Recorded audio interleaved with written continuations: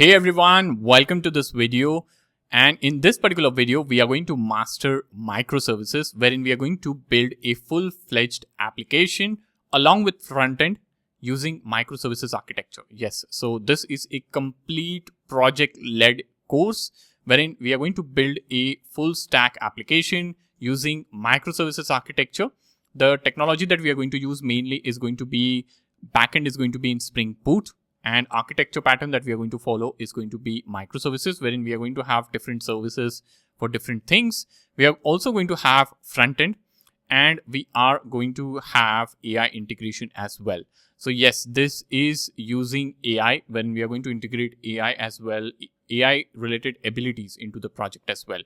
Because AI, I don't need to tell you why AI is important. In past couple of 2-3 years, I should say, or couple of years, AI has gained a lot of traction and a lot of companies are moving towards AI, and they want developers who can integrate AI, build AI related features, understand AI. AI has become a very crucial part. Every application that you use these days, like WhatsApp, Facebook, like all these popular apps that you have on your phone have integrated AI, and they are improving day by day, right? So I don't need to tell you why building AI powered application is the need today.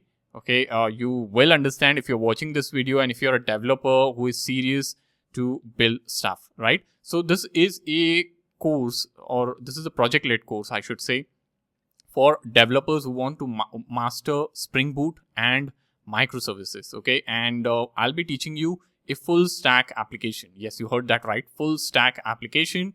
We're going to use React for front end. Okay, now most of the courses that I saw out there taught only microservices. So either they taught microservices or either they taught front end. I couldn't find a good course that also had AI integrated into it. And there was not a full, I could not find a complete package, basically is what I mean to say. So microservices architecture along with Spring Boot plus React along with AI integration. So this is that project that you can build. You can learn a lot of things along your way. So we'll actually be building, implementing things, learning, facing errors, facing challenges, solving them. And I'll be taking you through the entire step. It's a complete hands-on course. I'll be writing code in front of you. You will be following along with me. Okay, so this is going to be really, really valuable. And I have been working on this for a very long time. Like it took a lot of effort for me to build this entire application, first of all, as to what all features it should have, what tech stack it should have, and then basically creating all the videos out of it. It took a lot of time, and I'm so proud to make it available for all of you, right? Because I know a lot of people are going to benefit from it. Because when I was learning, when I was in your place, I could not find such tutorials for free out there. Okay, and I'm pretty sure like this is going to help a lot of developers, a lot of people who want to grow or accelerate their career. Now, talking about who can take this course can be taken by beginners, like people who are beginning learning Spring Boot. You need to know quite a few Spring Boot concepts. But if you're not aware of Spring Boot concepts, or if you're not aware of certain things that I'm doing, why I'm doing certain way, then no problem. You can pause the video, and I have several other videos on the channel that might be teaching that particular concept. Okay, so it's not like you're going to get stuck somewhere. Okay, you can take this course is what I mean to say. So beginners can take this course who want to learn microservices, and yes, microservices along with React. And this course is also for intermediate and advanced level developers, because if you're already into your job, you might want to get a better job down the line, right? So you want to have more and more projects into your portfolio. Yes, so you can use this particular project as a portfolio project as well. You can enhance this later on. So whatever, we stop at a certain point. Of course, we can't just keep building things, we have to stop at a certain point. But I make sure like when we stop, you have enough ability, like you have gained enough from this course as to extend this. So you can extend this based on the knowledge that you have gained. Okay, so it's not a very complex front end or a very complex backend that we are going to build. We are going to keep things simple. I don't want to overwhelm a lot of people, but yes, it's a decent project to have in your portfolio. You can improve the interface, you can improve the UI, you can improve the web application, and you will know as to what we are going to build. It's a fitness application. Okay, and I have the application demo in the next chapter. So you can take a look at the application demo as well. So it's a fully featured fitness application wherein users come and log their data. And based on their data, we make use of AI to generate some health recommendations. And all of this works in the hindsight. There is a user management module as well. And everything works in the hindsight through the backend in the microservices architecture. And then we expose all of this to the front end, and front end then talks to the user, the end user. End user is using this application in the browser. So that's how it works. Okay. Now, highlights of this course is it's a fully featured fitness application, like I said, on microservices architecture. Yes, you can extend this later on. It's totally your choice. You can add it to your resume. That's completely possible, and that's absolutely okay. AI integration in microservices. So this is one such course or one such project that teaches you how you can integrate AI into microservices architecture. Now, this is really important because in your job, if you have a real world project that is making use of microservices, how can you do that over there? Okay, so your boss might want you to integrate or bring AI sort of capabilities. So this course teaches you that as well. And yes, we are going to make use of free models. Okay, I'm going to show you free models, how you can make use of free models without paying anything. So tomorrow, if you want to host any sort of AI application or using microservices architecture or a monolithic application, you can make use or you can consume those APIs in the way that I have shown, and your application can run for absolutely free. Yes, of course, there are limits. So number of requests and all that can work for free. But I'll be explaining you all of that throughout the course. So don't worry about that. And if it's a small scale application for your portfolio, free version works well. So we are not going to spend a penny there, right? Yes, there are paid models as well, but I think you should start with free first, and then basically if your side projects start making revenue, or if your boss wants to integrate a paid API at your workplace, you can definitely switch to that. Okay. Now this is very step by step and easy to follow guide. I literally type in every single line of code. I show you everything. I explain what we are doing, why we are doing. I use slides wherever possible. So I try to make use of less use of slides, okay, because I want to show you things on ID because that's what developers love, okay. But there are certain things or there are certain points wherein which need presentations. So I switch to presentations over there. So I make sure like things are easy to understand and easy to follow for you all. So that's something that you will gain out of this course. Now, talking about tech stack, of course, we make use of Spring Boot. We all love Spring Boot. Microservices architecture, like I said, and we have React frontend. Okay, so I'm not going to make use of complex things in React. So if you don't know that much of React, or if you're aware of basics, that's absolutely okay. All right, don't stress about the front end. And later on, like you can take this front end that I have built and that you learn in the course, and you can extend this. So it's totally your choice.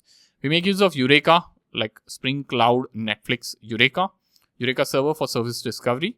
And yes, we are making use of Spring Cloud projects, and a lot of things around that is included, or that is a part of Spring Cloud project. Okay, like Eureka server, you have Spring Cloud gateway, wherein we'll be implementing API gateway into our application. We implement security. Now, let me tell you, if you're building any sort of application today, security is crucial. Okay, you cannot expect to take an application live without securing it, without having logging, logout, all of that. So we make use of Keycloak. I show you a lot of things like how can you synchronize users from a authentication server or authorization server that exists into your application if you have any other profile service or user service that exists in your architecture. So all of those things are covered. We also make use of RabbitMQ.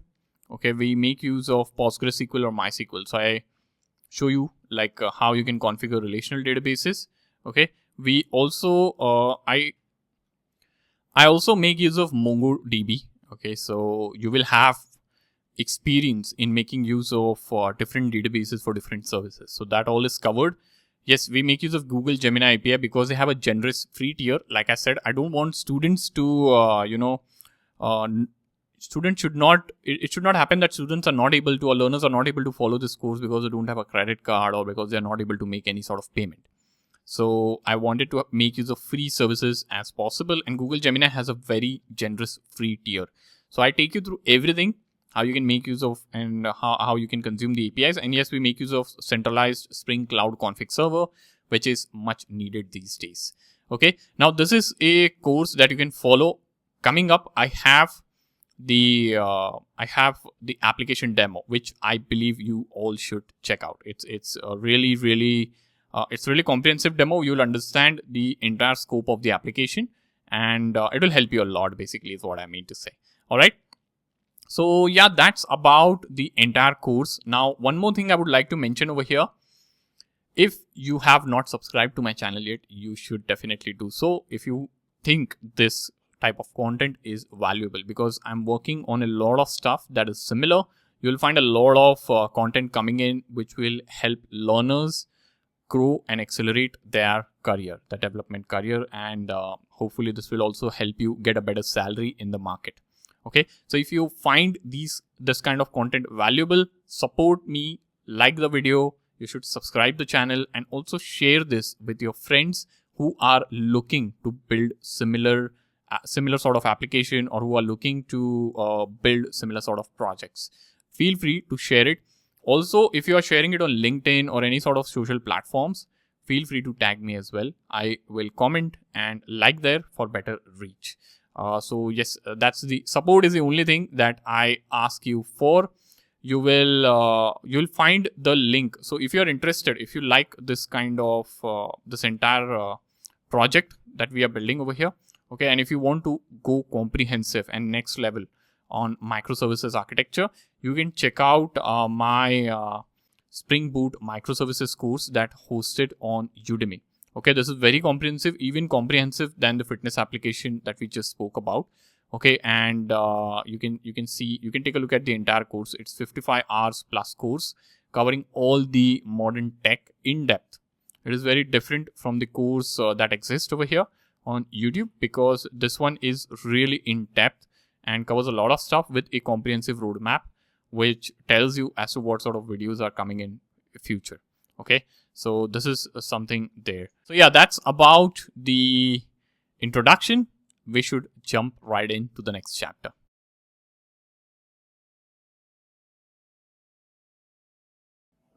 All right, so now let's talk about what we are going to build and what all things we are going to cover.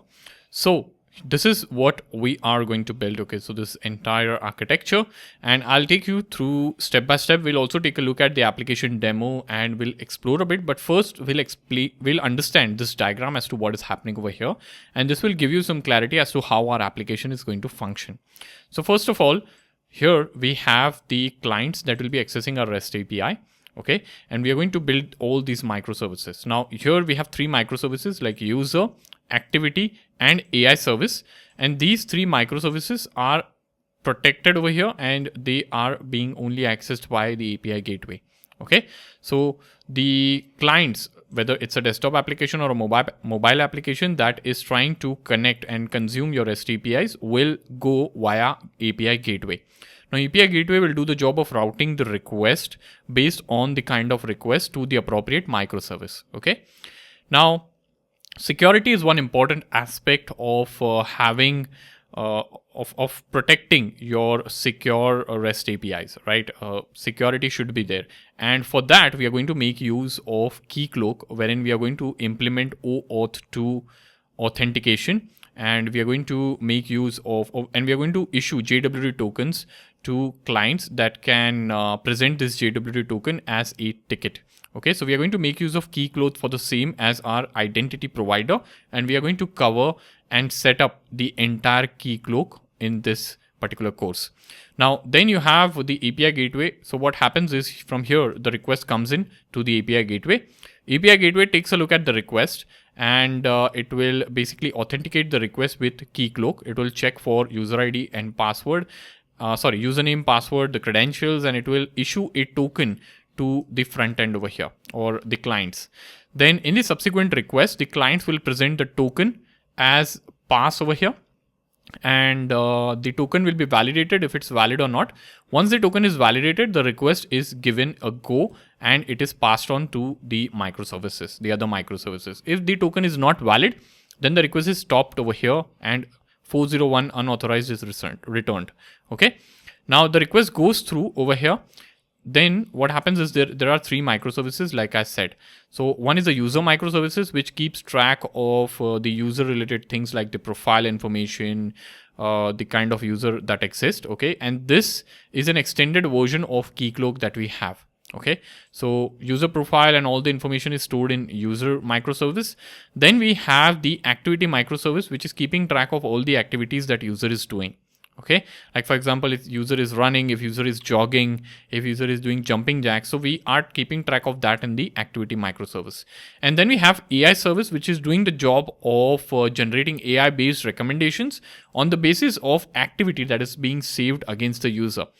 Now this AI service is getting the AI generated recommendation through a AI model, and we are going to make use of Google's Gemini over here. And we'll explore the Gemini model and we'll consume it into our AI based microservice. Okay, so this is an AI driven project. As you can imagine, AI is picking up really fast, and it's important that you understand how you can integrate AI into your microservice architecture. So that is what is covered over here. If you're not familiar with any of these technologies, like what is API gateway, Keycloak, how to integrate AI, don't worry, everything is covered if you follow step by step. Okay, so this is how it's going to function. Now user service over here, the user microservice is making use of MySQL database. As you can see, activity service is making use of MongoDB, and AI service is also making use of MongoDB for the sake of storing the recommendations. So there are separate databases for every microservice, and this is what unlocks the true power of microservice, wherein each microservice is not dependent on each other. Okay, and they are making use of separate technologies. So you can have a team that is working on the user microservice, and they can upgrade or modify the technologies without other microservices being impacted in the network. You have activity service, which is not dependent on other microservices. Now activity service will do, now here in fact in the entire microservices architecture, there are 2 kinds of communication that we cover. One is asynchronous communication and another one is synchronous communication. So activity to user is a synchronous communication that I'll be covering over here. Okay, wherein if there is any activity to be saved, then that activity has to be associated with a user. So to validate whether that user is a valid and if such a user exists into the database, we are going to do a query to the user microservice and we are going to validate it. And for that, we are going to make use of synchronous communication methodology. Then whenever an activity is supposed to be or is saved with the activity microservice, it has to be validated that this so it's validated that this user exists for this particular microservice, but we also need to generate recommendation for the same, the AI generated recommendation. So the communication between activity microservice and the AI microservice is driven in an asynchronous way with the help of message queues. So here you can see I'm making use of a message queue, wherein if the activity is published or if the activity is saved on the activity microservice, after successfully saving the activity data, activity microservice is going to publish that information to a message queue over here. And then AI service is going to listen to this message queue, and whenever there is any activity or any new activity that is being published by activity microservice into the message queue, AI service is going to consume that data and it is going to generate the AI generated recommendation from the Google's Gemini server. And it is going to make use of MongoDB to store those AI generated recommendation for the same. So this is the entire microservice architecture. Apart from this, we are making use of RabbitMQ, from which we are making use of these queues over here. We are making use of config server. Okay, now config server is going to keep track of all the configurations that exist amongst all the microservices. Okay, so it's a central repository for all the configurations. And then you have Eureka server, which we will be making use for service discovery. So this is the entire project in a nutshell. The integration of AI makes this project really, really powerful. You are free to extend this project in whichever ways you want. Okay, you can extend this project. Like I thought of integrating AI microservice over here because AI-driven microservice, because AI is really picking up. Now, if you are into financial services, you can test the loan eligibility of a particular person with the help of AI. It can be much more efficient and faster. So this is an example of fitness microservice, and it unlocks lots of possibilities. Here I'm just using AI to generate AI driven recommendations, but you can make use of AI to generate recipes and so much more. Okay. So that's the entire thing over here. Now we also cover front end over here, the front end application, and I actually show you how front end will interact with the microservices architecture in the back end. Okay, so that is also covered over here. So there are tons of concepts that are covered. Now I would like to just give you a demo of how things work over here. Okay. So I'll first switch over to this particular tab over here. Okay. And I'm going to just navigate to localhost 5173 where my local server is up and running. So I'm going to just go over here, and it is redirecting me to this login page wherein I have to authenticate. Now this page is coming in from Keycloak.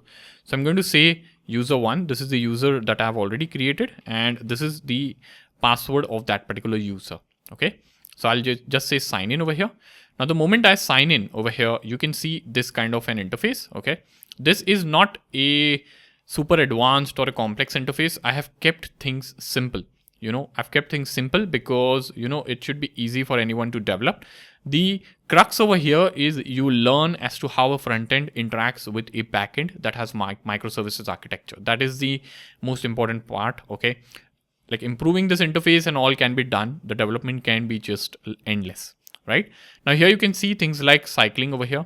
Now if I click on walking over here, you can see the activity details. So these were the activity details that were saved, okay, in the activity microservice. And then you have this AI generated recommendation, which is generated from the AI. So you can see based on this activity over here, okay, what all activity I've published, you can see this is the AI generated recommendation that we have in the database. Okay. You can even add your own activity. So for example, I'll select walking over here, for example, or I can select running. Let's say I can have 20 minutes of running with 200 calories burned, and I can just say add the activity. So I accidentally added it twice over here. Okay. But you can see this is the one that has been added, running. And if you click on this, you'll see like this is the AI generated recommendation. So this is the entire front end. It's a very simple front end. Okay. I have not stressed a lot about on the UI and all. Okay. I've kept things simple. Of course, all these things can be improved a lot with the help of Tailwind CSS. You can integrate a lot of stuff and you can improve this. But the goal is to show you how things work when it comes to front end. Okay, so that's the thing. And whenever you add any sort of activity over here, okay, I would like to mention I have this RabbitMQ console. So we are publishing it into this exchange over here via RabbitMQ. So when you saw this diagram, it was being published to queue over here, right? So we are publishing it over here, and from here the message is being picked up by so if you go to this queue, this is a queue that will do the job of having it. Okay, so you can see here consumer and you can see two bindings over here. Okay, so it will do the job of getting the activity, and then you have this microservice over here, AI microservice, which will interact with this queue. It will listen to this queue and it will talk to Google's Gemini server and get the data. Okay, so let me actually add a activity for running. I'll just say 40 minutes and I'll say 400 calories. Now I'll just click add activity. Now when I say add activity, you can see some activity happening over here. Okay, you can see this activity happening here in the RabbitMQ. Now here, this is the code base. Okay, this is IntelliJ, and I have added a few logs over here. Okay, so here if I select AI service, so here you can see it received the activity for processing. So this is the activity it received. Okay, and then it started talking to the AI and it got the response from the AI and it saved this to the database. So when you try to access this from the front end, you will see all this data being populated over here. Okay, and in the code base, you can see like a tons of things, like there is user microservice, gateway, Eureka server, config server, AI service, and activity service. And all of this we have discussed in the diagram. So if you access the Eureka server over here, you'll see like all these microservices, all these services have been registered to the Eureka server as well. We have access to all these backend APIs that are up and running. Okay, and then we also have this front end code base, which we will be working on. Okay, so this entire thing is what we cover. I take you step by step through everything, and we learn about each and everything as to how you can make use of stuff. Now, if you have never used Keycloak and all, don't worry about the same. Okay, I also have Keycloak over here. So Keycloak server up and running, and I've logged into Keycloak, and you can see over here, I have created a realm. If you don't know what realm is, don't worry. We cover all of this inside the course. And here under users, you have a couple of users being created for test purpose. Okay. Now there is one more aspect that we cover over here. So what happens is Keycloak is taking care of all the users that are created externally. Okay. And user microservice is like a profile that gets extended because this is taking care of your user authentication. Now, if there is any domain specific information, like whether the user is vegetarian, non-vegetarian, vegan, so all of that, like the profile related information, what is his height, weight, all that you won't store in Keycloak, but you can create a user service which can act as a profile. Okay. And basically it can be an extended version of the Keycloak server. Now, these two things are separate. Whenever a user is created in Keycloak, it's important that this user microservice is also aware of the user that is created in Keycloak. So we also take a look at this user synchronization. So how you can synchronize the users between Keycloak and the user microservice. User means user microservice. So all those things are covered, and I show you exact step-by-step way of doing things. Okay. So yeah, so just follow this entire thing step by step, and I'm excited to see you learning over here.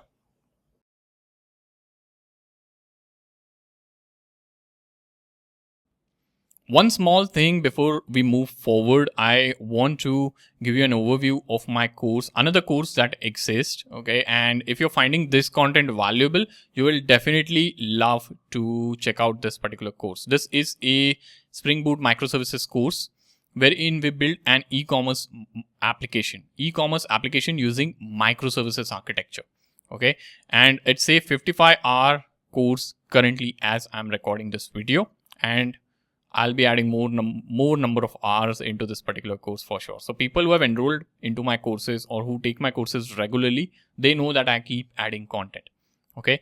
Now, what is different in this course and why you should take this course? So first of all, I'll tell you, this course sells on Udemy. This course is hosted on Udemy. So if you click on the enroll button over here, you will be taken to udemy.com with the lowest price possible at that point in time. Okay. Now I don't control the pricing over here. Udemy controls the pricing, and Udemy sells this course. So there are two ways to get this course. One is you pay a certain amount and get a lifetime access. Another way, this course is part of Udemy for Business catalog. So you can see over here, it's part of Udemy for Business catalog. And if you have your company's Udemy for Udemy for Business account or subscription access with you, then you can enroll in this course for absolutely free. You don't have to pay anything. Okay. So that's the course over here. You can see over here right now, it's 56.5 hours as we are filming this video. If you scroll down, you'll see first we begin with the monolithic application. So here in the first part of the course, for around 5-6 hours, I cover how you can build an e-commerce application in the monolith architecture. And then what we do is we transition. So here you can see microservices section starts. We begin talking about different databases. We restructure our application. So this is where we start restructuring our application into microservices, and we convert a monolithic application to that of microservices. So I start splitting services, and this gives you a good understanding of today. If you have your company, if you're working somewhere, okay, and if you have a monolith application and you are not able to scale, so your boss might ask you like, hey, let's switch to microservices architecture, and you have the knowledge over here as to how you can transition from monolith to microservice. So that is important. Okay. I teach you different databases. So in microservices architecture, you get the liberty of making use of different databases. So MongoDB, MySQL, PostgreSQL. I show you everything hands-on way, step by step. Okay. We talk about configuration management. Now, there are a lot of things taught in this course, okay, that are not taught anywhere else. For example, this section on configuration management is just 5.5 hours. It's a course in itself. It's a separate course in itself. So I teach you a lot of stuff. You can see over here, different ways of managing configuration, how you can host your configuration on GitHub, how you can host your configuration in a private GitHub repository. All of that is taught over here. Okay, you can see everything. Okay, it's totally in depth, no fluff. I teach to the point, but still it's 5.5 hours. Okay, I could not reduce, but that's okay. We are learning production grade techniques, and you can implement a particular way of managing configuration depending on your project. So I teach you all of that. Then Interservice Communication, it's totally in depth. You can see service discovery, totally in depth. We make use of different REST clients that are available. These are modern REST clients that exist. So I teach you all of that. Then I have observability section, which goes on for almost 4 hours. Okay, and I teach you how you can implement observability using Grafana. So we make use of Grafana, and I teach you how you can monitor logs, metrics, and tracing using Grafana. Okay, and we also cover Zipkin. So that's something we have. API gateway. So we talk about API gateway, how you can make use of Spring Cloud API gateway. Then we have, so we have fault tolerance as well. And there are a lot of sections coming in. And then we have another project over here, which is a job application. So here we have a Docker Kubernetes also covered. Okay, so this is a complete package with a future roadmap. So if you come over here on the website and you check this roadmap, this is a roadmap as to how I am going to update this particular course. So there's a lot coming. Frontend is coming in. You have a deployment section. You have security deep dive.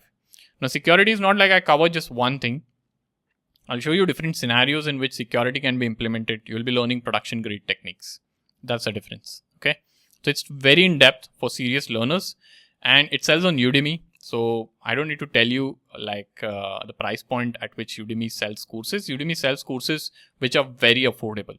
I could have hosted it on my own platform, but I believe in affordable education, and that's the reason why I have it hosted on Udemy. Okay, so just to give you a gist of the price in India that it sells at is below 500. So you will easily get it for below 500 INR. Okay, in India. That's really cheap, I feel, compared to the value that this course delivers. And outside India, you will get it below $15. So sometimes the price is $12, sometimes it's $13, $14, but below $15. Okay, and that's the value. Okay, and it's very highly rated. You can see. Now this is microservices. We are making use of microservices architecture to build an e-commerce application. I have one more course. Okay, which is this one. I have it open in the tab. This is again hosted. You can see this is the landing page, and it's hosted on Udemy. Okay. Now this course, what is difference? What is difference in this course and this course? So this course also we are building e-commerce application, but we are learning Spring Boot while building e-commerce application. This is on this other course that I just spoke about. This is microservices architecture. So I assume that you know a lot of Spring Boot. I touch upon Spring Boot, but I don't go into depth, because that's not the motto of the course. Okay, if you're learning microservices, you should be aware of Spring Boot. But yes, we do brush up some concepts. I teach you how APIs work and all. Little bit of brush up we do, but in this course, that is the other course, here we are building a production grade e-commerce application using Spring Boot monolithic architecture, along with a production grade technique used, and we are building React frontend as well. Okay, so this is very much in depth if you are looking to learn Spring Boot and build a portfolio project for yourself. Like the e-commerce application we build is very much complex. We handle a lot of complexity. So you can see over here, like cart management, order management. There is payment integration using Stripe as well, validation, sorting, searching, all of this, deployments, and it's 85 hours long. Okay, so if you click on this and if you go over here, you'll see like it's the category bestseller right now. Okay, a lot of people have found value with this course. It's 4.6, 4.7 star rated, and almost 90 hours, 89.9 hours. So it's very much in depth. I would encourage you to check out this course. So if you don't know frontend, it also teaches frontend. You can see over here. So first we talk about a Spring Framework. It starts with Spring Framework. Then we talk about GPA and Spring Boot. Then we talk about advanced things like security, managing user profiles, custom authentication, how you can customize security. That's really important. Okay. How you can manage shopping carts, different databases, manage user addresses, orders and payments, all of this, Stripe integration. We do all of this. We deploy the application. When we deploy the backend, and then we switch about front end. We switch talking about front end. So I teach React first. I don't directly jump to front end. So we learn React, and I've tagged lessons like React Beginner, React Intermediate, React Advanced. So depending on your level, you can pick the sections, and then we start building the front end as well. And we make use of complex topics in React like Redux. So all of that is covered as to how you can manage front end and how you can, improve on it. Then you have some AI related applications. I have some few projects in the end as well, how you can deploy your application for free. So these are some useful sections that exist. Okay. And then the course has the job application. So this is the older version of the course, which students requested me to have. Okay. But the course is really comprehensive. It's totally in depth and totally worth it is what I would say. Okay. And yes, you can also take a look at the live application demo or check out the preview videos over here on the landing page itself. Okay, it should have the application demo. So this is something, so this is the difference between two courses that I just told you. One is using microservices architecture, one is using monoliths. But yes, we cover a lot of features of Spring Boot. So if you are learning Spring Boot, or even if you are an advanced level developer, you will still get value from this course. Okay, there are a lot of things that are covered which are not taught everywhere. Okay, and it's all based on my personal experience. So that's something that I'm sharing over here. And you can take a look at this, and you can find a lot more over here on embarks.com. Okay, so this is the course that I was talking about. This is the microservices course. I have Spring Security course. So there is a Java programming course as well, and there are tons of courses that exist. So you can just explore this website. Okay, I'll leave links to these courses that we spoke about. Okay, and you can basically go through everything in the description below. Okay.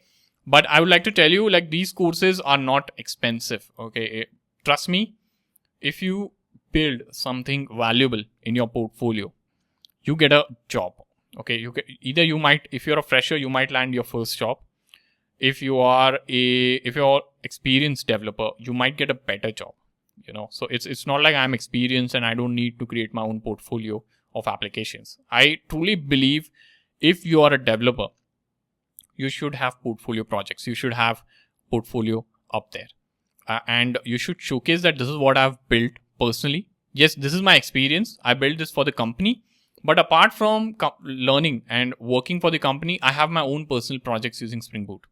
That adds a lot, So this differentiates you from the other people who are interviewing for the same job. Okay, because you also have your personal projects. Yes, you're working for the company. You're also building your personal projects. So that is what distinguishes you from others. So that's something that I'll tell you. Keep building projects, and I would tell you, learn publicly. You should post on LinkedIn that, hey, I am following this. I'm building this. I built this application. Deploy it. I cover how you can deploy for free, including front-end, back-end, and database. You can deploy your application for free. So that is valuable, and these courses like these help you do that, and the job you get pay you a lot more than you spent on these courses. So you are hardly spending anything, so $500 in India and $15 abroad, like outside India, is not a lot compared to the value it delivers. So that is something that I'm saying, and it's a fact. You can go check out the reviews of my courses as well. Okay, so enough of this. I think we should move on to next. I hope you have got the point over here. All right.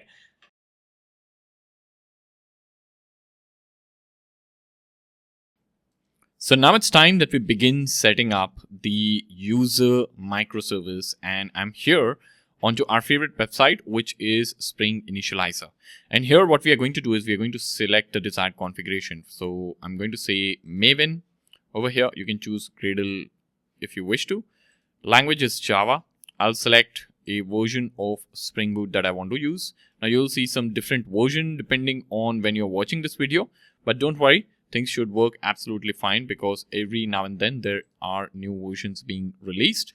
And I'm going to call this as, so I'll have a group called com.fitness. Artifact is UserService, something like this.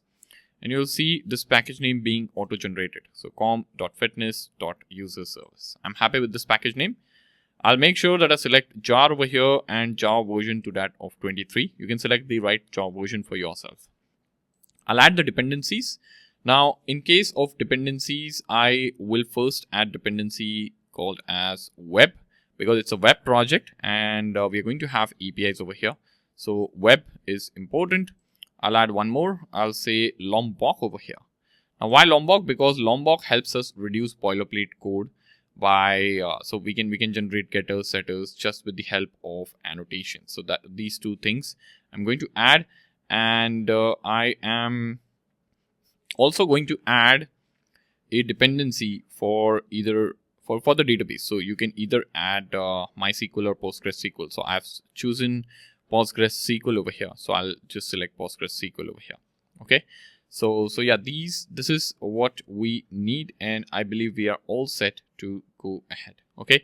I'll also add one more called as validation over here. This is just for validating things in our application. Okay. Now what we are going to do is, with the help of Spring Initializer, this is going to help us generate a Spring Boot project. Okay. Now if you have a pro version or paid version of IntelliJ IDEA Ultimate, because ultimately we are going to import this project into IntelliJ. So if you have IntelliJ IDEA Ultimate, you don't need to make use of Spring Initializer, because with IntelliJ IDEA Ultimate, you can directly create project inside the pro version or inside the ID. Okay. So you can click explore to see the project structure that it's going to generate for you. All right. If you're happy with everything, you can see like there's a pom.xml because we have chosen Maven. You can simply say generate, and this is going to give you a zip file. Now download this zip file and save it into your project workspace. So I would recommend you create a folder on your local machine and create all the projects over there. Okay, so that everything is organized. So what I've done is I've downloaded the zip file that was generated through Spring Initializer, and I've downloaded into a folder wherein I'll be having all my project related files. And you can see this is the folder that I've created called Fitness Microservice. Okay. Now what I'm going to do is I'm going to just unzip it over here. You can make use of any extractor on any extractor software that helps you extract zip files. Okay. And you'll have this extracted. Okay. Now you don't need this zip file. So I'm just going to simply delete this. Okay. You can delete it if you wish to. So I'll just delete it. Now, after this is deleted, what you need to do is we need to head over to IntelliJ and import this project into our IDE. Now what I've done is I've opened IntelliJ, and here we are going to open our project. Okay, so I'm going to say open over here. Okay, this is a welcome screen. I'm seeing all the past projects here on the right hand side. You probably might not see this if you're new to IntelliJ. So just say open over here and just navigate quickly to the directory where you have extracted the user service. So this is a directory where you have extracted user service, right?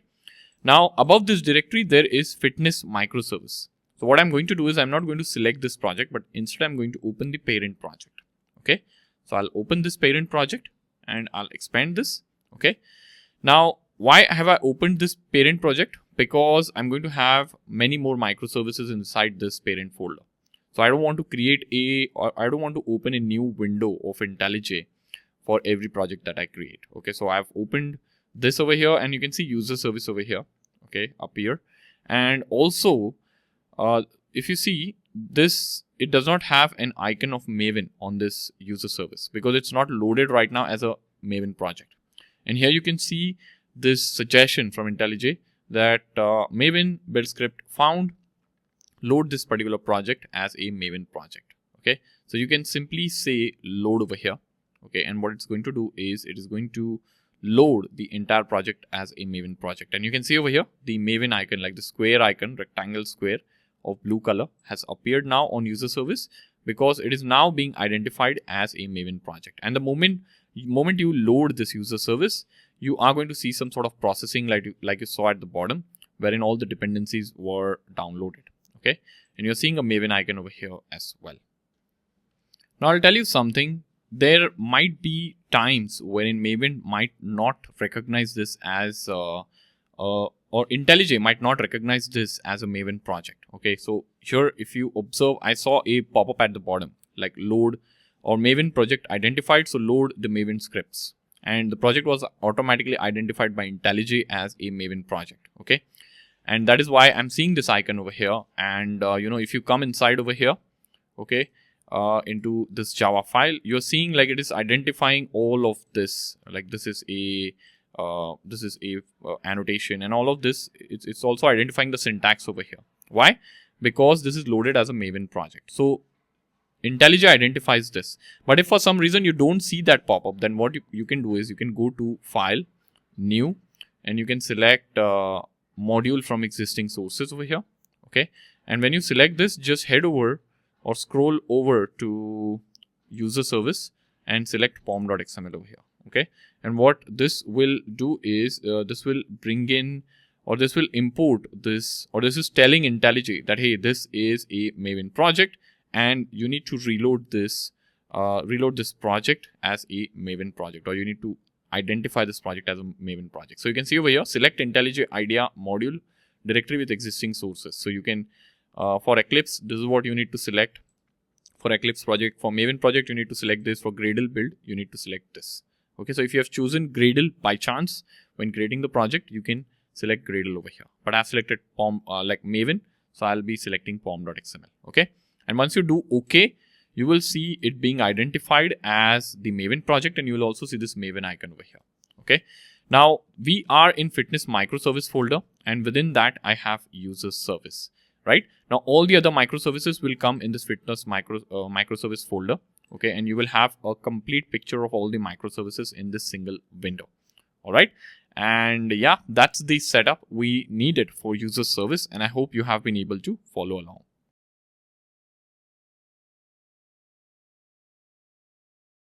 So now it's time that we begin setting up our models into the application. So I'll quickly head over to the main package over here, which is com.fitness.userservice.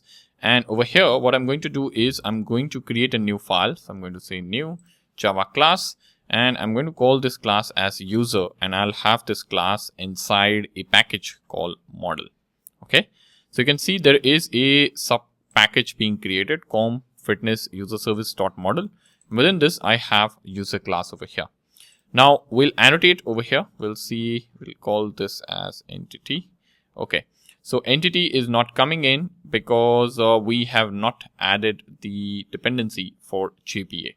All right. So what I'll quickly do is I'll switch over to Spring Initializer. And over here, I'm going to say add dependency JPA, Spring Data JPA. Okay. And I'll say explore. And I'll scroll down over here. Okay. And here you will see this dependency being added into the pom.xml. So just copy this and paste it in pom.xml. So here, come over to pom.xml. Okay, where is pom.xml? Here. And you can paste it within dependencies. Okay, so I'm quickly going to do that, and you'll get this reload Maven changes. So just reload this Maven changes. Okay, and you'll see the dependencies would be added. And now if you try to make use of entity, okay, you should see Jakarta persistence being added. Okay. And what I'm going to do is I'm going to say table. You can add this annotation if you want a custom name for your table. So I'll call this table as users table. Okay. So that there is no conflict with the internal user table if there is any inside the database. And I'll mark this as data. This is a annotation that I'm getting from Lombok, which will help me generate the getters and setters. So you can see it will help us generate getters, setters, required argument constructor, toString, and equals and hash code. If you hover on this, that is what the documentation you see. Okay. Now over here, it's time that we define certain fields. So I'm going to say private string ID, ID and semicolon. I'll say private string email. So whatever you want to store from a user standpoint, I'm going to quickly add that. We'll have a password as well over here. I'll say first name, last name. So I'll simply copy this. Okay, because this is common. I'll say first name. Okay, something like this, and I'll have last name up here. And then we will need user role, right? So I'll say private user role. Now user role does not exist yet, but we'll be creating user role dot user. Okay, So this is something I need to define. I'm seeing red mark. That is absolutely fine. Okay. I'll say private local date and time. Local date time, and I'll say created at. Okay. And then I'll have private local date time, and I'll say updated at. Okay. So we are storing the created at and updated at dates. Okay. And I think we are good. All right. Now what we will do is we'll create this user role. Okay. So what I'm going to do is I'll hover on this, and are we getting... Okay, so you can see this is an enum over here. Okay, so I want to have a enum called user role, which will store the roles that we have in our application or that we want to define in our application. So I'll just create this enum, and I'll create this under model itself. Okay, and I'll say okay, and you can see this is created. So I'll say user, comma admin over here. So these are the two roles that exist in our application, and you can see the error disappeared. Okay. Now we'll quickly annotate this. Okay, so this will be ID over here. Okay, this is ID, and ID because this is the unique identifier for every user that we have. And I'll have this auto generated. I'll say generated value, and strategy is generation type. You can have UUID. Okay, UID. Okay, this is done, and I have annotation over here. So I'll say column. Okay, this is coming in from Jakarta persistence again. I'll say unique is equal to true. So email, I want all the emails to be unique. Nullable is false. Okay, then we have passwords, wherein I'm going to say column, and I'm going to say nullable is equal to false. Oops, not name. You can say nullable is equal to false. Okay. First name, last name is absolutely okay. And for this, if you're making use of enum, you have to say enumerated, something like this. And I'll say enum type string. Okay, this is done. And then I have created at and updated at. So what I will do is I'll say created, and you can see created creation timestamp. Okay, so creation timestamp. This is the annotation that you want to get. Now, what is creation timestamp? If you hover on this, okay, you will be taken to its class, and there's no documentation here. So I'll just say download sources. Okay, and you'll see over here, okay, specifies that the annotated field of the property is generated creation timestamp. Okay, so timestamp is generated just once when an entity instance is inserted into a database. Okay, so this is important. So what this means is whenever any entity is inserted into this table, this field is automatically populated. You don't need to populate it. That is what it means. Okay, you can see over here. By default, the generated timestamp is generated by memory, but this may change explicitly by specifying the source. So you can specify source as well. Okay, so this is done, and we have this creation timestamp. Now I'll have update timestamp as well. Update timestamp here. This is another annotation which you can see specifies that the annotated field of the property is generated update timestamp, and the timestamp is regenerated every time when an entity instance is updated in the database. So you don't need to populate this field. It will be auto populated by JPA. Okay, or Hibernate is what I should say. So if you hover on this, this is coming in from Hibernate. These are Hibernate based annotations. Okay, so you can imagine the power of Spring Boot here. Okay, because if you are updating it manually, it's an additional task for you. You have just added a couple of annotations and things are done. Things are taken care of. Right? So this is done. Now what we will do is after this entity is set, we now need to connect into the database. Now, in order to get this entity populated, what I'll do is I'll switch over to PostgreSQL, and here is where I have this pgadmin installed. Okay, so be sure to have this over here, and I have this connection also created. Okay, so I'll create a database over here. You can create a database. I'll call this database as fitness user DB, something like this. Okay, and just save it. Okay, this is saved. Now what I will do is, so if you come over here right now, here you would see there are under schema public, there are no tables right now. There are no tables. Okay, so I'll come over here and I'll first have a connection being created to the database. So you can either make use of application.properties file, or you can rename this. I've seen quite a few people or quite a few students requesting me for YAML configuration. So here I'm making use of YAML. Okay, you can just rename this to YAML, and you can say Spring. Okay, so I'll first get rid of this. Okay, Spring. Okay, application, and I will say name over here. Okay, and this is how the user service will be. Okay, and then what you can do is you can specify the data source. Okay, now how do you do that? So what you are going to do is you're going to say data source over here, and I'm going to say URL user name over here. Okay, so I'm going to specify URL username, and I'm going to say password, something like this. Okay, so here I'm going to say JDBC. Okay, and since our database is PostgreSQL, I'll specify PostgreSQL. If you're making use of MySQL, specify MySQL over here. I'm going to say localhost : 5432, because this is a port that the database is running on my machine, and I'll say fitness user DB. Okay, something like this. Enter your username and password. So username for my system or my local database password is Postgres, and here admin @123, something like this. Okay, so this is done. And now what you can do is you can also specify Spring JPA, and I'll say hibernate, and you can say DTL -auto, and you can say update over here. Okay, this is one. And another thing you can specify is you can say database platform, and you can say org.hibernate, and you can specify the dialect.postgresql dialect. Okay, so okay, there are a few typos, hibernate, and you can say PostgreSQL dialect. So this is fine. Okay, and this is a database platform that we have specified.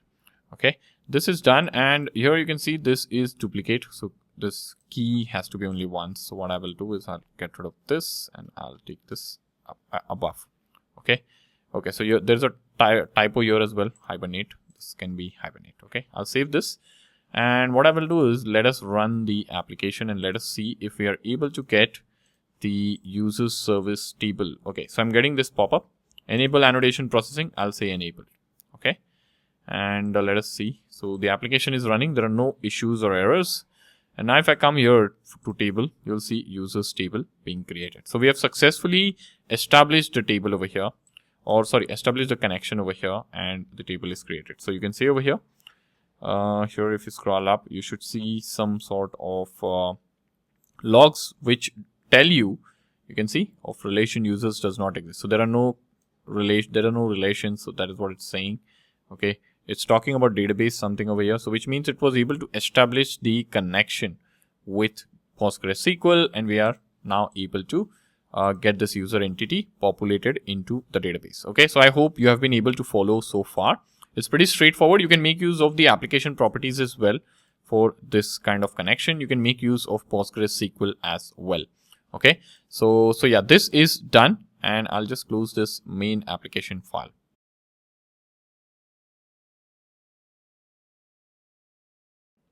So now it's time that we begin setting up the controller that will help us expose certain endpoints to our end users. So what I'm going to do is I'm going to come over here, and I'm going to say new Java class, and I'm going to say controller. So I'm going to create a sub package called controller, and under this I'm going to name a controller. I'm going to say user controller. You can call this auth controller as well. Okay, but this is a user controller, and within this user controller I am going to have a few endpoints definition.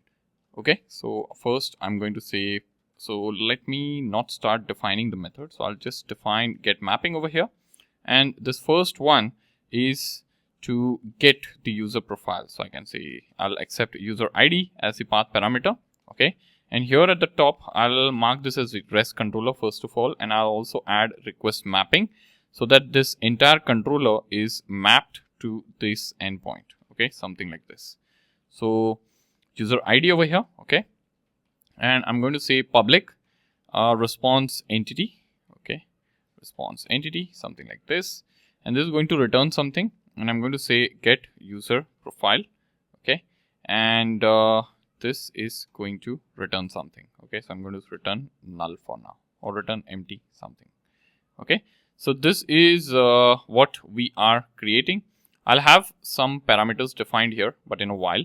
Okay, let me define the endpoints that we want to have. So first thing is this, wherein I'm getting the user profile, and the next endpoint that I'm going to need is to create the user profile, right? So I'm going to say register. We can call it register or create or whatever you want to.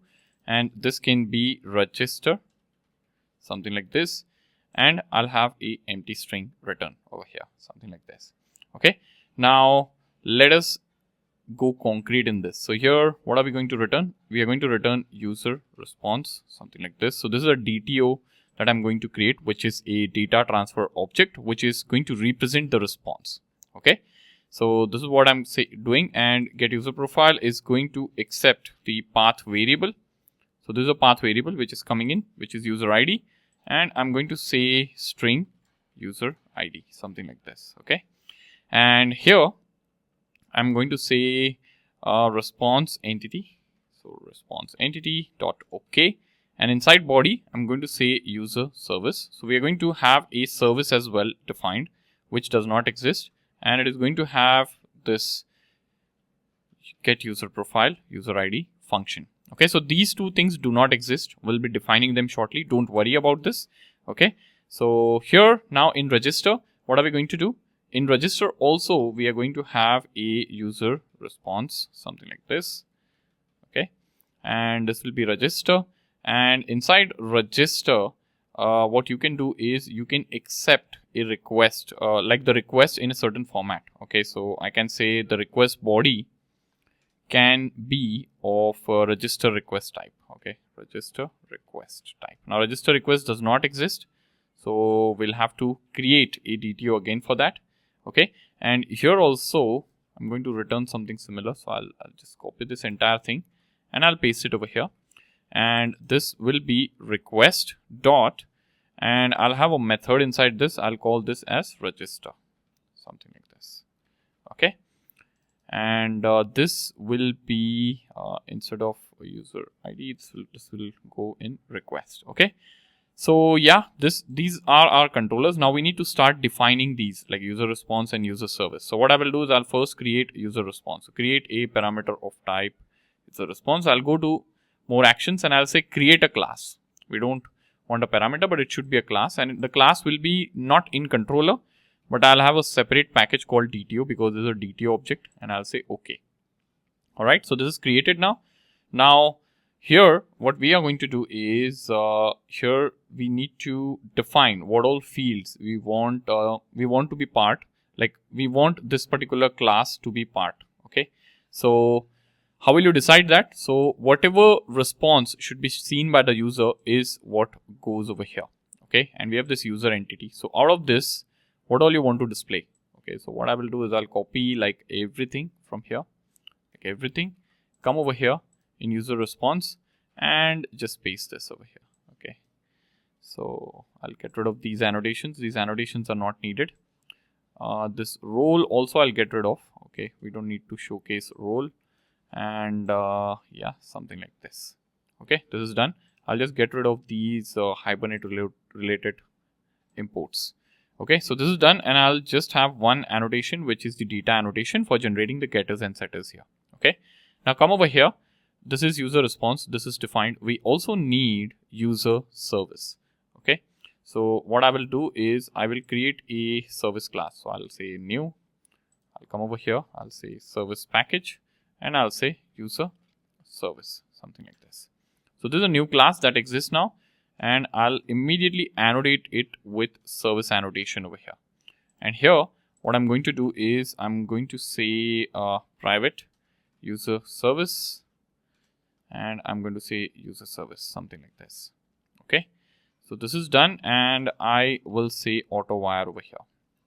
So either you say auto wire over here, or you can actually add an all args constructor as well. All args constructor. Okay, so if a constructor is being added over here with the help of Lombok, this will be automatically wired. All right, so that is what I've done. Or you can make use of auto wired annotation as well. Right, so this is done. User service, we now have requests. We now have access to user service, but user service does not have these two methods. We'll be defining them shortly. We also need to define register request. So I'll say more actions, create a class called register request, and I'll say TTO is the package where I want to create this, because this is a data transfer object, right? So I'll say okay, and you can see register request is now being created, right? Now what I will do is we need to define over here as to what all we want to accept from the user as a part of the request. Okay, so for registering the user, I'll say I need email. Okay, I need a password over here, something like this. I need string first name. Okay, and I need last name, something like this. Okay, so these four things is what I am going to need. I'm going to add data annotation over here, which is for Lombok. All right, so this is something that I've done over here. Okay, now what I will do is, so this is done. Okay, we have this register request. I can even add some sort of validations over here, since we have the validation dependency also being added in pom.xml. So if you go to pom.xml here, okay, we have this validation being added, right? This being added. So you can add a few validations if you want to. So here I've added @valid, and here in register request, what I'm going to do is I'm going to say not blank over here, and I can pass in a message. I can say email is required. So this is a message just in case this validation fails. I'm also going to say email validation over here, and this is going to say message. Okay, message. What will be the message? Invalid email format, something like this. Okay. For password, I'm going to say not blank. So password cannot be blank, and I'll say message password is required, something like this. Okay. And then I'll say size over here. What should be the password size? So I'll say a minimum of 6, and if it's not minimum of 6, then I can say message, and here I'll say password must be at least of 6 characters. Okay, 6 characters. Password must have at least, so I've changed the message. Password must have at least 6 characters. Okay, so yeah, this is done for passwords. For first name, last name, I'll leave them as is. So you can make use of validations this way. You can validate it. We have added valid annotation as well. So this will be validated when the request hits this controller. Okay, this is done. Now these two methods do not exist, right? So what we will do is we'll define these two methods one by one. So I'll create this get user profile first over here, or let's create register first. So first we'll be registering the user, right? So I said create, and this is now, okay, so this got created in register request. Okay, so 1 second. If you come over here, okay, so this is request. This should not be request, but this should be user service. Okay, so this will be, this method will be in user service and not in register request. So I'll hover on this.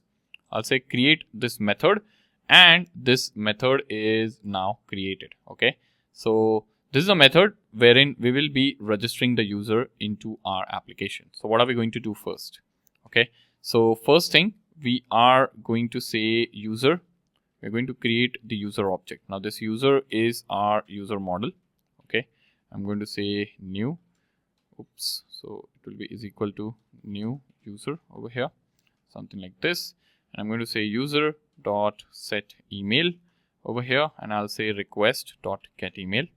Okay, and we get password as well, right? So I'm going to say user dot get or user dot set password. Okay, set password, and I'm going to say request dot get password, something like this. So we are setting the password. I'm going to say user dot set first name, and I'm going to say request dot get first name, And here we need to set the last name as well. Okay, set last name. Okay, so I'm going to say request dot get last name. So this is done. Okay, and what we are going to do is we need to now save this user into the database, right? So how do you save this user into the database? We need to have a repository layer for that. So I'm going to say new Java class, and I'm going to say repository dot I'm going to say user repository, something like this. Okay, and this will be created. So actually this should not be a class, but this should be an interface. Okay, and this interface will be extending JPA repository. Okay, so what I'll do is I'll say extends JPA repository over here, and we'll have to specify the repository. This is the repository, and we'll have to specify string over here. Okay, so this is done over here, and I'll mark this as repository. Okay, like so. Okay, so now if you come to UserService, okay, we need to get an instance of this repository first of all. So I'll say private user repository, something like this, and I'm going to say repository over here, and I'm going to call AutoWire over here. Okay, AutoWired, something like this. And now over here, I'm going to say user repository. Okay, so repository dot save, and we'll save user over here. This is what we are going to do. Okay, so this is done. Now if you go to user over here, we have ID that is auto generated, email, password, first name, last name are coming in from the request, right? This is auto generated. This is predefined, and these two are also predefined. These two are also auto generated. Okay, in a way. So we have all the fields that we need for the user to get created. Okay, so this is taken care of, and user should be created after this. Okay, now we need to return the user response over here. Okay, so if you see, after registration, we need to return the response in the format of user response. So I'm going to come over to service again, and what we are going to do is, so this save over here, the save method, this is returning the saved user object, right? So I'm going to get the saved user object. I'm going to say user saved user over here, something like this, and I'm going to say user response over here. Okay, sorry, not user repository, user response. I'm going to say user response is equal to new user response. Okay, and then I'm going to say user response.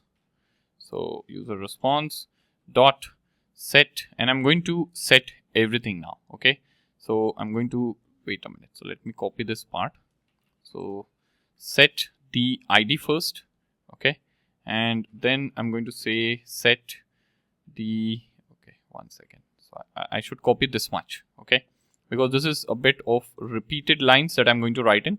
Okay, so set password, then I'm going to say user response dot set email, then I'm going to say user response dot set first name, and then I'm going to say user response dot last name. We're going to have created at and then updated at. Okay, updated at. I believe we have used all the fields, right? We have got all the fields. Okay, so this is not needed. And then from here, I'm going to say return, user response, something like this. So this should work absolutely fine. But now we need to set everything, okay, over here. So what do? We need to say saved user dot get ID, right?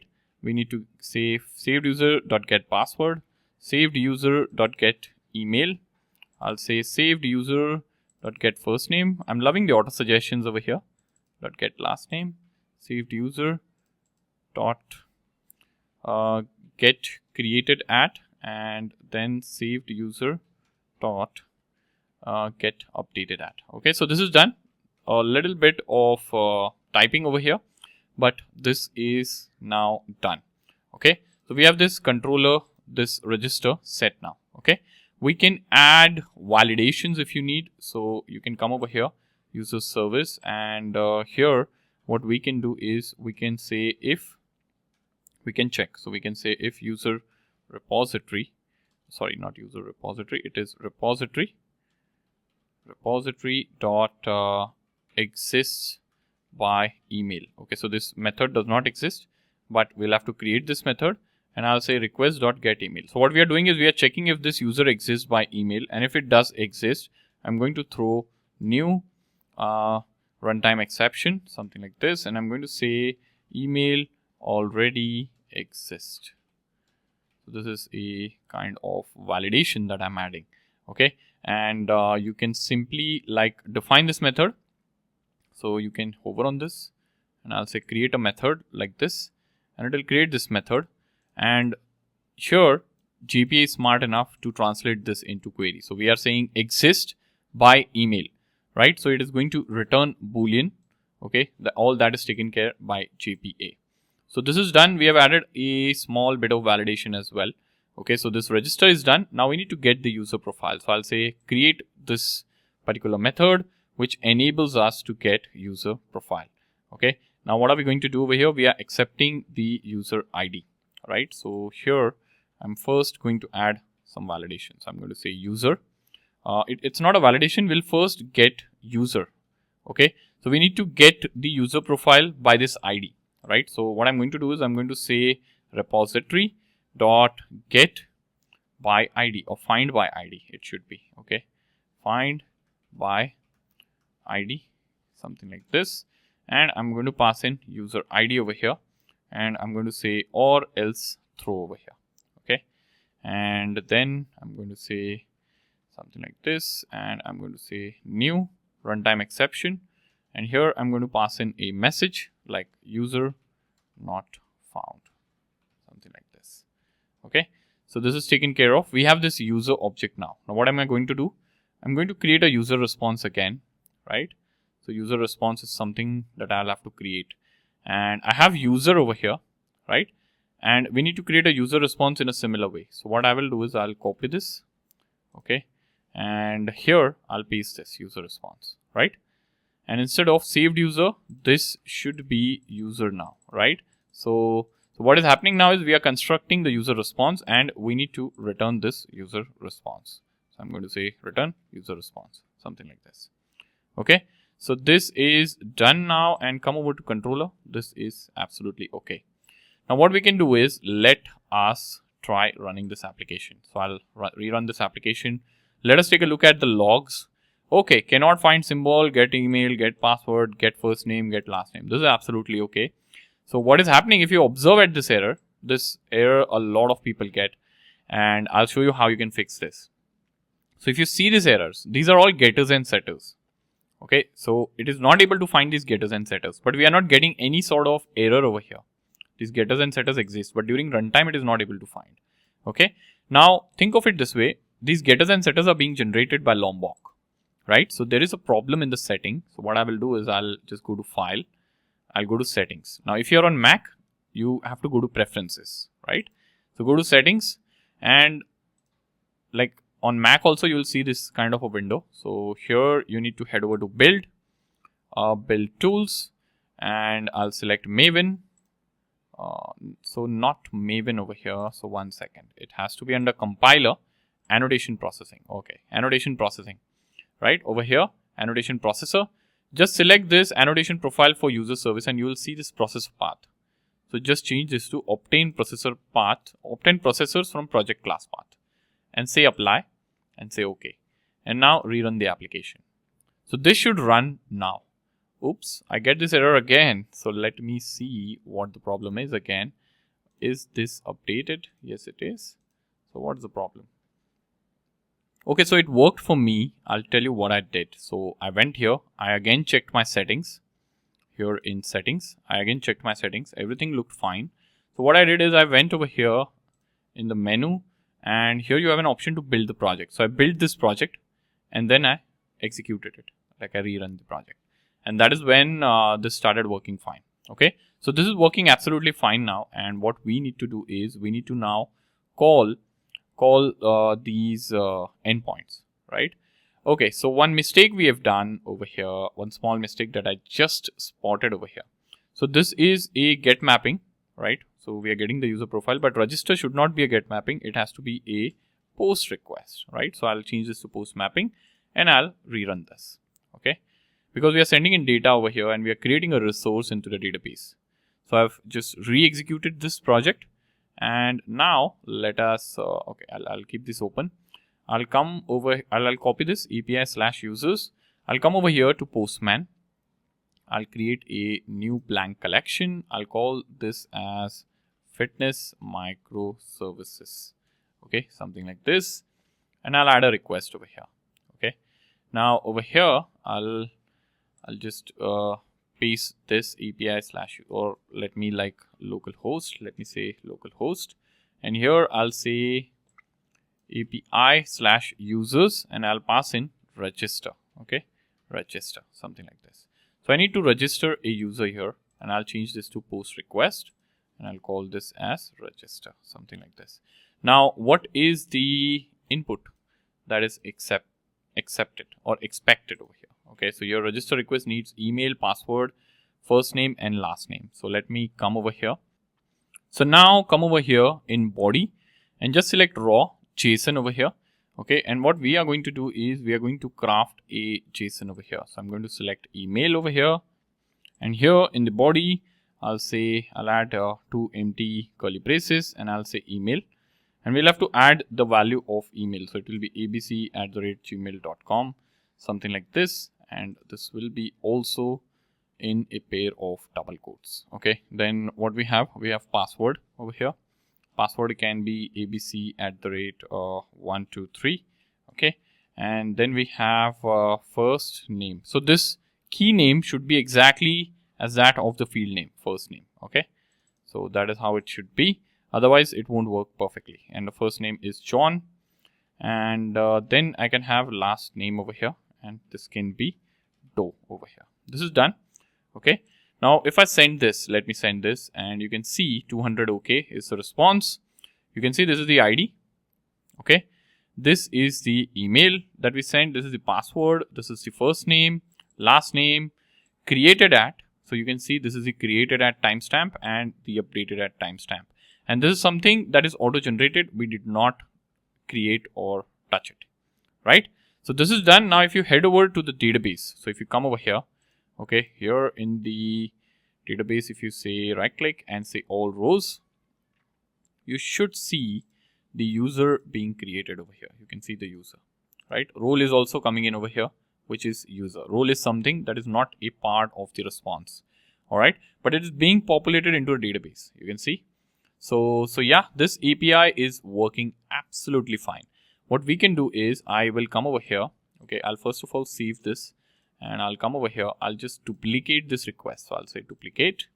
Okay, instead of register, I'll change this to get request, and this will be get profile. Okay, so this is the another API that we should test.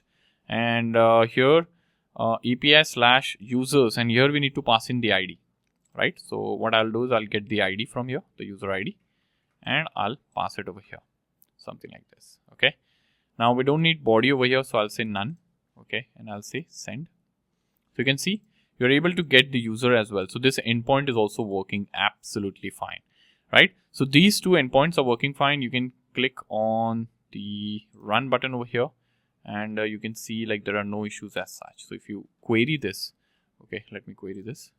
You should not see any sort of issues over here. Okay, so I've cleared the stack trace, but you should not see any sort of issues, right? So this is working absolutely fine, and these validations will also work fine. So if you go to register and if you don't send any email, so if I just get rid of this email over here, okay, or if I just delete this email, okay, let me delete the email.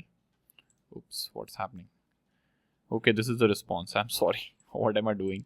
So email, I have to delete the email over here. I deleted email. If I say send, you can see bad request. This is a bad request. You know, why is it a bad request? So if you come over here, you can see, so whenever you get a bad request in the Postman, you can come over here and you can see into a stack trace. You'll see field error in object, register request on field email, rejected value null, right? And you can see this is being triggered. Email is required. This is a message that we have, right? So this won't work. So you need to have email Now password should not be blank. So if I cut this and if I send this, you'll again see bad request, and you can see default message password is required, right? So first we had email issue, right? And you can see password must have 6 characters. 2 validations failed. Password must have 6 characters and password is required, right? So these two. Earlier we had this email issue. So these validations are also working absolutely okay, all right? And if you like try to recreate this user, so I have this request now. This user is already created with this email. If you send this again, you will get internal server error. Why are you getting internal server error? And this time it's not 400, this time it's 500. If you come over here, if you scroll down, you will have an exception. You can see this is an exception. Email already exists and it's a runtime exception. Why are you getting this? Because here you have a check. Here you have a check which says if the user already exists, then you throw in runtime exception that email already exists, right? So that is what we are doing, and there is an internal server error because of that. All right.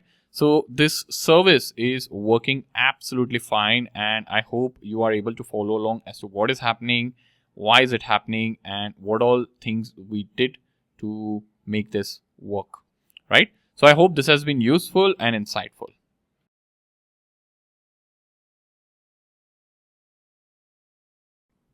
So now it's time that we begin creating our next microservice, which is the activity service. And for this, we are on our favorite website, Spring Initializer.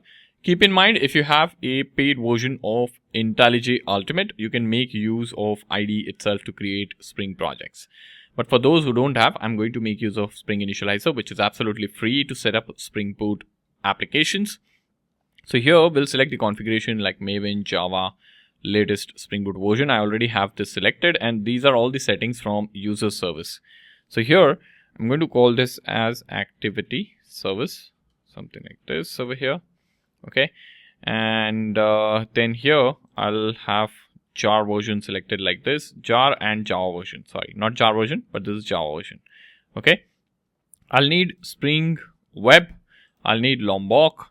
Instead of PostgreSQL driver, I'm going to get rid of PostgreSQL driver.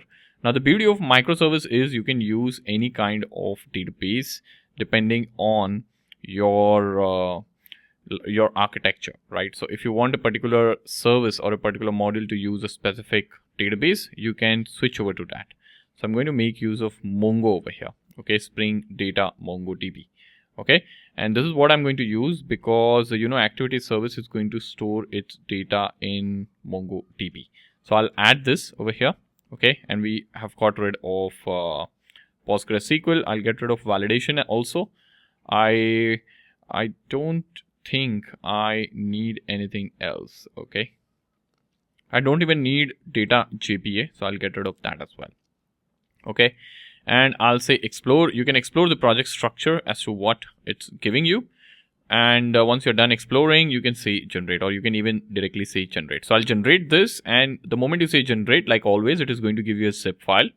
Store it in the same folder where you have your other microservices for this project. So I've downloaded this particular zip file over here in this folder where I have UserService as well. I'm going to quickly unzip it over here, extract here. I'll get this folder and I'll get rid of this zip file over here. Right? Now coming back to our IDE. So here in IntelliJ, I'm going to close all the tabs. I'm going to head over to project structure. I'm going to minimize this. And here you will see this new folder appear, activity service. If for some reason you are not seeing this because you've just pasted this into your application, or sorry, not application, browser, you can say right click and there should be an option to reload from disk. You can see this reload from disk. So you should reload everything from the disk. Okay. But I'm seeing it over here. And this activity service is a Maven project. But now if you come over here and if you go to Java, you will notice like these Java annotations and all this Java code is not being identified yet. This syntax highlighting is not coming. Why? Because IntelliJ is not accepting it as a Maven project. So you can head over here, go to new, you can say module from existing sources, and you can select user service. Sorry, not user service, activity service from here, and you can select pom.xml. You can do that, or you can either add it from here as well, the Maven icon. But if you're not seeing this Maven icon, then you can add it from here. The moment you do this, you can see reading Maven project and it will get all the dependencies. and you can now see all the syntax highlighting being enabled, and you will also see it being added to this Maven over here. So earlier it was not there here as well, but if you want to add it over here, you can like just say add Maven projects, and you can switch over to activity service pom.xml, and it will get added, and it will recognize it as a Maven project. So keep this in mind. Okay, these are few things that Java developers or Spring Boot developers should always know. Okay, so this is now there, and we have this activity service. Now we are going to need a few, I would say a few things in order to begin working with.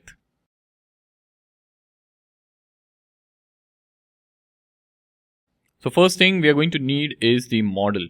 Okay, so since this is an activity service, it is going to store the activity related information. So what I'm going to do is I'm going to come over here in the package. I'm going to say new Java class, and I'm going to say model over here. So I'm going to create a new class under this model package, and I'm going to call this class as activity over here, something like this. So this class is created.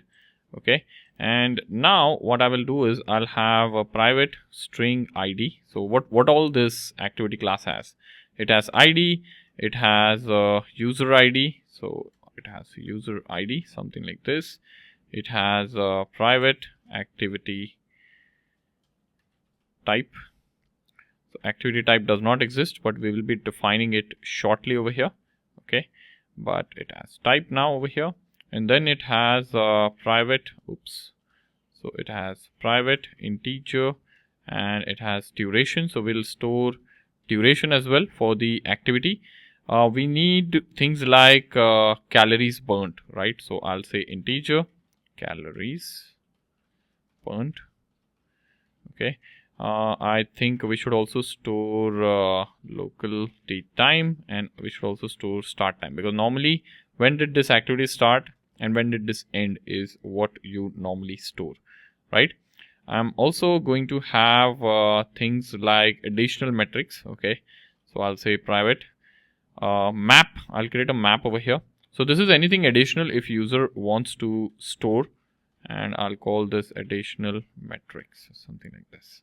Okay, so this allows flexible storage. So if you're importing activity data from any sort of source or any other data source, you can definitely make use of map over here, right? And I'll say local date time, something like this, and I'll say created at. Okay, this is done, and I'll also need a private local date time, and I'll say updated at, something like this. Okay, now this is done. There are quite a few fields here. Okay, so I'll first create activity type over here. So I'll say more actions. I'll say create a class activity type in the same package. Okay, now what does activity type have? So activity type is basically a enum, which defines the type of activity that our application allows over here right now. So what are the types I need? Running. I'll say I need walking, cycling. I'll say swimming, and weight training. So weight training, and then I have yoga, and okay, I'll add this, and then I'll say cardio. So add everything that you want your application to store, like I'm doing, stretching, and you can have other. Okay, so these are all the activity types that we have. Now let us add a few annotations over here.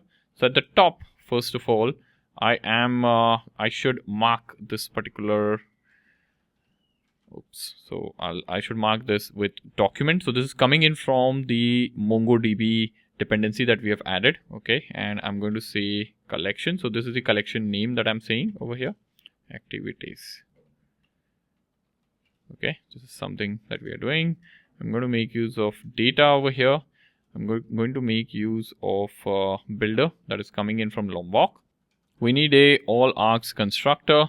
Okay, and we also need a no args constructor. Okay, so all of these you can add. You'll have ID over here. Okay, and we will scroll down over here, and here this additional metrics, I'll have a custom name to this. So I'll say this can be metrics over here. Okay, and here we'll add more couple of annotations. Okay, so I'll say this is created date. Okay, and this is updated date, last modified date. Oops, last modified date. Okay, so this is something that I've added over here.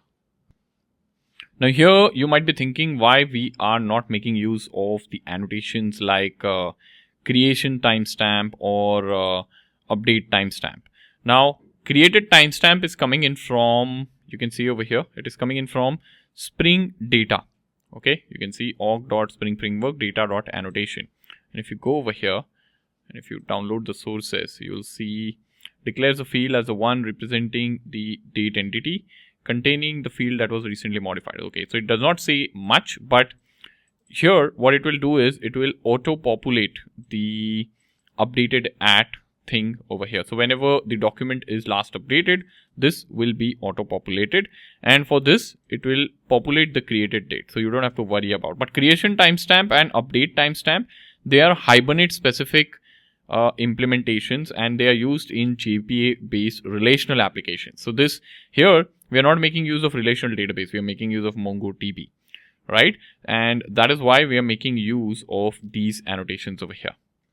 So now since this is done, what we need to do is we now need to get this collection created, or we need to make a database connection. And for making the database connection, you need MongoDB, right? Now there are multiple ways in which you can make use of MongoDB. So you come over here to browser, you can search for MongoDB download, and you will see this link, download MongoDB community server.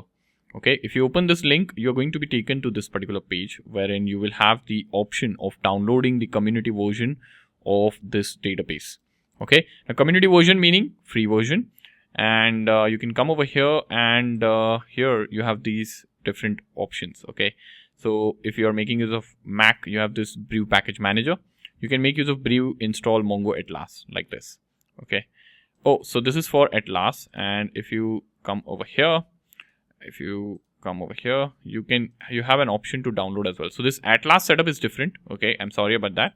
Okay, but if you come over here, you have an option to download this. So follow this option and not this command option. So come over here and select the version that you want. So select the current version, which you marked as current. Windows, if you're on Mac, you can select Mac over here. Or if you're on some other operating system like Linux or Ubuntu based, you can select those. Or if you're on Windows, you can select Windows x64. The kind of packaging you want and download. The moment you download, you have to follow simple installation steps and you will have that done.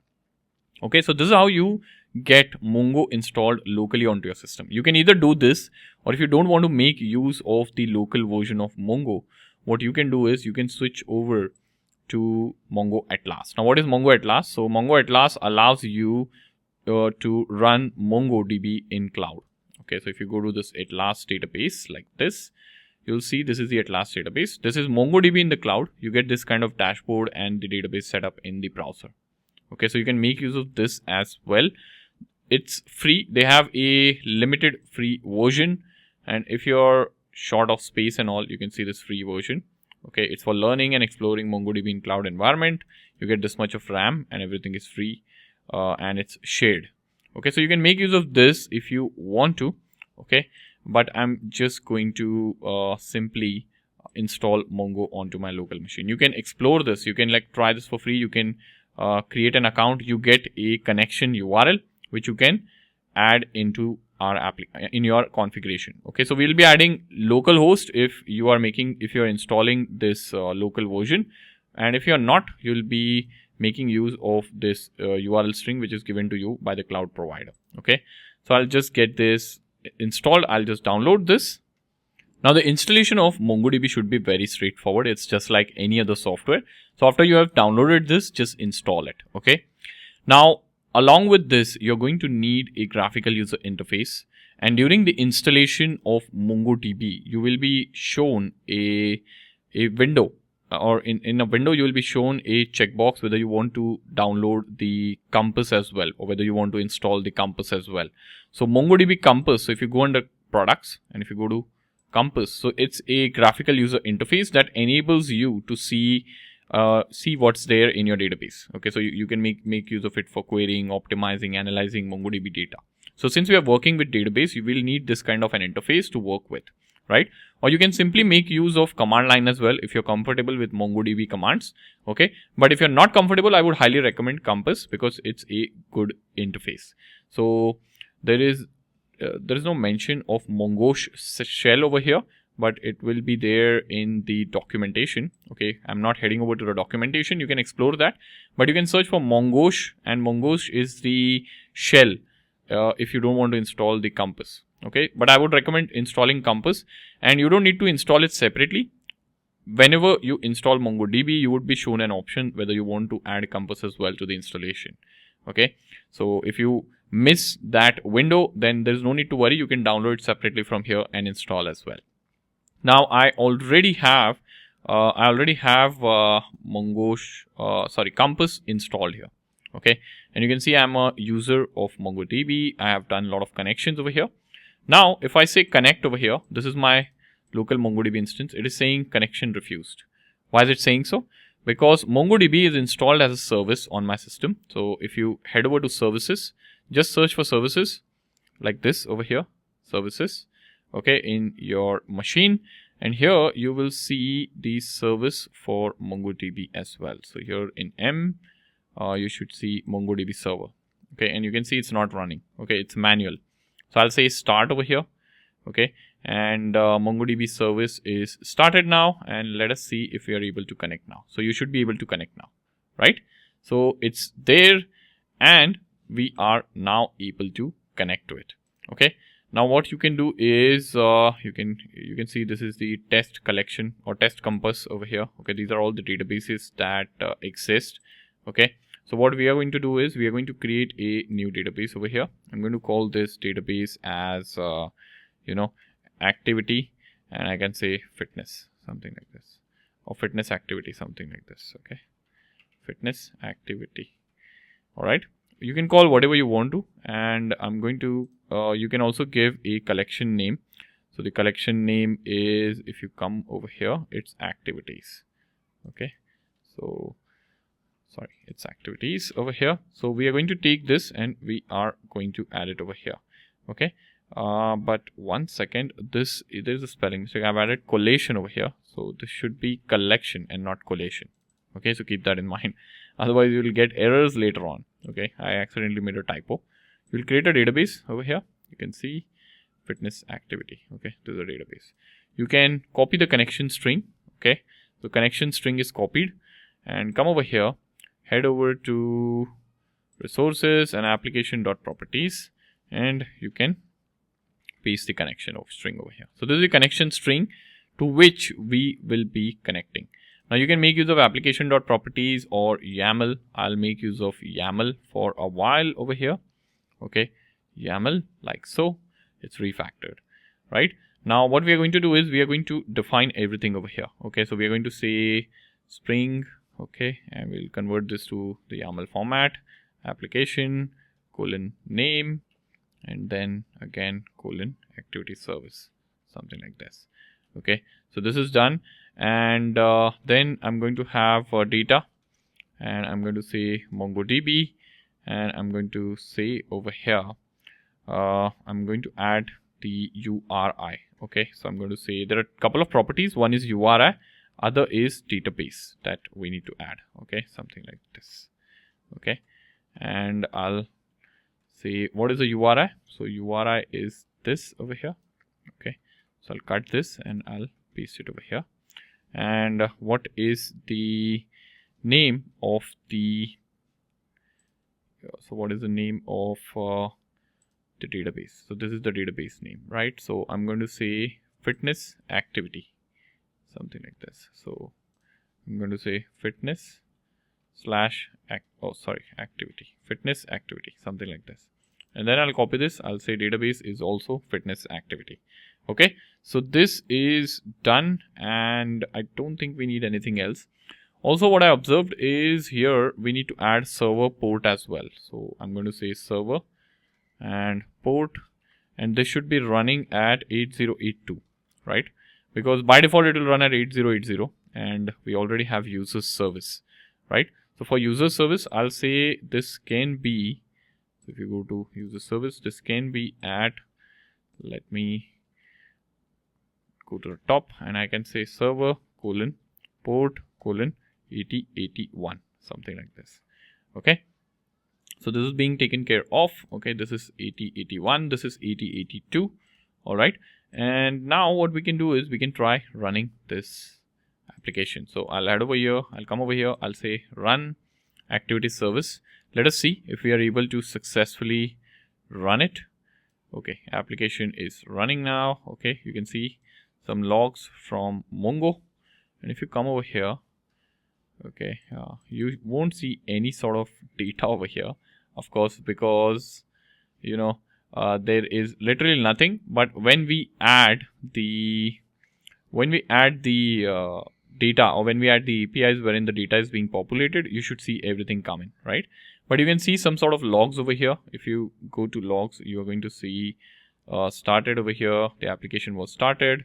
Okay, repository scanning was being done, and you can see over here some sort of logs from Mongo client over here. You can see so all these logs indicate that the connection has been successful and established. Okay, so this is working absolutely okay, right? So this is done, and we have the database set up done over here for our activity service. So I hope this has been useful, and I hope you have been able to follow along.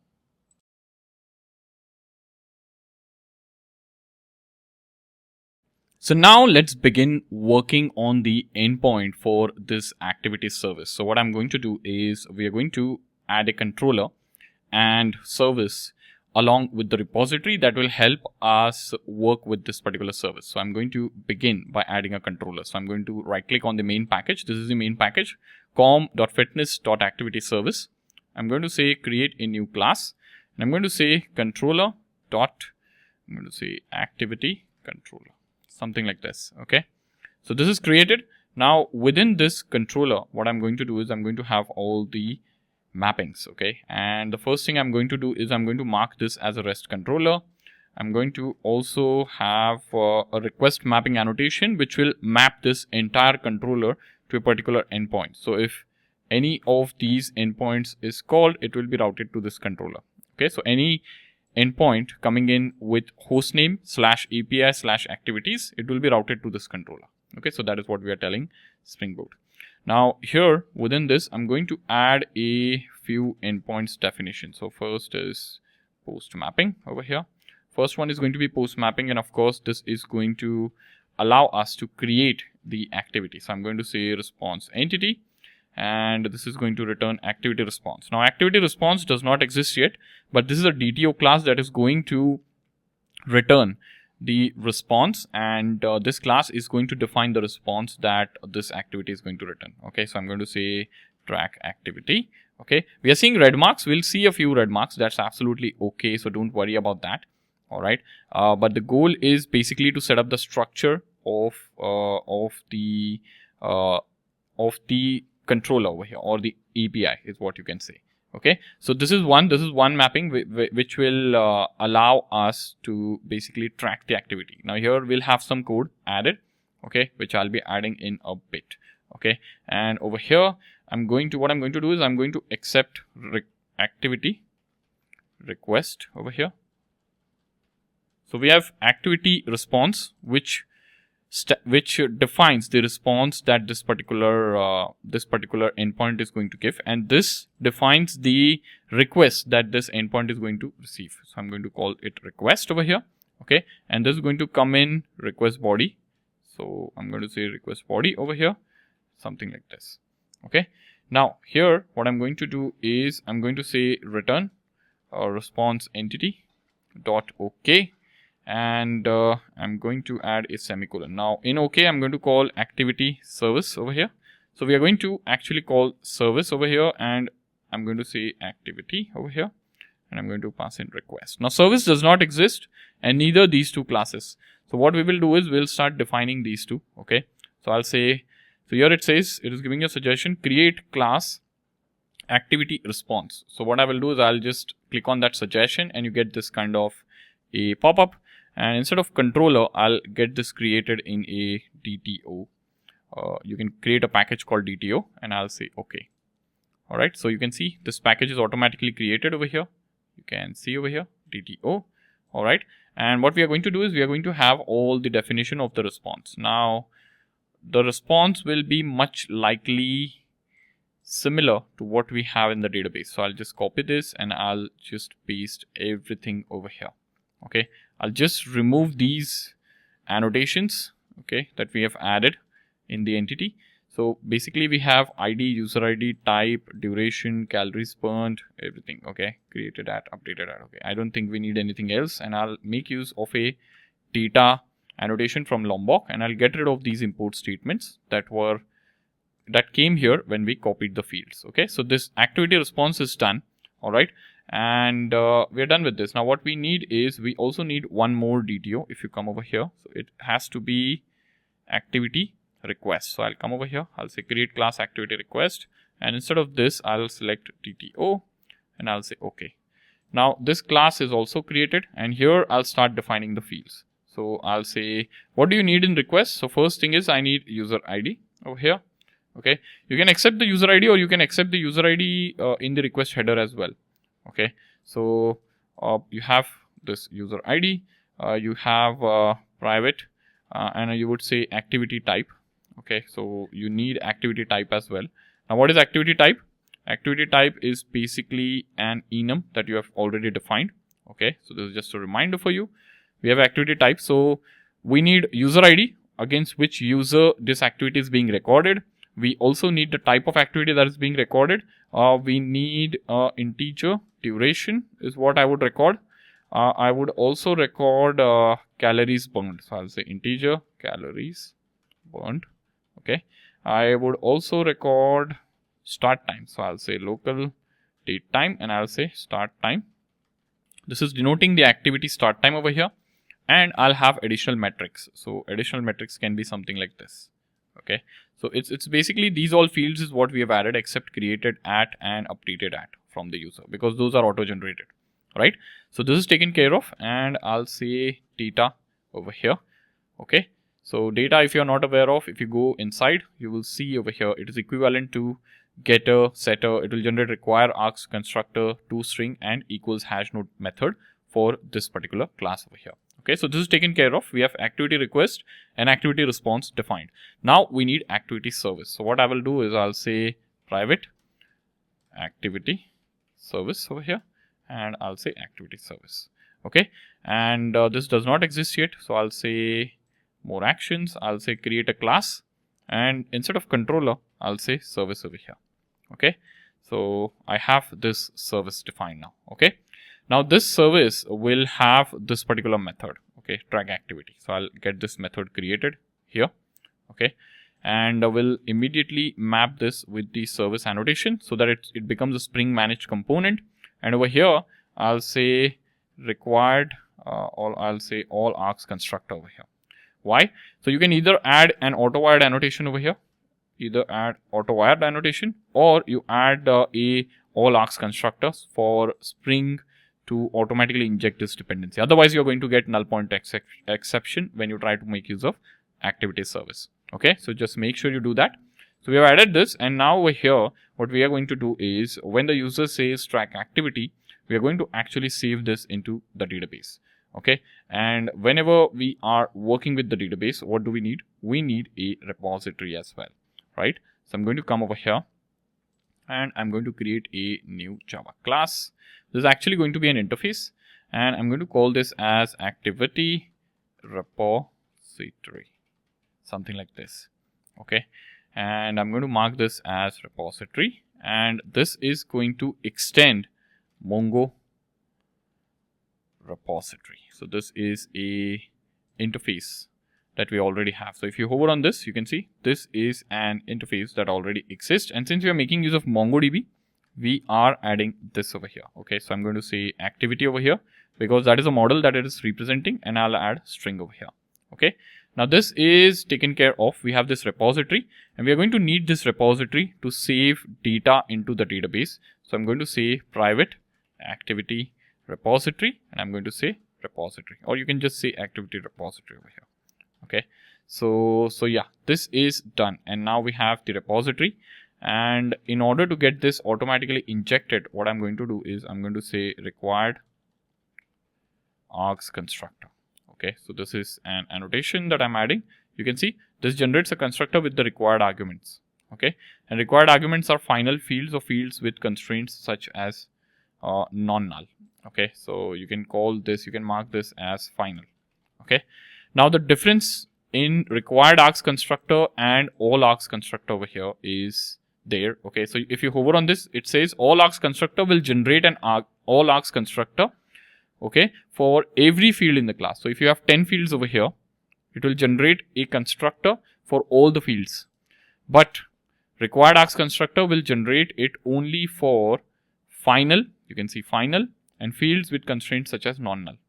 Okay, so that is what it's going to generate the constructor for. Okay, so I'm making use of two different things over here, just that so that you know as to how you can make use of it. Okay, now over here in the activity request, so we have this track activity, we are getting the data over here. Now what I'm going to do is I am going to come over here, okay, and I'm going to create an activity. So I'm going to say activity over here, okay, because we need to save it into the database, right? So I'm going to say activity and activity dot builder. Okay, so I'm going to make use of builder over here, and I'm going to say dot, so user ID. So first we need to set the user ID. So what is the user ID? I'll say request dot get user ID, right? Then I'll say type over here. Type is the another parameter that we are sending in with the request. So you can say request dot get type over here, loving the auto suggestions. Okay, duration, and you can say request dot get duration. Okay, then you have start time, calories burned. Okay, so I'll say calories burned first, request dot get calories burned, and then let me scroll up. Okay, so you're going to say start time, and I'm going to say request dot get start time. That is done. You have additional metrics, so I'm going to say request dot get additional metrics, something like this, and then we're going to build this object, something like this. Okay, so this is done, and then what I'm going to do is activity, and I'm going to say saved activity over here, and I'm going to call in the repository. I'm going to say activity repository dot save, and I'm going to pass in the activity over here, the activity object that we have built so far. Okay, so this is done, and then we need to return. Now what do we need to return? We have this saved activity, which is the object of type activity, and we need to return the response in the format activity response. Okay, now these two are two different objects, right? So what I will do is I will create another method over here. Okay, I'll say private activity response over here. This is returning activity response, and I'm going to say map to response over here, and I'm going to accept activity over here. Okay, so I'm doing this. Okay, now what is the job of this method? So as you can see over here, or as you can guess, this method will take the object of type activity and it will convert it into the object of type activity response, because here we need that conversion. Okay, so instead of doing that conversion and hard coding things over here, I've just created a separate method for this purpose, because this then we can use across different methods, right? So from the reusability standpoint, I've created this, and what I'm going to do is I'm going to start creating activity response over here. I'm going to say response is equal to new activity response, and I'm going to set all the fields. So I'm going to say set ID. So what is the ID? It is activity dot get ID. Then I'm going to say response dot set user ID. Okay, so you need to make sure you have the user ID, and you can say activity dot get user ID. You can say response dot set type over here. Now what is the type? Activity dot get type, something like this. Then you have response dot set duration, and you can say activity dot get duration, something like this. You'll say response dot get calories, set calories burned over here, and you can say activities dot get calories burned. Response dot you can say set start time over here, and you have response dot get start time. Okay, so this is done over here, and start time I have additional metrics as well. Okay, so set additional metrics. So I'll say response dot get additional metrics. Okay, and then you have created time. So set created at, and I'll say activity dot get created at, something like this. Response dot set updated at, and you'll say activity dot get updated at. So this is done. Okay, we have the object constructed over here, and I'll return this response. None of the fields are left now. What I will do over here is I'll call this map to response, and I'll just pass in activity object. So this is going to convert this into the type activity response, and it is going to return it to me. Okay, so this is being taken care of. All right, now what I will do is let us try running this application. Let us run this application. Okay, so we are getting this error again, which is saying like it's not able to generate the getters and setters, and it's likely the settings have been messed up. So go to annotation processing if you find this issue, and change this processor path for activity service to that of obtain processor from project class path, and just apply and say okay, and just do run again, and this should work now absolutely fine. Oops, so what happened again? Let me rebuild the project again. So I'll come over here, build the project. Okay, let me see the settings again. Okay, the settings are fine, it should work. So let me try again. Okay, so get user ID. These are all Lombok related issues, but luckily this is only coming in the activity service and not in the rest of the project. So let me try rebuilding the project again. So I'm rebuilding the project. Let me see if it works. So project is rebuilt, and let us run this. It should work now. Yeah. So rebuilding. So after changing the setting, make sure you rebuild the project.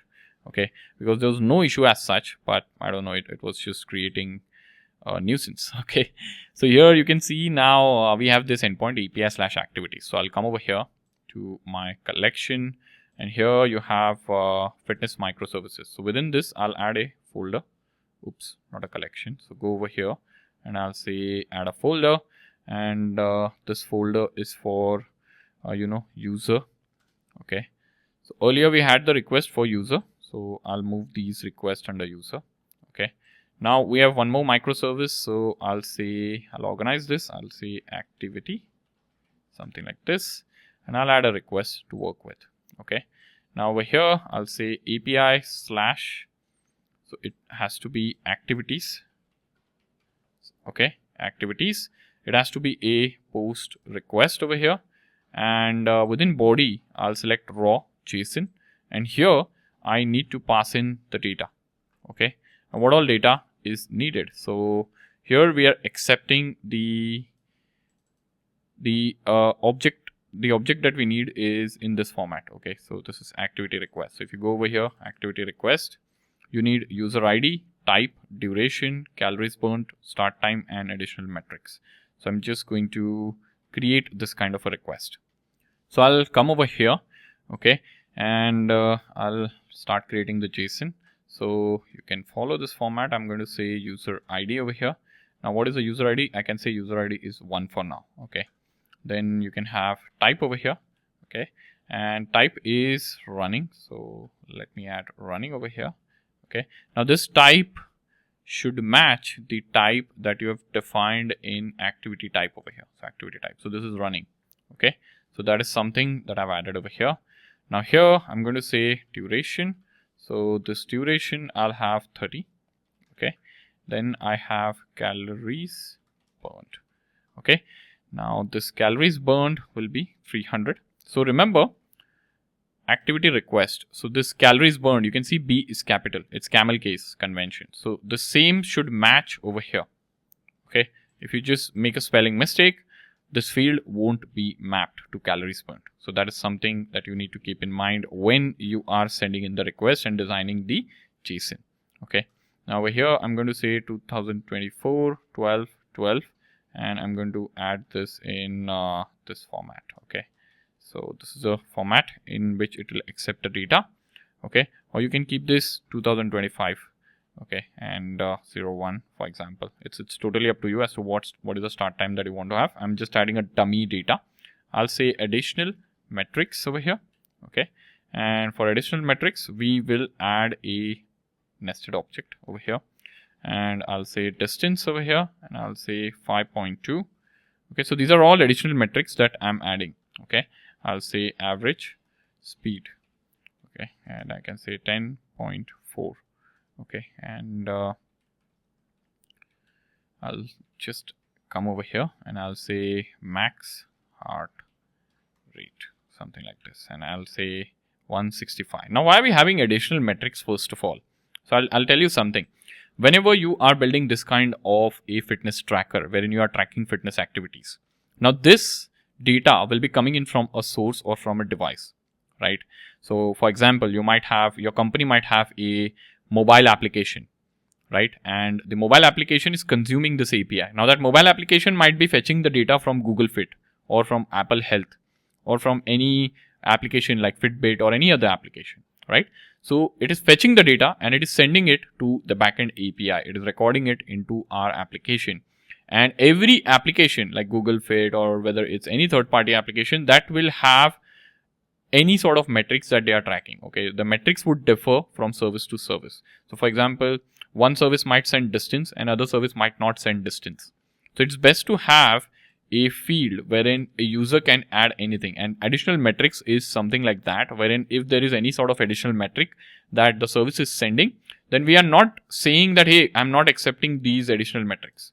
Instead, what we are doing is we have a provision wherein the front end or the request in the backend can be accepted in this format, and any sort of metrics can be provided over here.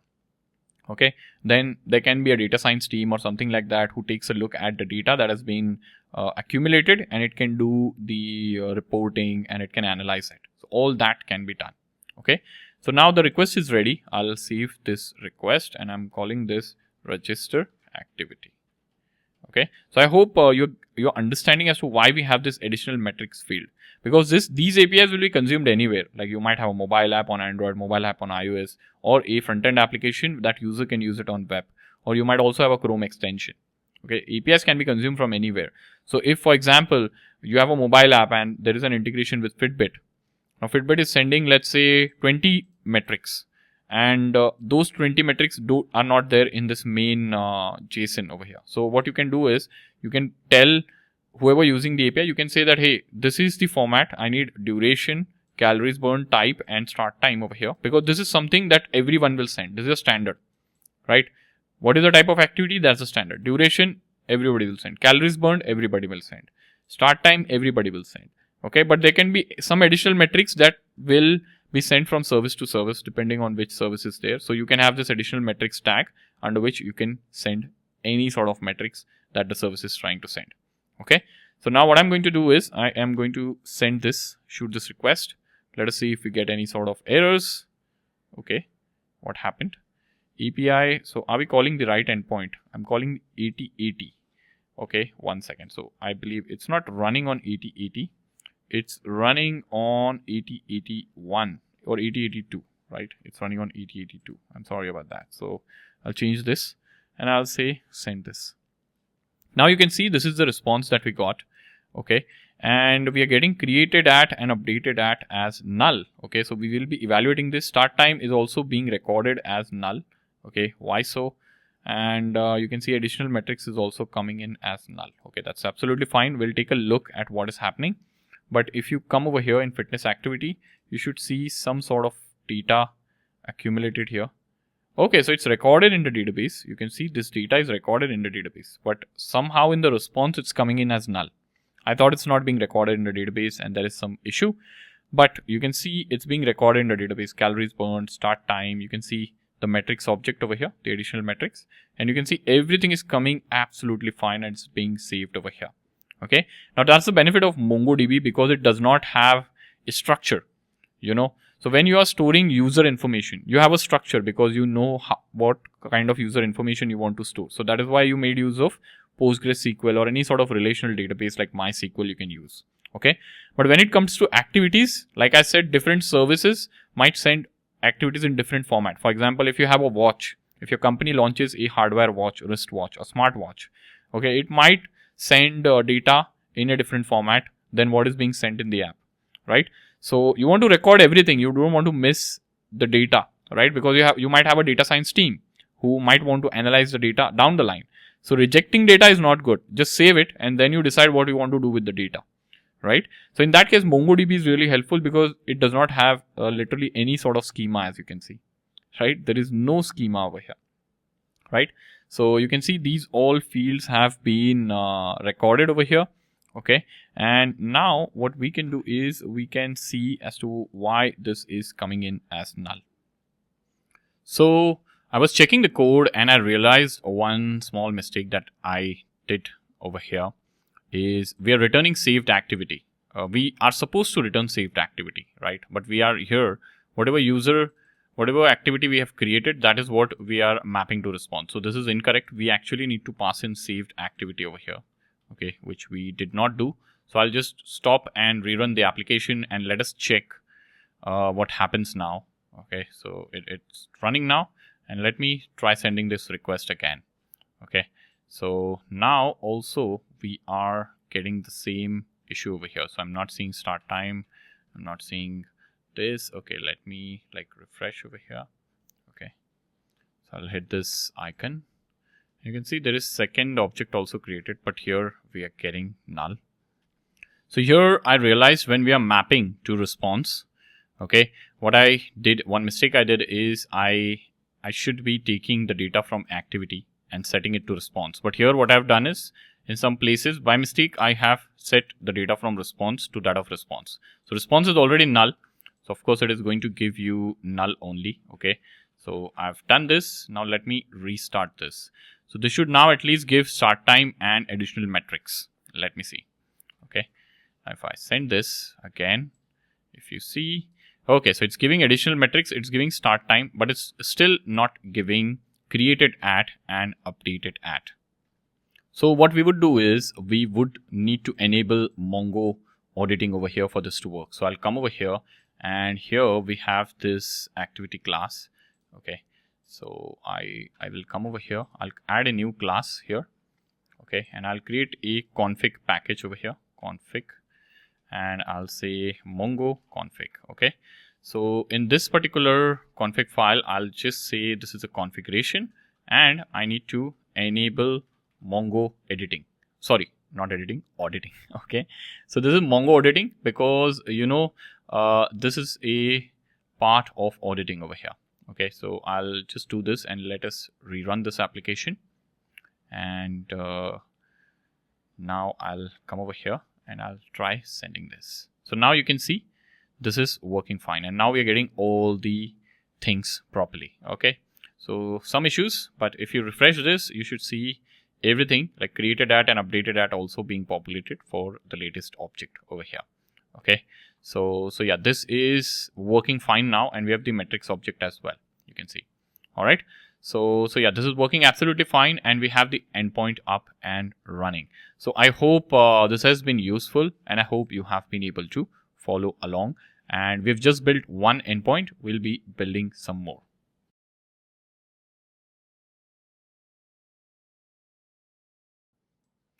Now let us move over to another endpoint over here. So here in the controller, we have this one endpoint wherein we are allowing the user to track the activity. Now, of course, we should also have the ability to get users activity, right? That also we should be having.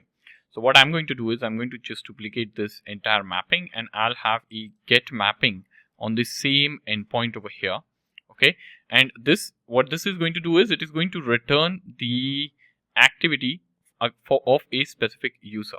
Okay, and I'll get rid of this. Okay, we don't need this activity request object here, and instead of track activity, I'm going to say get user activity over here, or activities, something like this. Okay, and now here this won't be activity response, but this would be the list of activity response, because one user can have multiple activities, right? And activity response is representing a single activity. So if you go to activity response, it is representing a single activity, right? So one user might have multiple activities against himself. So we need a list. Okay, now this is done, and response entity dot activity service dot track activity. So instead of track activity, we'll have get user activities. So I'll create a method with the same name in activity service, and this would need user ID. So Since we are getting user specific activities, we also need to tell the service method as to which user's activity we want. So we are passing in user ID. Now the question is, how do we get user ID here in the controller? So what I'm going to do is I'm going to get a request header. Okay, so this is the annotation that I'm going to use, and I'm going to say over here x hyphen user hyphen ID over here. Okay, and I'm going to say string user ID, something like this. Okay, so this is the method that will be in work, and what it will do is it will get this particular parameter, this particular header, like header with this name, and it will populate the ID in this variable, and then we are passing in the variable here into activity service. Okay, so this is what we are doing. Okay, now as a next step, we need to create this method. So I'll get this method created over here. Okay, and this is a method that will simply interact with the database, and it will give us the list of the activities for that particular user. Okay, what I'm going to do is I'm going to say activity repository, and I can say, okay, so I can say find by, and this has find by ID. Okay, but we don't want find by ID, because if you come over here, this ID is this ID, right, which is the unique identifier in the Mongo database, but I want to filter by user ID, right? So what I will do is I'll come over here and I'll say find by user ID over here, and I'm going to pass in user ID.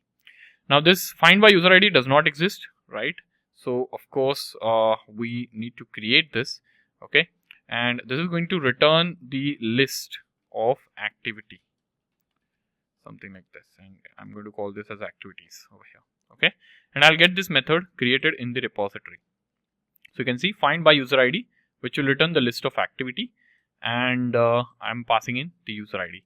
Now what Spring or the Hibernate will do is it will automatically generate the query for this in the hindsight. So it will take a look at this method name, and it will say, okay, this is find by, which means where clause, by user ID over here. Okay, so it is filtering the data by where, and it is adding user ID over here, and it is returning the list of activity over here. Okay, and how is it filtering? Filtering by user ID, and where is the user ID? User ID is coming in as a parameter over here. And what do I have to return? I have to return the list of activity. And why list of activity? Because this repository, okay, is talking to or is representing activity over here. You can see over here, this is the model, right? So we are returning the list of activity. So this entire thing will be done by Hibernate itself in the hindsight. Okay, now we have this. What I'm going to do is I have this list, right? So I can convert this into a stream, and I need to map every object in the list to activity response, right? I have a list of activity. So here we had activity. Okay, so one second. Here we had activity, and we converted that activity to activity response over here. Okay, you can see this. We made use of this method, right? So this was a method that was used. So we are going to make use of the same method, and we'll convert every item in this list into the type of activity response. So we need to do this mapping. So I'm going to say return. I'm going to say activities dot stream. So I convert this into a stream, and I'll say dot map over here, and I'm going to say this, and I'm going to say map to response. So I'm calling map to response for every item in the list. Okay, and then I'm going to say collect. Oops, not close. I'm going to say collect over here. And how am I collecting? I'll be collecting it to the list, something like this. Okay, so I'm going to say collector dot to list, something like this. Okay, so this is taken care of. All right, and yeah, this is done in my opinion. So this should work absolutely fine. And let me rerun the application over here, and I'll come over here.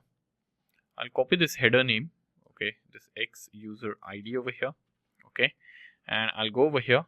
I'll just duplicate this request. I'll say duplicate, okay, and this will be get user activity, something like this, and I'll say get request. Okay, and in the header, so here we have headers. I'll paste this key. Okay, oops. So I'll paste the key over here. Okay, so this key is been added, and I'll pass in 1 over here. Okay, so this is going in the header. I'll save this and let me trigger this request. So you can see we now have the response wherein we are getting all the data from the backend. Okay, and yes, some initial data set is having null over here, which is absolutely okay. So completely ignore that, and this one is perfect. Okay, so we're getting all the data that we have in the database for that particular user. Now if you add 2 over here, we should get an empty list because this user ID does not exist, or there is no recorded data against this particular user. Okay, so this endpoint is working absolutely fine. Now I'll create one more endpoint wherein we should be able to get the activity by ID.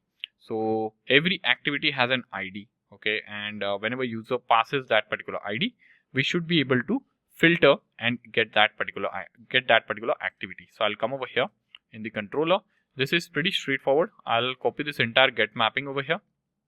Okay, and I'm going to say over here something like this. I'm going to accept this URL parameter or a path variable, and I'm going to say activity ID over here. Oops, I'm going to accept this activity ID. Okay, so since we are creating an API to get the activity or to fetch a single activity by its ID, we need to pass in activity ID in the URL as the path variable. Okay, and here instead of returning the list, it is going to return the activity response like so.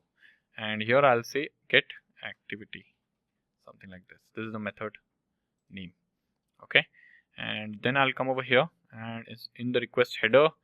This says pass this user ID, so this is not needed. Instead, we'll say this should be path variable over here.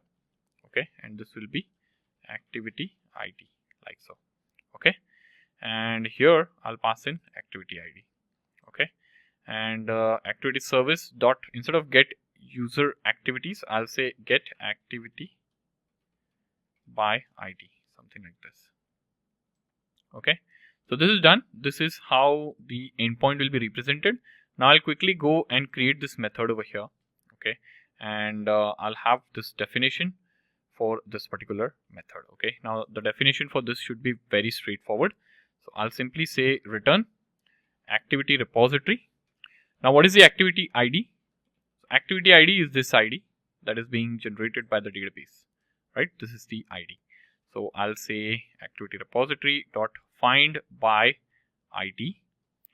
Find by ID. You can see this is the method that we get, and I'll pass in activity ID over here, and then I'll say dot map over here. Okay, and we can make use of the same thing. Okay, the same thing that we have written earlier, and then I'll say or else throw. Okay, why or else throw? Because this is going to return an optional. You can see it is returning an optional. Map is returning an optional. So I'm going to say or else throw over here. Okay, so or else throw, and then I'll have something like this, and I'll say runtime exception over here. Okay, runtime exception, something like this, and I'm going to say activity not found. Activity not found with ID, and I'll say activity ID, something like this.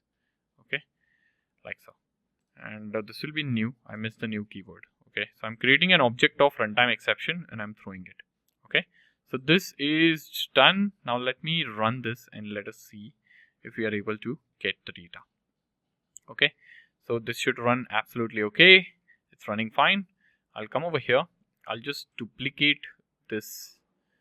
Okay, so I'll duplicate this, and here I'll say get activity by ID, something like this, and here activities slash, I need to pass in the activity ID. So what is the activity ID? Let's get this, or let's get this one, the last one. So I've copied this ID. Okay, come over here and paste this over here. Okay, and this is a get request. Save this. So I'll send this, and you can see you get this ID, or you get this activity, right? And if you add any character in the end, so this is now an invalid ID. And if you send this, you'll get internal server error. Why are you getting internal server error? Because you're throwing a runtime exception, right? So if you scroll up here, you will see activity not found with ID this. So you have got the runtime exception. Okay, but if you remove this one in the end, it's a valid ID and it will give you the right response. Okay, so the endpoint is working as expected, and I hope you have been able to follow along, and I hope this has been useful.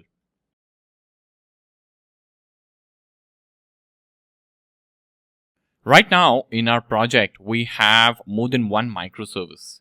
Now, whenever we have more than one microservice, there is a possibility that these two services will communicate with each other, right? Or there will be some sort of requirement wherein there would be a need wherein they would want to communicate or talk to each other or share some sort of data. Now, in such scenarios, one service will call the other service, and for that purpose, it would need the location or where this service is running. Okay, and for example, let's say we have this activity service, right? And activity service is basically storing the activity over here. So it's tracking the activity against a particular user. Okay, and we have this user ID. Now this user ID is not being validated. We might want to validate this user ID to check if this user actually exists or not, right? Now, how do you validate this user? You would validate this user with the help of UserService, because that is a service that is keeping track of all the users. Now, ultimately, at the end of the day, this entire project is one single product, right? It does have multiple microservices inside, but for the end user or someone who is consuming the APIs or making use of this application, he should not be, or he's not aware of what is happening in the hindsight. So for him, it is a complete application, a single application, right? So activity service has to make a call to user service to check if this user is valid or not, right? And in this particular case, activity service will need to know where user service is running, right? So it might need to know the actual IP address, the host name, and yeah, these all things it will need so that it can do a call and it can get the response. Now, the thing about these host name and IP addresses is that it can change, right? This is not fixed. So if user service is running today on a particular IP address, tomorrow the application can scale, and there can be a horizontal scaling or multiple user service instance that can be running because there is too much of load, and each instance of user service will have multiple IP addresses, right? And IP addresses also can keep on changing. So how would you deal with such challenges, right? And in this kind of a situation, or if in this kind of a scenario, you need something called as a telephone directory, right? Is what I would call it, right? Telephone directory. For example, activity service wants to talk to user service. So it is going to go to that telephone directory. It is going to check where user service is running, and it is going to make a call to user service, right? And the telephone directory that we are going to set up in our case is Eureka server. Now, what is Eureka server? If you have never heard of Eureka server, let me take you through what Eureka server is. So in your browser, just search for Spring Cloud Netflix, right? And you will basically see this particular page, spring.io/projects/Spring Cloud Netflix. So this is the official page of this particular project. Now, Spring Cloud Netflix is a set of tools and libraries that are provided by Spring Cloud, okay, to build and manage microservices, okay, using Netflix open source software. So it includes different components. So here you can see it. Spring Cloud Netflix provides Netflix OSS integrations for Spring Boot apps through auto configuration and binding. So you don't have to do much of coding over here. It's all auto configuration. You have to just configure things, okay? And there are quite a few products or components that exist over here, like Eureka, Ribbon, Hystrix, Feign, Zool. All of these exist in this particular project, right? So out of all these components, we are going to make use of Eureka. Now, what is Eureka? So if you scroll down over here, okay, you can see over here, service discovery. So Eureka instances can be registered and clients can discover the instances using the Spring managed beans. Okay, so what we are going to do is we are going to make use of this particular project and we are going to set up a Eureka server. Now, Eureka server will be one more microservice over here. So you have two microservices, activity service and user service. We'll add one more microservice called Eureka server. And this Eureka server will be like a telephone registry, like I was talking about. And what will happen is, whenever there is any microservice that starts in the entire project, it is going to register itself with the Eureka server. And whoever wants to communicate with that microservice, it is going to go to Eureka server and it is going to get the service name and it is going to communicate that way. Okay, so you'll know once we do the setup. So here you can see some guidelines as to how you can do the setup. Okay, some sort of code over here written. All right, and you have some way wherein you can learn over here. Okay, so there is a documentation over here. You can see this is the documentation and the code. So I'll quickly show you how you can set up Eureka server in our project. Okay, so I'll come over here first of all because it's a new microservice. Like I said, I'm going to come over here to our favorite website, Spring Initializer. I'll create a Maven project. I'll select the project version and group is com.eureka and I'll say server over here. Okay, or com.server and I'll say Eureka, something like this. Okay, and I'll make sure that I have jar selected and I'll select over here Eureka. Okay, now when you say Eureka in dependencies, you will see two dependencies being added. One is Eureka Discovery Client and Eureka Server. So client is basically for other microservices who want to register with Eureka Server. But since we are setting up the server, I'll select this. Okay, and you can see the dependency over here. Okay, so here if you go, you're going to see these dependencies, right? Now what I will do is I will quickly download this entire project. So I'll say generate and I'll save it in my working directory. So here in the working directory, I'll quickly unzip it over here. Okay, so let me extract it over here and I'll just get rid of this zip file. Okay, and then what I'll do is, so we have this Eureka, okay, with the entire folder structure. So I'll quickly come over to IntelliJ and here you can see Eureka coming up over here because I have pasted or unzipped this particular project here in this directory, right? But it's not recognizing it as a Maven project. You can see over here.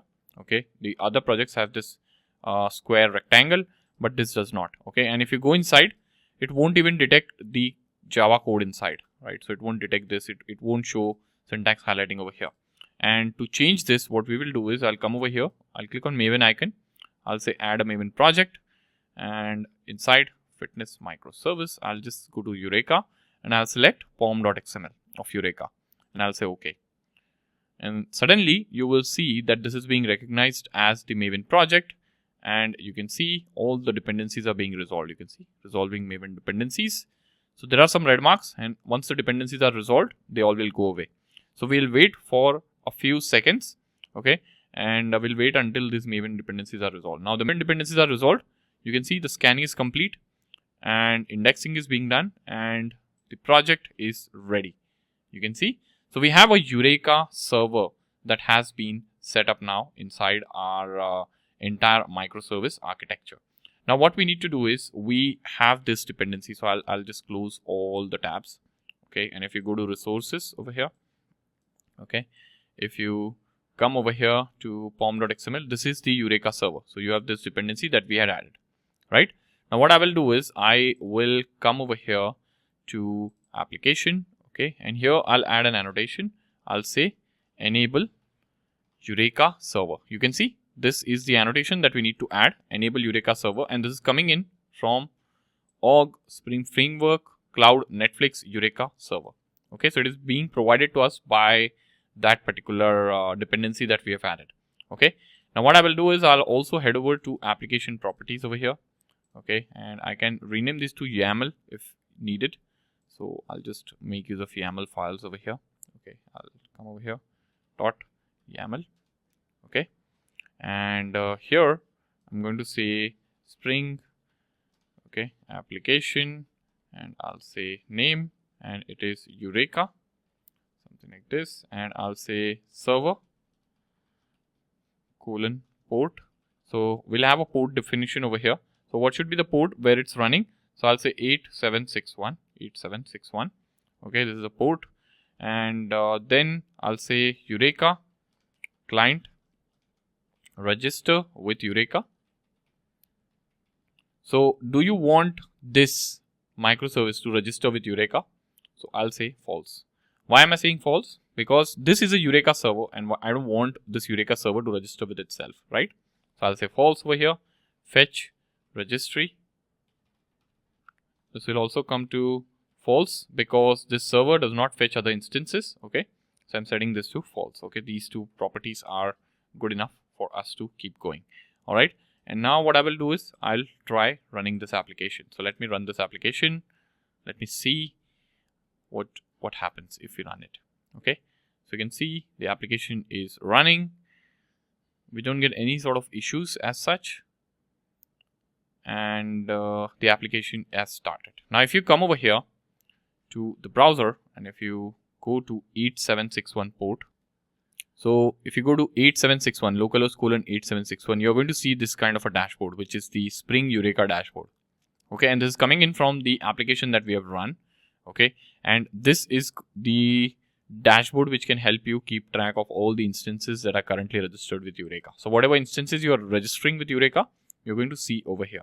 And right now you can see there are no instances available, and it is showing some generic information like total memory available, current CPU usage and all of that, number of CPUs and all of that. Okay, IP address as well. All right, so you can see this is the Eureka server dashboard that we have set up in the new project. All right, so I hope you have been able to follow along, and I hope this has been useful so far.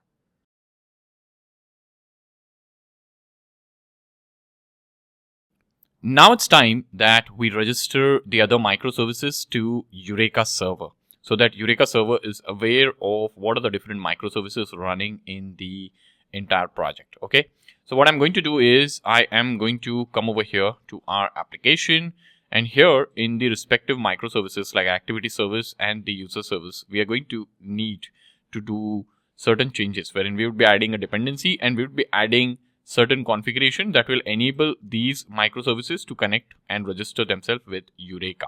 All right, so the first thing is like here in Eureka server, we added this kind of dependency. So if we go to pom.xml, you added this Eureka server dependency, right? This is Eureka server.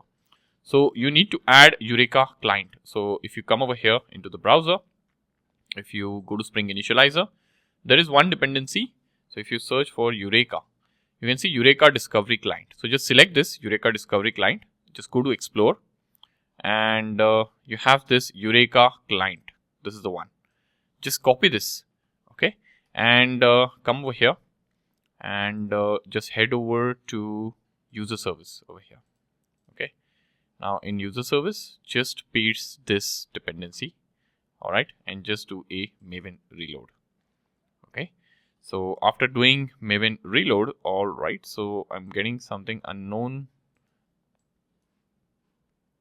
So if you take a look at the error, you will see that it says could not find artifact Spring Cloud or org.spring framework cloud over here. Okay, so if you go to the pom.xml of Eureka, okay, and if you come over here, all right, you have a few extra things if you compare both the pom.xml. So you have this dependency management first of all.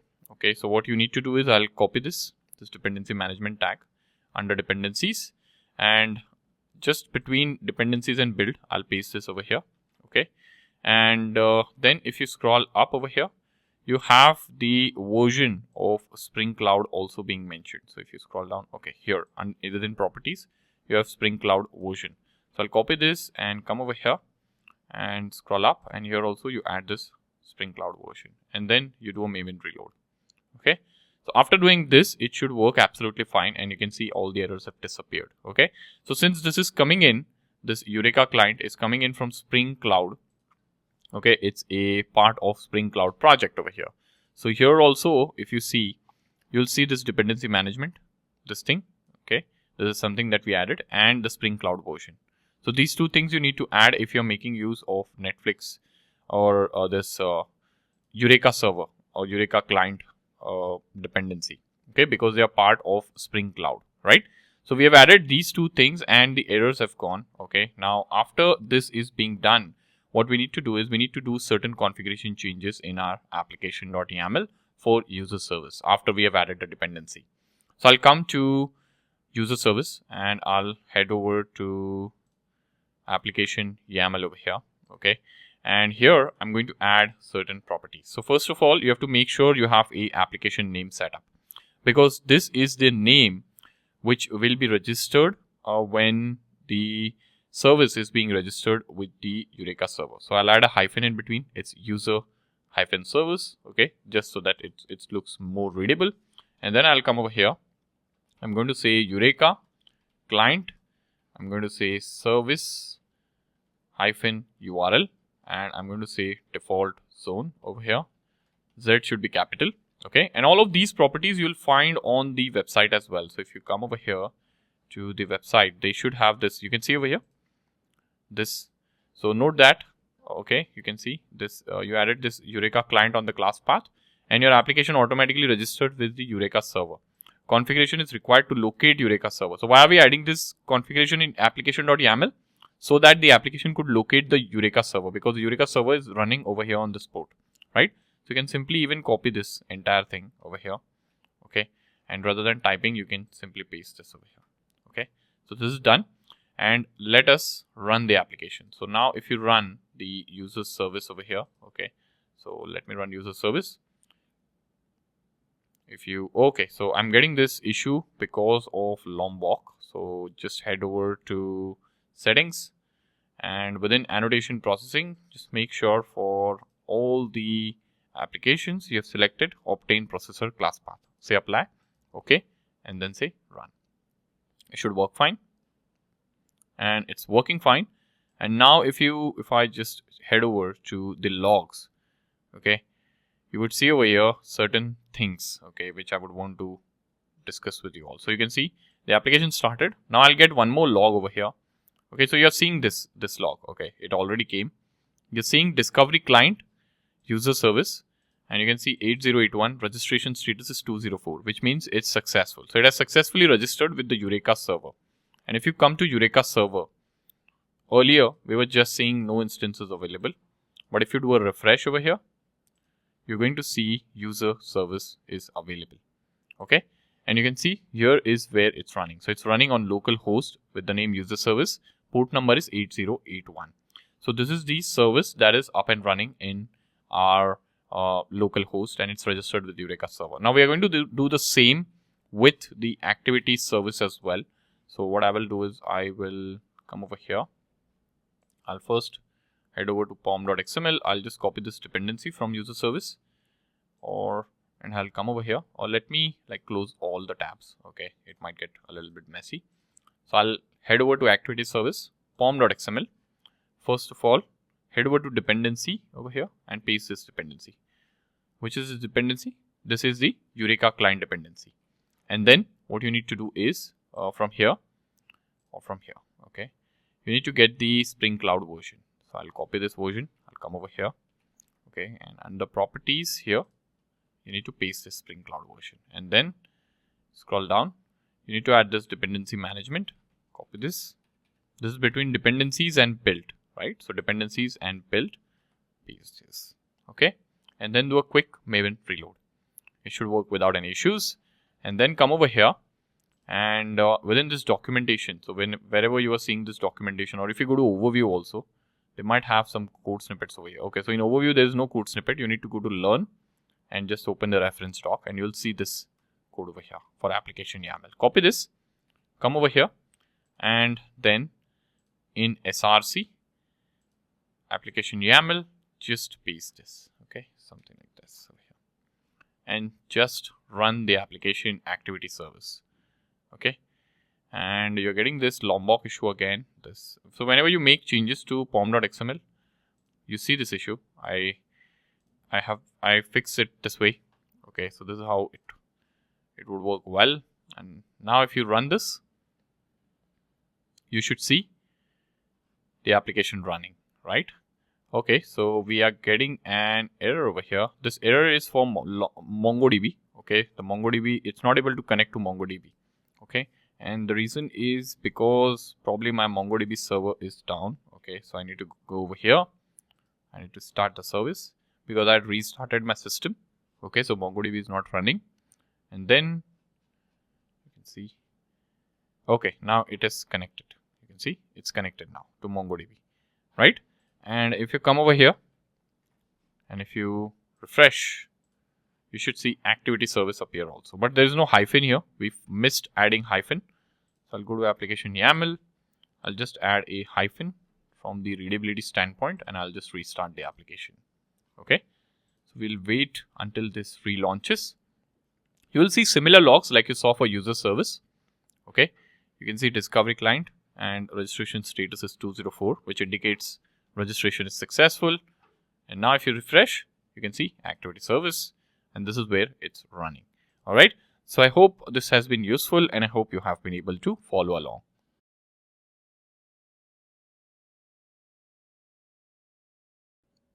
So now we have our all three microservices. So in fact, 2 microservices and 1 Eureka server up and running. Now let me talk about a problem over here. Okay. Now let me demonstrate a problem. So we have this user service, which is actually taking care of user registration and user management and everything, right? And then we have this activity service, which is actually taking care of the activities that are being registered or being done by a particular user in our application.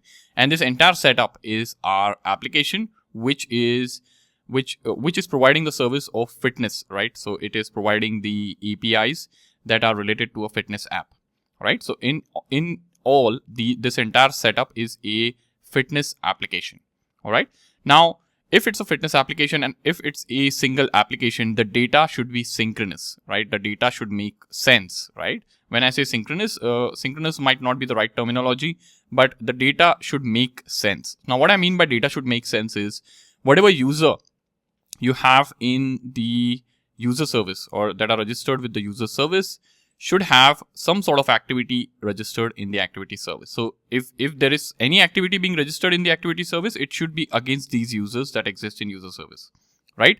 So it should not be like the activity service is having some activity being tracked against the users which do not exist in user service, right? The users should exist in the system.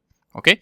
Now let me show you something. So if you go over here to the databases, so we have one microservice, which is the user service configured with PostgreSQL, and other one, which is the activity service configured with MongoDB. All right. Now over here, if you go and check the users table, okay, if I go to view the entire users over here, you can see this is the user ID. Okay. But here we are recording activity against the user ID 1. Now, where is this user ID 1? Does this user ID 1 exist in the first place? It does not, right? So if you scroll towards right, there is no user with user ID 1. In fact, this is the ID that has been auto-generated, right? So if we are recording any sort of activity, okay, it has to be from this users table, right? Which user microservice is keeping track of, right? You cannot have any user here in the activity service against, or you cannot have any user in the activity microservice which does not exist in the entire system, right? That is just not right data, right? So how would you make sure of this? And for this, now there is a concept of inter-service communication. So right now what is happening is activity service is working in silos, user service is working in silos. So if you come over here to Postman, okay, if you just register this activity, so if you come over here and if you just register this activity with user 1, it is going to give you 200 OK, and it is going to save this, right? And if you go over here, okay, if you go to register over here, and if you create a user, it is going to register the user, but the ID won't be 1. So you can actually register an activity against a user that does not exist in the system, which is a big blunder. And how do you fix this? Now, in order to fix this, you will need the microservices to communicate with each other. Right now, like I said, they are working in silos. So activity service is doing its own thing. So here in the activity service, it is just saving whatever data is coming to it, right? And it is just saving with the help of repository over here. Okay. It is not validating this against the user service. So what we need is we need a way wherein this data can be validated. So for example, if this request is coming in, okay, this is a request, right? So let me just open the controller as well over here for the activity. Okay. So here, if you go to controller, you have this activity controller. So you get this activity over here, okay, which has this, okay, one second. So if you scroll up here, you have this activity request, right? So track activity, you get this activity request, and this is the object type. Now within this activity request, you have this user ID, right? Now this user ID is coming in the service over here, but we are just directly saving this into the database. We should ideally be validating this user ID against the user's microservice, wherein we check if this user ID is valid. And how would you do that? So you can do that with the help of concept of REST clients. Now what are REST clients? So before we talk about REST clients, I would want you all to Google this Spring Framework REST client, and you'll see this link first link, which is of docs.springs.io, or you can alternatively directly type in this URL in the browser. Okay. Now this particular documentation is the official documentation which highlights the list of REST clients or the ways in which you can make calls to REST endpoints in Spring Framework or using Spring Framework. Okay. Now REST clients are nothing but tools or libraries that allow your application to make a HTTP request to other services. Okay. Now, for example, over here, if activity microservice has to validate if this user is valid, how will it validate? So it will go to user microservice and it will say, hey, this is the user ID. Is this a valid user ID? And in user controller over here, so in user controller over here, where is the user controller? We need to define an endpoint over here, which will just validate a particular user. So it will just check whether the user is valid or not, and it will basically return a Boolean response. And based on the Boolean response, the activity or the activity microservice will take a call whether it should proceed with the request or reject it. Right? So if the user is valid, it will proceed. If it's not valid, it will reject it. Okay. So this is inter-service communication, and these are the tools over here that enable application developers or enable microservices to talk to each other, and they facilitate communication between services. And in modern architectures, especially microservices, wherein multiple organizations, all the organizations are moving to microservices architecture depending on their need, your application often needs to talk to other services to get data from or perform actions. And REST clients help make those happen. Okay. Now there are few choices over here to make calls, right? So you can see REST client is one, web client is another one, REST template is another one, and then you have something called as HTTP interface. Okay. Now here you will find the details of all, and here you can see the summary. So REST client is synchronous client with fluent API. Web client is non-blocking and reactive client. So if you need something async, you can make use of web client. REST template is synchronous client over here. Okay. And if you watch out for tutorials online, you will find that a lot of tutorials are making use of REST template. But in my opinion, REST template, the development for REST template has stopped over here, and in future it might get deprecated. Now, if you search for REST template, you will come over here. This is the official documentation of REST template. This is the actual class, okay, that helps us make use of REST template in our application. You will see over here, there is a note, okay. You can see note as of 6.1, this is version 6.1. REST client offers more modern API for synchronous HTTP access. Okay, so you should consider making use of this. That is what it's saying over here. Okay, and it's typically right now in maintenance mode, and it's not being actively developed is what I know. Okay, so this is something that you can use if you have projects that are making use of REST template, but I would recommend making use of REST client, web client, or HTTP interface depending on your requirements. All right. And here, if you click on any of these, you can see some examples. Okay. This is how REST client is configured, created. Okay. You can see this is how the request is being made. Okay. And if you scroll down, you can get the response this way. You can like print the response. You can see, set up a GET request, specify the URL to connect to, retrieve the response, convert the response into a string, and then print the result. Okay. And then over here, if you scroll down, you have few examples, and then you have web client as well. So here you have web client. Okay, which is a non-blocking reactive client to perform HTTP requests, and it was introduced in version 5.0. It is an alternative to REST template, which provide to synchronous, asynchronous, and streaming scenarios as well. Okay, so you can make use of this as well, and here you can check the web client for more details. So it's a part of, you can see over here, Spring Web Flux. It's a part of Spring Web Flux. So you need to add this dependency into your project before you make or start making use of web client over here. Okay, and you can take a look at the configuration, the summary, and all of this as to how you can make use of it.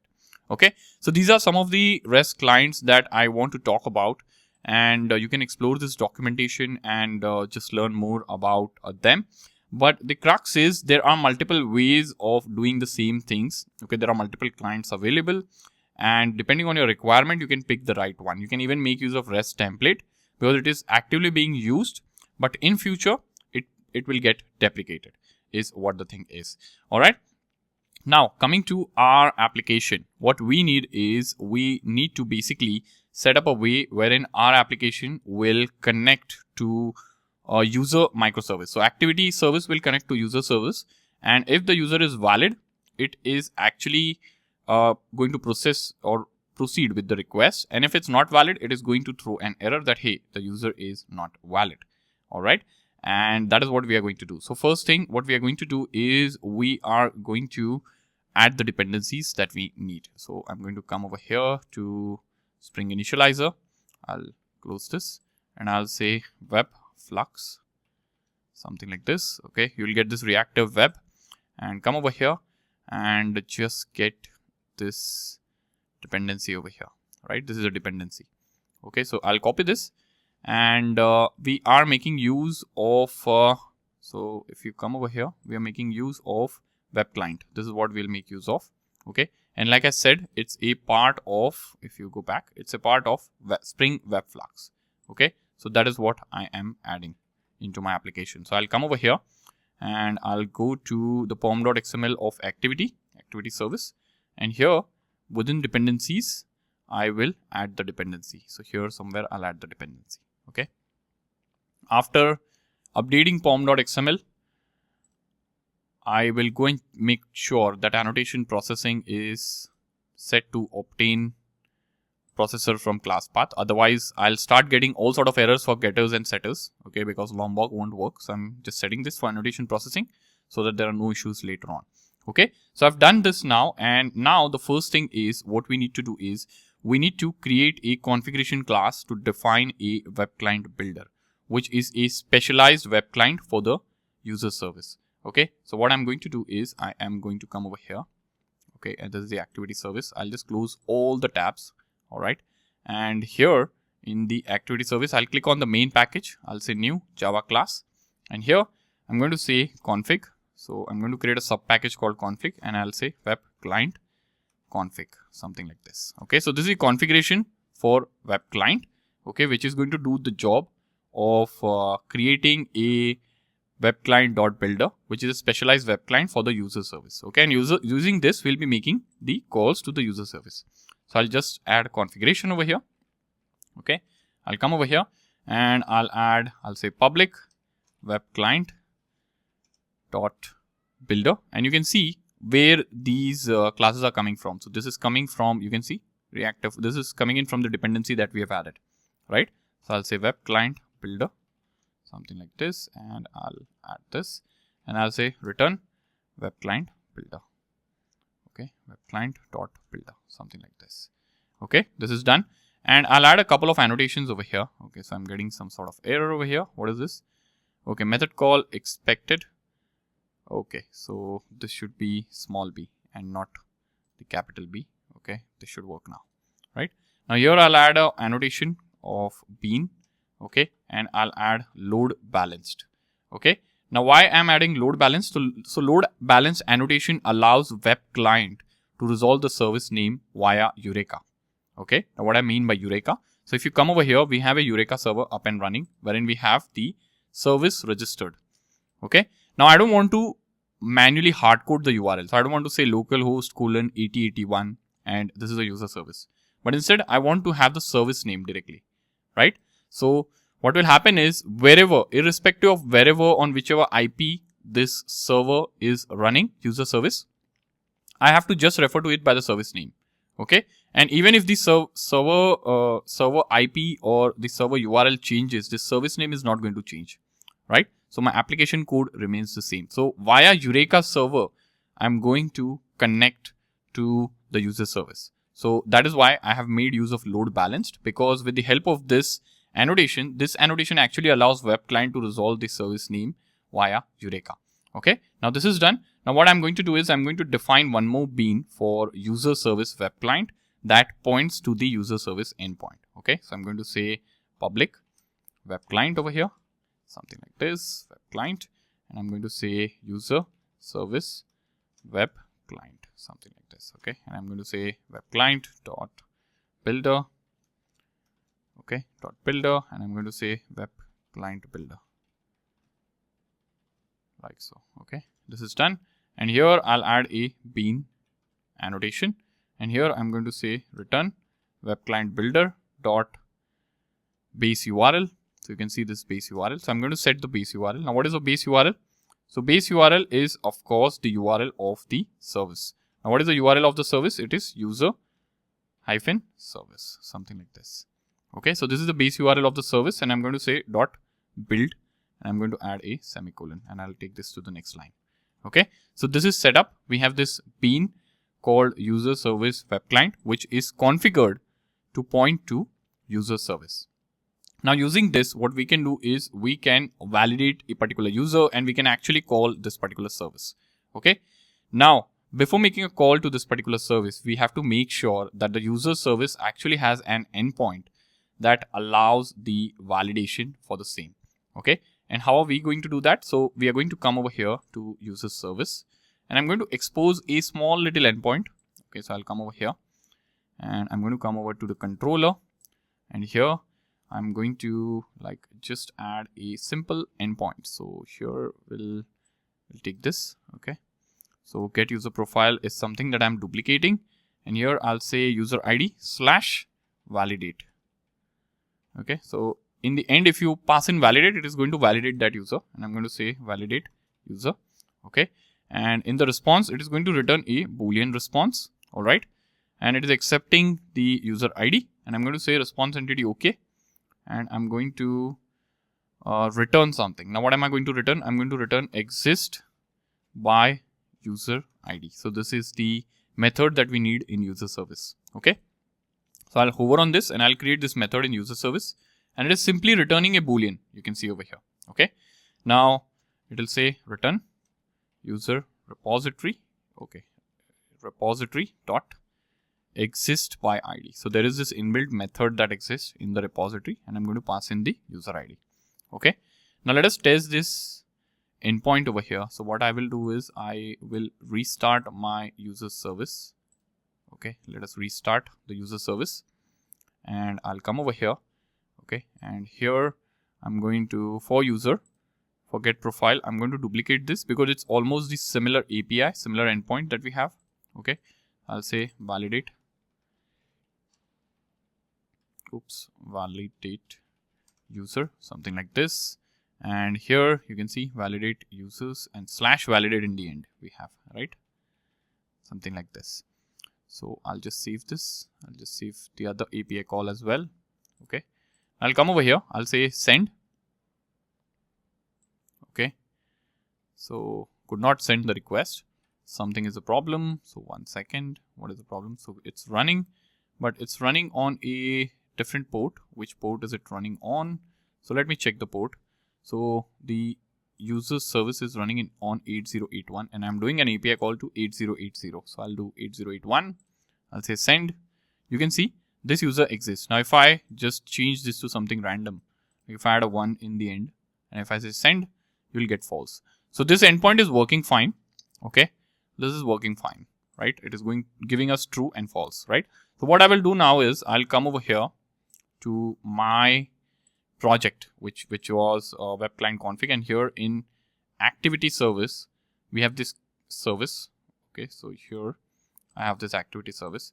Now this is the track activity service, which is doing an API call to, this is not doing an API call right now. Okay. In fact, it should do an API call to the user service to check if this user exists or not. Okay. So what I'm going to do is here, I'm going to add some code. So before adding code, I'll have to also create, I realized, a service. Okay. Which will be a user validation service, which will do the job of validating the user. Okay. So I'll say user validation service, something like this. Okay. So this is the service that will interact with the user service. Okay. So what I'm going to do is here, I'm going to make a get request to validate the user, and I'm going to return the response, and I'm going to handle it over here. Okay. So first thing, it's a service. Another thing, it requires a argument constructor, and here I'm going to say private final web client. So I'm getting the instance of web client that we have created, and I'll say user service web client. Okay, something like this. is what I'm going to do. And I'm going to create a method over here, public boolean validate user, something like this. And it is going to accept user ID. Okay, like so. And now over here, I'm going to say return. Okay, I'm going to say return user service web client dot. I'm going to, so you can see over here the list of methods that we get access to. You can see get, post. So these are all get request, post request, delete request, and all options. You can see put request is also there. You can see. So we have a get request, right? What is the kind of request that we want to make? Get request. So I'll say get dot URI. Now what is the URL that we have? Okay. So we don't need to add base URL over here because base URL is something that we have configured over here, right? So base URL, this particular code understands. Now I need to add the URL ahead of this, right? So what I will do is I will come over here and I'll get this entire endpoint, which is working, and I'll paste it over here. Now this is the hard-coded user ID. So I'll get rid of this and I'll turn it into a variable, something like this. I'll say user ID, something like this. Okay. So this is the URL that I have, and I'll say user ID, which will be substituted instead of this variable over here, right? So this is done. This is a URI that is being constructed. Now I'll say retrieve. So what is retrieve going to do? Retrieve is going to make the API call. Okay. And then I'll have one more thing over here. I'll say body to mono, and I'll say boolean dot class over here. And then I'll say dot block, something like this. Okay. So this is taken care of now over here. Now what I can do is, since we are making an API call, I can add a try catch block as well. Okay, so I can say try, and here I can say catch, and I can catch the exception over here, E, and I can move this piece of code. I can cut this and I can move it inside the try block. Okay. Now whenever the exception is thrown, okay, it will be of type web client exception. Okay, this is what the exception will be thrown, and I can say if, I can manage the exception over here, if get, I can, so get status code is what we'll get. Okay, e dot get. Okay, so I'm not getting the status code over here. So 1 second. Web client, so it will be web client response exception. Okay, and this will have get status code. Okay, let me check. Get, yes, so it has get status code, and I can add a condition over here. I can say HTTP status dot, and this can be if the HTTP status is not found. So if you get this as a response, not found, then what I can do is I can say throw new runtime exception. Okay, new runtime exception, and I can say user not found or something like this. Okay, and I can add the user ID. Okay, so this is just for additional debugging is what I can do, and I can replicate it this way. Okay, I can add more if else block, and I can check if it's a bad request or something like that, and I can add multiple checks over here. So that will help me debug. So for example, I can add one more if else. I can say else. I can paste this, and here I can say instead of not found, I can say a bad request. Okay, bad request. Okay. Also, I realized I've added 3 equal to's over here. So 3 are not needed, only 2. And here user not found, so I can say invalid user ID or something like that. Okay, invalid request or something like that. Okay, so this way I can handle it. I'm getting a warning over here. IntelliJ is suggesting like replace it with boolean.true equals. So if I replace it this way, it's absolutely fine. This is IntelliJ's recommendation, or you can choose to stay or stick with this. Okay, it's totally your choice. All right, so I have done this. Now this validate user is done, and just to give you a sense of what is happening, we are making a get request over here using the user service web client. Where are we getting user service web client from? We are getting it from web client config over here. Okay, we have created this web client config here, and using this we are getting this user service web client, and then we are making an API call. Now what we need to do is we need to make use of this in our code, and we need to validate the user. So now after defining this, I'll come over to activity service, and over here I'll start writing in the code. So I'll say boolean. Okay, boolean is valid user. Okay, and I'll say I'll need an instance of user validation service, right? So I'm going to say over here private final user validation service,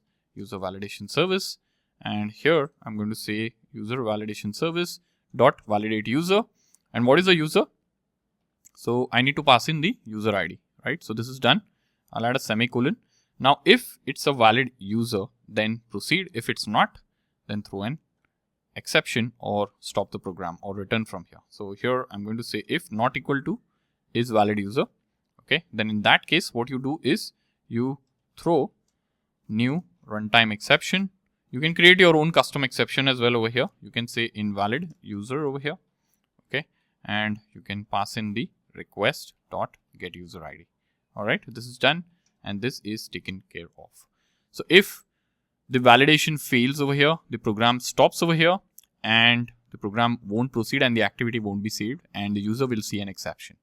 Okay, so this is what we are doing over here. Now let me restart the application. So I will restart the activity service and let us see if this is working absolutely fine. Okay, so let us restart and let us see how this goes. Okay, so I'm seeing missing return statement. So where are we seeing the missing return statement over here? So here, okay, so we have this try catch, try, and this does not have a return statement. Okay, so I'll add a return statement here. I'll hover and I'll say add a return statement. It will add false. Okay, let me run the service over here and let us see if it's functioning in the right way as expected. Okay, so the application seems to be up and running. Okay, it's up and running. You can see over here. Okay, it's up and running. And if you come over here, if you refresh, you'll see activity service is registered. And now over here, let me register an activity. So I'll try registering an activity with user ID 1, which of course we know is not a valid user ID. I'll send this. And you can see over here, 500 internal server error. Why is this the case? So if you scroll up over here, okay, we are throwing runtime exceptions everywhere. So you can see invalid user ID 1 with the root cause. You can see this. This is invalid user. You can see invalid user 1, right? Of course, you can make this pretty. You can return a valid response like not found or something like that. Okay, but I have returned an exception. So this is working absolutely okay. Now, if you update this with a valid user ID, so if you come over here, okay, let's say if this is a valid user ID. So this is a valid user, right? This is a valid user. So I'll take this entire thing and I'll come over here and I'll replace this with this. Okay, and this will be this. Okay, now let me send this. So you can see this was successful now. Okay, and if you come over here, so if you see here, user service will have certain API calls. Okay, so the API calls are not coming in over here. Okay, they are not printed over here, but the API calls are happening wherein the services are talking to each other, and you will see that in the log. Okay, but right now we are not seeing that in the log because we don't have a lot of logging enabled. Okay, but this is working absolutely fine, and we saw this during testing. Okay, so you can scroll down and you can see there are no more exceptions or no more issues as such in the code. Okay, so this is about interservice communication, and yeah, this is something that we did. So when building microservices, remember that you would often need to call other services, handle errors in a clean and consistent way. And REST clients, like the clients that are offered by Spring Framework, are useful. They are modern. They are different. They are of different types, is what I mean to say here. You can refer to this. Okay, and depending on your requirement, you can pick the right one and make use of it. All right. So I hope this has been useful, and I hope you have been able to follow along.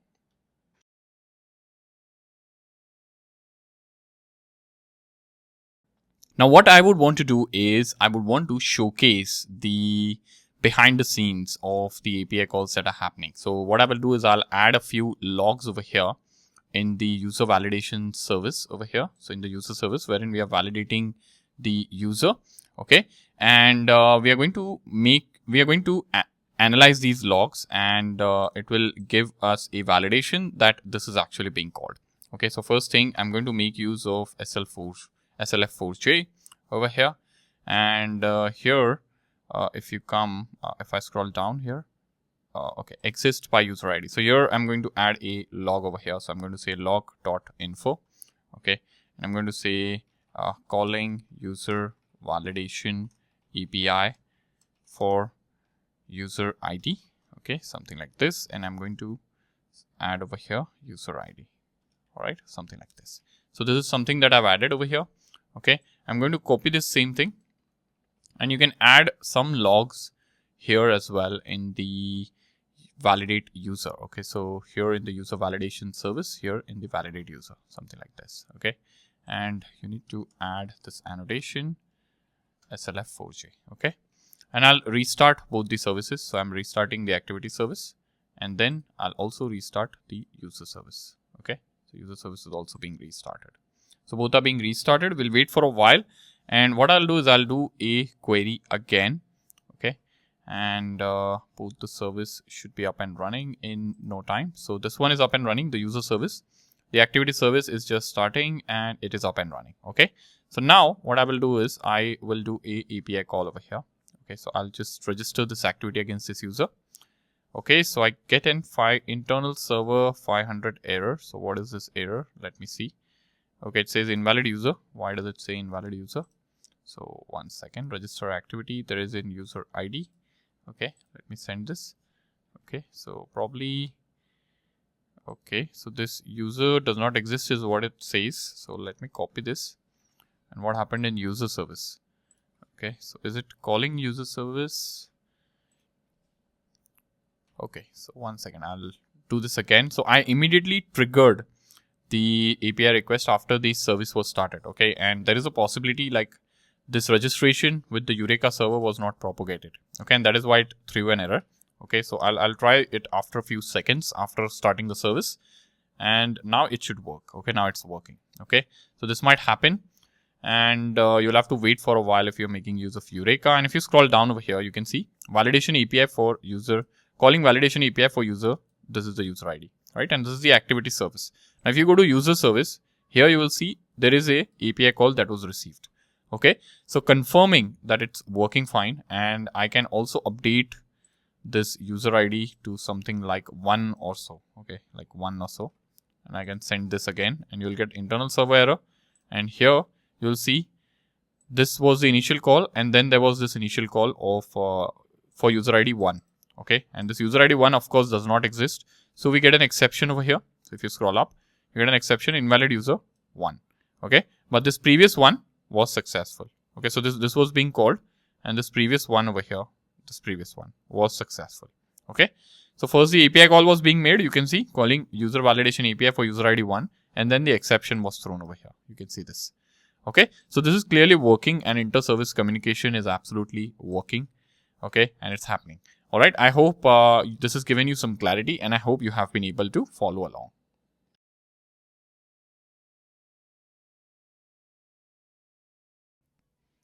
So now we have 2 services, and one is the Eureka server. We need to add the third one, which is the AI microservice. And what I'm going to do is I'm going to come over here to our Spring Initializer, and I'm going to create the project over here.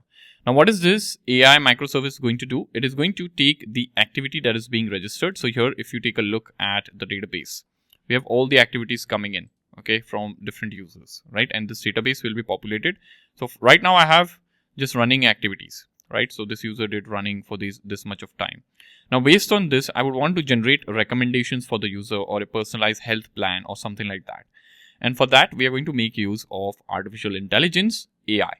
And this is the microservice that will help us generate the AI recommendations. So that is the sole purpose of this particular microservice. So I'll come over here to Spring Initializer, okay, and I will select the latest version of Spring Boot. I'll make sure Maven and Java are selected. And here, in terms of group metadata, I'll say group iscom.fitness, and artifact is, I'll call this as AI service. So I'll just make sure that I keep it in sync with whatever I'm defining for other services. So here, the artifact for this is user service, right? So I'm having service name and service in the end. So AI service, user service, that is how I'm terming them, right? So I'm having this will be the package. I have jar selected, Java version 23. You can select the right Java version for you. And I'll make sure I add a few dependencies, right? So I'm making use of Maven. You can make use of Gradle if you wish to, or any other. So out of these build tool, you can select whichever you want to. Okay. So here now, what I will do is I'll first make sure that I'll mark this project as a web project. Okay, first thing first. Then I will add MongoDB over here. Okay, MongoDB, because this is going to make use of Mongo in the hindsight. Okay, so that is what I'm going to add, and I don't think we need any other dependency. We'll need one, which is Eureka client. Okay, so we need to make sure that we register it with Eureka server. Right, so this is done. You can explore the pom.xml if you wish to, or you can hit generate and get the zip file for the entire project structure. So I'll just click generate. Now I do have downloaded this zip file, which is the generated project from Spring Initializer, to my workspace, and I'm going to extract it over here. So I'll say extract here. Okay, it gets extracted. I'll just delete this AI service zip, and we now have the project that is unzipped. Okay, and here you'll see this project appear. Okay, you'll see automatically this project appear, but this is not being recognized by IntelliJ yet or Maven yet, right? This is not being recognized as a Maven project. And if you go to any Java class, or if you create any Java class, you will see that the syntax highlighting and all is not there. So to enable that, what I'll do is I'll import this, or I'll add this as a Maven project. So I'll select Maven, I'll say plus, I'll go to AI service over here, and I'll select pom.xml. Okay, and I'll make sure that an entry of AI service is being added over here. So right now it's not added, and it's added now. And there'll be, like, it will resolve the dependencies. There'll be some sort of processing that will happen as soon as you do this, and it will get the JDK updates and all. And you can see it's now being recognized as a what we call it, as a Maven project, right? So this is being taken care of, right? Now what we need to do is I'll make sure that I register this with the Eureka server, and for that I will go to any other microservice. And we have already done the configuration for Eureka server, right? This is what we need to add, right? So I'll just copy this, okay? And I'll come over here to AI service application.properties. So here we'll have application.properties. You can stick to properties file, or you can rename it to YAML. It's totally your choice and your preference. Okay, I'll just stick to YAML for the purpose of this. And I have YAML now over here, okay? So I'll update this to YAML configuration. So I'll say Spring application, and I'll say name. And what is the name? The name is AI-service. I'm calling it service over here. Okay. And then I'll paste these, this configuration, and I'll get rid of this. Okay. So this is taken care of. Okay. Now one more thing I need to add over here is the server port. Okay. Now where am I? Where do I run this? So I'll run this on 8082. So user service is running on 8081, activity service is on 8082, and this will be on 8083 in that case, right? So this is done. And what I would do is I would go to the AI service application.java, and let me run this, and let us see if this is running absolutely fine. Okay. It should, without any hassles. Yes, it works fine. Okay, and you can see over here, it is also registered itself with the Eureka server. You can see over here. Okay, so you get this registration status as 204. Okay, now if you come over here, okay, if you come over here and if you refresh Eureka, you will see AI service also appear. Okay, just after a refresh. All right, and it is working on 8083. So you have user service on 8081, 8082 is activity service, and AI service is on 8083. So we have this service created, up and running, and registered with Eureka in our microservices project.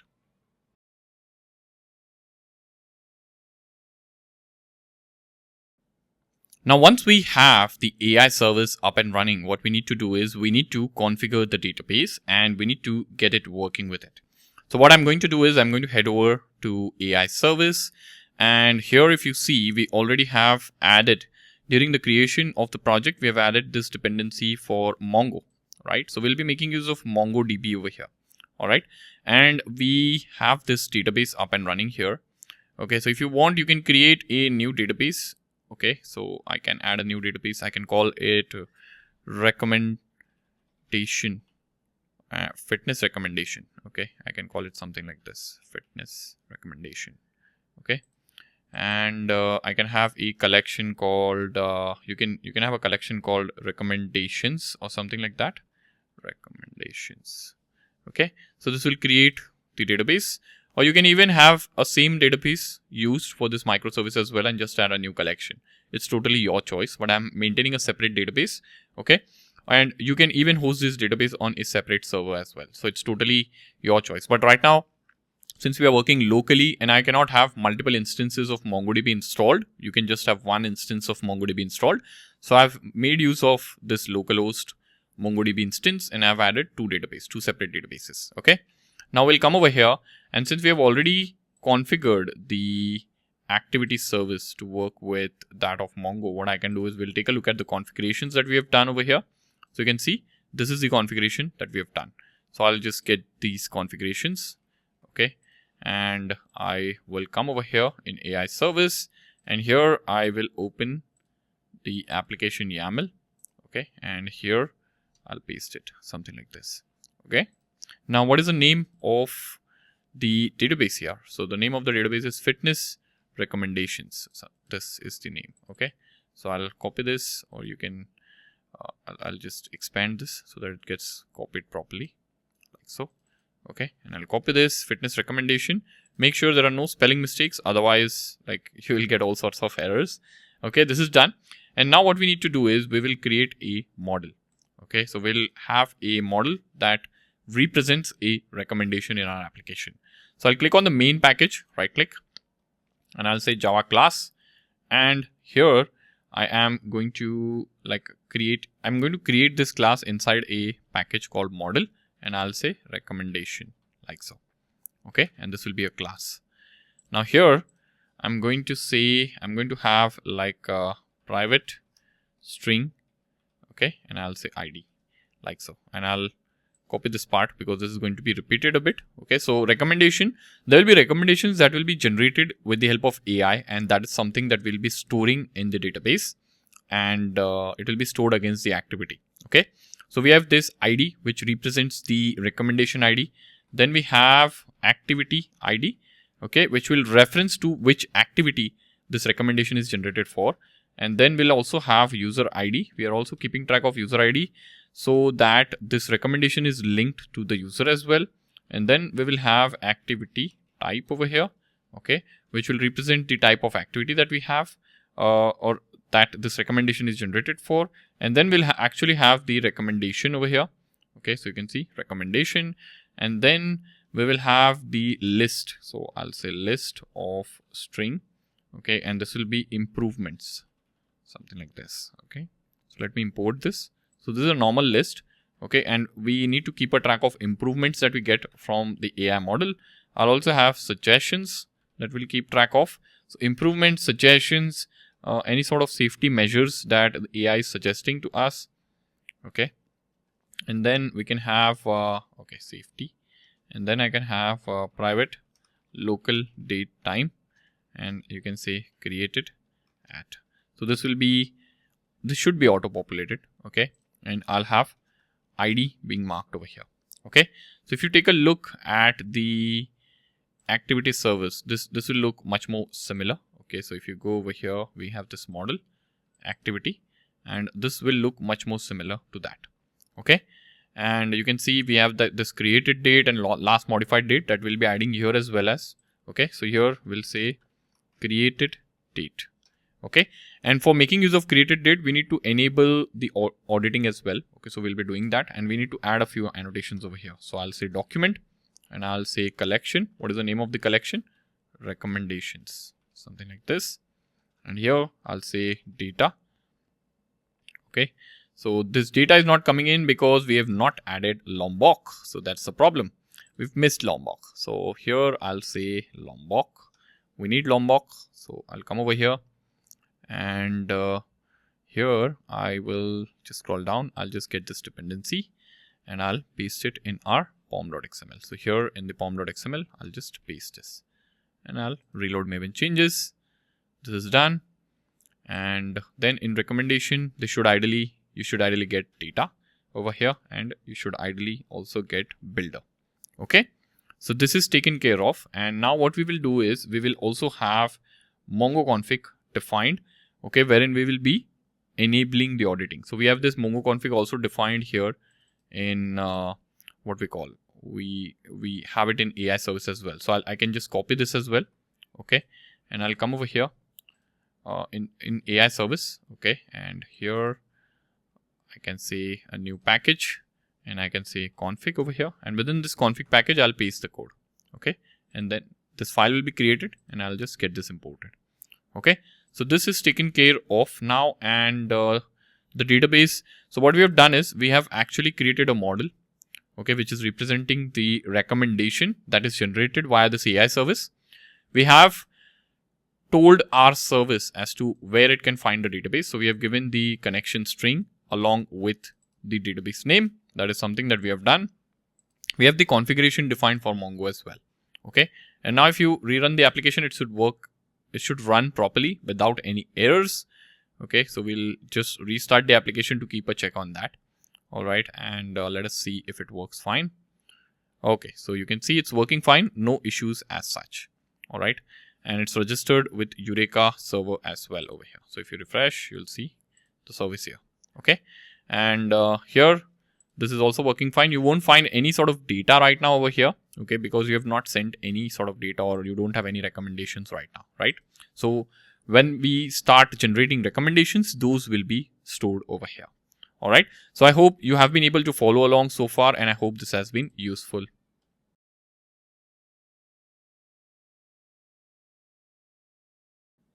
Right now, it's time that we start defining the endpoints for our AI service. And what I'll do is we will be exposing all the recommendations that are being saved in the database through this particular service. All right.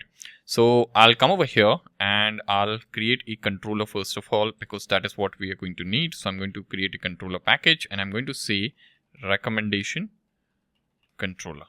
So this is going to help us view the recommendations that have been generated for any sort of activity, right? And I'll also need a repository. So I'm going to create a Java class. I'm going to say repository, something like this. And I'm going to say recommendation repository, something like this. Okay. Now let us set up the repository first. So I'm going to say extends. Okay. And I'm going to say Mongo repository over here. Okay, because we are making use of MongoDB, and I'm going to say recommendation, and this is of type string over here. Okay, this is done. And one thing I missed, this should not be a class, this should be an interface, and I'll mark this as a repository so that it becomes a Spring managed component. Okay, this is taken care of now. Now what I will do is I'll create a service as well. Okay, so here in the controller, I have model. Okay, I don't have service, so I'll create a service over here. So I'll say service recommendation service over here. Okay, something like this. And I'll mark this immediately as a service. And here I'll have private final recommendation repository, and I'll say recommendation repository over here. And I'll add a required args constructor so that this is initialized by Spring. Okay, and I'll get the instance of this into the controller. Okay, so I'll come over here, and here I'll mark this as a REST controller. So I'll say REST controller, something like this. I'll say required args constructor, and over here I'll say private final recommendation service, and I'll say recommendation service. So this is taken care of, and now we can start defining the endpoints. Okay, so first endpoint that I'm going to have is I'm going to say get mapping. Okay, so 1 second. So this should be get mapping over here. Okay, and I'm going to say public response entity, and I'll say list of recommendations. So what I'm doing is I'm getting the list of recommendations against the user. Okay, so I'm going to say get user recommendation, something like this. And here I'm going to add a path variable. Okay, so I'm going to say path variable, and we'll accept the user ID in the path variable. So I'm going to say string user ID, and I'll have this. Okay, now this list, I'm getting a red mark, so I'll just import this list, which is good enough. I'll import it from Java util package and not from Java AWT package. Okay, and here I will call this endpoint as /user/user ID, something like this. Okay, and I'll have this entire controller mapped to this endpoint over here. So I'm going to say /API/recommendation, something like this. Okay. Now this is taken care of. Now what I will do is over here, I'll say return response entity dot OK, and I'm going to say recommendation service dot get user recommendation. Okay, so this is something that I'm doing, and I'll say user ID over here. Okay, so this method does not exist yet, but we'll be creating it shortly in a while. Okay, so this is done. This is one endpoint. I'll create one more endpoint which will help us get the recommendation for a particular activity. Okay, so we have this activity ID, and if you pass in the activity ID, you get the recommendation for that particular activity ID, and I'll have activity ID. Okay, over here.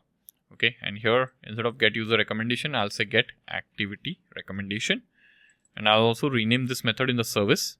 Okay, and here instead of user ID, this will be activity ID. Okay, and here I'll say activity ID, like so.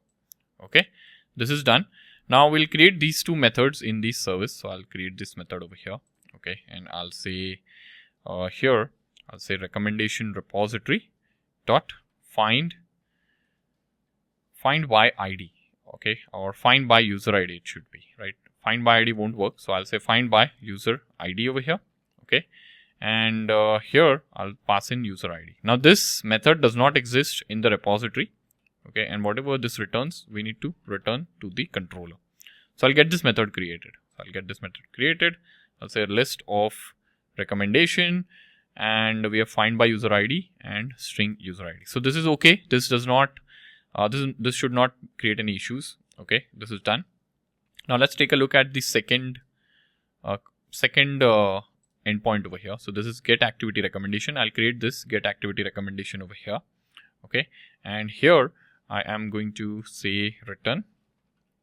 Okay, return recommendation repository dot find by activity ID. Now this does not exist, but I'll pass in activity ID over here.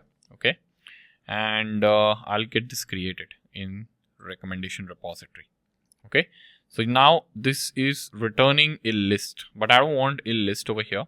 Okay, so if you're trying to find the activity by ID, I don't want to return a list. So this should ideally be returning an optional over here. Okay, so it will help us evaluate whether the recommendation exists or not, and the rest of the parts are same. Okay, so I have kept the return type as optional, and I'll come over here. Okay, so I'm getting, okay, in the service, not over here in the controller, but in the service. So here I'm getting this. Okay, so this is something that I'm getting, and now what I'm going to do is, so if you hover on this, this is returning an optional of recommendation, and you need a list of recommendation. Okay, but actually this won't be a list. If you take a look at it, this won't be a list. This actually would be just a recommendation. I'll tell you why. Because if you're passing in an activity ID, you get single recommendation against that activity, right? And not a list of recommendation. So I'll rename this, and I'll update this also over here. Okay, so this also will be updated. Okay, and now over here, if you hover, it says recommendation is required type is recommendation, but provided is optional. So what I will do is I'll say I'll come over here, and I'll say or else throw. Okay, or else throw, and I'll have a handling for any sort of exception that comes over. So I'll say no recommendation found for this activity. Okay, and what is the activity? So activity is this one with the ID 1. Okay, with the ID whatever you pass in. Okay, and I'll change this. Okay, so this is taken care of now. Okay, if there is no activity found, we are throwing this runtime exception with the activity ID over here. Okay, and this is being returned by this this endpoint over here. Okay, now this is done. So what I will do is I'll just restart the AI service over here. Let us restart and let us see if this is working fine. Okay, so the application is restarting, and let us wait for a while. Okay, so it is giving an error. Consider defining the bean of this type recommendation repository in your configuration. So we got this where Okay, so we got this in the service, I believe. Okay, yeah, in the service. Okay, so come over here, recommendation repository. This is defined right. So for some reason, I think it is not able to work with MongoDB, our application, and there is some problem. And I could identify the problem over here. We have added this dependency of Mongo reactive.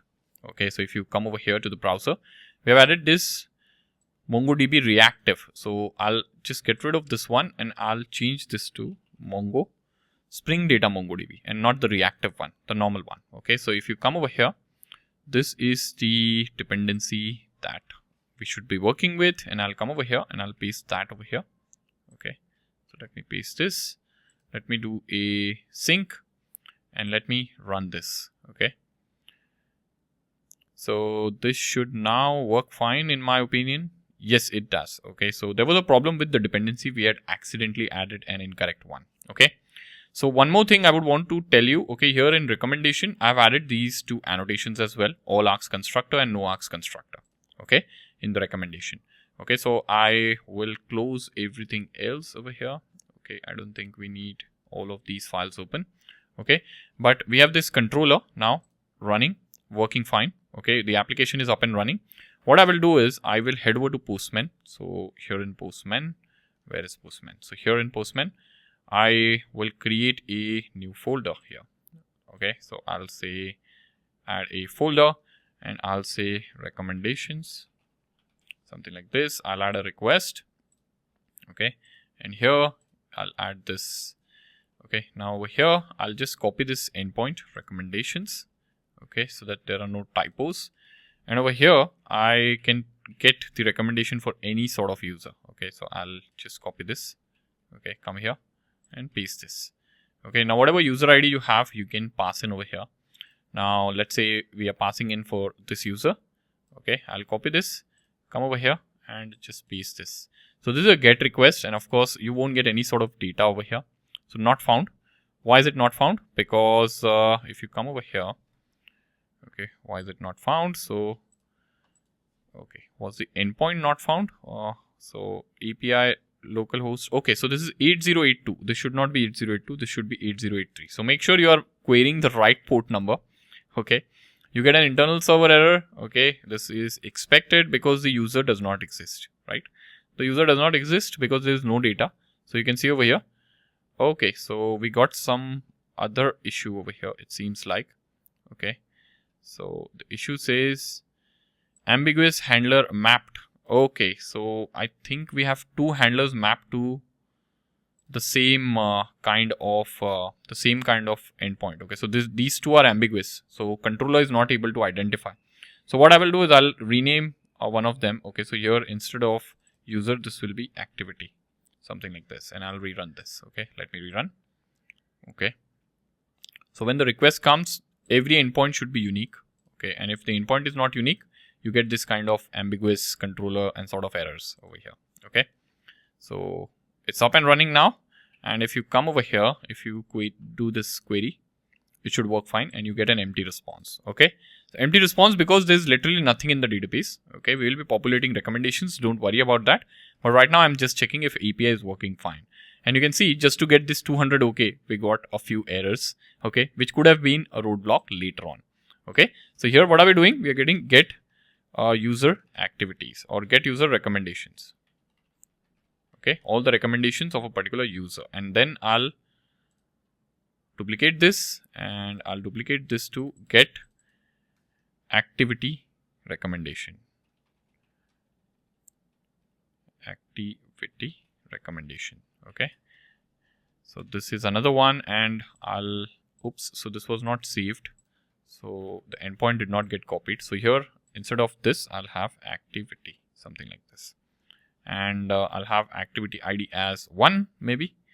I'll just run this and you get internal server error because the activity with this ID is not found, right? So if you scroll up, okay, if you scroll up here somewhere, no recommendation found with this activity.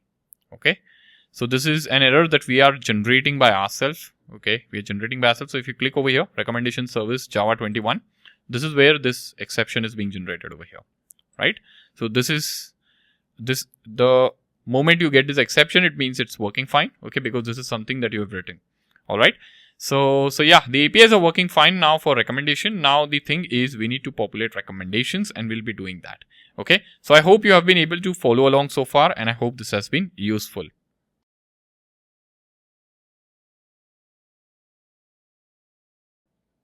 Welcome. So now it's time that we begin talking about the asynchronous communication, and we will talk about this in the context of these 3 points. Okay, so first we'll discuss a problem that we have in our application.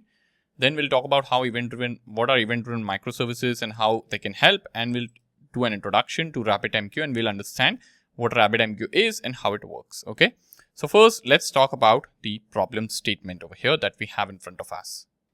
So right now here in the application, we have the activity service. Okay, so here you will have a controller, okay, which is doing the job of accepting the activities or tracking the activities against a particular user.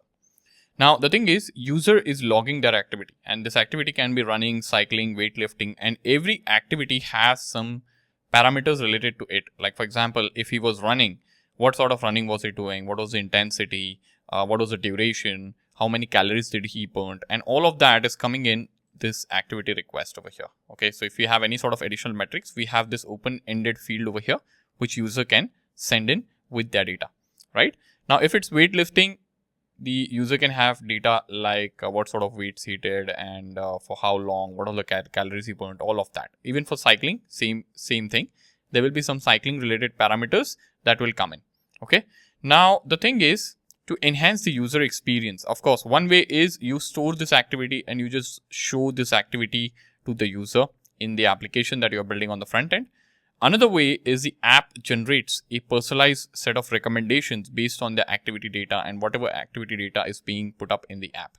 And this way, the application has an opportunity to personalize the app and add more value for user.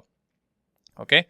Now here, what we can do is we can make use of generative AI for the same. So here we have AI service. So activity service is different, AI service is different.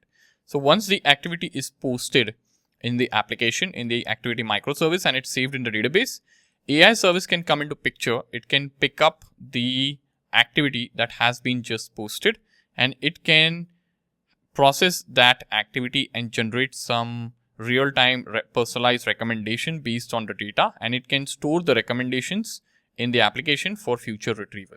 So this is what we can do. And with the help of this, basically, we are providing more value to the user.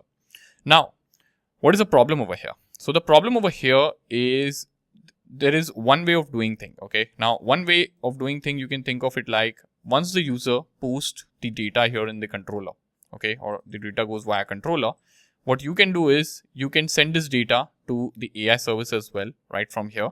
And AI service will of course talk to an AI model in the hindsight, and it will generate the recommendations and it will store it in the database.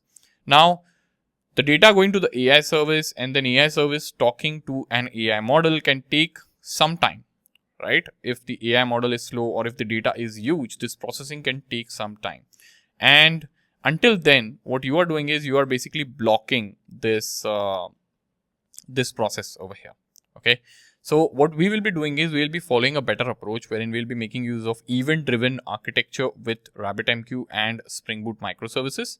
So instead of making synchronous API call, we'll make use of RabbitMQ for asynchronous communication. Okay. So just leaving RabbitMQ aside, we'll be doing asynchronous communication. Now there are multiple ways of doing asynchronous communication. Okay. You can make use of Kafka as well, which is another service or you can implement in your application and you can make use of it. Okay. But yeah, this is a problem that we have. We don't want to do this thing like generating recommendations synchronously. And for the very reason, the reason for this is because it will slow down the system. Okay. So I want to have a disconnect. Now we'll be making use of event-driven architecture over here where we will be making use of RabbitMQ. Okay. So I'll come over here. This is the diagram. Oh, sorry, not a diagram. This is the website of RabbitMQ. So if you search for RabbitMQ, here is where you will come in. Now, what is RabbitMQ? RabbitMQ is a reliable and mature messaging and streaming broker. Okay. You can deploy it on the cloud environment or even you can install it onto your system. on your local machine. Okay, and it is quite popular, and there are no cost as such to make use of RabbitMQ. So you can go through this website over here. You can see it helps you decouple interconnected services. Okay, so you have a backend that needs to send notification to the end user. Okay, so what you do is you publish whatever data you want to send to RabbitMQ, and then the other service can pick it up from the queue over there and it can process it. All right. So that is what it can do, and it's free and open source. So this is the major thing. Okay, you don't have to pay anything for making use of it. Okay, so this is what RabbitMQ is. And when we talk about RabbitMQ, there are a few concepts that we need to understand over here. Okay, so for that, I have a small diagram being created over here. Okay, so here you have this producer, you have this consumer. Now this producer is a microservice and consumer is also a microservice. So producer is the microservice that is sending something or it's producing something. Okay, and consumer is the one that is consuming something. And then in between you have something called as queue. Now RabbitMQ has this concept of something called as queue, wherein messages are stored until they are processed. Okay, so in terms of our application over here, once the activity is saved into a database, what this activity controller or activity service can do is it can publish this activity that has been saved into the database and that was new into RabbitMQ queue. Okay, so here the queue that will be created, so it can publish that particular message into the queue, and then the consumer basically can pick up data from the queue one by one and it can process it and it can store the recommendation. Now consumer in our case is the AI service which will be generating the AI recommendation for our users.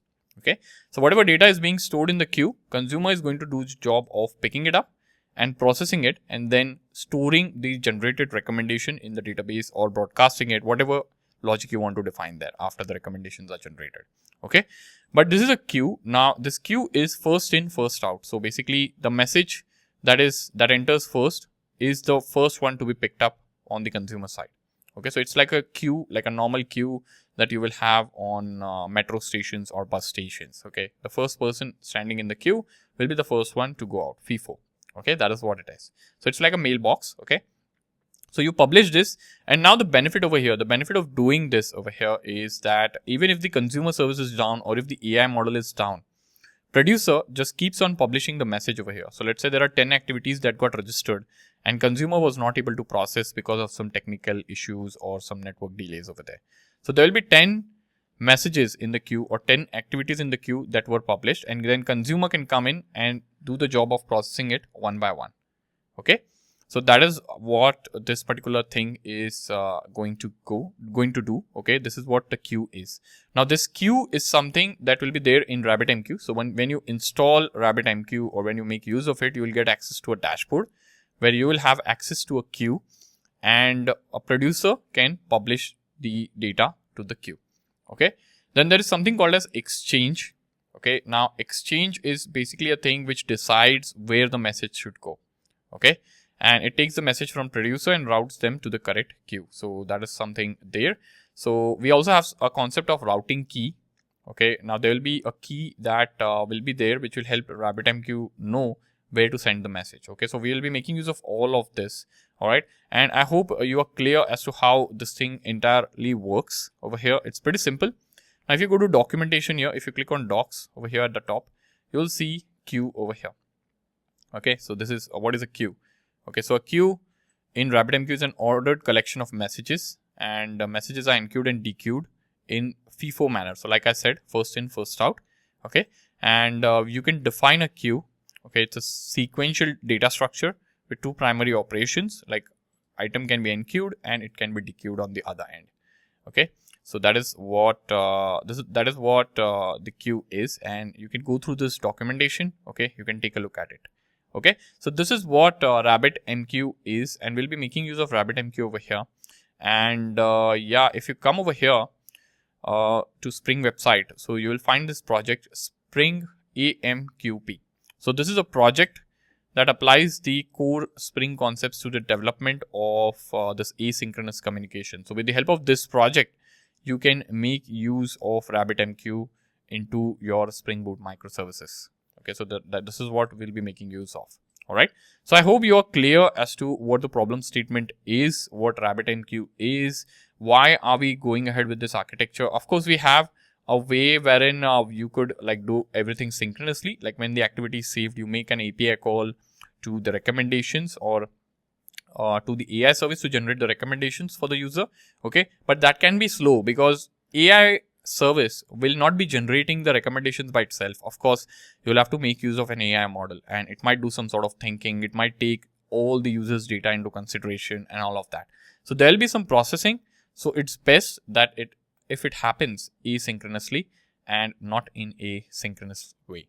All right. So I hope this is clear, and let's jump to the next step.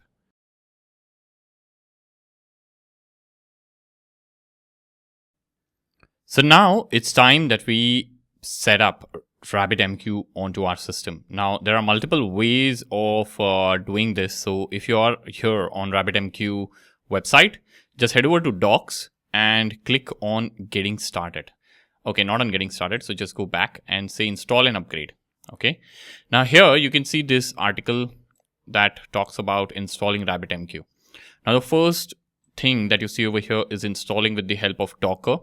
You also have different installation ways wherein which you can install on Linux machines, Windows machines, Mac OS. And on Mac OS, you have like you can install using Homebrew, generic binary build. On Windows, you have these installation options like you can install using Windows installer, chocolatey package, binary build. And on Linux, you have multiple options.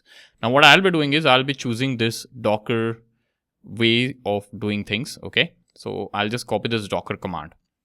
Okay, so before I execute this Docker command, if you are planning to go via Docker, make sure that you have Docker desktop installed onto your system and it's up and running. Okay, only then this command will execute. But let us understand what this command is. So first of all, it says Docker run. Now this Docker run command starts a new container. IT, this is for running a container in an interactive mode, which is useful for debugging. You have this RM over here, which will automatically remove the container when it stops. Then you have this name, which mentions or assigns the name called RabbitMQ to this particular container instead of a random name. And then you have -p, which stands for port number. So this is going to map this port number. So you can see over here, it is mapping 5672 port number from the container to 5672 onto the host machine. So you can basically access RabbitMQ using 5672 port number. And then you have this RabbitMQ, you have this another port number, okay, which is management. Okay, so this is the name of the image. Okay, but this is another port number which you are mapping again to the local machine. Okay, 15672. And this is for accessing the RabbitMQ web management UI, this second port number. Okay. So first port number is for RabbitMQ itself and the second port number is for accessing the dashboard. So that is something that we'll be doing. And then this is the name of the image that you are specifying over here. Okay, so this is RabbitMQ version 4.0. Now this version might change depending on when you're watching this video, but that's completely fine. So just copy this. So we will copy this command and we will come over here onto our terminal. And here I have the terminal open and also I have Docker desktop up and running. So I'll just paste this command over here. Okay, so I'll just say paste and you can see this command here and I'll just say enter. Okay, so it says unable to find the image, this image locally. So if there is, if this image exists locally, it is going to create a container out of it.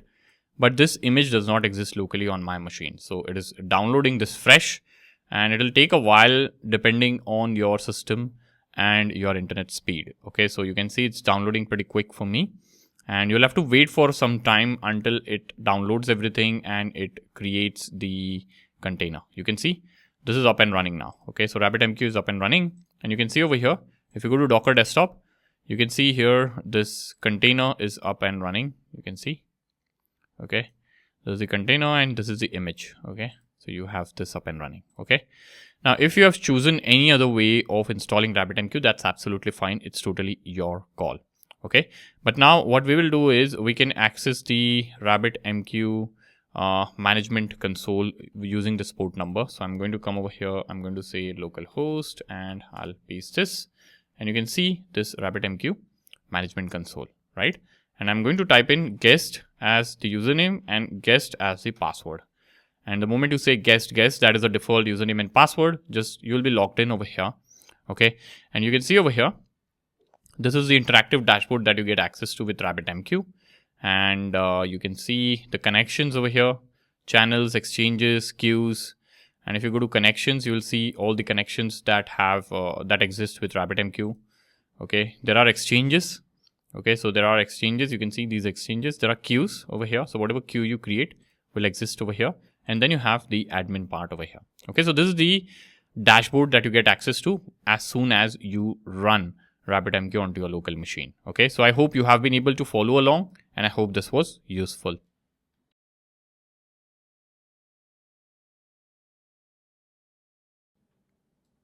So now it's time that we begin integrating RabbitMQ into our microservices, and the first microservice that we'll integrate it with is Activity Service.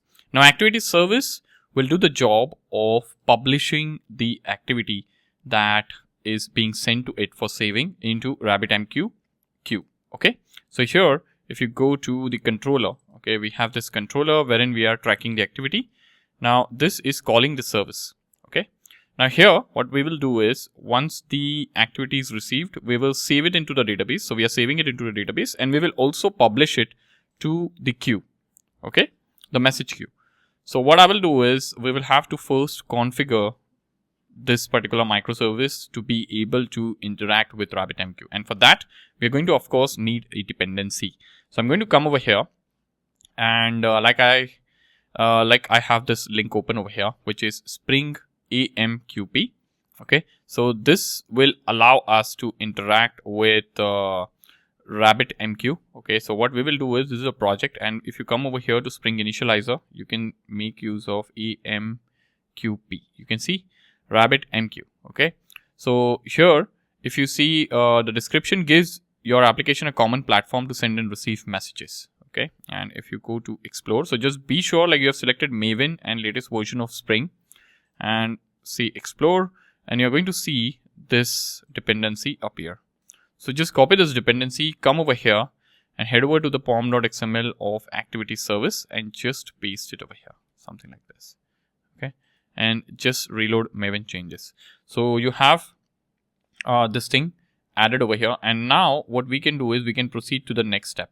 Okay, so the next step is wherein we would be doing some sort of configuration in the application.yaml file. Okay, so we can see done now, and we'll come over here to application.yaml. Okay, over here, and here we are going to define some properties. Now this property is going to help us configure RabbitMQ with our application. So we are going to define things like exchange. Okay, now RabbitMQ exchanges makes use of exchanges to receive messages from producer and route them to queues. Okay, so we'll be defining the exchange over here, the queue over here, and the routing key as well. Okay, so I'll come over here. I'm going to say here I'll say RabbitMQ, and I'll say exchange, and here I'll say name. Now you can give a name to your exchange. So I'm going to call this as fitness.exchange, something like this, and then I'll have queue over here, and you can call this queue as activity.queue. Okay, and here you can have routing over here, and this can be activity.tracking, something like this. Okay, so what we are doing is we are first defining the exchange. Okay, now you need this because we'll be making use of direct exchange to send and receive messages. We have a queue over here. Now this is a queue where messages are stored until they are processed, and you must we are defining this queue over here. Okay, we must have a queue. Routing, now this is the routing key over here. Okay, now this defines how messages are routed from exchanges to the queue. Okay, so we'll be making use of this key to send the messages. Okay, so what I'm going to do is now what we need to do is we need to have a configuration. Okay, so I'll come over here, and we have a config package here, this one.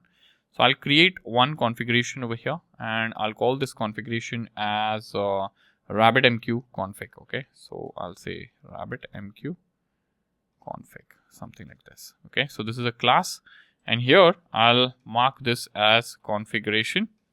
Okay, and I am going to have public queue. So you can see this queue should come in from RabbitMQ. Okay, there are multiple versions of queue. Now which queue you will pick up over here? So we need to pick up this queue, which is emqp.core, and I'll say activity queue over here.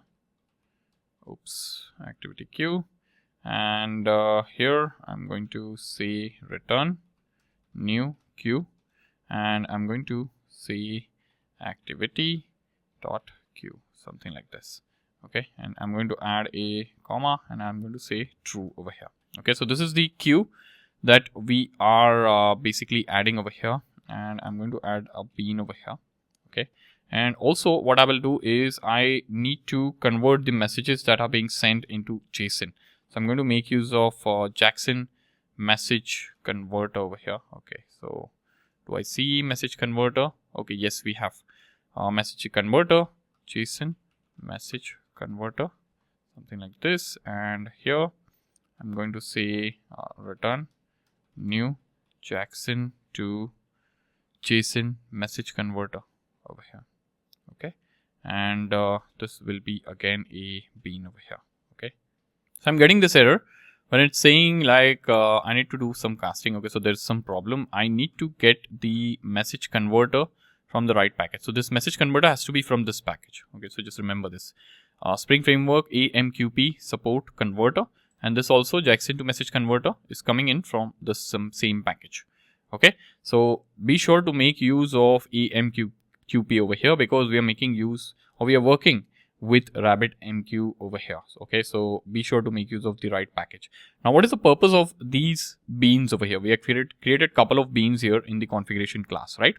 So this first bean, this declares a queue named activity.queue in RabbitMQ, and here second parameter is true. Okay, so this is a queue name, which is activity.queue, and this is the parameter which is called as durable.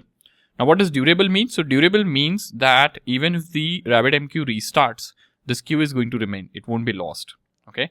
Otherwise, if RabbitMQ restarts, the queue and the message will be lost. Okay. So this is needed, and then you have this converter. So this will do the job of converting the Java objects into JSON before sending them to RabbitMQ.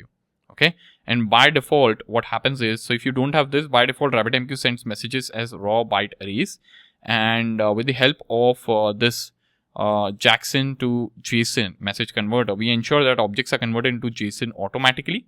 Okay, and if we don't define a converter, we will have to manually serialize or deserialize the message. So this is better in a way. Okay, so this is done. Now what we will do is we have the configuration setup done. We'll come over here to activity service. Okay, somewhere over here, and here in the service, once the activity is saved or once the activity is received in the service class, we need to send this or trigger this to the what we call it, RabbitMQ. Okay, so what I will do is I'll have over here, I'll say private string, and I'll say exchange, and here I'll say private string routing key, something like this. Okay, and here I'll have a value. Okay, we'll make use of value over here, and and here I'll say RabbitMQ dot exchange dot name. Okay, so what I'm doing is here, if you come to this YAML file, okay, we have this RabbitMQ exchange name. So that is what I'm getting in the service. Okay, and the other part that we have, okay, other thing that we have is routing key. So the routing key is RabbitMQ exchange or RabbitMQ dot routing over here, right? So that is how it's defined. In fact, what I realized is we missed one key over here. Okay, so it is queue, and then this has to be name : activity queue, and this has to be key over here. Okay, that is how it is. It has to be. Okay, so this is RabbitMQ exchange name, and this is RabbitMQ queue name, and this key is RabbitMQ routing key. Okay, so I'll come over here and I'll copy this. Okay, RabbitMQ, and it was routing, and then this will be key. Okay, something like this. Okay, so I've got this done. Okay, now what we are doing actually is we are basically getting these properties from the YAML file. Okay, and this is being injected. Now what I'll do is I'll scroll down over here.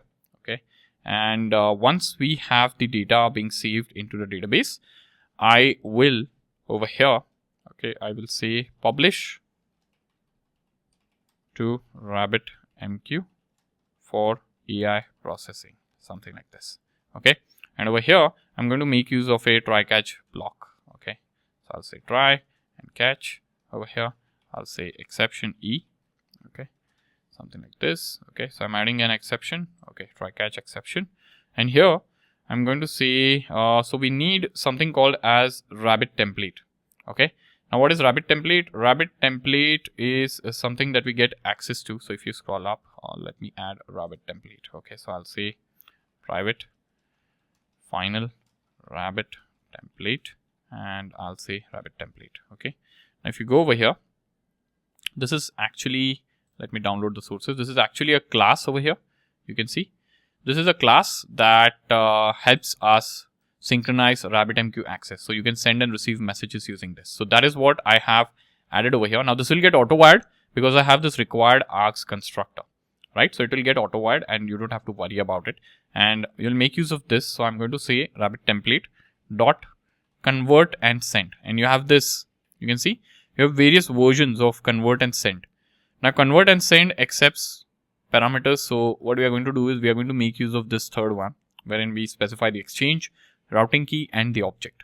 Okay, so we have exchange, then we need the routing key, and then we have the object. Now what is the object? Object is the saved activity, the activity after it's getting saved. Okay, and then I can say log dot error. If there is any sort of error, I'm going to say fail to publish activity to RabbitMQ over here. Okay, and I'm going to publish E over here, or something like this. Okay, and now this log is throwing error over here, so I'll get this annotation SL F4J. Okay, so this error will go away. Okay, so this is taken care of. All right, and now what I would do is let us try running the application and let us see if it's working fine. Okay, so here I will come over here to Eureka. Okay, so let us start all the services one by one. So I'll start Eureka server first. Then let me start the activity service also. So I'll start the activity service. Okay, so I get the error because I made changes to pom.xml, and I'll head over to settings, and in annotation processing I have to make sure that for activity service I am selecting obtain processors from class path. I'll say apply. Okay, and I'll restart this again.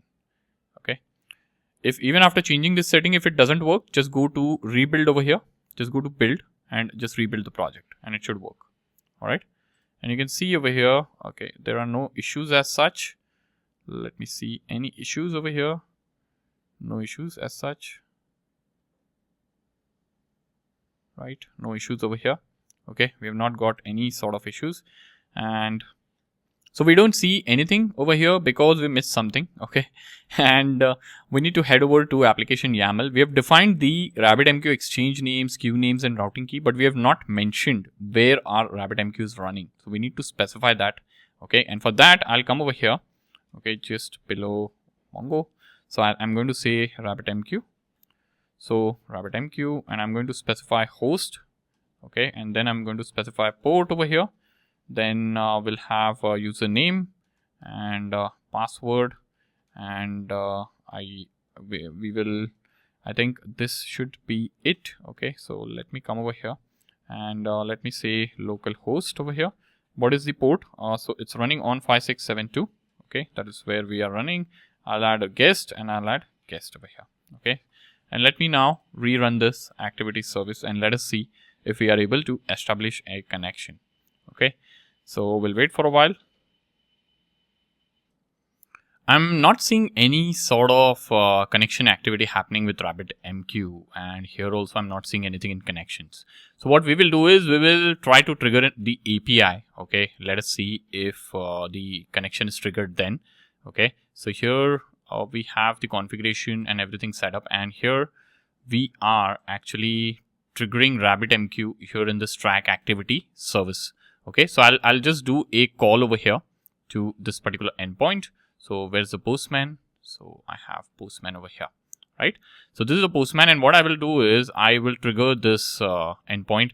And before triggering this, remember that this endpoint also has a dependency on user service, right? So we are validating the user over here, right? This user is being validated. So you need user service also up and running. So I'll just start the user service as well. Okay, because otherwise we'll start getting errors. And after you start user service, just wait for a while because it will take some time to register with Eureka server, and then it will be a known service to everyone in the network. Okay, so we'll wait for a while until we trigger the request, because if we trigger the request until the registration is propagated, we will get the user not found or any sort of exception, because the service is just registered and it takes some time to propagate.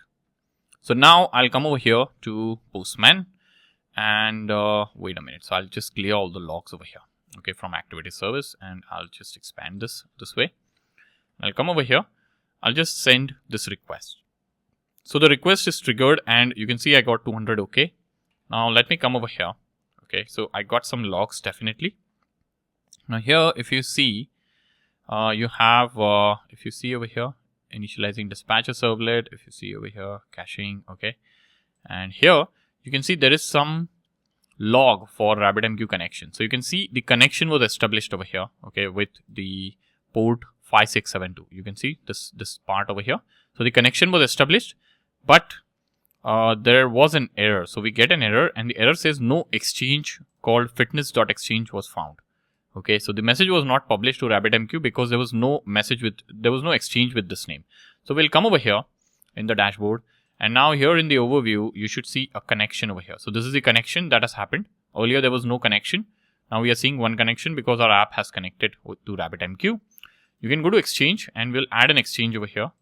It is fitness.exchange, and we'll keep the type as direct, and I'll say add the exchange. Okay, so the exchange is added. Okay, now if you come over here, okay, so here you have this queue, okay, and if you go over here, you have the bindings and all, okay, you have the messages, okay. So here, if you see, if I say get messages, okay, so the queue is empty. There are no messages in the queue. All right, so we have the exchange created. Now let us try clearing the logs and let us try creating the activity again. Okay, so I'll publish this activity again. We get 200 okay. You come over here and now you can see there was no error, okay, as such. And if you come over here, if you go to connections here in the overview, you can see message rates, and you can see a spike here, okay, which means one message was received at this time, okay, in the graph. You can see over here also queues is 1, exchanges are 8, and if you go to exchange, you have this exchange. If you go to queue, you have this queue. Just head over to the queue and say get messages. Okay, the queue is still empty. So I'm not seeing the message being pushed over to the queue, and there could be a reason for that. Okay, so if you come over here, in my opinion, the issue is basically having to do that exchange might not be bound to the queue. Okay, so we have defined this queue over here in the RabbitMQ config. Okay, we have this message converter, but we are not binding this queue to a particular exchange. So let's try doing that and let us see how this works. So I'll say bean over here, okay, and I'll say public direct exchange over here, and I'll say activity exchange, okay, exchange, okay, all right. And then what I'm going to do is I'm going to say return new direct exchange. Since this is a direct exchange, I'm going to call this as fitness exchange. Okay, just be sure to not make any sort of spelling mistakes, because if you make any sort of typos over here, okay, then there could be some problems. Okay, so I'll have bean over here, and then again I'll say public binding. I'll create a binding over here, and I'll make use of this EQMP core, okay, EQMP core package, and I'll say activity binding over here, and I'll say queue over here, and I'll say activity queue, and I'll say direct exchange, and here we will have activity exchange, something like this. Okay, so this is done, and what we will do is new binding builder. over here. So binding builder. So this is the one that we should use, but not this one actually. Okay, so binding builder. So you have this binding builder dot bind over here. Okay, so you have this bind method, and I'm going to make use of queue over here. Okay, and wait a minute, let me add a return statement. So I'll add return, and this is throwing some sort of error, so cannot resolve bind. So binding builder should come in from 1 second. So is binding builder imported? No. So binding builder. Okay, so binding builder should come in from AMQP core. Okay, and you can see, so it is still giving me this error. So if I go over here, okay, so it's a class. 1 second. So let me get rid of this new over here. Okay, now it will work. Okay, so the reason is because this bind over here, okay, it cannot be referred to as new over here. Okay, I'm not able to find bind over here, but if you go to bind like this, okay, so this is static, if you can see, right? So you are not allowed to make use of new keyword, which I was making use of. All right, so the error is gone, and I can say to over here, and we have to specify the exchange over here, which is activity exchange dot width, and I'll specify the width over here, and I'll say activity dot tracking, something like this. Okay, so this is done, and this is the routing key. So if you come over here, okay, activity dot key is the routing key. All right, and what you can actually do is if you come over here to service, we are getting these from the YAML file, right? So you can actually come over here in RabbitMQ config, and you can actually get these values rather than hard coding it this way. You can get it like this from the YAML file, right? So you have the exchange name, and you can also have the queue name. So I'll just duplicate this, something like this over here. So RabbitMQ exchange name, right? So this is RabbitMQ queue name. Okay, so I'll come over here. This will be queue over here, and this will be queue. Okay, something like this. Okay, now instead of making use of hard-coded value over here, I'll make use of queue. Instead of making use of exchange over here, I'll make use of exchange, something like this. And instead of making use of routing key this way over here, I'll make use of routing key, something like this. Okay, so this is taken care of. So what we are doing is we are actually getting the exchange, and we are binding it to the routing key over here. You can see everything is binded now. So we have queue, exchange, and routing key. Right, now let us try running this. So I'm going to stop the activity service now. Okay, and let me start the application again. Okay, so I'm starting the application again. I'll reload. Okay, it says reload because there were some changes in the classes. I'll restart again just in case if it's not picked up. So I'm restarting activity service, and now let us see if this is working absolutely okay. All right, so I'll just clear the logs over here. I'll just come over here, and I'll just trigger this request to create a new activity. Come over here. You can see there are no issues as such, right? So connection was established. Now if you go to overview, okay, let me do a refresh. You can see like there are queued messages. There is one message that is queued, right? And if you go to exchanges, queues over here, if you go to queues inside, you can see there is one message that is ready. So under messages, you will see one message that is ready, and there is total of one message. Okay, so go inside this queue. You'll see this graph over here. Go over here, and here under get messages, you can say get messages, and you will see the entire payload over here. So this is the message that you have received on this exchange with this routing key.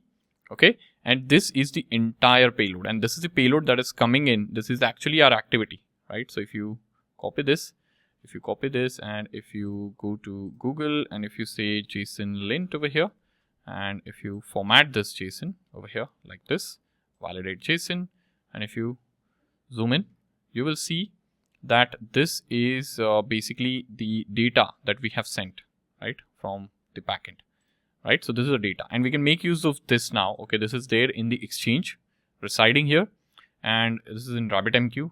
Now the other service can basically listen to this queue, and it can process these messages one by one depending on or as time permits. So this is very asynchronous communication. The message has been published to RabbitMQ. All right. Yes, there were some ups and downs, some issues with the configuration, but you know, when it comes to softwares, nothing is perfect. you have to like debug, and that is why I have purposely not edited this or not re-recorded this, because I want to explain, or I want to show you the debugging process as well, and how you build softwares. Okay, so it's completely normal. Don't stress out. I'm not trying to paint a perfect picture over here that, hey, this is how I can code without any sort of issues. There can be issues, there will be issues, you will forget something, you will miss something, but ultimately the point is you should understand what is happening, right? And you have to build things. So yeah, that's about RabbitMQ and publishing messages. I hope this has been useful.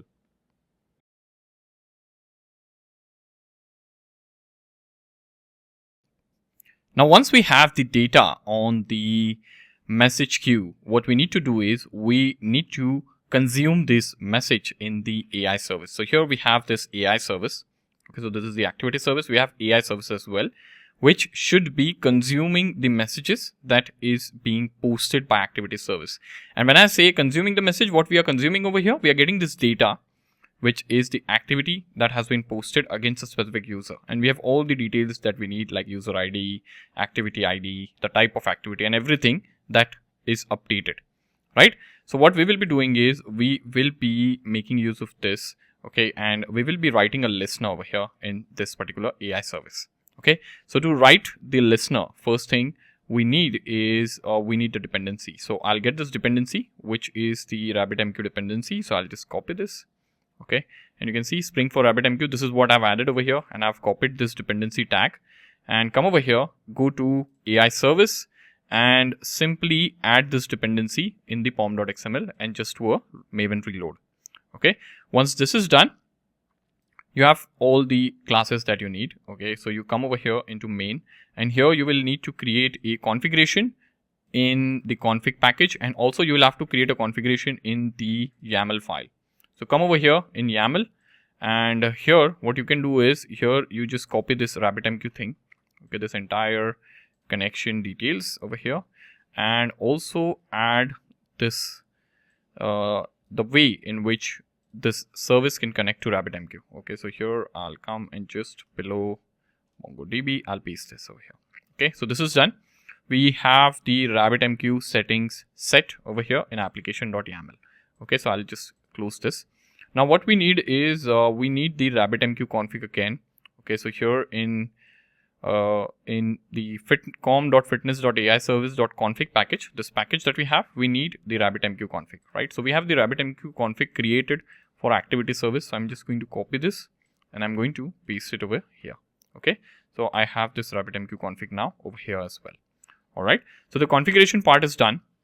Now what I will do is I will create a listener that will listen to any sort of message that is being posted in the particular queue, and once the message is posted, it will retrieve that message. And what we will be doing right now is we won't be processing the message, but we will be taking the message and we'll be printing it onto the console. And that's the idea right now. The idea right now is to print it onto the console and show you as to how you can read the message from a queue. And whenever a new message is being posted, it will come over to the AI service.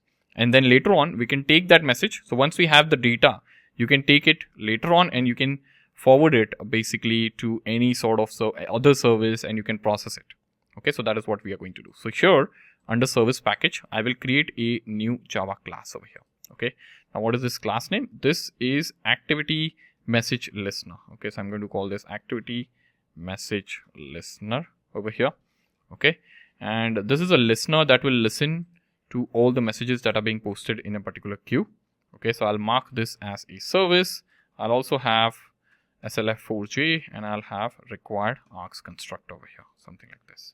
Okay, now here I'm going to say private final, and here I am so let me not create any sort of variables or objects over here. Okay, because we are just logging the data right now, right? So what I will do is I'll create a method over here. I'll say public void and I'll say process, so I'll say process activity, something like this, and I'll have activity over here.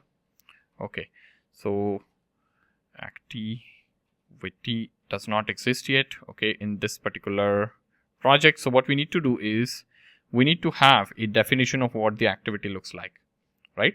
So we need to have a definition for the same. So what I will do is I will come over here, and here we have this recommendation. Okay, so I'll go to AI, I'll go to activity service, and I'll get the structure of the activity. Now I'm getting this because we need a structure in which the activity is supposed to be represented, or how the activity is received, right?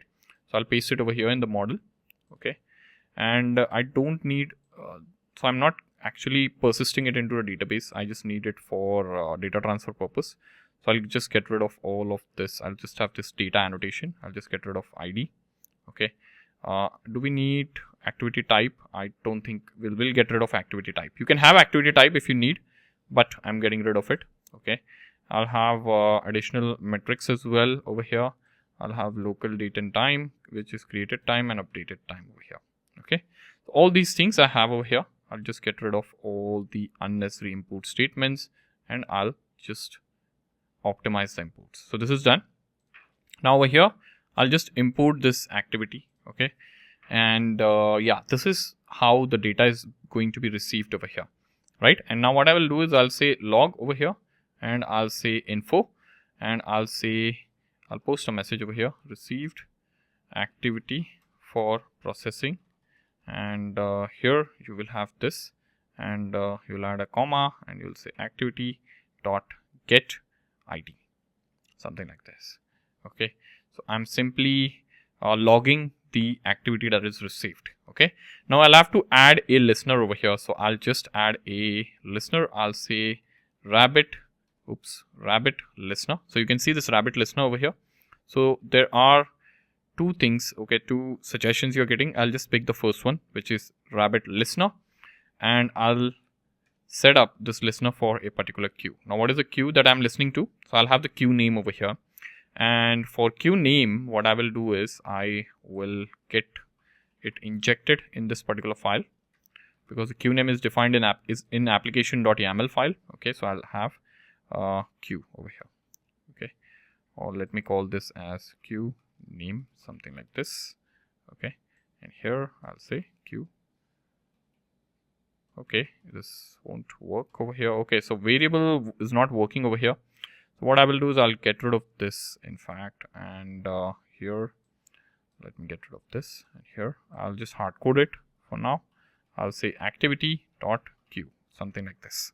Okay, so this is done, I believe. Let me run this. Okay, so I'll just remove unused imports, and let me refresh this AI service over here. Okay, so let me rerun the AI service. Okay, and let me see if it is able to process the activity that it's received for processing. Okay, so it's running in debug mode. Okay, and I'll just do a control F for this once we send the data. Okay, so you can see the moment I started this service, there was one message. Okay, so if you come over here, there was one message that was over here in the exchange. It was not processed.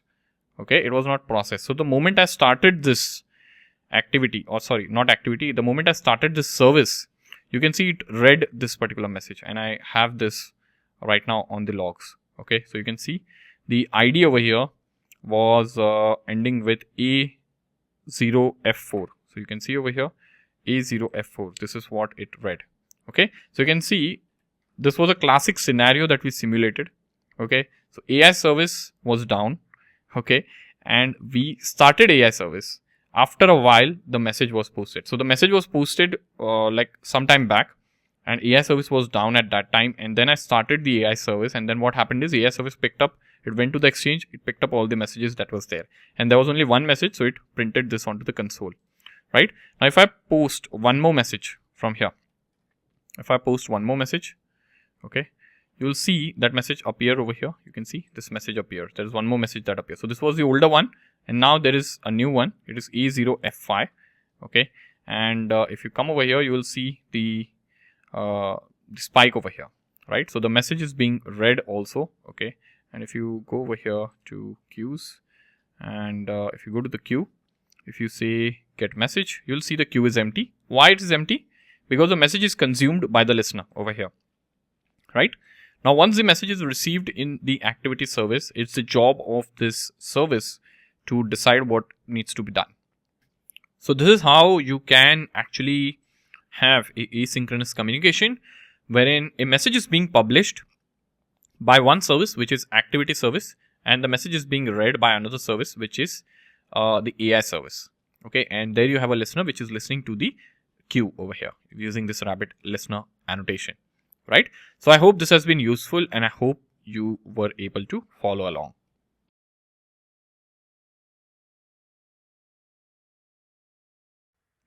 So now it's time that we begin exploring the Google's Gemini API. This is what we are going to use. And what we are going to do is we are going to head over to google.com over here.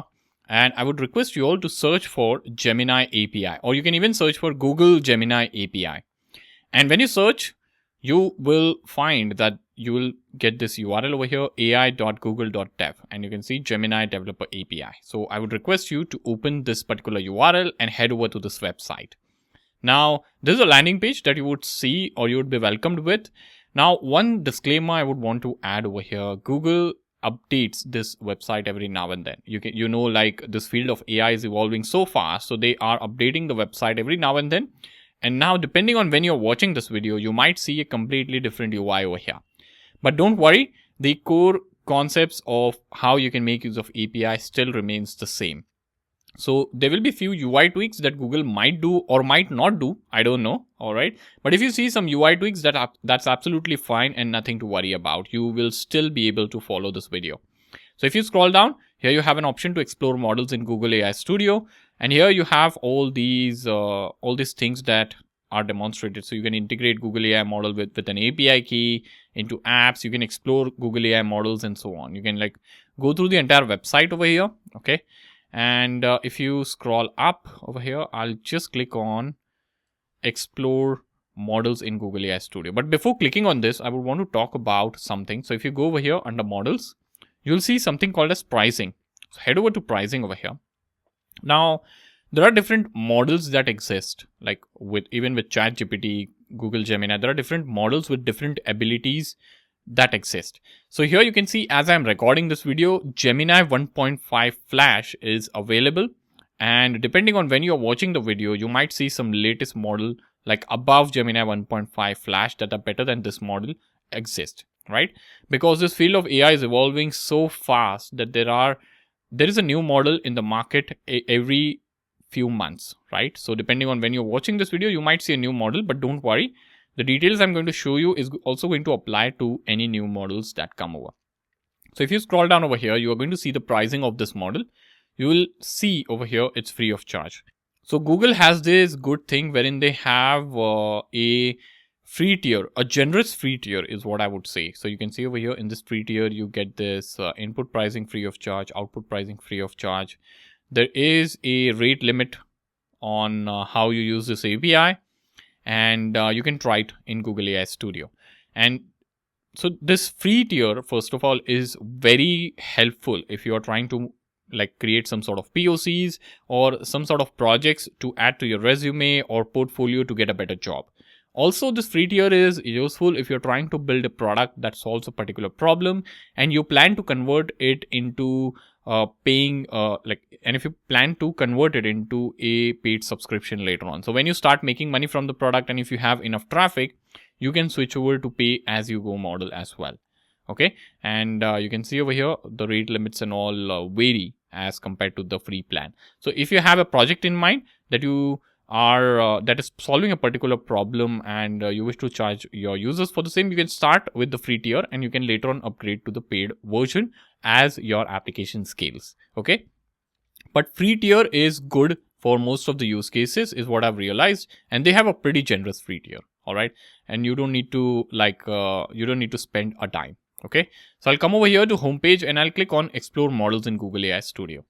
Now here you'll be taken to Google AI Studio. All right, you can like play around with the studio over here. You can type in some sort of information over here, like ask something to AI and you can play around. Okay, you can get a recipe list, city scavenger, recipe finder, and so on. And you can switch over the models here from here and you can experiment with the models over here. Okay, so this is a playground. You can adjust the temperature, structured output, and all these settings, right? Now, what we need to do is we need to integrate Google Gemini and we need to get API key for that. So I'll click over here. You can see over here, get API key. So if I click over here, you'll be taken to this page wherein you have an option or a button to create an API key. Now I already have a few API keys already created, so I'm not going to create an API key, but the process is pretty simple. You can say create an API key, and it will ask you to select a project, and then it will give you the API key, absolutely free of cost. All right. Now here, how would you use the API key? So here at the top, you'll see this code. Okay, it says quickly test Gemini API, and here you have a curl request. Okay, so you can make use of this request to make use of API key, and also you have this API quick start guide which you can click on, and you'll be taken to this particular page. Okay, you can also go to this page from the website as well. So if you come over here under solutions, okay, let me go to solutions, and if you say Gemini API, you'll see here quick start, right? So it's the same page that we came in from here, right? Now here what you will see is how you can make use of Gemini, Google Gemini, across different programming languages like Python, Node.js. You can select Node.js, Golang, or with any, or in the REST format. Basically, you will get the curl request over here, and this is the same curl request that you're seeing here on the dashboard. Okay, so we need to test this curl request to see what kind of input this API needs and what kind of output we can expect, because we want to integrate this into our application. So I'll copy this to clipboard. All right, I'll come over here to Postman. Now in Postman, what I would request you all is to create a workspace. First of all, you need to have Postman installed onto your system. So Postman, or any sort of API client that helps you simulate an API request. So I make use of Postman. You create a collection over here, new collection. I've created this collection called Gemini API. And here you can say import. So we have copied the curl request. So I would import this request.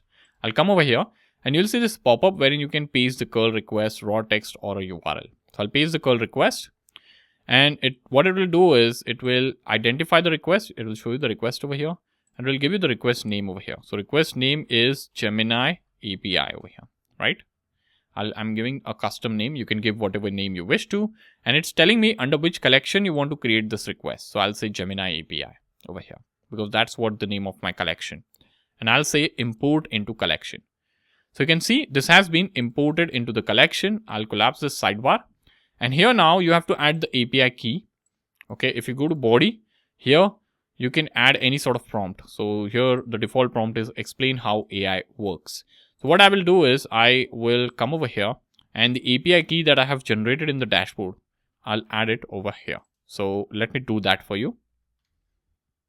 So I have added my own API key in the params tab over here. Okay, and I have this thing over here. So what I'm going to do is I'm going to say send, and I'll get a response from Gemini, Google's Gemini, as to how AI works. So it will explain me how AI works. And you can see over here, this is the structure of the response. You can see this is the explanation of how AI works by AI. Okay, so if you see over here, okay, first it needs a param wherein you're passing in the API key, and the API also needs the request body in the form of JSON in this way. And here you can see you have contents, you have parts, then you have the text. Oops. So then you have the text which has the prompt that you want to add to, or that you want to send to Google Gemini. Okay, and the response you get is in this format.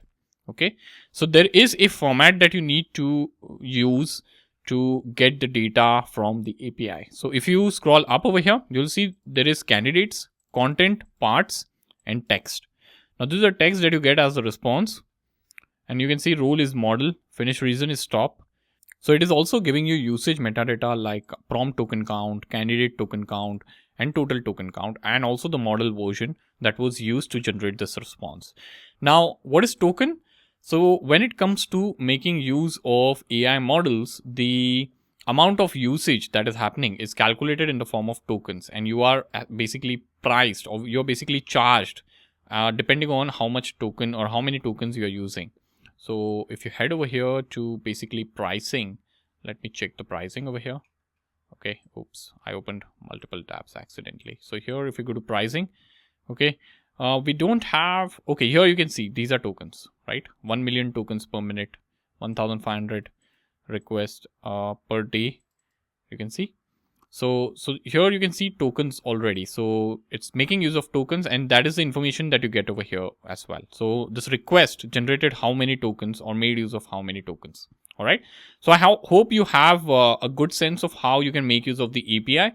Now this structure, understanding this structure, like the body, request body, and the output structure is important, and it gives you an insight into how this API is, how you can make use of this API in the applications, because you have to make sure that the input that you are giving to the API is in this format and the output you are getting should be in this format. And this is important. Understanding the output is important so that you can parse it properly and make use of the output in a sensible way.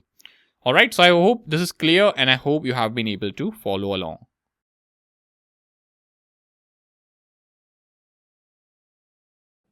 So now it's time that we configure our application to work with Gemini AI. And what I would do is I would first head over to application.yaml over here, which is the application YAML for the AI service. And here I would configure the Gemini API URL and the key. Okay, so I'm going to say Gemini, I'm going to say API, scroll down, okay, and I'm going to say URL over here. This is the URL, and I'll say key over here. Okay, now I will have both of these externalize. Okay, you can hard code it over here, or you can externalize over here. Okay, so I'll say Gemini API underscore URL, something like this, and I'll copy this. You can paste this over here. Instead of URL, you can have key. Okay, so yeah, what we will be doing is we have these two things, and what I would do is, if you come over here in edit configuration for AI service over here, okay, you can get the, one second. So let me copy this URL and go to edit configuration, and here just go to environment variables. Okay, and you have an option to enable this from here, if just in case if you are not seeing this environment variables text field over here, just enable this and just add the API URL over here, and then you can see the format over here, semicolon. So add a semicolon and then add the key as well. Okay, something like this, key is equal to, okay, so these values then will be picked up by your application. Okay, so what I will do is I'll add these two fields over here. So here, if you see, I have this. Okay, so this is what the URL is, and this is what the key is. Okay, so I'll just copy this entire thing. Okay, and come over here and paste it in the place of URL. So this is the entire URL. Just remove the key part. Okay, and just add your actual key over here in the end. Now, after you do that, say apply and say OK. So I'll just add my key over here. So my key is now configured. All right. Now, what we can do is we need to create a service that will actually interact, and it will actually send the request. Okay, so here, if you take a look at the request over here, okay, this is how the request structure is, right? So you need to have this JSON, which has this key called contents, and then inside this you have parts wherein you have this text. Okay, and then you get this output. So you need to parse this output as well. Okay, this is how the output is coming in, right? So we need to first we need to have a prompt first, and then that prompt needs to be sent in this particular format. Okay, so just come over here. Okay, and here in this particular project, just go to service and just create a new Gemini service like so. Okay, Gemini service, and here what you do is you create an instance of web client first of all. Okay, so I'll need private final web client over here. Okay, and I'll say web client, something like this.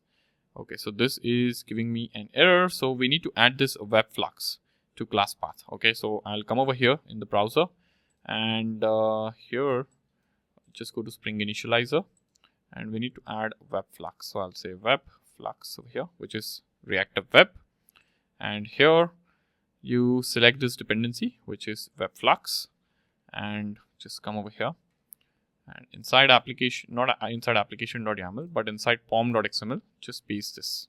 Okay, and just reload Maven changes. Now, after you do this, if you come to Gemini service, you will have access to web client, which is coming in from reactive over here. Okay, So you're getting this error which says, okay, this variable is not initialized. So add a constructor. We'll add that. Okay. And I'll say, service. This is a service, right? And I'll say add a constructor parameter. Okay. And I'll say web client dot builder over here. So builder and web client builder here, and it will be this dot web client is equal to web client builder dot build. Okay, so web client builder dot build, something like this. So we are building a web client, an instance of web client over here. Okay, now what we will do is we will have a method over here. So I'll have a method. I'll say public string get answer. Okay, something like this. And here I have question, something like this. Okay, so whatever prompt you have, or you can call this as prompt over here. I'm calling it question. So whatever you have, you basically add the variable over here, and whenever you're calling this method, you need to pass in the prompt over here. Okay, now if you take a look at the structure in which it accepts the request, it has this structure. So what we will be doing is we'll be making use of map over here. So basically string and then object, string and then object. So that is how we will be constructing the entire request over here. Okay, so I'm going to say map over here, string, comma, object over here. Okay, and I'll call this as request body, and I'll say map of over here. And what is this map of? So inside this, I'm going to say we need contents, right? Contents. So inside this, the first thing is contents, and then contents is an array over here. So what I will do is I'll come over here, I'll say comma, and I'll say new object. So this is an object array like this, and here I'll say map of again, something like this. And inside this, we again have parts, so something like this. And you have new object over here, something like this. And inside this, you have map of, and I'll say map of text, and you will add a question, something like this. Okay, so you can see this is the structure. So this is a structure, and you can see contents has an object array. Then we have parts which has an object array. Okay, so you see over here, contents has an object array, and then you have parts which is an object array, and then you have text which has question. Okay, so text which has question. So we have constructed this. Okay, this entire thing we have constructed, and this is how this is the format in which you need the data to be sent, right? And now what we will do is here after this is constructed. So here after this is constructed, I'll come over here and I'll create a response over here. Okay, so I'll say string response. Now what is the response? So I'll say web client dot post over here. So we'll make a post request. I'll say dot URI. Now what is the URI? URI is basically Gemini API. So here we have Gemini API URL plus the key, right? So I need to get the Gemini API URL and the key first of all. So I'll say private string over here Gemini API URL, and I'll say private string Gemini API key, something like this. Okay, and I'll make use of value annotation over here, and I'll say okay, so I'll have to say over here this has to be $, and here I will have Gemini API URL, something like this. Okay, copy this and come over here and say instead of URL you have key over here. Okay, so this is there, and now over here what you can do is here you can say Gemini API URL plus Gemini API key over here dot header, and then over here you can say content type, and here you can say application.json, application/json. Okay, and go to the next line and say body value. Now what has to be in the body? Body should have request body, right? And then you'll say dot retrieve dot to body to mono. Okay, so where is body to mono over here? And I'll say string dot class over here, and then I'll say dot block. Okay, so this is done. We have the response after this. Okay, and then what we can do is we can return the response, something like this. Okay, So this is absolutely done. Okay, let me see what error we are getting. Local variable response is redundant, so it is asking me to convert this to inline. You can do that, but I'll just stick to this. All right. So this is the service that will interact with Gemini. So you have to create an instance of Gemini service, and then you have to call getAnswer along with the prompt. Okay, and you will get a response, and that response basically will be the response that is being generated with the help of Gemini AI. All right, that is what it means. All right, now I'll come over here, and we have this recommendation service over here. Okay, so recommendation service, I have the recommendation listener over here, right? So what I will do is I'll add one more service over here. Now this service will be the activity AI service. Activity AI service. Now the job of this service is to actually generate the recommendation. So it will work with Gemini service. It will generate the recommendation and it will give it to us. Okay, so I'll mark this as service. I'll have SLF4J over here, and I'll say required args constructor. And over here, I'm going to say private final and Gemini service, something like this. Okay. Now here, I'll add a method. I'll say public. I'll say recommendation. Do we have recommendation? Yes, we have a model called recommendation. Okay. So we need a recommendation as the output. Okay. But let me stick to string over here for a while. Okay. And I'm going to say generate recommendation, something like this. And here I'm going to pass in the activity. Okay. So this is what I'm passing in. And now over here, I'm going to say string prompt. Okay. I'm going to create a prompt. Now for creating the prompt, I can actually create a method, create prompt for activity, and I can have this activity passed in. Okay. So we have a method which will create a prompt for us, and I'll just create this method over here. Okay. So once this prompt is created, what I will do is I'll say string AI response is equal to Gemini service. I'll send this prompt to Gemini service. So I'll say get answer dot prompt, something like this. Okay. So this is something that I'm going to do. And right now I'll just do a log of AI response. So I'm going to say response from AI over here. What is the response from AI? Okay. So the response from AI is AI response over here. Okay. So this is what I'm doing. And I'll simply return AI response. That is what I'm doing here. All right. So this is done. Now we need to craft a prompt over here, right? So for crafting the prompt, so understand this, prompting AI model is a skill. Okay. You must be aware of this by now because AI is everywhere and prompting is a skill. Now what we will be doing is we'll be creating a prompt and we'll be telling the AI model to give us the data in a particular format. So we will accept the data in a particular format only. Okay. And that format will be presenting to the AI model. So I would come over here. Okay. And here I'll paste this prompt. Okay. So you can see this prompt, entire prompt over here. Okay. So yeah, what is happening over here is we are actually creating the string. We are saying analyze this fitness activity and provide detailed recommendation in the following exact JSON format. So we need it in the exact JSON format. Why are we getting this in the exact JSON format? There is one major reason, so that, we can actually parse it, because, we'll be getting the data in a particular format, right? And if it's a text format, it will be tough to read it.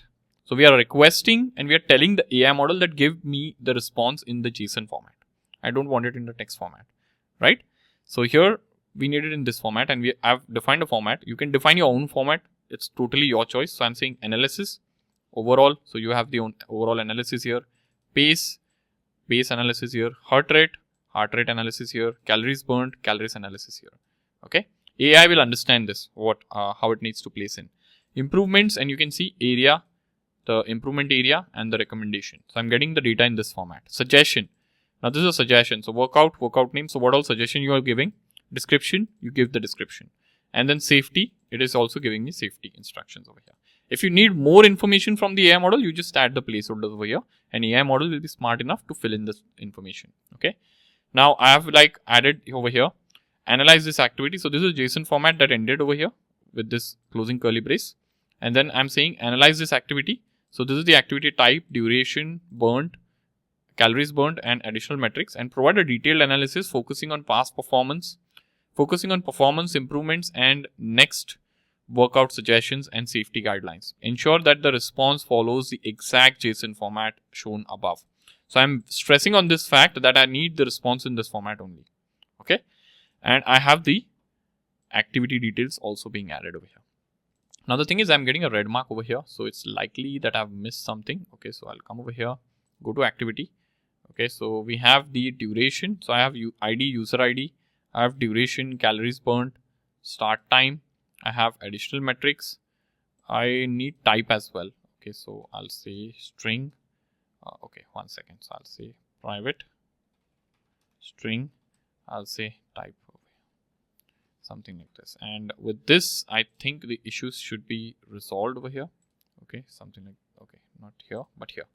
Okay, the issue is resolved. Okay, so we have this prompt. And we'll be creating this prompt. So this prompt is created and then you are sending it to generate the recommendation over here. Okay, that is what you are doing. All right. And now what we'll be doing is we will come over here to activity message listener. Okay, so here you are logging that you received this activity for processing. What you will do is I'll add one more log over here. Okay, you can say generated recommendation. And here you can have the recommendation also being added. Okay, so what I will do is I'll say over here AI service. Okay, so AI service does not exist yet. So what I will do is I'll say private final and activity AI service. Okay, something like this. And over here I'll come over here AI service dot generate recommendation and just pass in the activity over here. This is the activity that we have received and I'm passing in the activity. Okay, so this is done and let us see if this works fine. So I'll just restart the application, AI service application over here. Let us see how this works. Okay, so the application is restarting. Okay, and we'll wait for a while until this processing completes. There are no issues as such. Let me post an activity over here. Okay, so I will come over here and we have register an activity. This is the endpoint that we have. So I'll say send. Activity was pushed. So you can see received activity for processing over here. Okay, and yes, service. Okay, there's no issues as such. Okay, so we'll wait for a while. Okay, so you can see it took a while and it generated the recommendation. You can see the entire recommendation it has generated. You can see over here response from AI, and this is a response over here. You can see this 30-minute run shows good effort. Okay, or let me copy this entire thing. Let me copy this entirely. So, okay, so I'll copy this over here. So what I've done is I'm making use of this tool called JSON-lint, and I've copied the entire thing from the console and I've added it over here for readability purpose. Okay, so you can see over here candidates content parts. This is how the response comes in. Okay, and you can see here you'll see the text over here. Okay, so it says this 30-minute run shows a good effort, blah blah blah, everything. Okay, so it has added quite a bit, you know, everything. It has added all the suggestion over here. Okay, and okay, 1 second. So the thing is, this is the actual data. This is the actual recommendation that it has generated for us. So I'll just copy this entire thing. Okay, inside the text. Okay, let me copy this. Okay, it's fairly long. So I pasted this data in some other tool. Okay, the previous tool was not doing well. Okay, but you can see this text thing over here, this text key. This has the entire analysis and the JSON that we requested for, and the rest of the thing, it has the metadata about the entire request. Okay, so I have copied this thing and I've pasted it over here, and this is the actual analysis that you see. So this, you can see over here, overall it has given this overall feedback over here. You can see overall this 30-minute run shows a good effort, and I think we posted run over here. I don't remember the data we posted. So we posted run and duration was 30. Okay, so it is telling, it suggests, and your heart rate is 165 per minute. Okay, 165 beats per minute. So you can see over here Max heart rate is this. Suggests intensity have been quite high, potentially impacting sustainability. Average pace is this. So it has given input on this. Heart rate, it has given input on this. Calories burned, it has given input on this. Improvements. Now what are the improvements? So it has given like gradually increase the durations. Check out for your heart rate zones. Heart rate monitoring, it has given some recommendation over there as well. You can see. And for pace management, so if you take a look at what we requested over here, so I'll close this. But over here, we asked for improvements, and within improvements, we asked for area and recommendation. So here if you see, okay, here if you see, there has to be improvements. You can see area, and area is endurance. So for endurance, the recommendation is this. Then for improvement number 2, which is area, is heart rate monitoring. Okay, the recommendation is this. Okay, so it has given the data to us in this format. So area and recommendation, area and recommendation. That is how it has given the data. The third is for pace management. The recommendation is for pace management. Then it has suggestion. Now suggestion, it has workout. So the workout name and the description. Okay, then again workout name and the description, and then it has some safety measures in the end. So it is following the format. Okay, you can see suggestions. After suggestion, there is some safety points, and safety points were completed. So you can see over here, this is the safety points over here. Okay, so this is how you can generate some sort of response in your desired format from the AI model. So you have this JSON access now. You have this data access over here now. You're getting it in your application, and you can make use of it the way you want. Okay.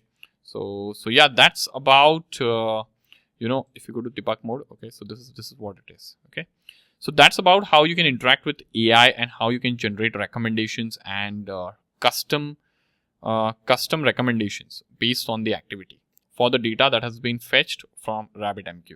All right, so I hope you have been able to follow along, and I hope this has been useful.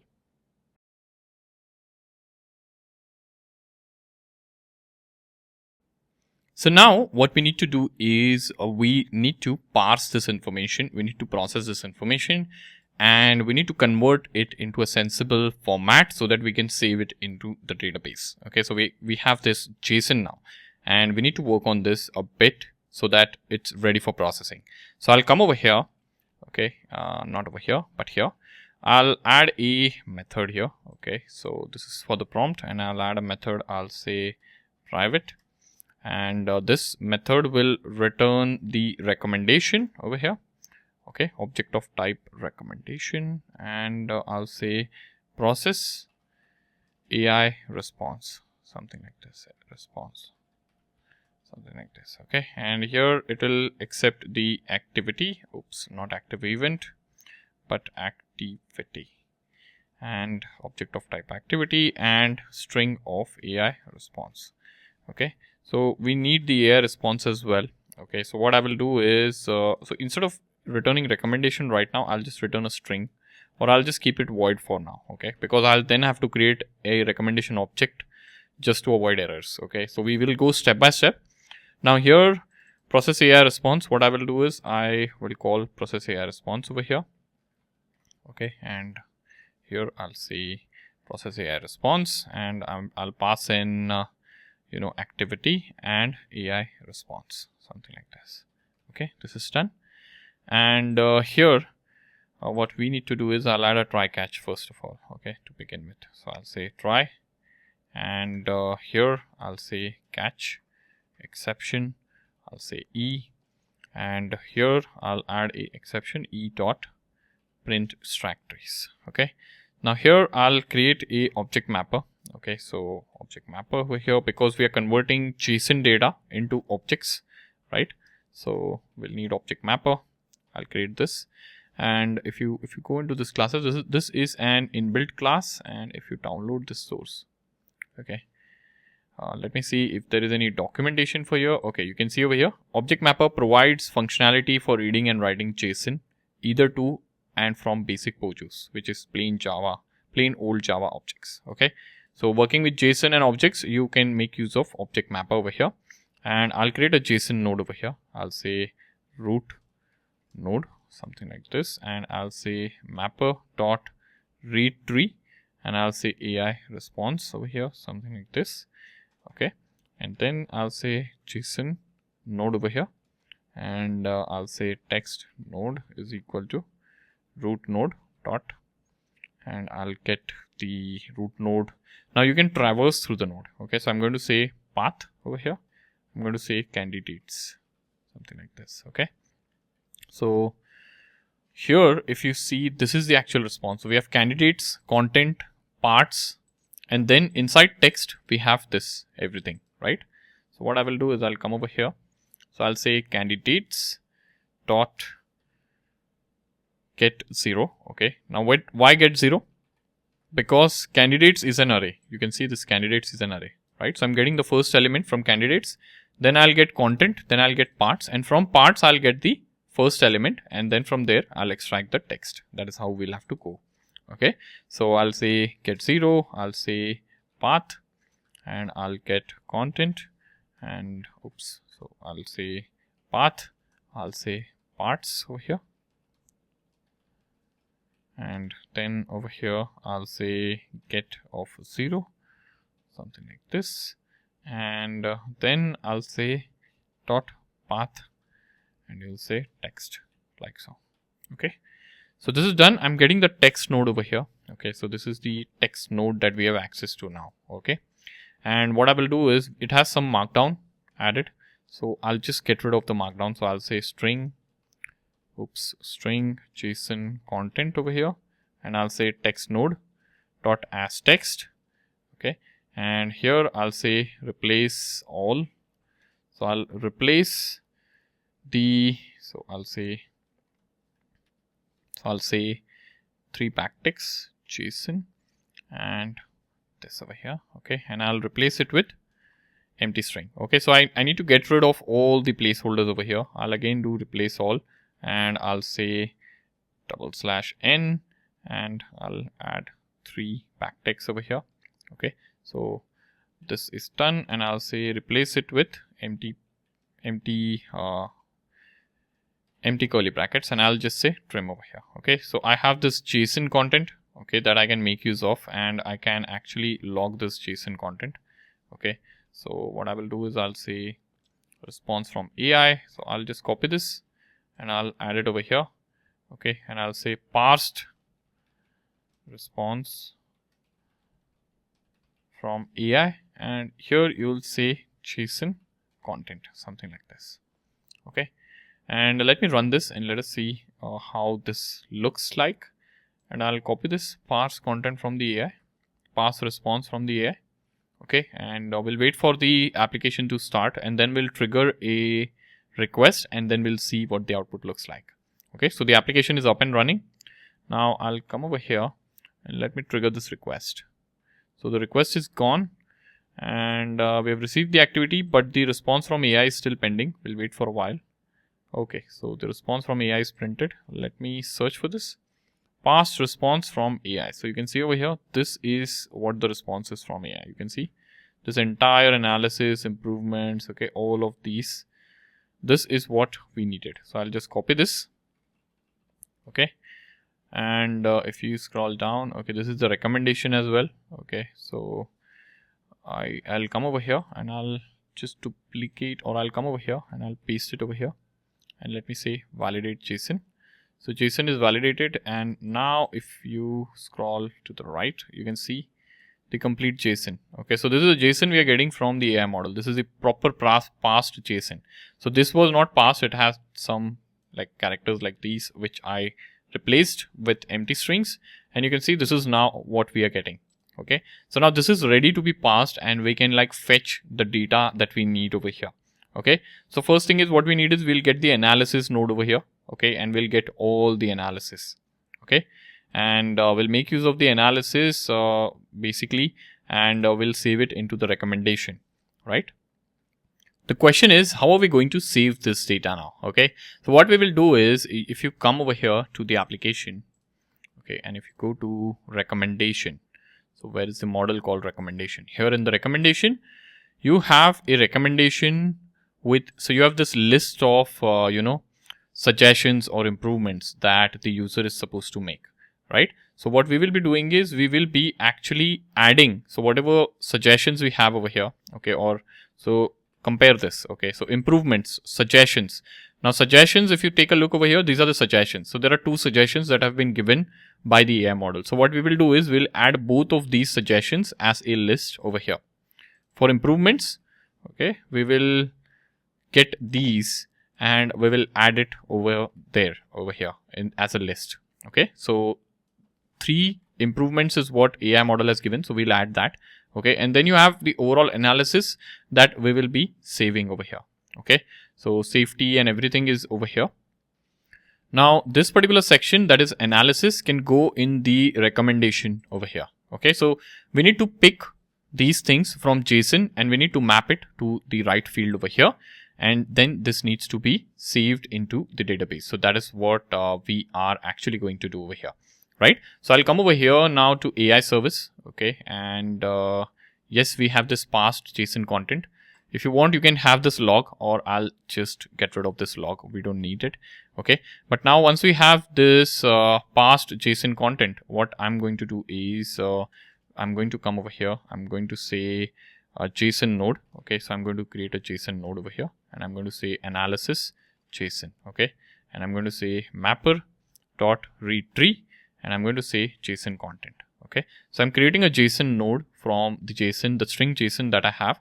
Now I'm going to extract the analysis and combine all the when I say extract analysis, I mean this part. So I'm going to extract this analysis and I'm going to combine all the suggestions that are given over here in this particular node over here. Okay, and I'm going to create a string which will be saved as recommendation over here. Okay, so that is how I'm parsing the data. You may choose some other way of doing things, okay, or parsing things, because this varies from requirement to requirement. So my requirement is this right now, and I'm demonstrating you this. Okay, but if you have some other requirement, you can make use of similar logic, and you can parse it based on your requirement. So I'm going to say JSON node, and I'm going to say analysis node over here, something like this, and I'm going to say analysis JSON dot path. I'll get the analysis over here from here, right? And I'm going to say string builder, and I'm going to say full analysis, and I'm going to say new string builder, something like this. Okay, so I'm creating a new string builder. Now this string builder will be crafted by us, and I'll create a separate method for this. Okay, so what I'm going to do is I'm going to say add analysis this section. Okay, so section over here, add analysis section. I'll pass in full analysis. So this is the variable which is string builder. I'll add the analysis node.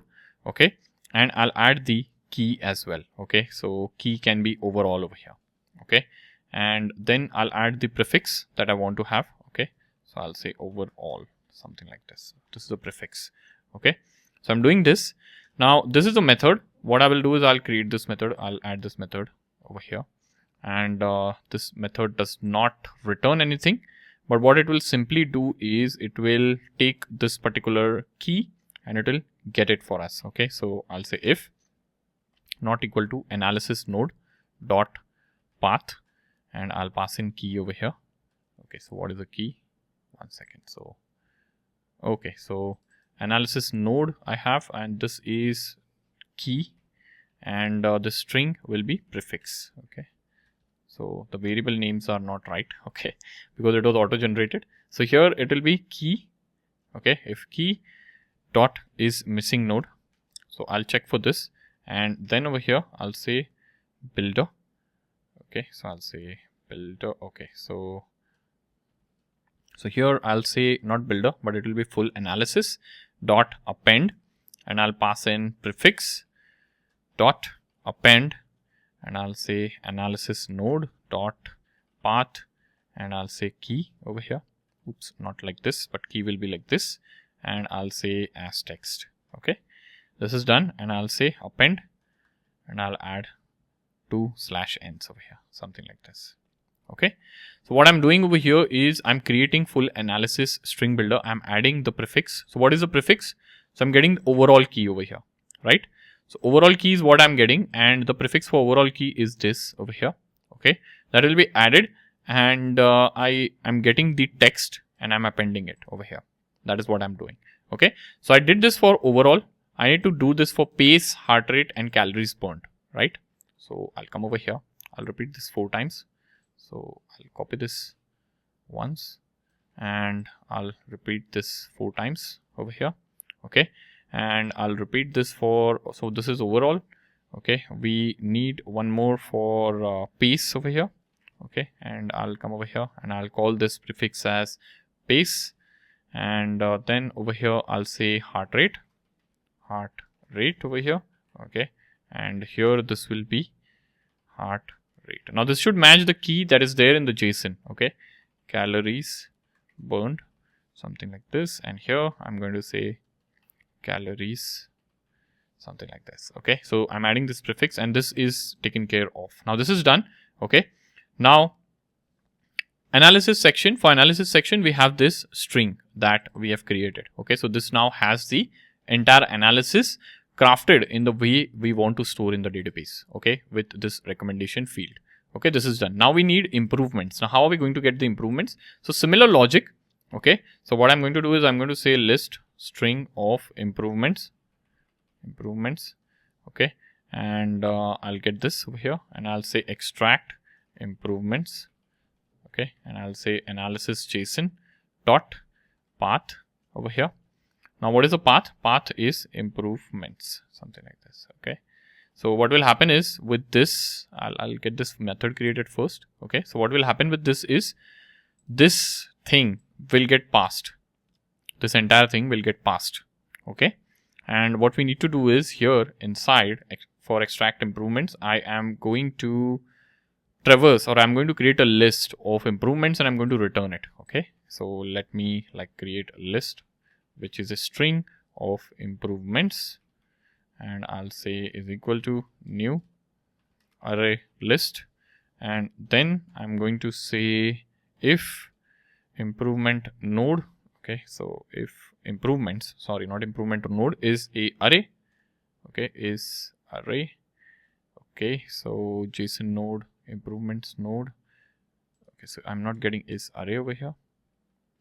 Okay. So the reason is there is a variable naming conflict. So I'll just rename this to improvements node over here. Okay. Because this is also called improvements and this variable was also called improvements. Okay. So I'll say is array over here. If this is an array, then what do? We need to go through every item in the array. Okay. So I'm going to say improvement node. Improvement node over here dot for each. So I'm going to make use of for each over here. I'm going to say improvement. Okay. Now what am I going to do with each improvement? So I'm going to add this and I'm going to say string area is equal to improvement dot path, or sorry, improvement dot has. Okay. So or not has, I'll have to check for improvement first. Okay. So I'll say improvement dot path and I'll say area dot as text. Okay. Something like this. Okay. And then what I will do is, so once I get the area, so this should be a semicolon. Okay. So once I get the area over here, okay, what I'm going to do is I am going to parse the recommendation as well. Okay. So I'll come over here. So I'll get the area and then I'll say string detail. So I'm calling this as detail. I'm going to say improvement dot has. Okay. Has recommendation. So what is the spelling over here for recommendation? Just have that same spelling. Don't mess with the spelling. So if it has recommendation, then what do? Okay. I'll say improvement dot path and I'll get the recommendation. So 1 second.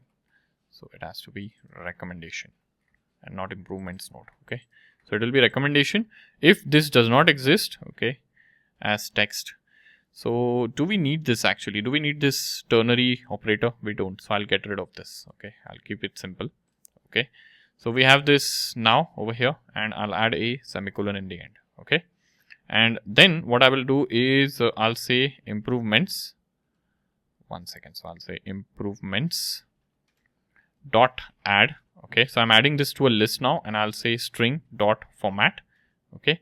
And I'll say %s : %s, something like this. Okay. and I'll say area, comma, detail, something like this, right? So I'm adding the improvements in the list in this format. Okay, so we have this area and detail in this format. That is how it's being added into the list over here. And then what I will do is, once this traversing is done completely, I'll come out of the loop and I'm going to say return if improvements dot is empty. So I'll just do a validation over here. If it's empty, then what I will do is I'll say collections. So collections dot singleton list, and I'll say no specific improvements provided, something like this. Okay, otherwise I will pass in the improvements over here. Okay, something like this. So this is taken care of. I'm extracting the improvements over here and I'm returning it, or I'm creating a list out of it, right? So we have this improvements also over here.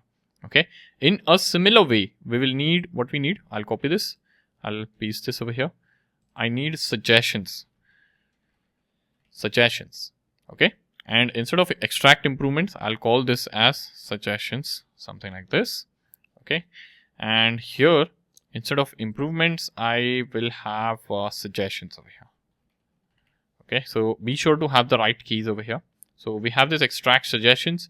Now what are we doing with extract suggestions? In the same way like we have extracted improvements, I'm going to extract suggestions as well. Okay, and I'm going to create this method over here. Okay, and first of all, I'm going to have a list. Okay, so here I'll just rename this. First of all, I'll just rename this to suggestion node. I'll call this as string, and here suggestions, and I'll say new array list, and here I'll say I'll say suggestions node. If suggestions node dot is array, then what do we do? Okay, we say I need a similar kind of logic that I've written over here. Okay, so I will copy this. Okay, and I'll paste it over here. Now instead of improvements node, there will be suggestion node, and for every suggestion node, what you're going to do is you're going to say over here field name, and what will be the field name? Field name is suggestion. So workout, and you have to get the second is description, right? So I'll say workout over here, and this is description, something like this. Okay, and you will add this over here. So I'll say suggestion. So here you will call this suggestion, and this will be suggestions. Okay, so this is done, and this is area and detail. So this can be workout, and this can be description, something like this, and this can be workout, and this can be description. Okay, so this is done for extracting the suggestion. Okay, and we are handling it in the right way, and also you can return this like you did for improvements. So I'll come over here just after this, or just outside this. Okay, once this is done, you just come out and you say suggestions. If suggestions is empty, then you say no specific suggestions provided. Okay, otherwise you return the suggestions, something like this. Okay, so this is done now, and we have the suggestions also. Now what we need to do is, last thing remaining is the safety thing. So I'll scroll up, I'll just copy this, duplicate it over here. Okay, this has to be safety.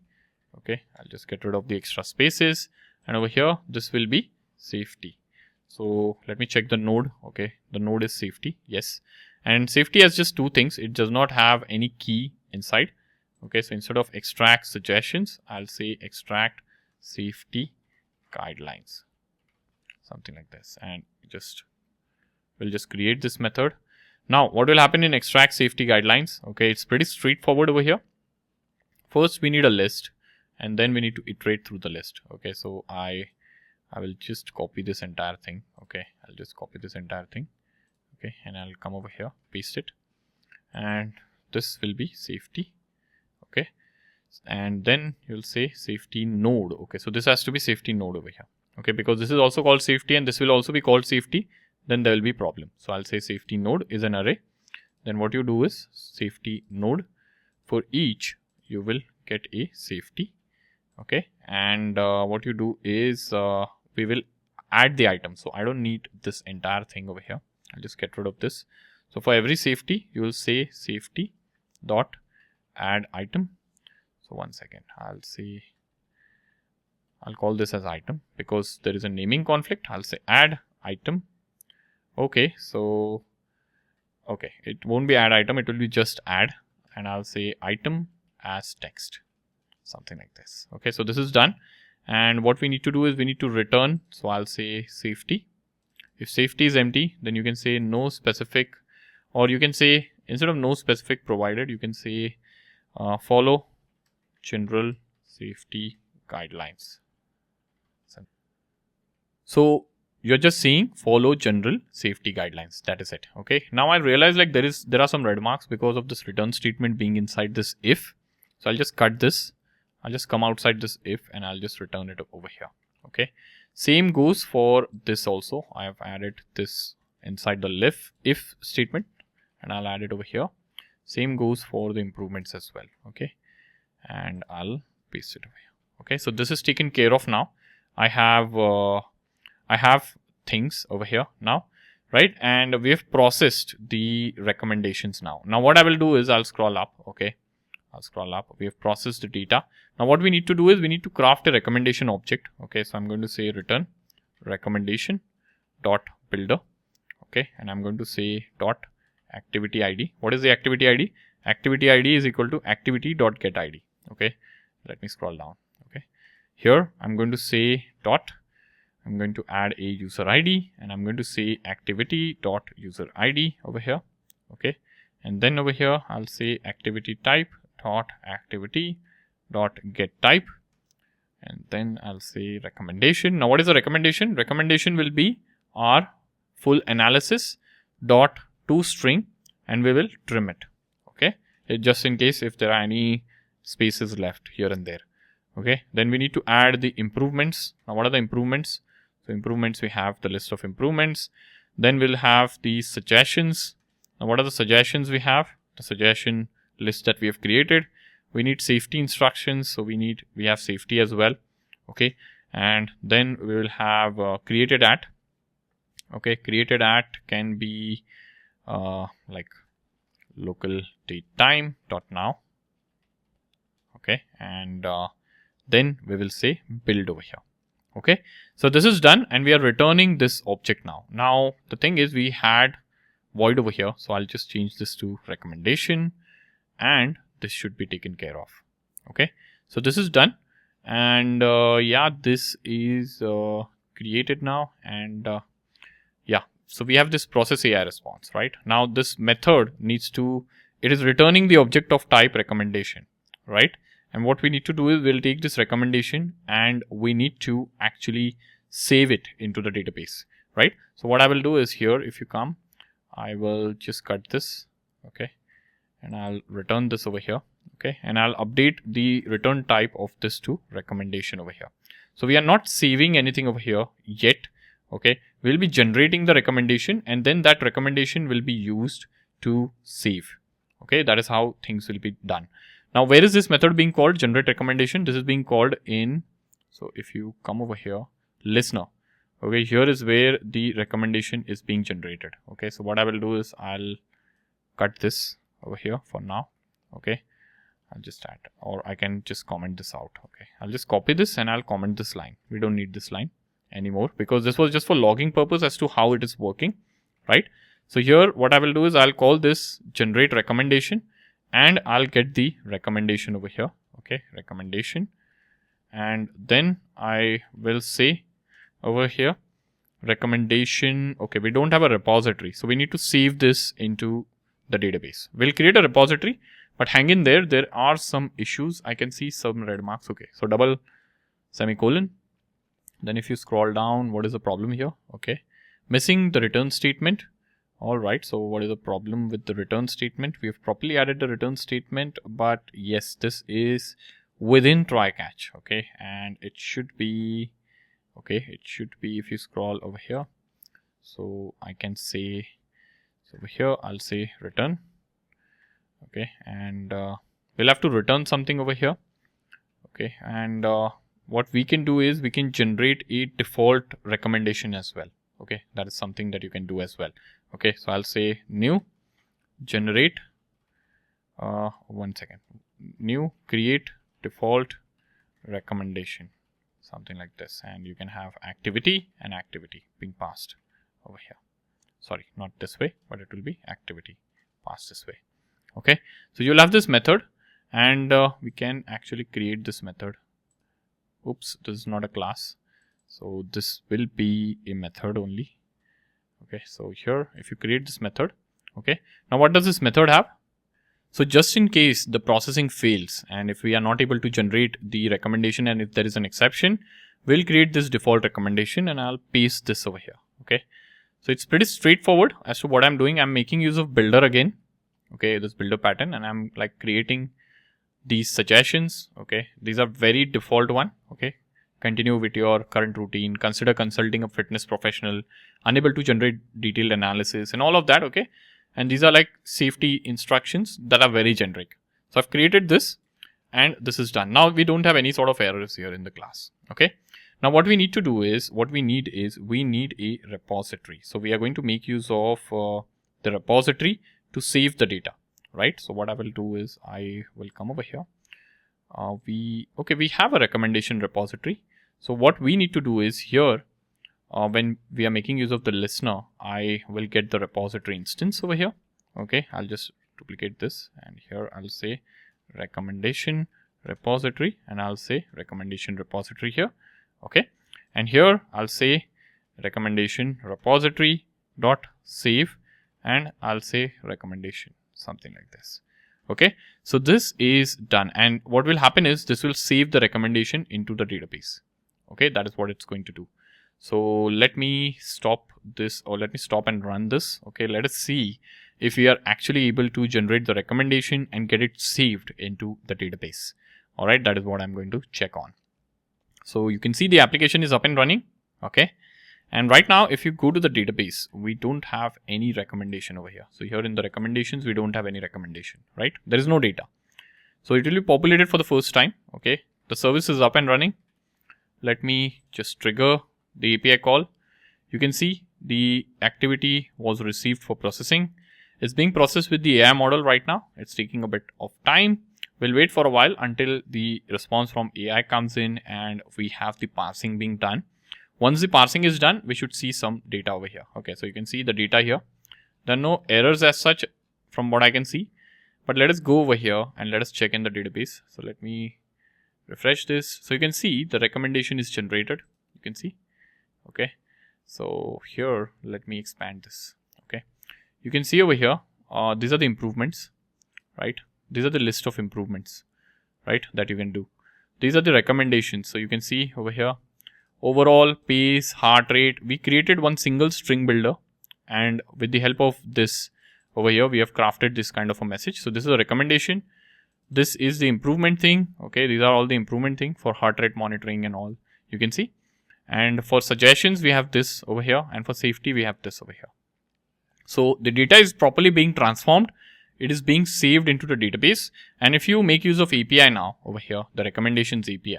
So earlier, we did not have any data over here. Okay, so if you go and check for user recommendations here, you can see there is one recommendation that is being generated. Okay, how is it being generated? It is being generated with the help of an AI model. Okay. Here you have get activity recommendation. So you can get, okay, so there's no activity with this ID. That's okay. But at the user level, you are able to get the recommendation over here right now, right?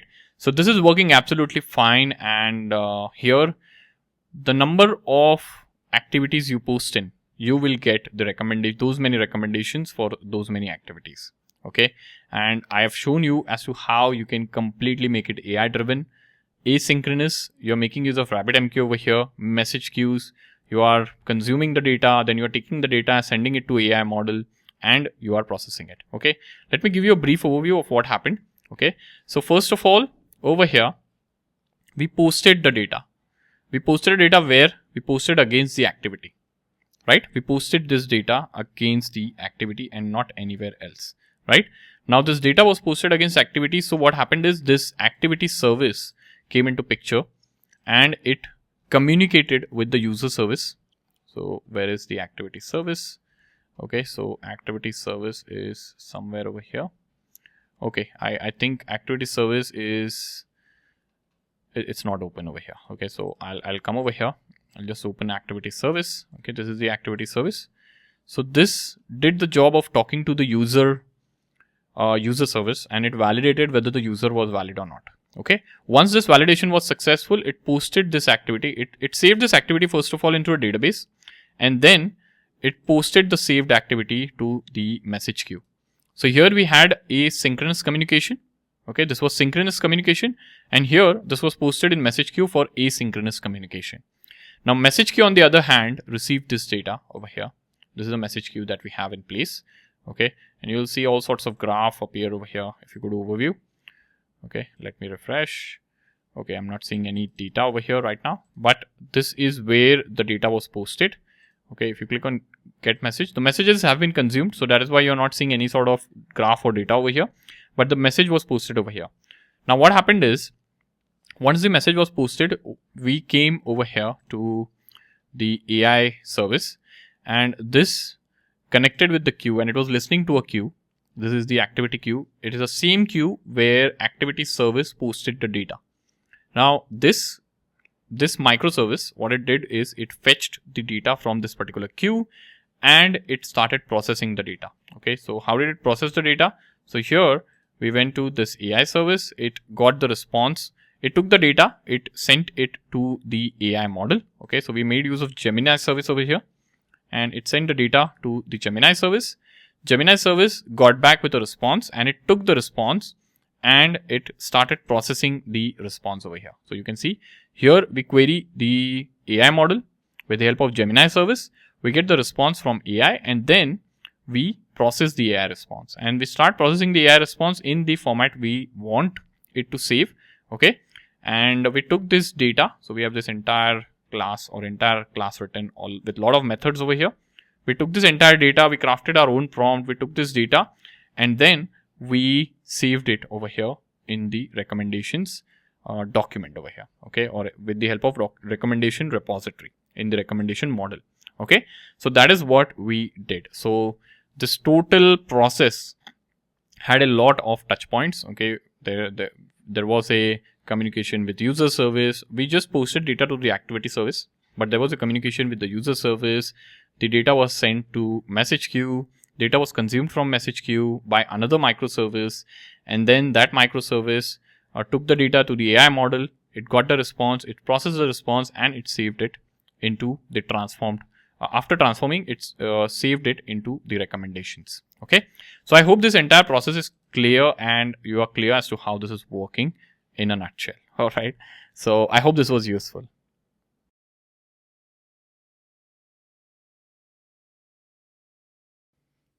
So right now what is happening is, in our microservices we have all the configuration within the microservice itself. So here if you see, for user service we have this YAML file which is having all the configuration that we need for this particular service. Same we have for all the microservices like AI service and activity service. Okay, now it's a best practice that we move all the configuration that we have in the individual microservices to a separate server, and we can call that server as a config server.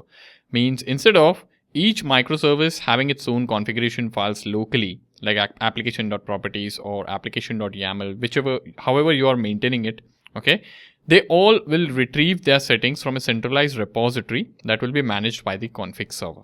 Okay, and we'll be making use of Spring Cloud Config for the same. Now this approach is beneficial because you will have centralized management of all the configuration at one single place. You will have separation of concerns. Okay, and yeah, it's just a best practice to go ahead if you are scaling your application, right? So what I will do is I will come over here to Spring Initializer, and we will need a new config server or a new application called config server. So I'll say com.fitness config server, something like this, and I'll have the latest version of everything selected, and here I'll say config. Okay, one second. So I'll say config, and you have this config server. So you have config client as well, but we don't need config client. We'll make use of config server because we are setting up a server. Now when the clients or other microservices get the configuration from the config server, that is when they make use of config client. Okay, so we'll make use of this config server over here. Okay, and I don't think we need anything else over here. All right, so I'll just say generate and I'll get this zip file downloaded onto my system. So here I have config server zip. Okay, I'll just unzip this over here. I'll just extract it over here and I'll get rid of this zip file. We don't need it. So I have this config server zip, config server project. I'll come over here and I'll see this config server, but it is not being recognized as Maven project right now. So what I will do is, as usual, I'll come over here to Maven and I'll add this project as a Maven project by selecting the pom.file. And now it will scan the config server dependencies and it will get it for you. Okay. Now what I will do is I'll close all the tabs first of all. I'll go to config server and we'll have to make some configurations. Okay. Now there are multiple ways of storing configurations over here. Okay. One is you store in a remote Git repository for all your microservices and you get it fetched. Okay. But the process that we are going to follow, or the approach that we are going to follow, is having them locally within the resources folder. So this resource folder will have a directory called as config over here like so. Okay, and I'll rename this to, I'll refactor this to application.yaml file. Okay, so this is done. And then over here, what I'm going to do is I will open this. Okay, let me cut this and okay, so I'll say Spring application and then name over here. So name is config server. Okay, something like this. So this is the application name. I'll get rid of this. Okay, this is the YAML config.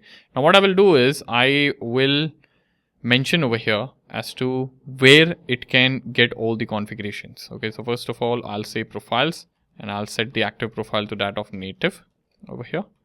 Okay, native. And then I'll come over here. I'll say cloud config and then I'll say server native and then I'll say search locations. Okay, and I'll say class path and I'll say config. So here in the config folder, we are telling the config server that fetch or get all the configurations or load all the configurations that exist in this particular folder. Okay, that is what we are telling. Okay, now this is done. Now what I will do is I will start moving all the configurations that exist into this particular config server. Okay, that is what we are going to do. One thing that we should also define is the server port. So I'll say server port and I'll set this to 8 4 times. Okay, so this is where my config server is residing. Okay, now what I will do is I'll start moving the configuration like I said. So I'll come over here to UserService and here I have this application.yaml of UserService. So I'll paste this application.yaml over here. So I'll say user-service over here. Okay, service.yaml. Okay, now if you come over here, okay, so if you go to application.yaml, okay, of UserService, this is what you have over here. Okay, but you move this to userservice.yaml, right? So here what we would be doing is we have the same configuration, but over here we can get rid of the name over here. Okay, so I'll get rid of this name property from here. We'll retain name over here. Okay, and yeah, this is the configuration for UserService. This is done. Okay, I'll move the configuration for other services like AI service. So I'll come over here and from here I'll copy this and here I'll paste it. I'll say AI-service. Okay, I'll get rid of the application name. Okay, and this is it. So now I need to get the activity service YAML. So I'll come over here. I'll get this YAML and I'll come over here to config server and I'll paste it over here. Okay, so I'll say activity service, something like this. Okay, so this is done. We have all the configurations now over here in the config server. Okay, and you can run the application and you can see it. Okay, so I'll just run the config server. Let us run it. It will be running on port 888 or 4 times 8. All right. Now, once this server is up and running, you can check if the configuration is being loaded correctly. And for that, you can head over to the browser and you can type in localhost :888 over here. And you can specify the application name / profile. Okay, so I'm going to add application name, which is activity service, and the profile is default. Okay, so activity service is the name of the service, and this is the config server URL. So we'll see the configuration being loaded. Okay, so I'm getting 404, which means it's not working. So let me come over here. Is there anything we have missed? Oh yes, so we missed one annotation. So after you make the changes in application YAML of config server and you add the dependencies, you have to come over to the application file, which is the main file. And here you have to make use of one annotation, which is enable config server. Now this will come in from this org Spring Framework Cloud Config Server package and restart this service. So let us see if after making these changes, if everything works fine. Now over here on the console, you will see started config server in 2.396 seconds. Now refresh this and you are seeing the configuration being loaded now. Okay, so this is for activity service. And if you come over here, you will see like after the service had started, the moment we accessed it in the browser, you can see it was accessed. You can see this is the path. Okay, adding property source class path. So this was the path from where the YAML file was picked and it was shown. Okay. And you can see activity service over here. So here this is activity service. It can be user service as well. You will see user service also. And you can see after activity service, now user service was loaded, right? And you can also make use of AI service over here. You can see the config for AI service. Okay. So AI service config and you can see AI service. Okay. Now this is working absolutely fine. So we have our config server up and running.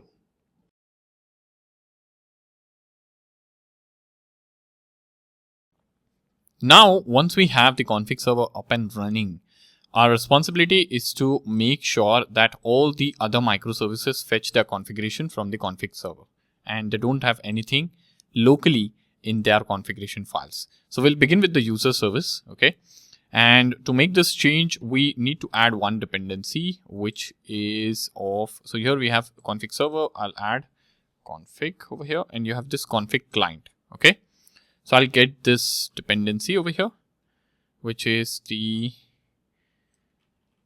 starter config client. Okay. So I'll come over here and I'll close all the tabs. Okay. And I'll come over to user service pom.xml. I'll add this dependency over here. First of all, this dependency is added. I'll reload Maven changes and then I'll go to resources and application.yaml. Now we have this configuration over here. So what I will do is I will actually get rid of the entire configuration over here. Okay, entire configuration. All right, we don't need anything. Everything should be fetched from there. We just need application name. I'll get rid of all of this from here. Okay, and I'm going to say config import. I'll say optional and config server and I'll say HTTP localhost and I'll say 8. Okay. So this is what we are doing over here. Okay. And let me, so if you come over here, okay, you have this AI service and all. Let me clear this. This is the log of config server. Okay. So what we will do is we'll restart the user service now. Now, when user service reaches out to config server to fetch the configurations from it, you will see some logs over here and that will tell us whether the configurations are being fetched from the config server or not. Okay, so I'll come over here. I'll restart the user service. Let me restart the user service. It's likely we might see some Lombok related issues because we made some changes to pom.xml. Yes, we get this issue and I'll just make sure like this is set to obtain processors from class path. Okay. And then I'll restart the user service over here. Okay, something like this. And I'll come over here to config server. And you can see over here, user service configuration was fetched from config server. You can see it in the logs, right? And the service will also start normally. You can see it started normally, right? Now, what we need to do is we will make these changes to all the other microservices. Okay. So I'll get this config over here. Okay. This is the dependency. I'll go to AI service and over here in pom.xml, I'll add this dependency. I'll reload Maven changes and then I'll go to activity service as well. And I'll add this over here and I'll reload Maven changes. This is done. And then in activity service, I'll go to application YAML over here. and whatever I had written in the user service application YAML, I'll copy this config and I'll come over here in activity, and from here I'll get rid of this entire thing.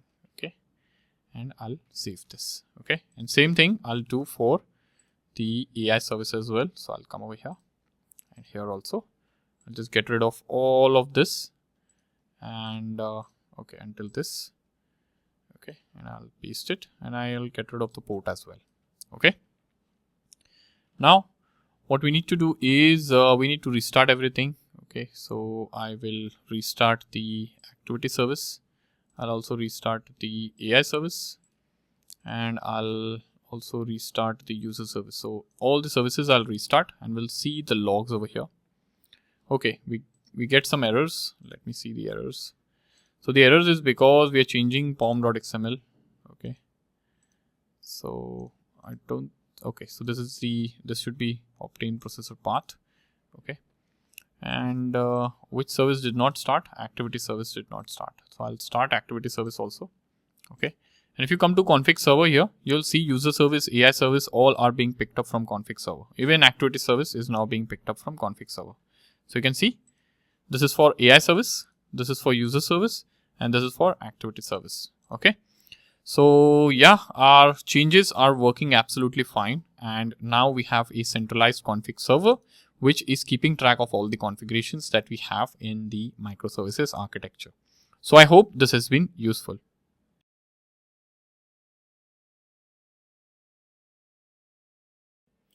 So now we have done a considerable amount of progress into our fitness microservices project. We have different microservices that are interacting with each other and delivering on a functionality.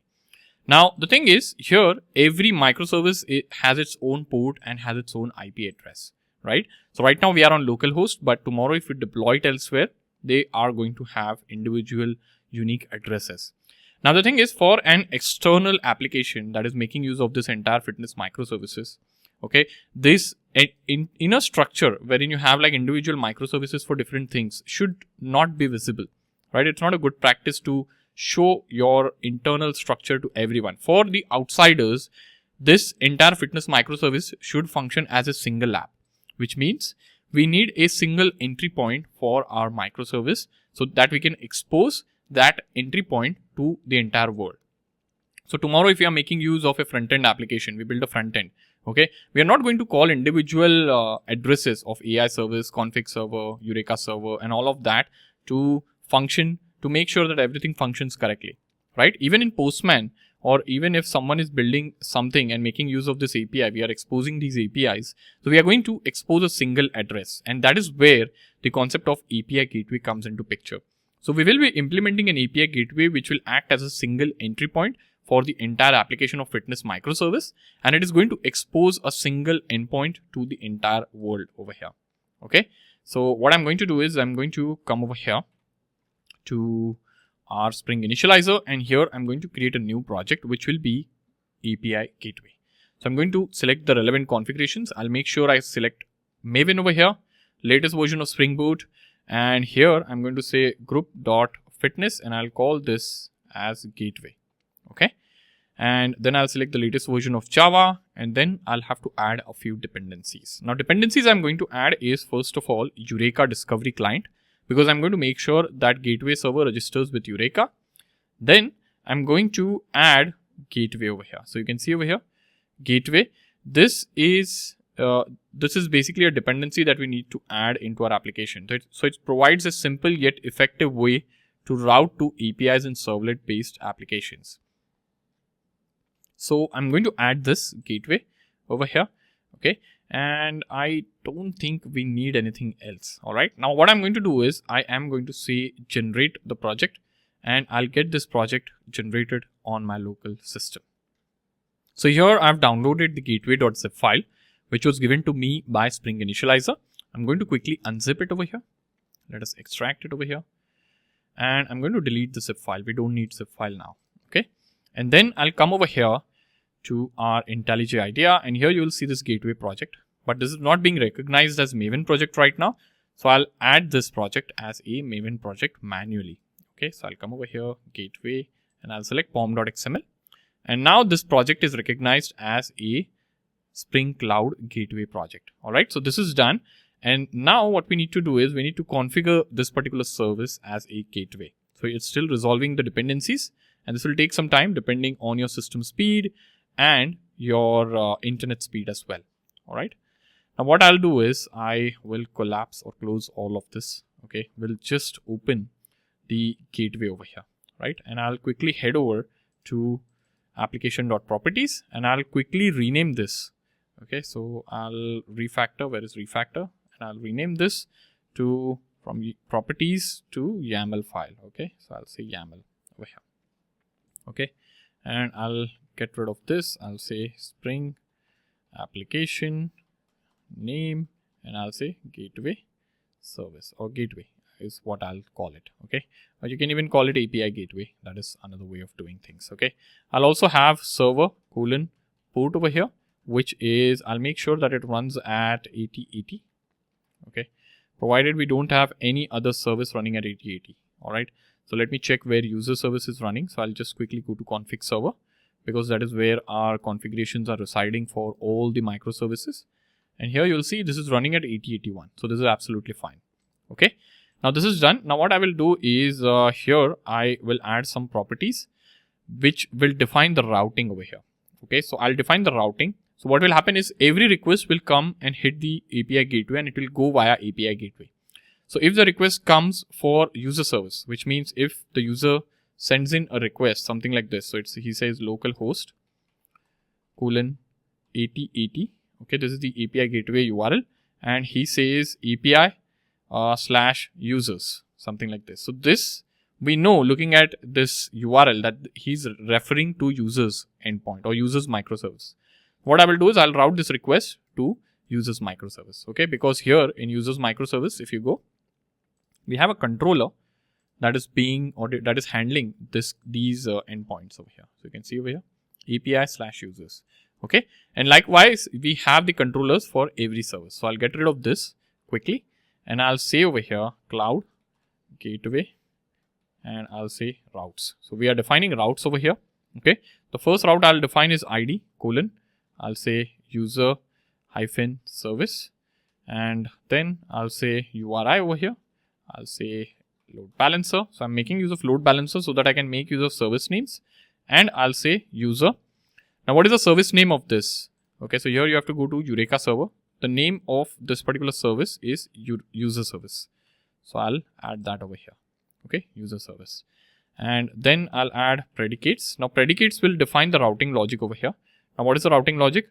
It's path is equal to /API / users / **, something like this. Okay, so this is the definition for users.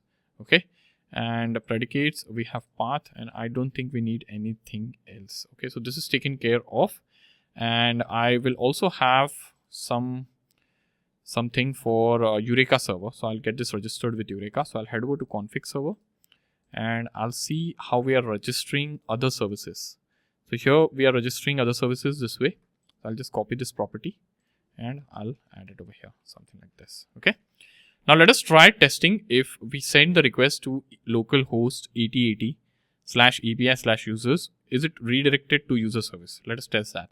And for that, I'm going to come over here to, okay, sorry, not to config server, but we have to head over to the API gateway over here. So this is the API gateway, main Java, and this is the main gateway application. And then I'm going to run this. Okay. And let us take a look at the logs if we're getting any sort of issues or errors. Ideally, we should not. Yes, we don't get any sort of errors. And if you come over here, let me do a refresh. Is it registering with the Eureka server? Not right now. Why is it not registering with Eureka server? Okay, we get some sort of an error over here.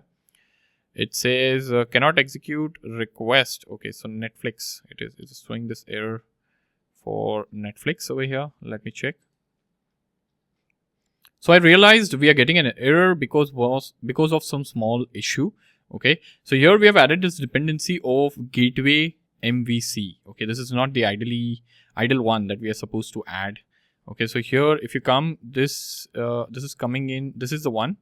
Okay, so what we need to do is I'll get rid of this dependency and I'll say gateway again. And we need to select reactive gateway. Okay, not this first one. Reactive gateway is the one we need to select. And here in Explore, you should see this dependency. So Cloud Starter Gateway. So just copy this. Okay, it was a mistake on my end and just replace it over here. Okay, so don't use the MVC one and just do a quick Maven reload and then just do a restart. Okay, so once you do the server restart, okay, it'll shut down. And then if you wait for a while, okay, so let us wait. This is complete. And if you come over here and if you refresh Eureka, you are going to see API gateway being registered over here. Okay, so this is working fine, wherein we are able to see API gateway being registered as a Eureka client. Now what I will do is I will head over to Postman over here. Okay, and we are basically, so we have basically added the route for user, right? The user microservice. So I'll come over here, okay, and let us take a look at this API, which is for validating the user. So if you run the query from 8081, you're getting the response, okay. But let me change this to the API gateway URL over here, okay, and I'll just trigger this request. So you can see it's working fine, even though if you are updating the port to 8080. And how is it working? It is working because you have basically added this route over here. Okay, so you have added this route. Here, this part.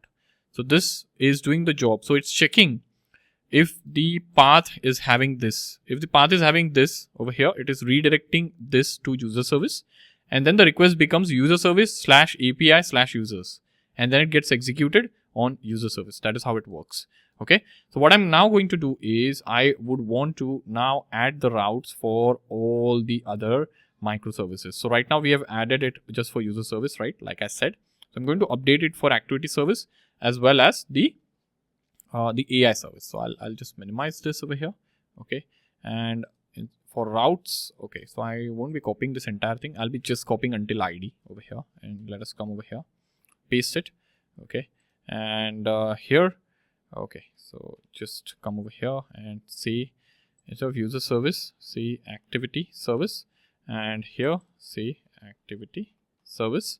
And API / here we need to have activities. Okay, so let me take a look at the controller as well as to what we are having in the controller. So I'll go over here to activity service, and then we have not over here, but over here somewhere. Okay, so we're having this activity controller. It's API / activities, right? So this is what we have added over here. Okay, and then come over here and paste this over here. So user service, and you need to add AI service and add AI service. Now this name that you're adding, URI, this should match the Eureka registered name. Okay. So AI service, is it what we have registered it with? Yes. AI service. This is activity service and this is user -service. So I'm following a convention over here. If you observe the microservice name and then -service in the end. That is how I'm like registering things. Okay. So I've registered these 3 routes over here. Okay, now let me like rerun this entire thing. Let me rerun the gateway over here. Okay, we'll wait for a while until it restarts. Okay, so it restarts. No issues as such. Okay, and then let us come over here. So I'll update this to 8080 and I'll do a search. It should work. So it's working with 8080 URL as well. I'll just save this. Okay, we have this register endpoint. Okay, so I'll update this to 8080. Okay, I'll save this and let us see if registration works for 8080. It works, you can see. Okay, so it's working absolutely fine. And let me check this for all the microservices. Okay, so I'll come over here. For user, we have tested, okay, with 8080. You can see this is working fine. Okay, and I'll come over here to activity. So let us test this one, get user activity, and I'll make it 8080 and let us trigger this. You can see it's working 200. Okay, right? For recommendations also I'll update. So this is for AI service. I'll update this for 8080. I'll save this and let me trigger this. Okay, so this is giving some sort of an issue over here. Okay, API / recommendations is not found. Okay, so we have not created this mapping for recommendation over here. So if you take a look, okay, so this is for API / activities. Okay, AI service is for users over here. Okay, so this is not right over here. So it should be basically, we'll update it to this way. Okay. So I'll just remove this, or let me take a look at the AI service over here. So AI service, I'll go to the controller. Okay. And in controller, I have the recommendations controller. So yeah, it's recommendations. So I'll just get rid of this. Okay. And I'll say here recommendations. Okay. Now let me restart. Now this should work. Okay. Because I've added the recommendations endpoint over here. Okay. Or recommendations predicate. So this is restarting. Let us wait. Okay. So it's working fine now. Let me come here and let me trigger this. So now you can see the recommendation working. Right, activity recommendation will also work over here. So if I change this to 8080. So now with this, what we have done is so this is giving internal server error because this user does not exist, right? So if you come over here to AI service, you'll see this exception is something that we are throwing ourselves. If you scroll up, you can see no recommendation found for this activity. Okay, so it's working fine is what I would say. All right. And what we have done is we now have a single entry point for our entire project. So if you are exposing the APIs to the external world or to a front-end application or even to some other team. So you have developed this application, your team has developed this application, and now some other team is making use of the APIs that you have developed in their application as well. So you don't need to expose the internal URLs of the individual microservices. You don't need to do that. You just have to expose the API gateway URL.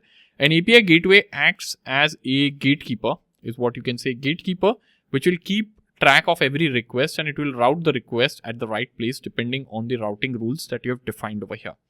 Now tomorrow, if some other microservice is added into this entire application, what you will do is you will add one more route like we have added over here for every other microservice, right? So that is how things will function. Okay. Now one thing I'll do is I'll move this configuration to config server as well. Okay, so I will come over here to gateway. Okay, and here under resources, I'll just copy this. Okay, and I'll go to config server. Okay, and here in config server, I'll paste this and I'll paste it as API gateway. Okay, or I'll just say gateway. Gateway is the service name, so it has to match the service name. That is what the thumb rule is. Okay. And then over here, I need to add this. Okay, so one second. So where is this? Is UserService.yaml. Okay, so I will open any other microservice. Okay, so this is there. I'll go to any other microservice, like for example, UserService, and I'll get the configuration for config server. Right, so I'll copy this config. Okay, and I'll add this in the gateway application.yaml. Okay. So one second, so I'll just get rid of this. I'll just get rid of this, and you can see how this is added. This is added in the level of application, just under Spring. So here, if you come, okay, here I've added this, okay, and then you can get rid of all of this part, okay, this entire thing.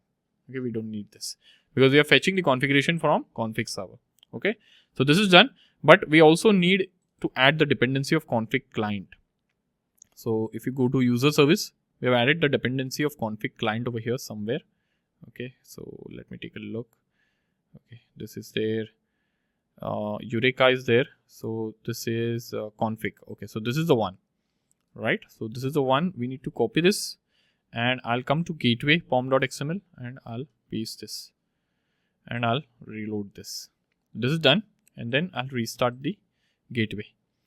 Now, the moment I restart the gateway, okay, it won't work because I need to restart config server as well because the configurations have changed, right? So I'll restart the config server first. Let me see. And then I'll restart the gateway. Okay, let me restart the gateway now. Okay. So now here in the config server application logs, you should see the configuration for gateway also being picked. You should see some log over here, up here. Okay. So let us wait for a while. Okay, it should have been picked up, but it did not pick up for some reason. Let me see what the issue is over here. Okay. So it's not picking up the configuration, and I believe the reason for this is the application name is API gateway over here. Okay, and the file name that we have added over here on the config server. Okay, here the file name that we have added is gateway. So I'll rename this. Let me rename this. Okay. Let me rename this to API-gateway. Okay. And let me refactor this. Okay, and let me restart the config server first, because config server will first reload the configurations from this local folder, okay, with the name API gateway. This is done, and then I'll restart the gateway application. So let us see if this is picking up now. Okay, it should ideally. Okay, and yeah, you can see like we saw this log adding property source class path API gateway, which means it's picking now. So this was a good experience wherein we just saw something not working because the name was not same to the service name. So API gateway is the name of the service. Okay, so the file name over here in the config server should be API gateway. That is how the matching happens, or that is how the configurations are picked up. Okay, how will config server know which configuration I'm supposed to share with this service? So the service comes to config server with its name, that hey, this is my name. It's like an ID card. My name is API gateway. Can you give me my configurations? And the configurations are stored how? They're stored with the name of the service. So config server just delivers it. Okay, it's working fine. And if you go over here, you should see everything working now. Absolutely fine. Validate users, everything. Okay, so yeah, I hope you were able to follow along as to how you can configure API gateway and how you can have a single entry point for your entire microservice architecture, which can be exposed to the external world, whether it's front end or any sort of other team that would be consuming your APIs or any mobile app that you build with this, right? So I hope this was useful and I hope you have been able to follow along.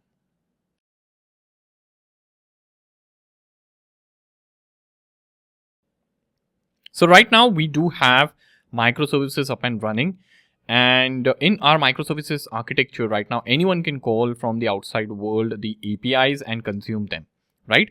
There is literally no mechanism of security or authentication, authorization. There is no such mechanism right now in our entire application, right? And none of these services are secure right now, but security is a standard practice these days, and we would want to secure our endpoints and APIs. So we will be implementing security, and if you're building microservices, managing authentication, authorization manually can be a headache, right? And for this, we will be making use of a service or a open source identity access management system, which is Keycloak. Okay, so come over here onto Google and search for Keycloak, and you will see this first link, keycloak.org. And if you head over to the website, you are going to see this website over here. And the first title that I see over here is Open Source Identity and Access Management System. So what is Keycloak? Keycloak is an open source identity access management system that helps you secure applications and microservices. So it provides with authentication and authorization without needing you to write any custom security code. So it's in pre-built. You have to just plug in your web application. Of course, just not plug in. You will have to do some sort of security settings and some sort of setup. But it's better than manually writing all the code for managing authentication and authorization. So you can think of Keycloak as a centralized security system that manages user login, roles, and permissions across all your applications. Okay, and you can just go through this website. All right, now why use Keycloak in microservices? So there are a lot of features that Keycloak offers. So if you scroll over here, you can see single sign-on over here. Okay, so there is users can authenticate with Keycloak rather than individual applications. And this means that application don't have to deal with login forms and all. So Keycloak provides the login form and all. And once the user is logged into Keycloak, users don't have to log in again and again into different applications. Okay, this also applies for logout. So there is a single sign out, which means that users have to log out once to be logged out of all the applications that use Keycloak. Okay, there is identity broking and social login, so you can enable social login with Keycloak as well. You can see over here, sign in with Google, GitHub, Facebook. Keycloak has built-in support to connect to existing LDAP or Active Directory servers. So if your organization is having any sort of LDAP or Active Directory server, you can make use of Keycloak and integrate it with that. Okay, it gives you a very nice thorough admin console that you can make use of and centrally manage all the aspects of authentication in your application. Okay, so this is what Keycloak is, and you can see over here there are tons of features that it offers. Okay, so because of this, Keycloak is one of the preferred choices when it comes to microservices, and especially when you are making use of Spring Boot. So this is what Keycloak is, and you can read more a bit about Keycloak and what it has to offer. You can go to guides over here. Okay, you can read more about everything over here. It has a thorough documentation as well. Okay, so you can see over here, and you can just take a look. Okay, so yeah, that's about Keycloak, and that is how authentication is going to work in our application. So we are not going to set up a separate auth server in our application, but we are going to authenticate users against Keycloak. Okay, now of course here you might have a question that in users microservice, if you go to the controller here, we are registering the user here as well. Okay, but you are saying right now I'm saying that we'll be making use of Keycloak. So user will be registering here or in the Keycloak. So of course users will be registering in the Keycloak, but we'll make sure that this and Keycloak are in sync. So we'll make sure of that. Okay, but that's for later. Right now, what we'll do is it's crucial that you understand the importance of Keycloak and why we are making use of it.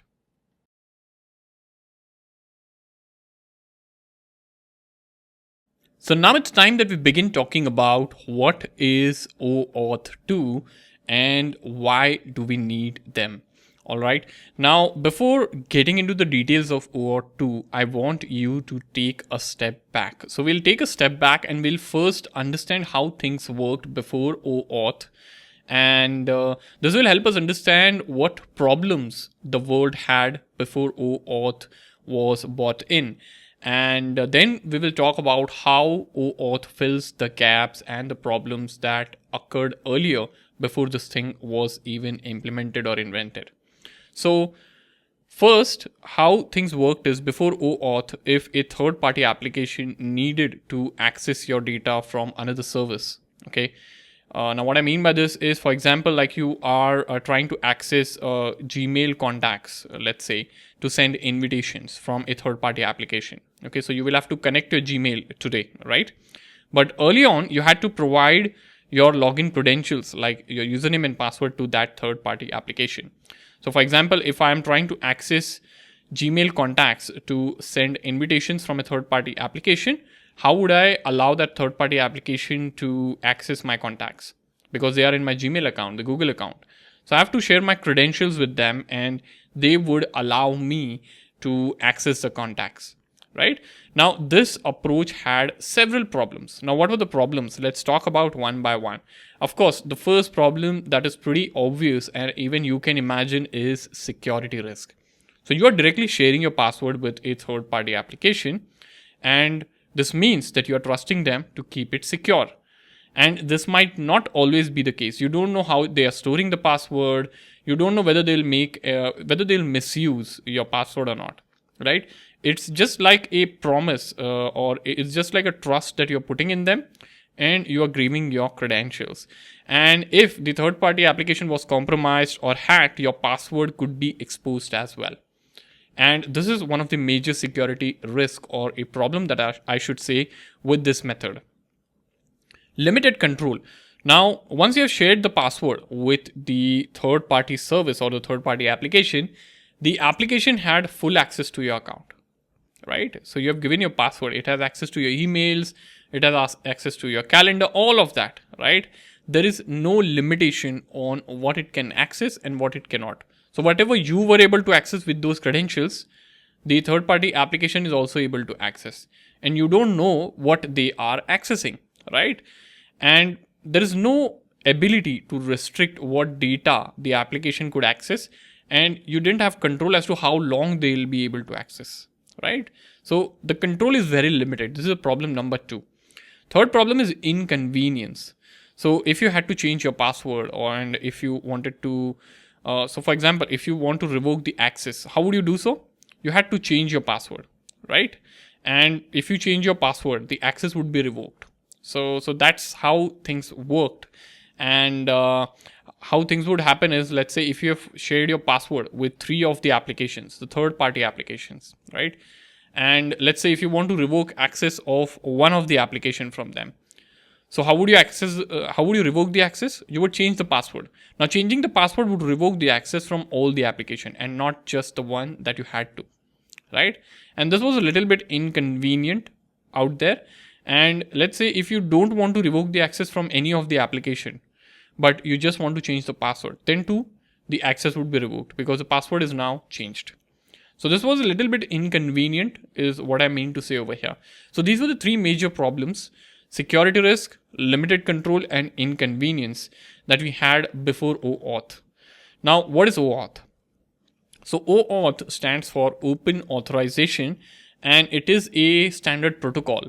So it's a protocol that is being used, and it allows users to grant third-party applications to access their information without sharing their passwords.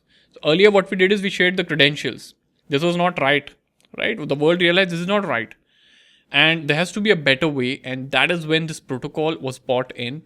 It is known as Open Authorization or OAuth, right? And with the help of this, or with the help of OAuth, third-party applications can access the information without sharing the password. Now, why is it needed? Of course, OAuth is needed to enable secure and easy access to user information by the third-party applications without compromising the user credentials like passwords. All right. Now, OAuth, what problem does it solve? Right. So it solves the problem of sharing sensitive login credentials directly with the third-party applications, because you don't know what the applications would do with your credentials. Right. Credentials is something that only you should be aware of. Right. You should not share it with anyone. And this is where OAuth ensures that users can use different applications and services securely by only sharing the token that grants limited access to their data, right? So the usage of OAuth involves the usage of token, and the token has the information on what sort of data can the third party service can access of the individual. And rather than their actual username and password, like you share the username and password. So rather than doing that, they have access to a token using which they can access information which is limited and defined for them, okay, from the server or from whichever service you are using it, right? So that's about OAuth. I hope you have a gist of OAuth. All right. Now to summarize our learning so far, what is OAuth? OAuth lets applications access your information without needing your password. Right? They don't need the password. Using the OAuth protocol, they can access your information. And OAuth stands for Open Authorization. Why is it needed? Because it's safer. Of course, you don't have to share your credentials, your passwords with other apps, right? Your credentials are yours. You can change it whenever you want, and this does not impact the services that you're using. Which problem is solved? So the problem that is solved with OAuth is of password sharing that you had to do early on before OAuth was implemented, right? And this was risky. How it worked before, you had to give your password for every app, which was unsafe and it was not convenient. Now, how does OAuth works as of today? So you log in through a trusted service like Google and give the permission, and the app gets a special token to access your info without needing your password. Okay, we'll talk about this in detail. Now let us go through the terms over here. Okay, so what are the terms involved when you talk about OAuth? So there are a few terms that you are supposed to be aware of, because if you read about OAuth over the internet or if you watch any of the videos, then it's best to know these terms. Number one term is the resource owner or the user. Okay, now who is a resource owner? Resource owner is the owner who owns the account. So if it's your account, so if it's my Gmail account, right? So I'm the resource owner of that account, right? Third party application. Now, this is the application that the user, like user as in me, I want to use this particular application, and I want this application, which is third party application, to send invites to all my Gmail contacts. So the application that I'm using is known as the third party application. Resource server. Now, if I'm talking about Gmail account, the resource server over here is Google, because Google has its own server that manages the Gmail stuff, right? So this is a server that holds the data that application wants to access. So if you are planning to send invites to all your Gmail contacts through a third-party application, where do your contacts reside? Do they reside on your machine? No. They reside on the server, which is owned by Google. So that's the resource server, because that contains the resource that is needed by the third-party application. Authorization server. Now, authorization server is the server that handles the authentication and authorization related tasks, right? Now, in this example that I was talking about, the Gmail one, the authorization server is the Google server. Client. Now, who is the client? So, this is the application that is requesting the access to the resource server on behalf of the user, right? So, there will be an application that will be created, okay? And through that application, the access would be granted to the resources that the third-party application wants to access.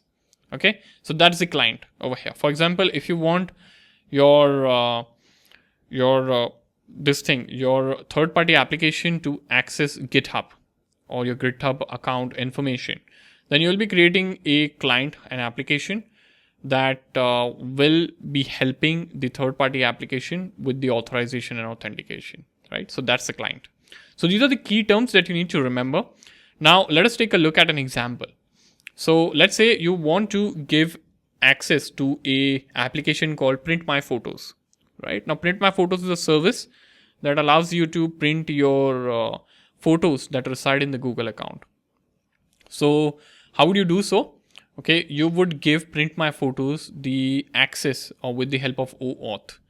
Now over here, the resource owner is the user who owns the Google account. All right. Third-party application is the application that wants access to your photos to print them. And in this case, it's Prints My Photos, right? Because that is the application that is going to request Google for the permission to access your photos. Resource server. Now, this is a server that holds your photos and has the data that Print My Photos wants to access. Authorization server. Now, this is a server that will handle the authentication related tasks and authorization as well. So it's the Google server in this case. So that's the authorization server. Then you have the client, and this is the application that is requesting the access to the resource server, right? Then you have client, which is the application that is requesting the access to the resource server, and Google Photos in this case on the behalf of the user. So now it's time we take a look at the flow and understand how things work in simple steps. All right. So how things would work is, let's say we'll consider that same example where you have an application called Print My Photos, and you want to give access to your Google Photos so that it can print them on your behalf. So for giving access to Google Photos, you'll have to authenticate or authorize that particular application and allow it to access your photos, right? So here is how the flow would work. The number one step is you go to that application, which is Print My Photos in our case, and there can be a button like import your photos or something like that. I've just mentioned like you click on import photos from Google Photos. So there'll be a flow wherein you click on this and you try to initiate the flow to connect that third-party application to your Google account, right? And this would be done by you as the user, right? And the second step would be that Print My Photos, which is the application that you're using, it will send you to the Google's authorization server to log in and grant the permission, all right? So here you would see the Google's login page wherein you would be asked to sign in, right? To verify whether the credential, you are the actual user who is trying to access it. Now, once this is done, okay, or what would happen is if this request is initiated, the third step is the Google authorization server would ask you to log in, okay, if you have not already logged in. If you're logged in, then the next step would come into picture, but you would be asked to log in, and then if it will ask you if you want to give permissions to this application to access your Google Photos, right? And this is something common that we have seen when connecting application to our Google accounts or some other accounts or even Facebook accounts, right? This is a standard flow. You see a pop-up that, hey, this application is trying to access these all things, allow, deny, right? That is what would happen here. Now, once this is done, you would agree and you would grant the permission, of course, if that's what you intend to do. And what would happen is Google's authorization server would send a authorization code to the application, which is Print My Photos. All right. Now, this particular application receives the authorization code. Now, this application would send the authorization code to the Google's authorization server, and it will request an access token, right? And just be sure that the step number 4 that we just saw, it just receives the Google just sends the authorization code to the application, and it does not send any data or token yet. And the role of this code, the authorization code, is just to get access token. That is it. So in step number 5, you see, it will take that code and go to the Google's authorization server to request the access token.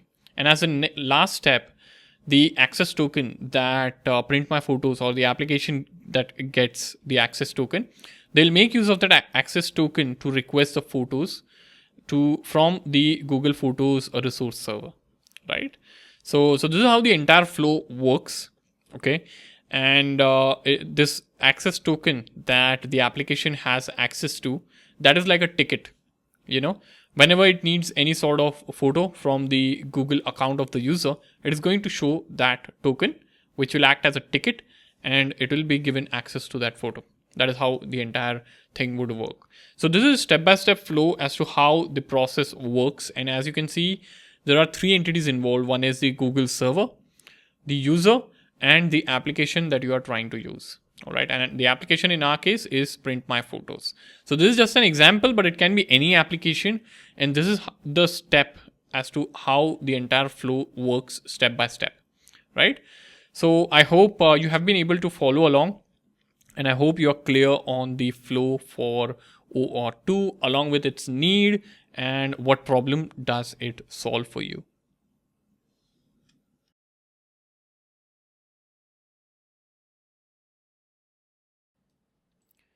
So now it's time that we begin talking about different flows that exist when it comes to OAuth 2. Now, OAuth 2 has different flows. Okay, as you can see here, these are the flows that I have listed here, and I tried to present all of this in a tabular format so that it's easier to grasp.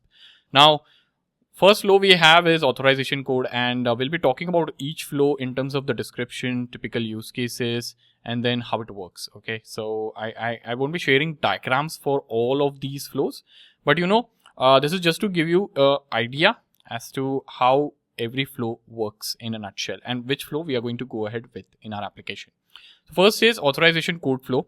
Okay, and like the name says, it exchanges an authorization code for an access token via a secure backend. So there is a code that is being exchanged. Okay, and the use case over here is it is typically implemented in a web application that has a backend.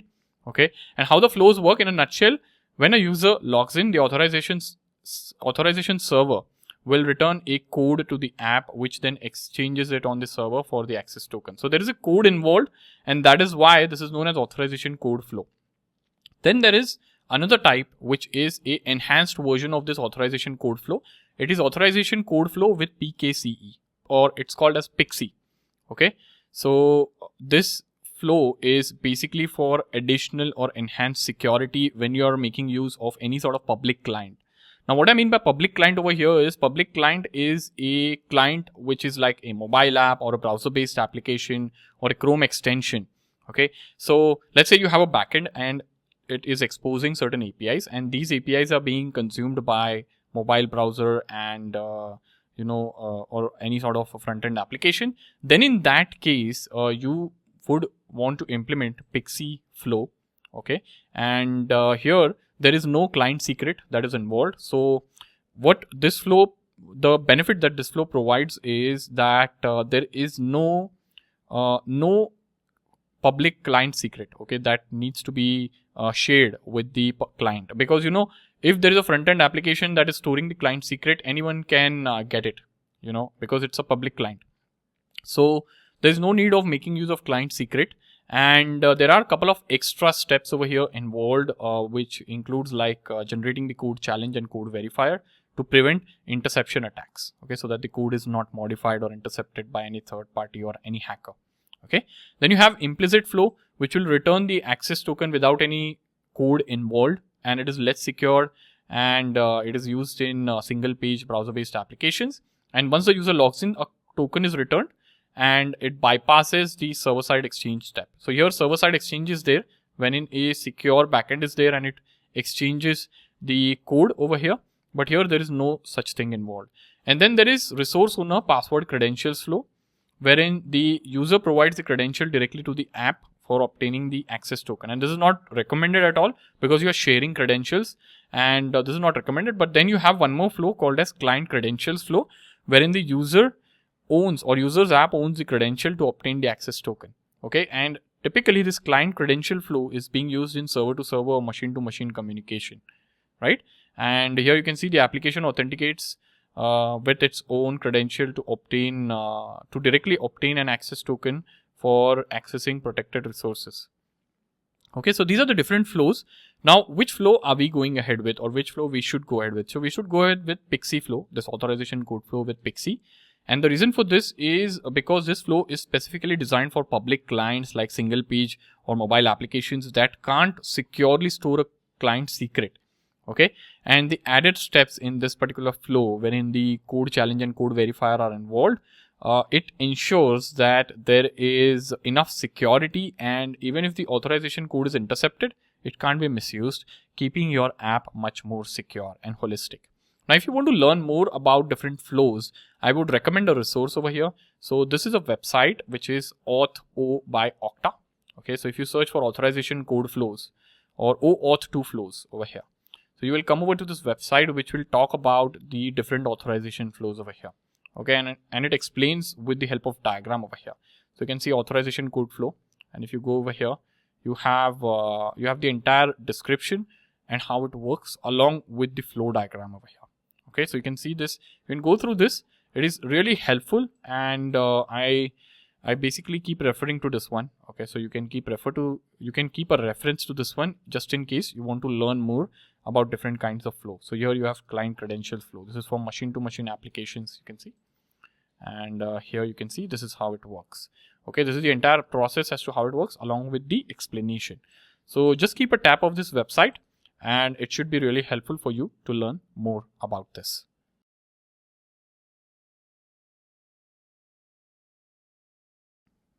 So now it's time that we begin talking about the PKCE flow and understand what happens in this flow. Okay, now PKCE, which is PKCE, stands for proof key for code exchange. Okay, and it's a OAuth 2 flow. It's a kind of OAuth 2 flow that exists.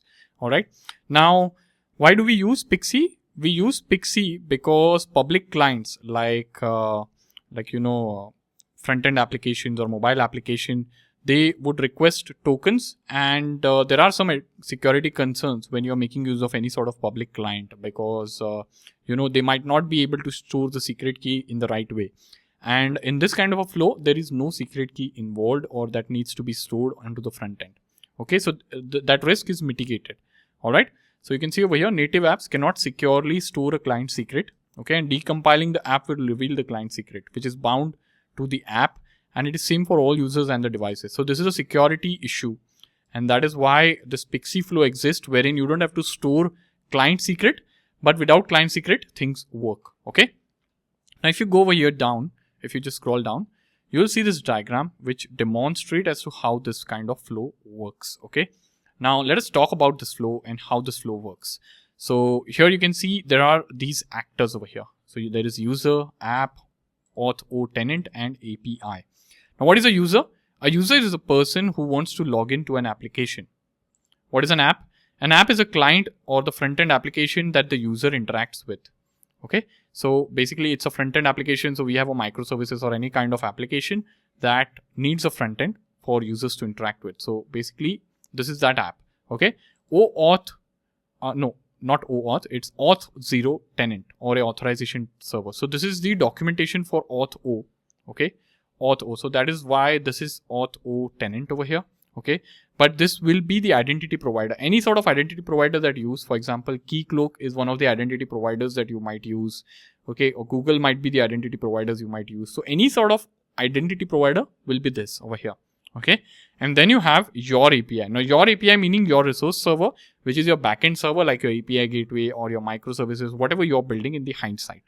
Okay, so what would happen is, first thing, here are the steps that happens. Now user clicks on the login link. Okay, so this login process is initiated by user by clicking on the login button in the front end or the application, and then the app would generate the code verifier and the code challenge. Now the front end creates this random code verifier and the hashed version of it called as the code challenge, and they are used to improve the security. Okay, then the third step is the app would send the authorization request over here. So it would send authorization code request plus the code challenge is sent along with it. Okay, so this is the hashed version of it called as code challenge, and that is sent, and these are used to improve the security. Then the authorization server over here, or this Keycloak or the identity provider over here, okay, he would redirect the user to the login page. Now user is taken to the login page hosted by the authorization server. So if you're making use of Keycloak, you will be taken to the Keycloak login page, or if you're making use of Google or any sort of the identity server, that particular server's login page would be shown. So if you're using Keycloak over here, you would be taken to the Keycloak login page. Now what user would do is he would enter his credentials, authenticate, and grant the access over here, the permission that would be requested by the app over here. Okay, and then authorization code is returned to the app over here. You can see the server meaning the identity provider will send back the authorization code to the app via the redirect URL. Then the app would exchange. So the app now sends the authorization code plus code verifier to the auth server's token endpoint. Okay, so these two things are being sent to the auth server's token endpoint, and basically the app is exchanging the authorization code for tokens.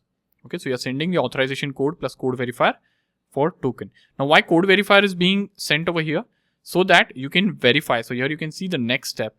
Okay, the next step, it is going to verify it. It checks if the code verifier matches the code challenge that received initially. So if this verifier and the code challenge is same or it matches, it means the request has not been tampered. And that is why this code challenge and code verifier exist. Okay, so this verification happens, and then what happens is if everything is valid, then the ID and access token is passed over to the application over here in the front end. Okay, so the application uses the access token to access the protected API resources, and then ID token consists of user details, which is useful for authentication. So these two things are sent over to the app, which is a front end app or any sort of client. It can be a mobile app too. And then using these details, the app basically requests the data with the access token to the backend server. You can see over here. So this access token is used like a ticket with the backend server that, hey, I have authorized myself and I need access to the data. And then API is going to respond with the data, whichever user is requesting. So this is the entire flow that happens, and this happens in the fraction of seconds. If you scroll down over here, you're going to see like all these things explained over here. Okay, so these all things have been explained, and this is the website for Auth, okay, which is provided to you by Okta, and it has some good documentation, and that is why I'm referring to this one. It's publicly available. You can search for this and go through these flows and understand it with the help of diagrams as well. So I hope it's clear to you as to what is happening, and I hope this has been useful.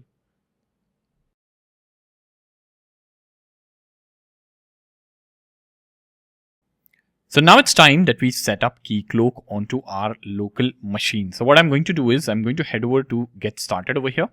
Okay, you had an option to download from here as well. Okay, but I'm going to say Get Started, and here you can see Get Started with Keycloak on Docker. So I have Docker installed, Docker desktop, and here I'll get one command which I can happily copy over here, something like this, and I'll come over here to the terminal. Now here in the terminal I have Docker desktop up and running, and I'm going to say clear over here. Okay, clear, and I'm going to paste this command. Okay, now make a note over here. This is trying to run this Docker container or this container of Keycloak on 8080. All right, so what I'm going to do is I'm going to expose 8081 over here. Okay, I'm going to just rename this something like this. Okay, so in fact you don't need to change this port over here to 8081. This is the port inside the container. Okay, so we need to just say that port inside the container 8080 should be mapped to 8081 on the host. Okay, and I'll just say enter. Now the moment you say enter, you will see over here this is trying to pull the image because the image is not available locally. Also, make a note over here. What we are doing is we are keeping the username and the password over here. You can see the username and password is admin. This is the image URL. Okay. And these are the ports that I said. Okay. So it will take some while until the entire download completes, and it will take some time to start the container. And how much time it takes, it will depend on your system speed and your internet connectivity. So you can see the container started, as you can see over here. Okay, so you can see it's running now. And what I will do is I will come over here to the browser. Okay, here, and I'm going to head over to localhost. Okay, and oops, so I'll say localhost :8181 over here, and you'll be taken to this particular page, which is the Keycloak page. Okay, so the moment you go to 8181, this is the admin page of Keycloak, and you can just say admin and admin over here. Okay, so you will be taken inside the admin console. So if you are seeing this, you will see, if you're seeing this, it means that you have successfully configured Keycloak onto your system. Okay, now what we need to do is we need to set up the client over here. Okay, now if you come over here inside Keycloak here, okay, so here you can see this master realm. Okay, so here you are in this master realm. Okay, now what is a realm first of all? Okay, so you can think of it as a security domain in Keycloak, and within this, it's like a workspace. Okay, within this it will have its own users, roles, authentication settings and all. So you have this master right now, master realm. Okay, and for example, if you are having multiple applications like e-commerce application and HR system, so you are creating different applications for different domains. So you can have realm for different domains. So you can have realm for e-commerce, and then there can be 10 microservices within that talk to that particular realm and work with it. Okay, you can have HR related realm and so on. Okay, so you can have a realm created. So I'll come over here and I'll call this one as fitness OAuth 2. Okay, auth 2. Okay, something like this.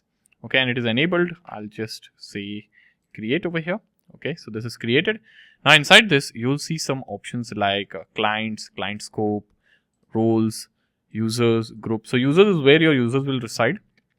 Group is where you can have groups, sessions, events, run settings, authentication, identity providers. So if you want to enable any sort of identity providers, here is where you will do so. So log in with GitHub, log in with Google and so on. User federation. Okay. So what we will do is we will create a client. Now what is a client? A client in Keycloak represents an application that needs authentication and authorization. For example, if we have an e-commerce app and it has a front end like React or Angular and a backend in Spring Boot microservices, so each can be registered as a client inside e-commerce realm. Okay, so that is how it is going to work. And what we need to do is we will create a realm, a client over here. Okay, so I'll select client over here. I'll say create client. Okay, and there will be some steps that you need to follow over here. So client type, we'll select OpenID Connect. Client ID. Now this is something that you need to keep in mind because this is what you will be using in your application. So you're going to say OAuth 2, PKCE, and I'll say client over here. Okay, this is what I'm calling it. Okay, this is my ID. I'll go next. And now it is asking me whether I want to enable the client authentication, and it's giving me some options. So I'll just have the standard flow and direct access grants enabled. So you can read more about this. Okay, this enables OpenID Connect and redirect based authentication with authorization code. And here, direct access grant. This will enable direct access grant, which means that client has access to username and password of the user and exchange it directly with Keycloak server for access token. Okay, so this is something that we are enabling. I'll say next over here. Now here, we will have to specify the root URL. Okay, now root URL as in what sort of, like any sort of URL that you want to mention over here. Okay, so I will mention the redirect URL over here. Okay, so there are a few URLs that you can mention.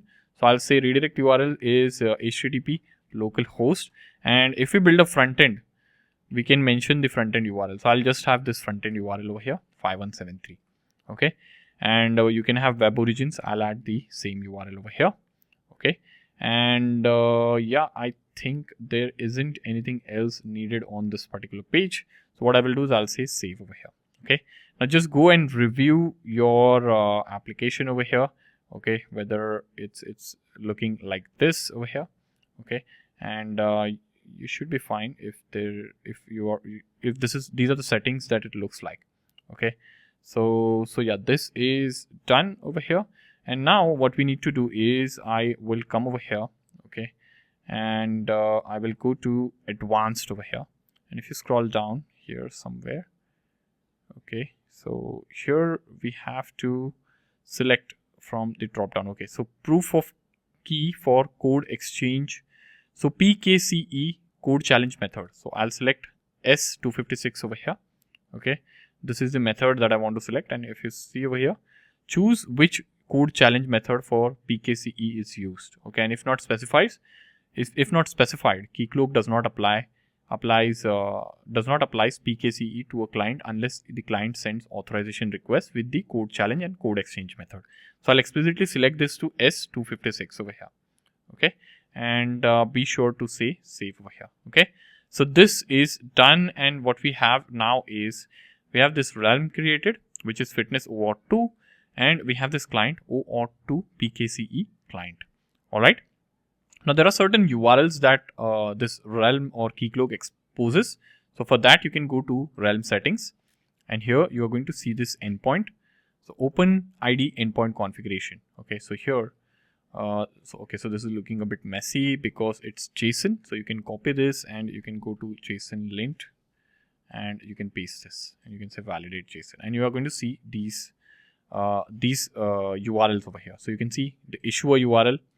The authorization endpoint is this. The token endpoint is this. So you'll get the token from this endpoint. And all of these endpoints are helpful. We'll be making use of them when we configure Keycloak into our application. Okay. So yeah, that's about it. I hope you have been able to set up Keycloak with me and also been able to create the auth client for our application.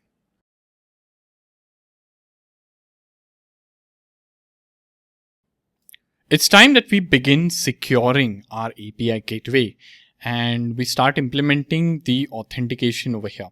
Okay, so what I will do is I will head over to my API gateway and we'll have to make certain configuration changes. We'll have to make a config file over here, which will define the security related configurations in our gateway. So first thing first, what I'm going to do is I'm going to, of course, need a dependency to be added into our gateway server. So I'll come over here. And here I'll head over to start.spring.io. I'll say add a dependency and I'll select OAuth 2 resource server. So I'm implementing authentication using OAuth 2. So I'll define this as OAuth 2 resource server and we'll integrate it with Keycloak. So I'll say explore, and here you are going to see the dependency which you need to add, which is this one. So I'll come over here, and over here I'll select this pom.xml, and here I'm going to go down, and here where all the dependencies are being added. Okay, where is all the dependency? So here are all the dependencies being added. So I'll add this dependency and I'll do a quick Maven reload over here. Okay, so all the dependencies will get downloaded over here. Now the next thing what I need to do is I need to add some configuration in the application.yaml file of the API gateway. Now this is going to be an endpoint that I'm going to define over here, which is going to provide the JSON web key set, which is also termed as JWKS. And this is a key set that consists of public keys that clients and APIs can use to verify JWT or JSON web tokens. Okay. So what will happen is whenever a user logs in, Keycloak, which is our identity provider, is going to issue a JWT access token, and this token is signed using a private key. And JWKS URI allows APIs or resource server basically to fetch the public key and verify if the token is valid and hasn't been tampered with. Okay, so that is what we are going to add, and for doing that I'm going to head over to our application.yaml file. Okay, now where is the application.yaml file? You'll find that file in the config server because our configurations are defined in the config server. And here I'm going to open this application.yaml file, which is representing the API gateway over here. Okay, and what I'm going to do is I'm going to add the JWKS URL. Okay, now first thing I want to talk about is where do you get this URL from? So you can get this URL from Keycloak administration over here. So just head over to your realm. Okay, this is my realm that I'm making use of, fitness OAuth 2. Just make sure that this is selected and you have the client created inside it. Go to realm settings and just click on this OpenID endpoint configuration. So the moment you click on this, you will see this page open up. This page has some JSON. Now this JSON is not formatted because I've not added that plugin over here. So you can add a plugin that exists on Chrome Web Store that will format the JSON in the browser itself. But what I've done is I've copied this in JSON lint, and you are seeing this this being created over here. This is formatted, and you have this JWKS URI over here. This is the URI. So this is the URI that we are going to make use of. Okay, I'll copy this URI and I'm going to come over here in my application YAML over here. Okay, and here I'm going to say so not over here. In fact, I need to add it over here under Spring. Okay, so I'm defining all the routes over here. Okay, so here I'm going to say security. Okay, OAuth 2, and then I'm going to say resource server. Okay, and I'm going to say GWT:/JWK and set URI. So this is the property that I'm adding, and I'm going to paste this URL that I've copied. Okay, you can see this URL. So this entire URL is now copied over here, and now our application can talk to Keycloak and make sure it validates the keys over here. Now I need to define the security configuration. So I'll come over here to the API Gateway project, and here I'm going to go to main Java, and here in the main package, I'm not creating sub packages, or you can create a sub package to organize things. But right now, since I'm just adding one file and there are literally no Java files, just one main application file, I'm not creating a sub package here, and I'm creating a file called security config. Now this is going to define the security configuration that the application is going to follow, or the API gateway is going to follow. First thing first, what are we going to do? It's a configuration file, right? So I need to annotate this with configuration annotation. I need to also add one more annotation. I'm going to say enable web flux security. Okay, so I'm going to enable this security over here. I'm just going to remove this extra character, and then I'm going to start defining the filter chain. Now filter chain is going to define the security rules that we are going to have in our application. Okay, so how security is applied to all the HTTP requests that is being processed by gateway and passes through it.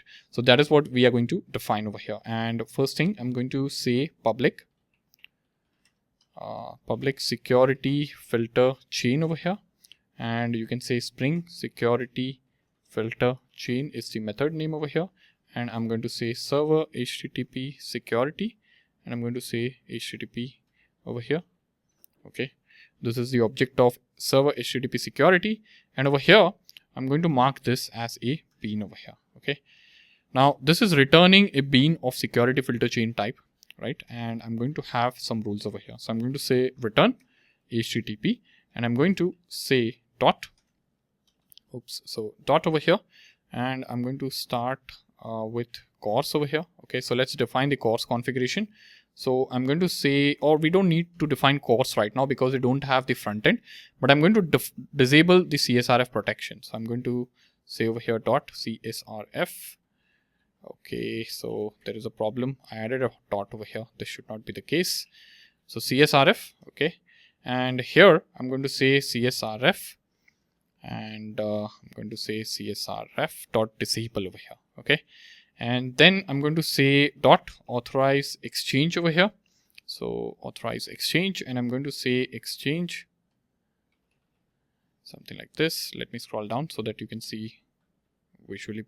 Okay, and I'm going to say exchange and dot path matches. So I'm going to add path matches over here, and I'm going to say if you have any sort of actuator, like anyone accessing actuator, you can enable that, or any sort of URL patterns that you want to enable. So you can add for actuator. Okay, actuator, something like this, and it should be star and dot permit all.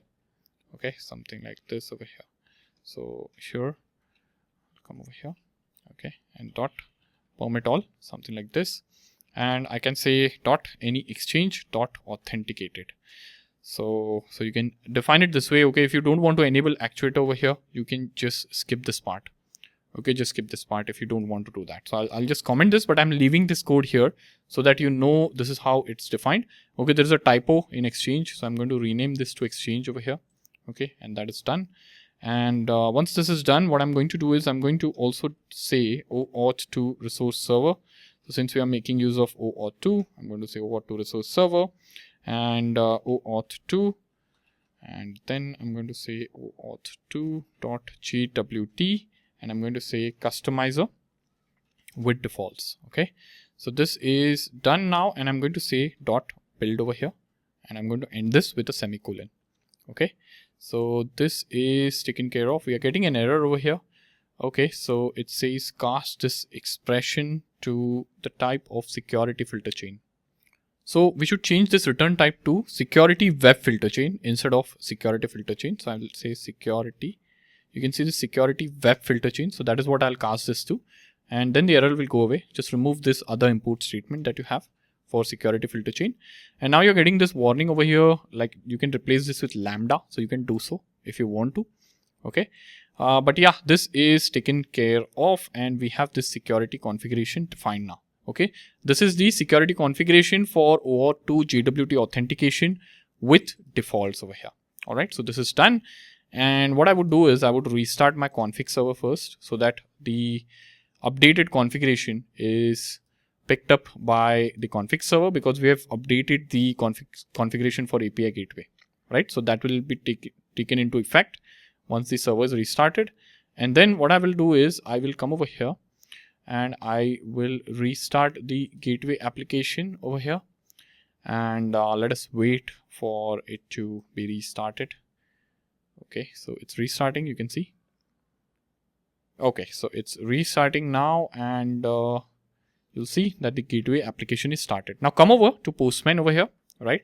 And let us try getting the activity by ID over here. Okay, so let me trigger this request. Let me send this. Now the moment I trigger this request, you can see 401 unauthorized. You can see it's 401 unauthorized. This request was working perfectly fine. And now it's giving you 401 unauthorized. The reason for this is you can see the error message that you're seeing over here. It says that you need to pass in the correct auth credentials, which means that this request is authenticated now, right? So you can try working with any request. Okay, even this one. This will also give you 401 unauthorized because you have now implemented security over here, right? So that is a thing that is happening right now. If you try to do validate user over here, okay, this again, same thing is going to happen over here. Okay, 401 unauthorized. Now the question is, how do we authenticate this request? So for this, we will have to get the token first from the backend server using the PKCE flow, because that's a flow that we have implemented and we are going to follow since we are going to have a front end as well. And if there is any other flow, you can try out that flow. That's absolutely fine. But we are going to take a look at how you can do this and how are you going to simulate this in Postman. So Postman has this amazing feature called Authorization tab, wherein you can easily simulate OAuth 2 based request. Okay. So what I've done is I have truncated the table actually. So this table that I've truncated this, right? There are no users right now. What I will do is I'll come over here and I'll go to register user. Okay. And here in the authorization tab, I'll try creating a user using OAuth 2. So I'll select OAuth 2. You can see there are different kinds of authentication mechanism that Postman allows us to go through. So I'll select OAuth 2. Okay. I'll just collapse this. Now here you have an option to select any sort of available token that are saved in Postman, but there are right now no tokens as you can see. So what I will do is I'll scroll down. There is an option to configure or create a new token. Right now, I'll give a new token over here, token name. So I'm going to say fitness app token. You can assign it any name that you wish to. Okay, it's totally up to you. Okay, but I'm giving it this name. Now over here, you have different kinds of options. Like you have a way to select the authorization code. So which code flow you want to go ahead with. You can see over here, client credentials, password credentials, implicit, authorization code with PKCE flow or authorization code without PKCE. So I'm going to select PKCE flow. Okay. Now there are certain things that you need to fill in, and I have already filled in this for some other project over here. Okay, so we can modify this. So callback URL, what will be the callback URL? So you can see on this about icon, if you hover, this is a callback URL that you will be redirected to after your application is authorized. And Postman, you need to provide this because Postman is going to make use of this to extract the authorization code or the access token, right? Now, if you take a look at the flow, if you remember over here, okay, the Keycloak or the identity server will pass in the authorization code to the front end over here. Okay, so you can see login is being done, authentication is done, and then authorization code is being passed in to the app over here, which is the front end or the back end or any sort of a mobile app. Okay, then the front end app will extract this authorization code and send it again with the code verifier to the back end to get the auth token.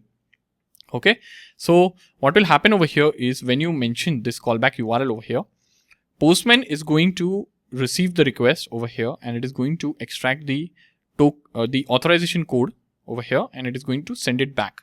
And then you have the auth URL. You can see. So this auth URL is something that you need to put in. Now, how will you get this auth URL? So come over here. Okay, and this endpoint over here, which is from open endpoint configuration, which we opened.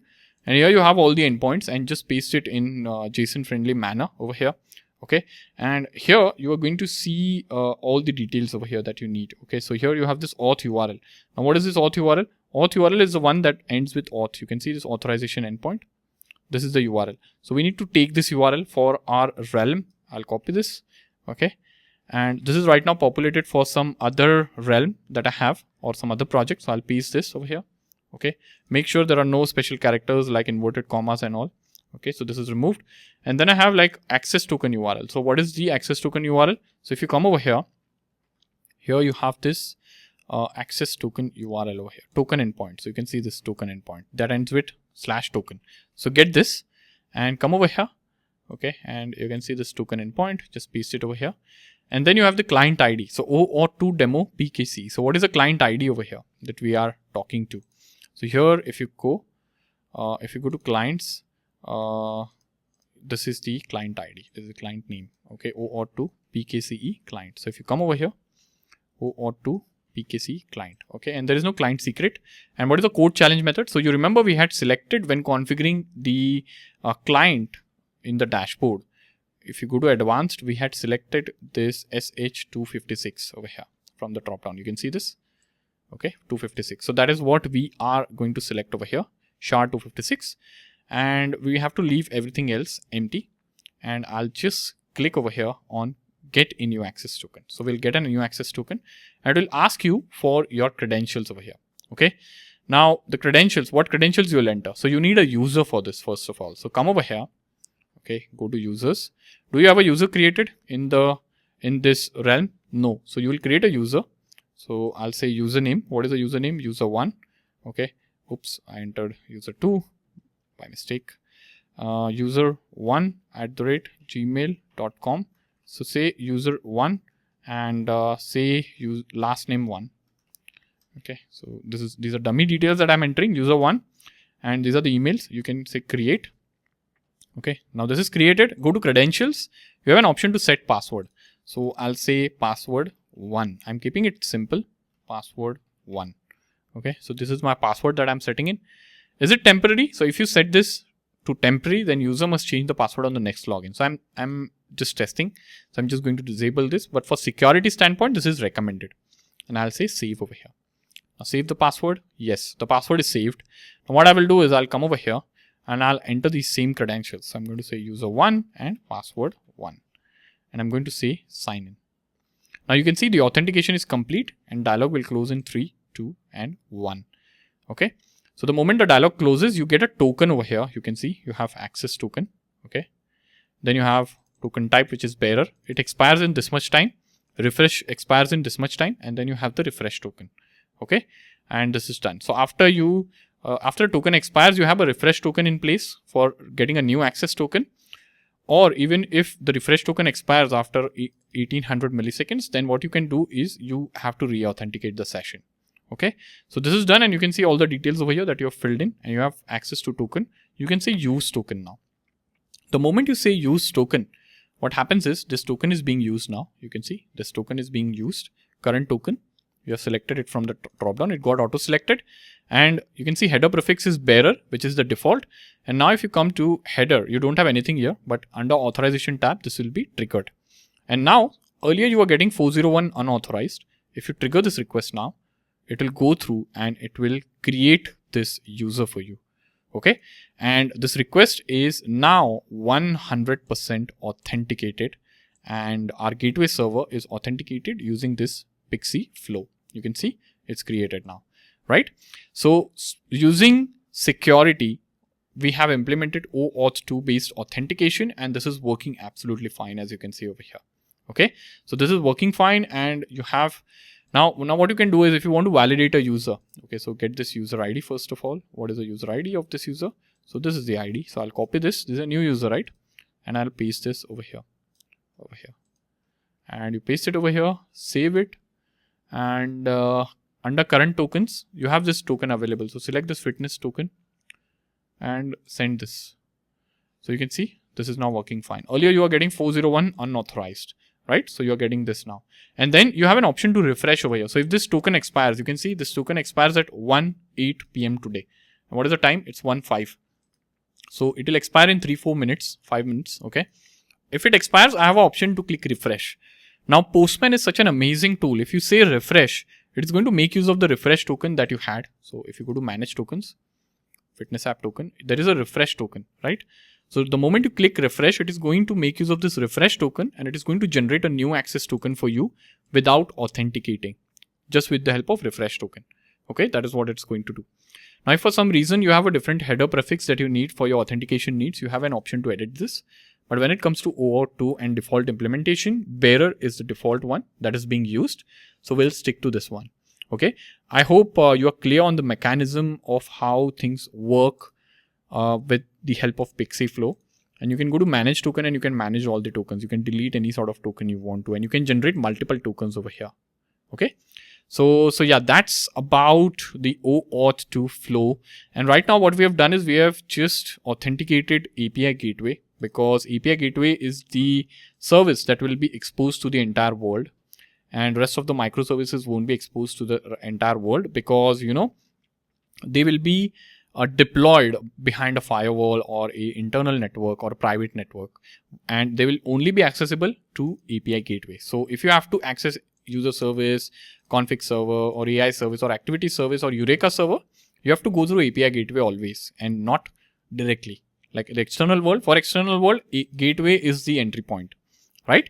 So we have implemented this, and I hope you have been able to follow along, and I hope this has been useful.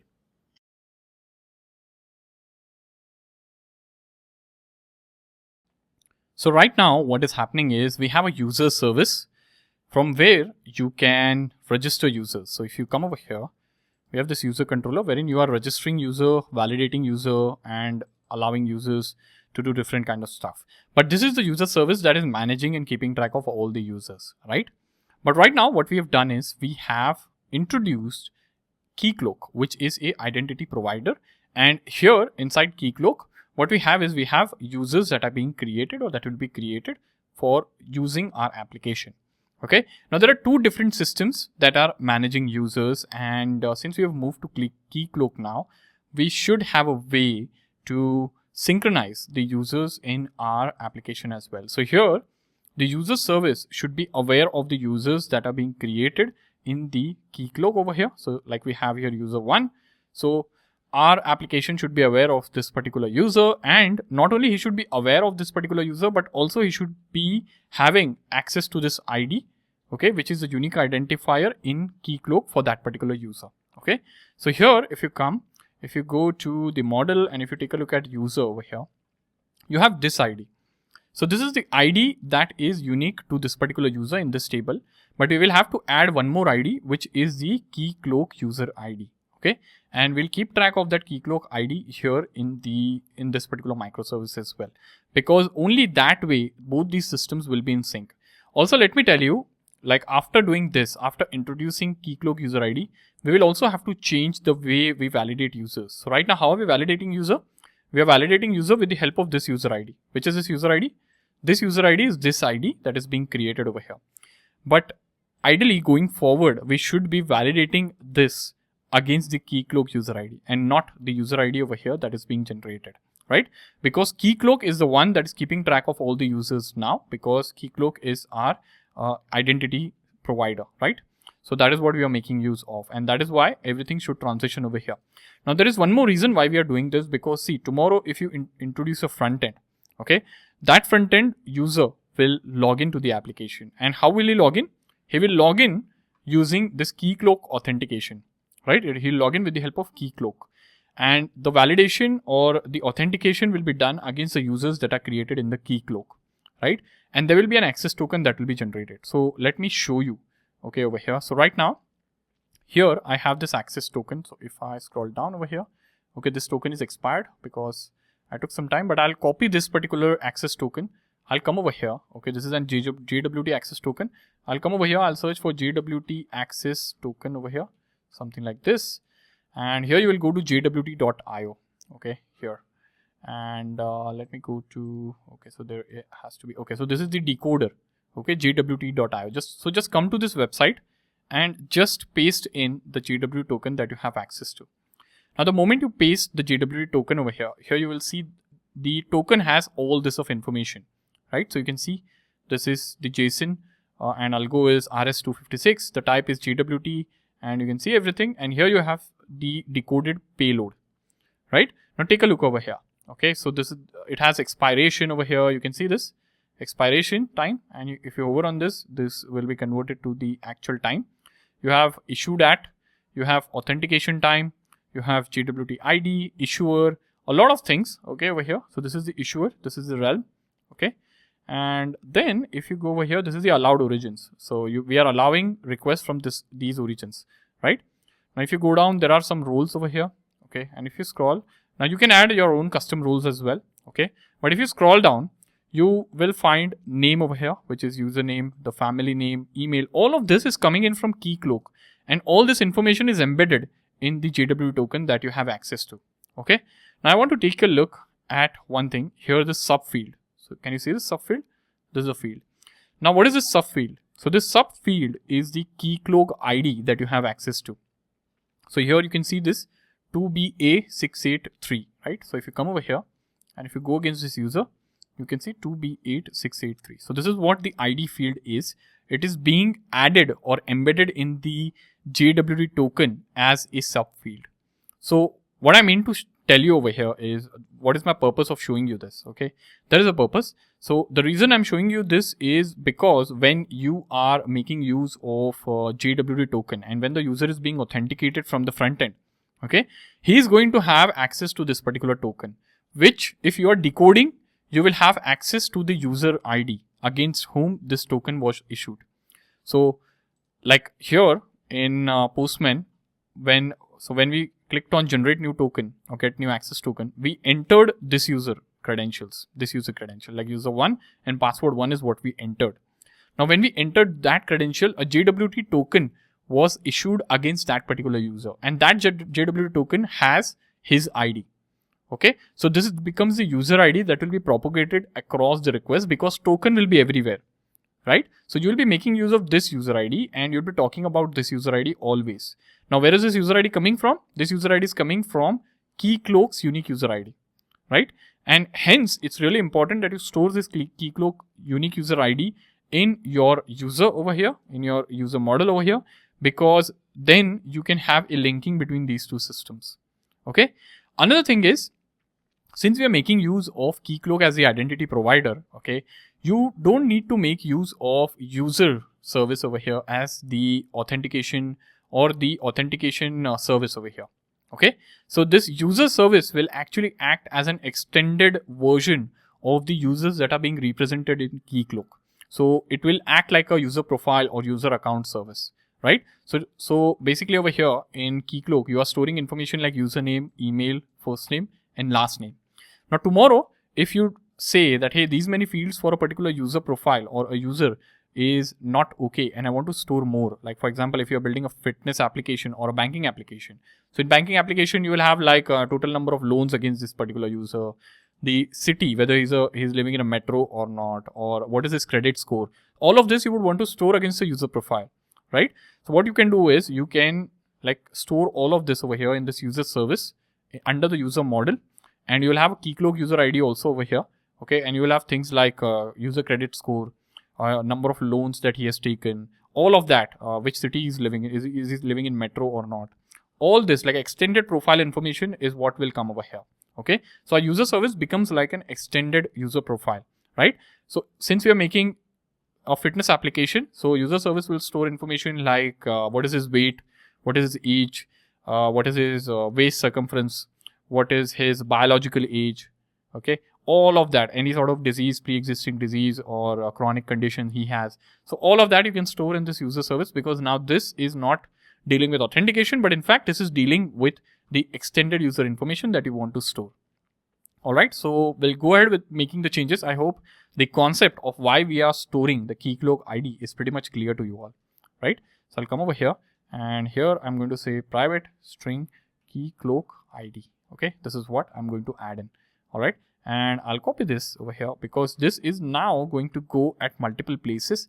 So we'll have to add this in DTOs over here.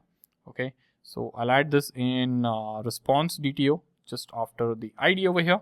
Okay, so this is user response. I will also add this in the register request over here. Okay, register request here, for example. So this is a register request now, or and now after doing this, what I would do is I would rerun the application. So let us rerun the user service now. Okay, I'll rerun the user service, and let us see if these changes are propagated to our database. Okay, so here in the database, if you see, do we have Keycloak ID over here? Let me check. So here, let me expand this. Okay, let me go full screen. And okay, so is the service running? Yes, the service is up and running. If you come here, let me scroll. Okay, so I'm not seeing this. Let me rerun the query. Maybe this was loaded before GPA was executed. So you can see Keycloak ID is being added over here, and it is added as null right now. Okay, so yes, Keycloak ID is now being added over here, and now we'll have to do one more change over here. So I will come over here to user controller.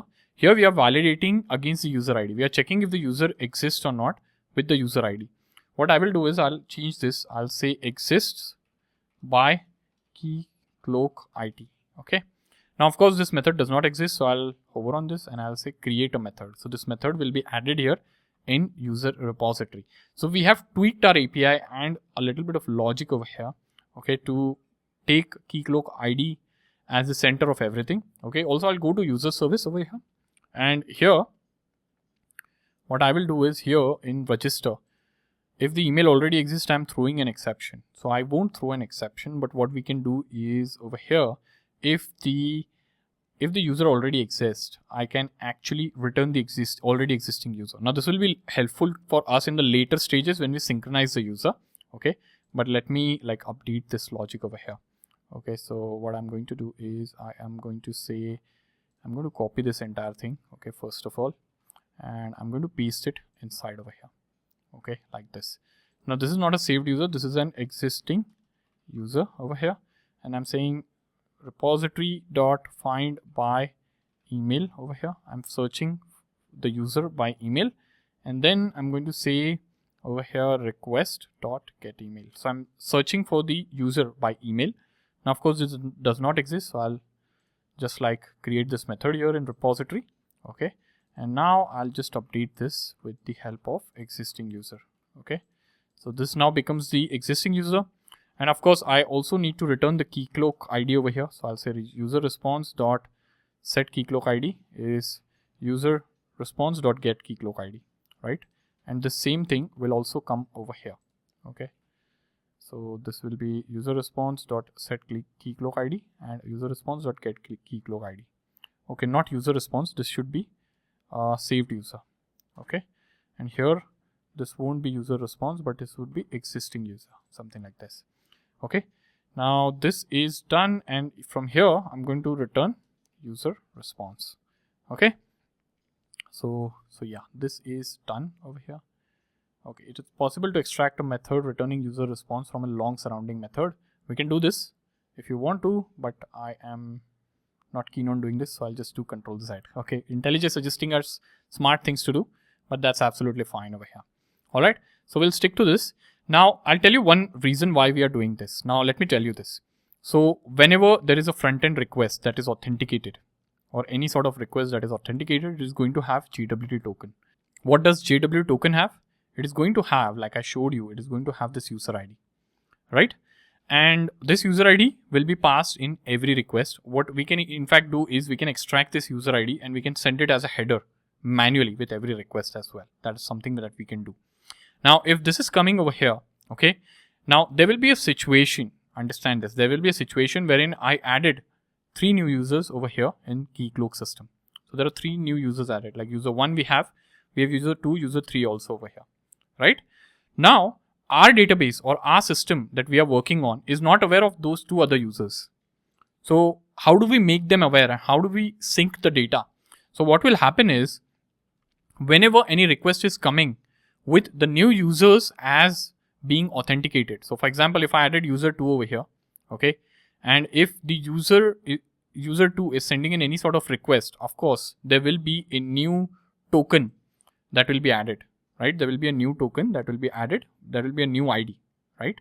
So that new ID will be new and that won't exist in this particular database, right? So our system would know that, hey, this user is probably newly created and our system is not aware of this particular new user. So what it will do is it will extract all the information from this token. So over here, you can see it is going to extract all the information like username, the username, and the first name, the given name, the family name, the email, everything. It will extract from here along with the Keycloak user ID and it will create a new record over here.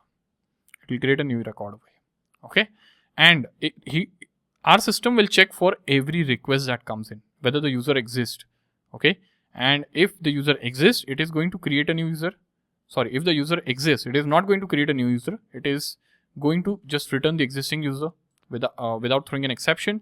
And if the user does not exist, it is going to create a new user. That is how things are going to work over here. Okay. So I hope you are clear regarding the changes that we have done over here. Okay. And I hope you have been able to follow along.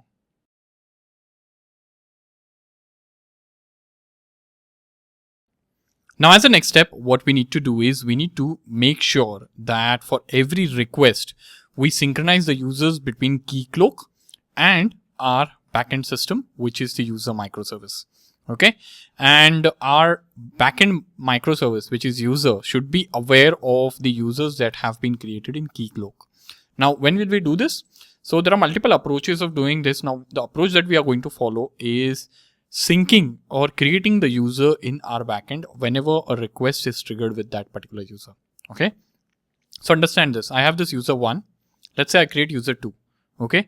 Now, whenever user 2 authenticates itself and sends the first request to our microservice through the gateway, what we are going to do is we are going to take a look at the token and we'll check for this subfield in the token. This subfield is the Keycloak user ID. Now, does this user ID exist in our user over here? No, right? So if it does not exist, we will create a user in our backend. And if it does exist, we will just skip it and we'll take the request forward. It means that the user already exists. Now, if the user does not exist, we'll create the user like I said. Okay. So this kind of synchronization we will do for every request that is being passed in, and we'll implement this logic of user synchronization in API gateway, because API gateway is the best place to do so, because all the requests will pass in from the API gateway itself. Okay. So I'll come over here in API gateway, and what I'm going to do over here is I am going to create a new class over here. Okay. I'm going to say over here Keycloak. Okay. Keycloak user sync filter. Okay. Now it is a filter that intercepts every request that passes through it. Okay. And it is going to intercept every request. It is going to get the JWT token. It is going to decode that JWT token, read the information and query the user's microservice, see if the user exists. If it does not exist, it is going to create. If it exists, it is going to take the request forward. That is how the process is going to work. Now this is of course going to be marked as Spring managed component. I'm going to mark this as SLF 4G. Okay, so this does not exist. So what I will do is I'll add Lombok to class path. Okay, so Lombok will be added in pom.xml over here. If you see, let me scroll down. So here you can see Lombok has been added. Okay, we added Lombok because we are making use of Lombok related dependencies. Okay, now this red mark will go away. But if you come over here, what I need over here is I am going to need a user service. Okay, because I'm going to talk to user, right? So we are going to need a service. And for that, what I will do is, so we are making use of user service already. So there is one service which is, I believe, activity service talks to the user service. Okay, so it has a version of user service over here. Okay, so you can see this user validation service. Okay, so this exists over here. Okay, so what I will do is I'll copy this, okay, straight away. And I'll also copy config over here. So we need web client config also because we'll be making a call. And I'll come over here to gateway. And here I'm going to create a new package. Okay, I'm going to call this as user over here. Okay, because this has all the user related code, users microservice related code. And I'll paste both of them. So I've pasted like user validation service and web client config. Now I'll rename this user validation service to that of user service. Okay, and I'll rename the file also. Okay, why user service? Because it is going to have more methods that will be used to talk to users microservice. Okay, it's just not going to do validation at the end of the day. Okay, but it is going to have some more methods which will help us interact with user service. For example, one method right now we have this validate user. Okay, we'll have one more method which we can call it as register user, because we'll be registering the user also into our user microservice, right? So I've called it user service, and here I'll close this. Okay, now here what I'm going to do is in the Keycloak user sync filter, I need an instance of user service. So I'm going to say private. I'm going to say final. I'm going to say user service over here. Okay, and I'm going to say user service, something like this. Now I can add an annotation. I can say required args constructor. So this will make sure that this is auto-wired and initialized. Okay. Now what I will do is I'll begin creating a filter. I'll begin defining a filter. So I'll say public. It will return mono over here, and I'll say void. Okay. And then over here, I'm going to say filter. Okay. And it will say server web exchange, and it will say exchange over here. And then here web filter chain. Okay. And I'll have chain over here added. Okay. Now what we are doing over here with this is we are trying to define a filter chain. Okay. So what this does is it is going to, this method will be executed for every request that is passing through the gateway. And the job of like extracting the user ID or extracting the authorization header, all of that can happen over here. Okay. One more thing I forgot, like this Keycloak user sync filter will also implement web filter. Okay. So this web filter is what it's going to implement over here. Okay. Because, we are creating a webflux filter. Okay. That is going to intercept every request. So we need to do this, right? So this is what we have done. And yeah, this will be an overridden method. Okay. So I need to add overridden. Okay. Overridden over here. Override. Okay. And yeah, so let us begin with the logic. So first thing, what I'm going to do is I'm going to get the user ID from the header. So I'm going to say string user ID is equal to exchange dot get request. Okay. Get request over here. Let me scroll down so that you can see well. Get request dot get headers dot get first. Okay. Get first. Now what are we getting over here? I'm getting the header called X user hyphen ID, something like this. Okay. And then you come over here, you copy this and you paste this over here. So instead of user ID, we'll get the token. So token also will be header in the header itself. Okay. With the header name called authorization. Okay. And we'll have bearer space token. So we'll do the job of extraction over there. Okay. Don't worry about that. But here, if you come, now we have the user ID and token.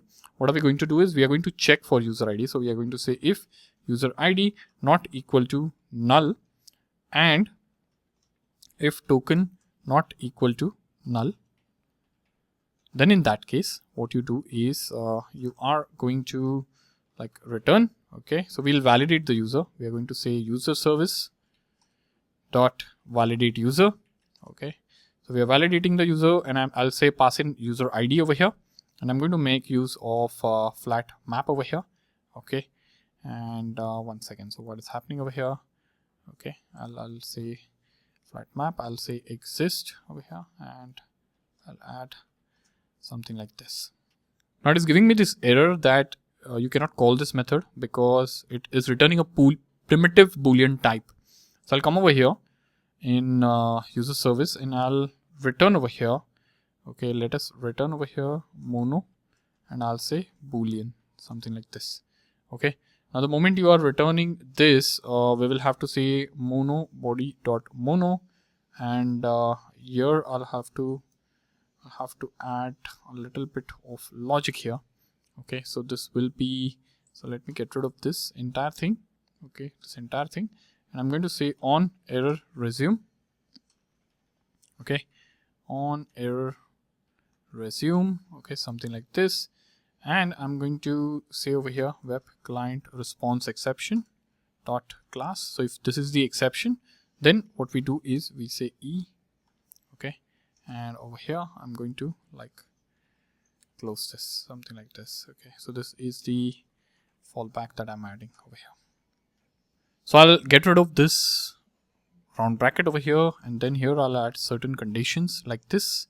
Okay, now these are the conditions that will check. So if status code is not found, then user not found.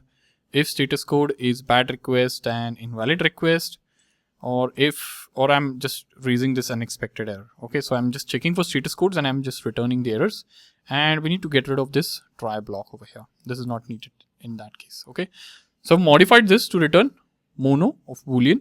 Okay, and then come over here, and then I'm going to make use of what I was using over here, which is flat map. Okay, and I'm going to say exist, and 1 second. So over here I'll come over here, and I'm going to check if, okay, if not equal to exist, something like this, and then what you do is I'm going to say register request. Okay, so register request does not exist. So what we need to do is, if the user does not exist, okay, if the user does not exist, then I'm going to say register user over here. Okay, if the user does not exist, what do we do? Register the user. Okay, otherwise what we need to do is we need to say user already exists, and we need to simply return from there. Okay, so I'm adding this over here. Okay, and then over here I'm going to say else, and I'm going to say I can log information over here. In fact, okay, I can say log.info user already exist. Okay, and I can say skipping sync over here. Okay, and I'm going to say return mono.empty. Okay, something like this. Okay, so this is taken care of over here. Okay, and after this, then once this is done, I'm going to mutate the request to explicitly set the header before continuing the chain. Okay, so I need to add header over here, so I'm going to say then over here. Okay, and then over here I'm going to add this semicolon, and I will say mono dot defer over here. Okay, something like this, and I'll add this over here. Okay, and within this there will be the logic to add header. Okay, so I'm going to say servlet server HTTP. Okay, so server HTTP request. So where is HTTP and request over here? So this is the request. I'm going to say mutated request over here is equal to exchange dot get request dot mutate, and I'm mutating this request. I'm going to say dot header. What header I'm adding? I'm saying x hyphen user hyphen ID over here, and I'll add user ID. Be sure to take care of the capitalization over here. Okay, when you are adding anything in the header, because then you will try to get it from other place in a different syntax, and then you will get an error. You can say chain dot filter, and I can say exchange dot mutate dot mutated request. Okay, 1 second. So mutate dot request, and you are going to say mutated request over here dot build, something like this. Okay, So in fact, I'm seeing these red marks. Okay, let me hover on this. So here, if you hover, you're going to see it's asking me to cast the expression to the object of this type. Okay, so clearly we are making use of a wrong server HTTP request. Okay, so it should be from reactive package over here. Okay, and the moment you select reactive, it goes away. You can see reactive one is imported. Okay, so this is taken care of. Now I'm seeing an error over here. There is a missing return statement, which makes sense. Okay, so I'll simply return mono.empty for now over here. Okay, for now, we need to add the logic to register the user. Okay, we have not added the logic to register the user. Okay, so that is something we'll do. Now, to add the logic to register the user, we need an instance of register request. Okay, so if you come over here, let us take a look at the user service and let us keep the user controller open over here. So if you take a look at the user controller, how is the user registered? It needs a user request object. So you can see over here. Okay. So you have this get profile register. So you can see this register. You have this register request. What I will do is I'll copy this. I'll come over here and I'll get this register request over here. Okay. So this is register request. Okay.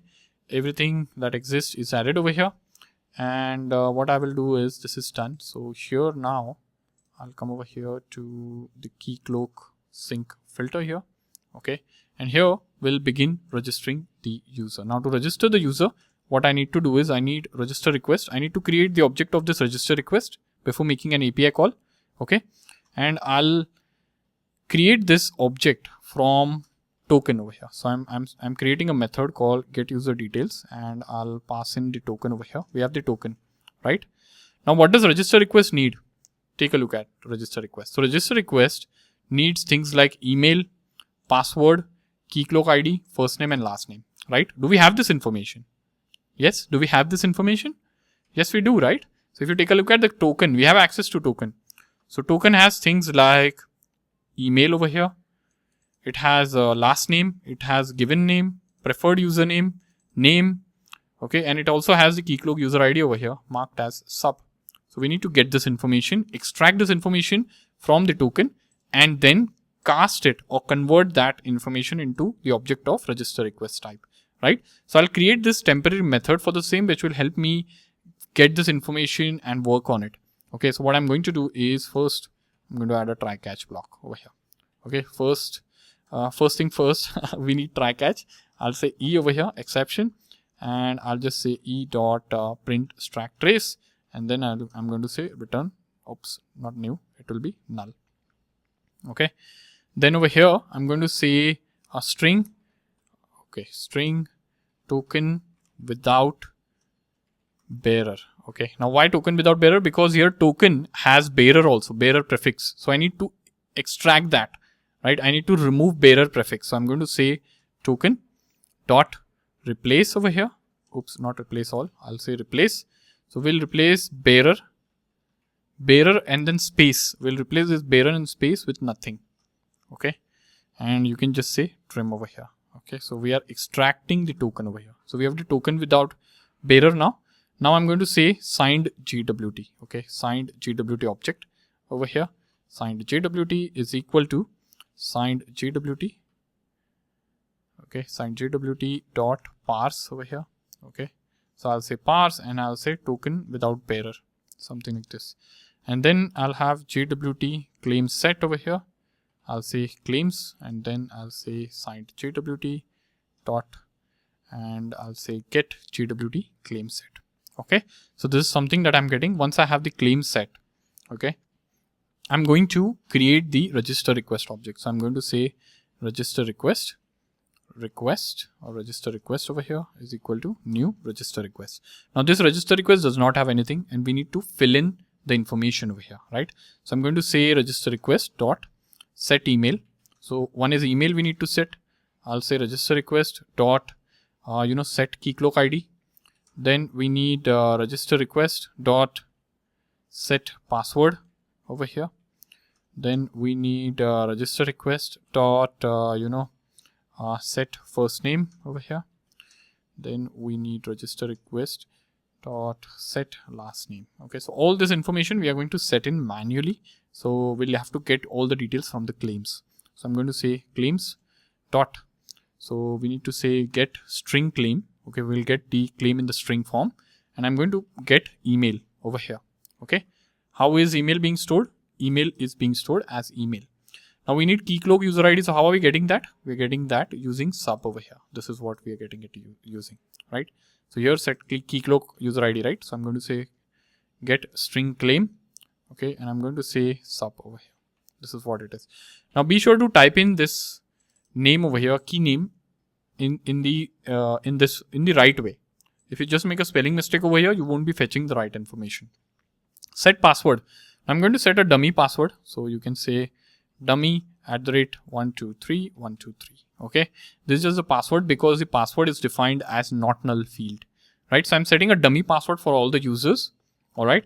Down the line, you can have a logic wherein on the first login or something like that, or you can just get rid of this password field from the user service, because anyways the password are being set and managed by Keycloak. But I'm not removing it for now. I'm just keeping it there. Okay. Now over here, I'm going to say claims.get string claim, and I'm going to say given name.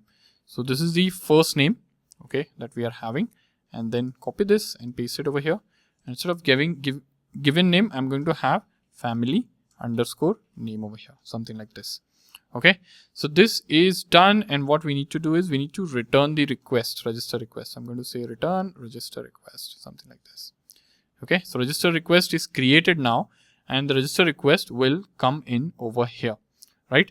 Now what do we do with register request? We need to take register request and we need to trigger the request for registering user. So I'm going to come over here. I'm going to add a validation again. I'm going to say if register request not equal to null. Okay. Then in that case, what do we do? If register request is not null, then return over here. I'm going to say user service dot register user. Okay. So register user does not exist yet, right? And I'm going to say register request over here. Okay. And then let me say over here then. Okay, and I'm going to say mono.empty. Okay, and I'll add this semicolon, and then I'll say else. Okay, now register request does not exist, but hang in there. We'll close it. Okay, don't worry, we'll create it. So I'll cut this and add it over here. Okay, so this I think should be enough over here. Okay, I don't think we need anything else. We are creating the object of register request, and then we should be triggering it to the backend. Okay, now register user is needed, so we'll create a method called register user over here. Now moment I created the register user, I see it being created this way. Okay, so this is not how we should be creating it. Okay, so I'll come over here in user service. I'll say mono over here, and we'll say user response. Why user response? There is a reason, because the user controller, after register request is done, it returns the object of type user response. So I'll copy this entire thing. I'll paste it over here under user. Okay. I won't add it to version control right now, and then come over here. Okay. Now this is done. Go to register user. User response is there. Now over here, what we are going to do is we are going to do a request. Now this request will be done in the similar way like we are doing for this. Okay, so just copy this rather than typing in everything. And after copying, I'll just modify things. So I'm calling new user registration API for user ID. And user ID is register request. Or let's not have it register request. I'll call it request over here. Okay, so it's request dot get email, you can say. Okay. For email like this. Okay, then user service web client dot, instead of get, you're going to make a post request, because this is a post request, right? I'm going to say users / it's register over here, right? Register, and you don't need to pass this over here because there are no path variables, but instead you will say a body value over here. Okay, so here I'll say dot body value. Okay, body value, and you will say request. So this is what goes in the body, request body. Okay, you will say retrieve body to mono. Here instead of boolean, you will say user response dot class, and then you have on error resume web client response exception. So you can have like user not found and all of that. So not found. So not found won't be there. Actually, it will be bad request over here. Okay, so you can just add bad request over here. Okay, so I'll say bad request, right? And then you can have internal server error. So let me say internal server error, something like this, and you can say internal server error over here. Okay, internal server error, and then over here you are going to say you can say e.getMessage simply over here. Okay, so there are different ways of handling the exception in different methods. Okay, so I've added it over here. Okay, so this is there now, user registration. So there is a typo.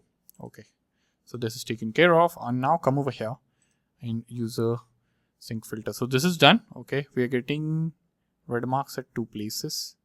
Let me see where it is. So here we have missed a semicolon and one more. Okay, missing a return statement. So where are we missing the return statement? Here. So it is giving me this error where it's saying missing return statement. So there are 2 curly braces and we missed adding 1 curly brace. So here there won't be 2 curly braces. This will get removed. And here after this mono over here, okay, just above this, here we have 1. So I'll add this curly brace here only, and it's true that we need to add a return statement. So I'll just say over here add a return statement, and here I'm going to return chain dot filter. Okay, and I'm going to say exchange. Okay, so what we are doing is if user ID or token is missing, simply we'll continue the filter chain. That is what we are doing over here. All right, so we'll just continue the filter chain without interrupting it, and I believe everything else is done and we are ready to see user synchronization in action. So what I will do is I will restart the services. So come over here. Okay, config server does not need a restart. I believe user service also does not need a restart. I believe there are a lot of changes in gateway. So gateway service is what we are going to restart over here because we have added a filter over here in gateway as well. Okay, so we'll wait until the gateway service restarts and then we'll test this entire thing, right? So you can see gateway is up and running. I'll come over here. I'll just get rid of all the logs over here. And I don't think we need to clear anything else. So now I'll come over here. Okay, we can call any API now. So I'll just call the validate user endpoint over here. Okay, or let me call, so we can call, wait a minute. So I'll call validate endpoint only, or validate user. That's a simple API. Okay, and now this token is expired, and since I was coding for a while, this refresh token is also expired. So if I say refresh, it is not going to work. So I'll have to regenerate a new token. Okay, and I'm going to say new fitness token over here. You can call it whatever you want to. Okay, and just come over here. And what will happen now is we don't have user 1 created into the system, right? So this user 1 that exists in Keycloak does not exist in system. Okay, there is no, the Keycloak ID that it has is unique, right? So that should get created ideally. Okay, so we'll come over here. I'll say get new access token. Okay, we are sorry, page not found. What happened to this? Okay, get new access token. Okay, something is wrong over here.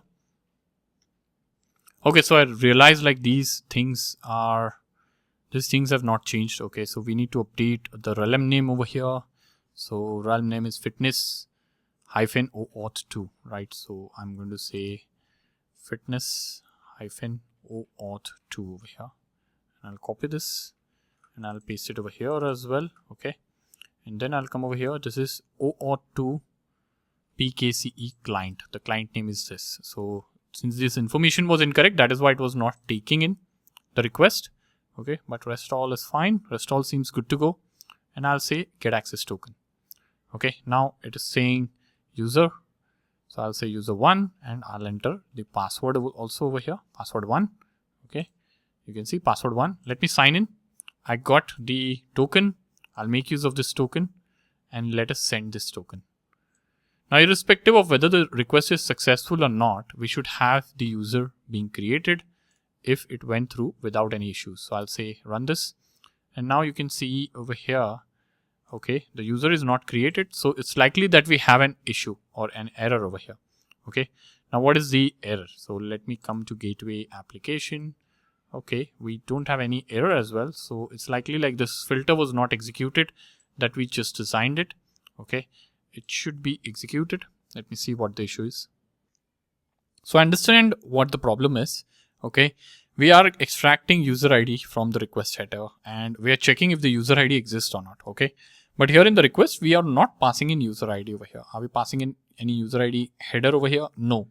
So the problem is this condition is being evaluated to false and it is being skipped entirely, right? So what I will do over here is we need user ID, right? So once we have the token over here, okay, so I'm going to come over here, okay, and I'm going to skip the user ID part. If user ID exists, that's absolutely fine. Okay, what I'm going to do is we are going to have token always, right? Otherwise the request will be rejected by Spring Security itself. So I'll get the token part outside. I'll decode the token. Okay, and over here I am going to say register request. If register request dot get Keycloak ID is not equal to null, because Keycloak ID is the one against which we are validating the user now, right? We have modified the logic, and then I'll say over here I'll get this and I'll check for Keycloak user ID. Now let us check if this is dependent anywhere. Okay, so it's dependent. We are actually making use of user ID over here. Okay, or what we can do is I'll just do Control Z over here. Okay, and instead of like getting it this way, okay, I can simply have a check over here. If user ID is equal to null, then in that case what you do is you assign user ID. So you just say user ID is equal to, okay, what is user ID? User ID is register request dot Keycloak ID. Okay, so that is what we are doing over here, and then rest of the request just continues. Now here you can see this, it should be final. So I'll just copy this to final. That's absolutely okay. All right. And yeah, this is what it is. So this is done. All right. And now let me rerun the gateway application. Okay. I've done a few tweaks now. Let me rerun the gateway application and let me trigger the request now. So I'll come over here and let me trigger the request. Now you can see I got true 200. Okay. And you can see calling user registration API for this particular email. So user registration API was being called.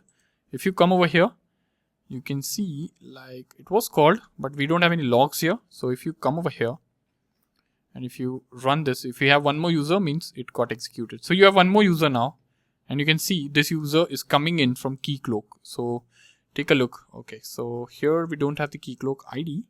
All right, so that's the problem. We don't have the Keycloak ID being saved over here. I don't know why. But if you see here, this is user 1, last name, dummy 123 and user role. This is coming in from Keycloak. Okay. And over here, this is 51D57. So if you take a look over here, so let me come over here. Okay. Calling user validation. Okay. So validation was called for this. You can see 2BA. 268. So what is this 2BA 268? Let me come over here. So this is it was called for this. You can see over here. Okay, but somehow this was not being propagated to the database. That is what I understand over here. Okay, and actually we are actually setting it over here. So you can see over here Keycloak ID claims.getString claim. We are getting sub over here. Okay, in register request, and if you go to user over here. Okay, if you let us go to user. Okay, so here in the user controller, user service, okay, somewhere over here, we are actually existing user. We are making use of existing user and we are getting the Keycloak ID. Okay, and here also making use of saved user and we are getting the Keycloak ID. So that is what, so there is somewhere we are missing the Keycloak ID. Let us check for that. So I found the issue over here. The issue is when saving a new user object, we are not getting the Keycloak ID from the request and setting it over here. Okay, so that is something we should be doing. User.set Keycloak ID is equal to request.get Keycloak ID. So Keycloak ID is being missed, and this is actually in the user service over here. Okay, in the user service where we are getting the user request. Okay, so I actually debugged this with the help of a debugger. All right, now what I will do is I will restart the user service over here. Okay, I will reload the changes, and I will also restart the gateway application over here. So let me start the gateway over here. Okay, gateway is starting. We'll wait for a while until it starts. Okay, application is up and running. Okay, let me clear the console first of all for both. Okay, and then come over here, trigger this. Okay, we are getting an internal server error. Why so? So let me check over here what is the issue. Okay, so the log is quite a long one, but if you scroll up over here somewhere, okay, original stack trace, so this did not go through. Why so? Okay, unexpected errors. So service is unknown. Okay, so it was not registered with the Eureka server. That is what it means. Okay, now it must be registered with Eureka server. I'll just trigger this again, and now you get false over here. Okay, so user does not exist, and you can see registration API was being called over here with this email. And if you go to user service, you can see this is the Keycloak ID. And now let me come over here into the database. Let me run this. Okay, you should see this user being created and the Keycloak ID being propagated as well. So this earlier user was existing before the Keycloak ID came into picture. So it's null. That's why. That's absolutely okay. But here you can see the Keycloak ID. Okay, you can see, right? And this is the Keycloak ID that is coming in from Keycloak. And we have successfully migrated the system. Yes, we got one 500 internal server error, and that was because when you restart a service, you have to wait for a while until it is registered with Eureka service and the changes are propagated. What I did is I restarted the service and I immediately tried querying this, right?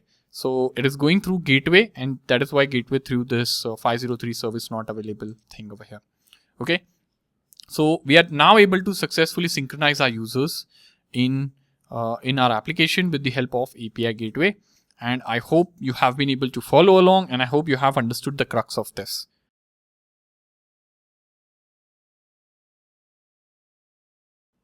Now it's time that we begin setting up the front end for our application. And for the purpose of the same, we are going to make use of React. And for creating the React project, we are going to make use of this tool called as Wheat. Now, if you search for Wheat, okay, so the spelling says it's white, or some people might say it as white. Okay, but actually it's pronounced as Wheat. And if you search for this, you will see this particular link up here, and just open this link in a new tab, which I have already done over here. Okay. Now you can create the front-end application using this particular tool, and it's pretty. It provides you with a lot of templates. So basically, you can create a React-based project. Here you can see all the icons. Angular also, you can see tons of things you can do with this thing. Okay, you can go to guide over here, and you can see read more about Wheat, and you can see this is pronounced as Wheat, V-I-T or V-E-E-T, right? And it's a build tool that aims for providing a faster learner development experience for modern web projects. You can also create React project using create React app, okay, or create React app tool, but we'll be making use of this. Now for this, I'm going to make use of this command. You can see over here, these are the kind of projects or the templates that you can create. So we'll be creating React based, okay. You can see you can make UJS, vanilla, JavaScript, okay. There are tons of templates that you can make use of, okay, and TypeScript projects as well, okay, both JavaScript and TypeScript versions. So yes, I'll make use of this command. You just need Node.js installed onto your system and Node Package Manager, and I'll copy this, okay, and I'll come over to Visual Studio Code. So if you've not heard of Visual Studio Code, it's basically an IDE that is used for web development. So I've opened Visual Studio Code.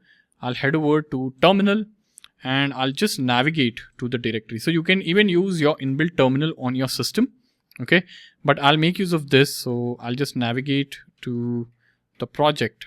So I'll just navigate to the project location over here, okay. So here I'm in the directory of my choice, okay, and here I have all the microservices, as you can see, okay. So what I'm going to do is here itself, I'm going to create this project, and I'm going to execute this command over here. right?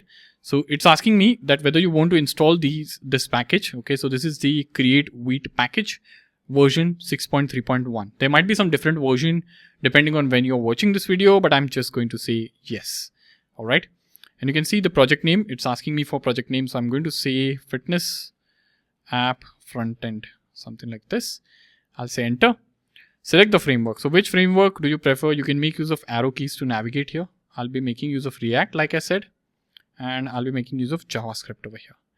It's done, and you get a set of commands basically to run. So I'll say npm install, and it will do all the installation for you. All right, and okay, we'll wait for a while until the installation is complete. Installation is complete, and then what I'll do is I'll say open folder, and I'll just navigate to the project directory and I'll open the folder over here.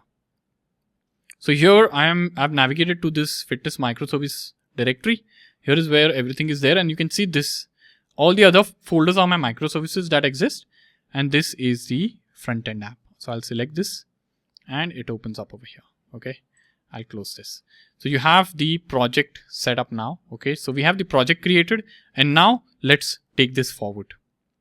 So first thing first, I'm going to head over to my terminal again, and by default the terminal will open in the project directory, and I'm going to say npm run dev, and this is going to start the development server, and URL you can copy. Oops, I don't want to clear the terminal, but I'll come over here and I'll run this. So you should see it default. Oops, so I believe I terminated the server. Okay, so I'm going to say yes, and I'll just run this again. So the application is up and running, and you can see this.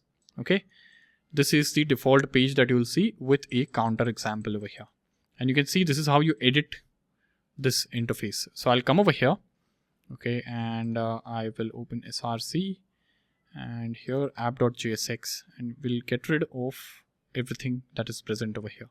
So we don't need anything. Okay, I'll just get rid of this counter first of all, and then I'll get rid of everything that exists in these brackets over here. Okay, so I've got rid of this. Now if you come over here, there's nothing, literally a blank page. Now you have two CSS files. One is index.css and main.css. Now these are the pre-written CSS. Okay, what I'm going to do is I'm going to come over to app.jsx, and I'm going to, so not in app.jsx, we are not making use. Okay, we are making use of app.css over here. So I'll get rid of these CSS files over here. I'll not make use of it. If you want, you can delete the code as well, but I'll just delete the way they are being used, and I'll come over here also, and I'll get rid of this. Okay, so I'll just keep strict mode, create root also there, and index.css can be removed. Okay, so that is what I am doing over here. I'll just save this, and now you should have a blank white page, right? Now there are some dependencies that we would need. Okay, but I want to add them right now. We will add them as and when we build the stuff. All right, so this is done, and what we need to do now is we need to begin the development after the project setup.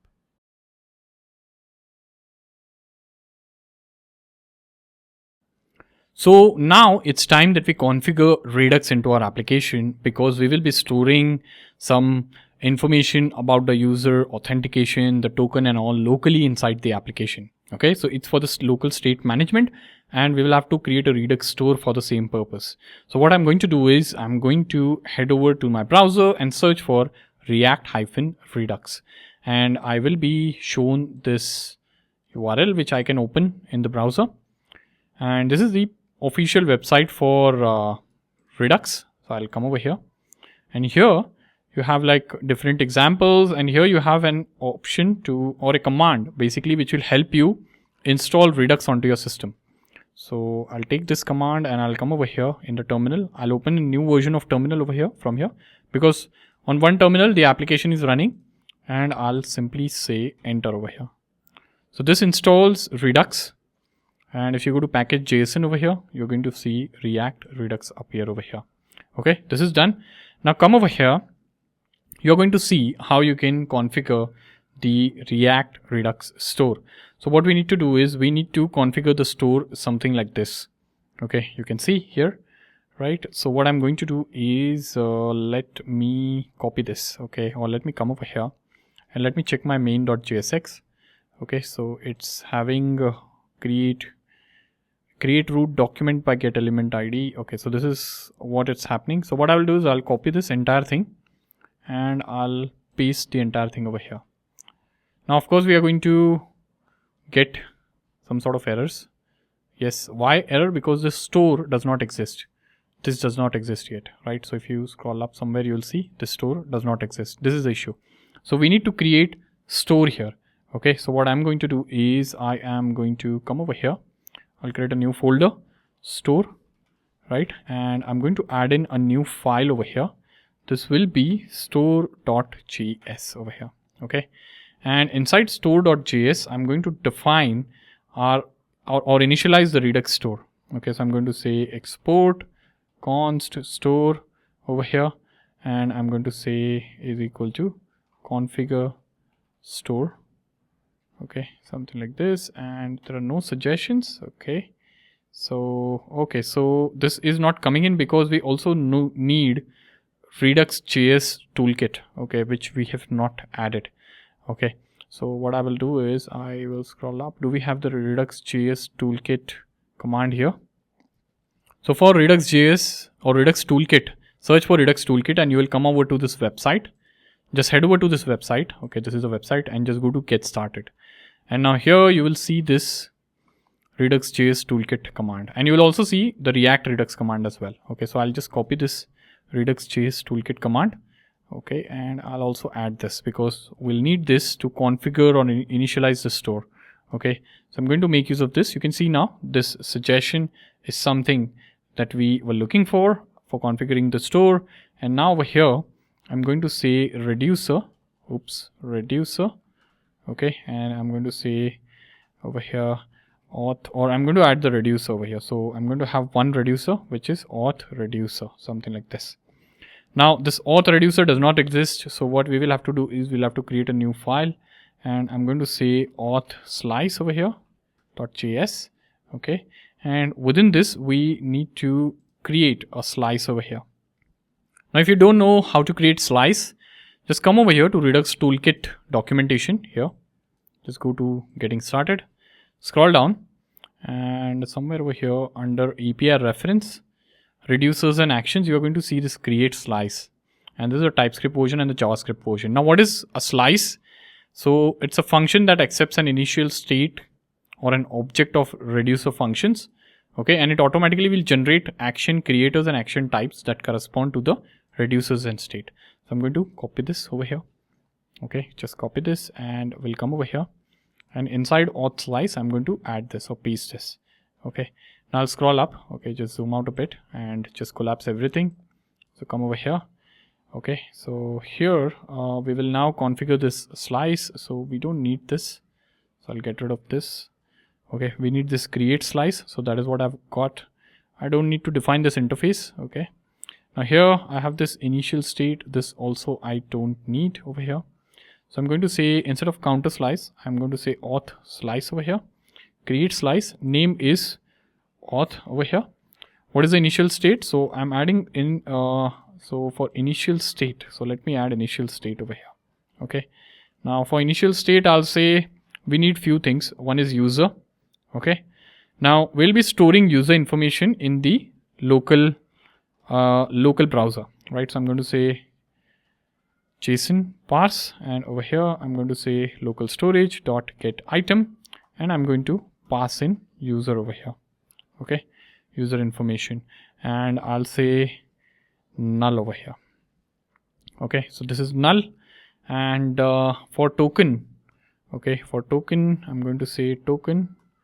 I need token as local storage dot get item, and I'm going to pass in token over here. Or if this is not present, then I'm going to say null over here. Okay, and then I'm going to say user ID over here, which is local storage dot get item, and it's user ID over here. Okay, user ID, or it has to be null. Okay, so this is done. This is the initial state. Okay, and what we are doing is we are having three things over here: user, token, and user ID. where are we getting this from? We are getting this from local storage. How will local storage get this information? So we will be storing all this information on authentication. So that is what is happening with Redux. Okay. Now over here in reducer, I am going to add a few reducers like set credentials. Okay. And this is going to have state, comma, action over here. Okay. And it will be an arrow function. I'll convert this to arrow function. And then this is something wherein we'll work on. Okay. But this right now is not needed. Okay. So I'll get rid of this for now. Another thing is I'll need a logout state, logout over here. Okay. I'll say state over here and I'll convert this to arrow over here. Okay. And I'll get rid of this. So this is not needed. Okay. We'll add something over here. So set credentials and logout is done. We don't need more over here. So I'll get rid of this. Okay. I'll add a comma. And then we have this and then we have this and I'll close it with a semicolon. So this is done. Okay. We have this information. Okay. Now let's define what is set credentials. So let's not define this right now. Okay. We'll leave it as it is. And here I'm going to like export this. So what do I need to export? I need to export set credentials and I need to export logout over here. And I need to say auth slice dot actions and over here auth slice dot reducer. Okay, so yeah, I'll end this with semicolon, both of them as a practice. And yep, we are done in my opinion. We have configured the Redux store. Now wait a minute. Okay, so this store is not yet resolved. Okay, the one for which we created all of this, but here I'll come in and now we need store, right? So here and here I need to import this. Okay, so this import is not yet done. Let me get rid of this. So store from I'm going to say store. Okay, so I'm not getting this. So store slash store. Okay, so this should ideally work now. Are we seeing any sort of input over here? Let me see. Okay, so this should update itself. Okay, or let me like shut this and let me restart. Okay, so it's working fine now. Okay, so we changed the directories and it's working absolutely okay. Now we have the Redux store configured, right? And yeah, this is what we are going to use and this is what we are going to take forward. Now what we need to do is we need to like set up our application, right? So what are we going to need? We are going to need a login button because user when first comes onto the application, he's going to log in, right? So come over here inside app over here, right over here. And within this, what I'm going to do is I am going to basically configure React router. So I'll come over here and I'll search for React router over here. Okay, just select this and here you will see go to docs. Okay, so this is what React router is. Okay, so React router enables you to add routes into your application. Now what is the meaning of routes? So you can add like routes like URLs basically. So if the user is calling /dashboard in the website, you need to render this component. If the user is calling /project, you need to render this component. So all of that is going to be taken care of, right? So we need to install this. So I'll go to installation and here you can see here I have this. Okay, so how do I install this? Okay, so npx node.js. Okay, so this is creating the application. This is running it and how do I install it? Okay, so here under library you will see installation. Just come over here and you can see this is how you install the library. So npm install React router or npm I React router, both are one and the same. So just go to the terminal and say npm install React router and this is going to install it. So let me expand this. Okay, it's installed completely. And then what we will do is come over here. You can see this is how you can make use of React router. Okay, so I'll just copy this. Okay, come over here and inside app we will import this. Okay, so I'll import browser router. So we'll have to import browser router as router. I'll give this an alias over here. Okay, and then you will have to add navigate over here as well. Then I'll add route and routes over here. Okay, this is what we need.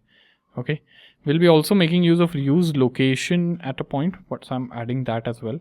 Okay, but now if you come over here in the application, okay, the first thing we need is the router.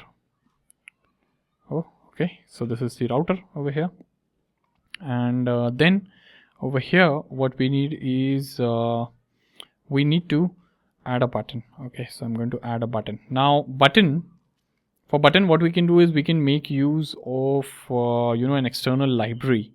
What I would recommend is Material UI. Now since we want to write components without a lot of CSS, so I'm making use of this ready-made library wherein you get ready to use material design components. So just go to docs over here for Material UI and just select installation, and you'll get this link over here. So this command you just copy, come over here and just run this command. So this command will make sure that Material UI exists now in your application. Okay, so you have the application now, and here now we'll make use of this Material UI button. Okay, so I'm going to say button. Okay, it's taking a while to load this, but you can see now button has come in from Material UI over here. Okay, and we are going to make use of this button itself. Okay, I will close this button, and now we can add a variant over here. Variant is contained. So these are all properties for adding a button. Color is secondary. Okay, something like this. Instead of adding secondary here, we don't have a theme defined, so I'll simply add hash TC004E. So I'm just hard coding the color over here. Okay, now let me see what we see over here. Okay, there's literally no button here. Okay, okay, let me add some text. So I'll come over here and I'll add the text as login. Okay, and so it was not showing any output, and I went to console and I could see this error. So there is still problem with store.js. So if you come over here, store.js, so it says export const store configure store. So everything is perfect. I don't know why this would be an issue here. I'll just add comma and semicolon here, and let me see again. Okay, the requested module does not provide this export is what it's saying. Okay, and okay, so the problem is with the auth reducer. So I've not imported this. Okay, one second. Auth reducer, if you go to auth slice, are we exporting auth slice? Okay, one second. So it's auth slice dot reducer. This is okay. Are we exporting set credentials and all? This is okay. If you come over here, auth slice is being exported, and from auth slice, the auth reducer. So I believe the error is because I've not added these curly braces. Okay, so I'm importing it in an incorrect way. That is what the issue is, I believe. Okay, and let me come over here now. So ideally I should not see any sort of issue now. Uncaught reference auth reducer is not defined. Okay, so the fix to this is by adding over here one line of import statement. So we need to import auth reducer from auth slice. So that's how auth reducer will be defined. And if you save this and if you come over here, oops. So if you come over here, you're going to see this login button. Can you see this? This is login, right? So login button is coming in. Nothing happens right now. If you click on it, okay, nothing happens. You can see, but we have our login button in place. And what we need to do is we need to develop this further so as to we have the right interface, and basically we have a sort of UI wherein once the user clicks on login, he's taken to Keycloak. Then he goes inside, he sees some activity related information, which is a fitness related information from our microservices, and then he is he has an option to log out or sign out of the app. Okay, so that is what we need to define. Okay, so what I've done is so far, if you come to app.jsx over here, let me collapse this. I've defined a router. Within router, I have this button directly, right? So we need to work on this further. And what we need to do is we need to get the authentication state over here. And if the user is authenticated, only then we display the button. Otherwise, we show him the dashboard information.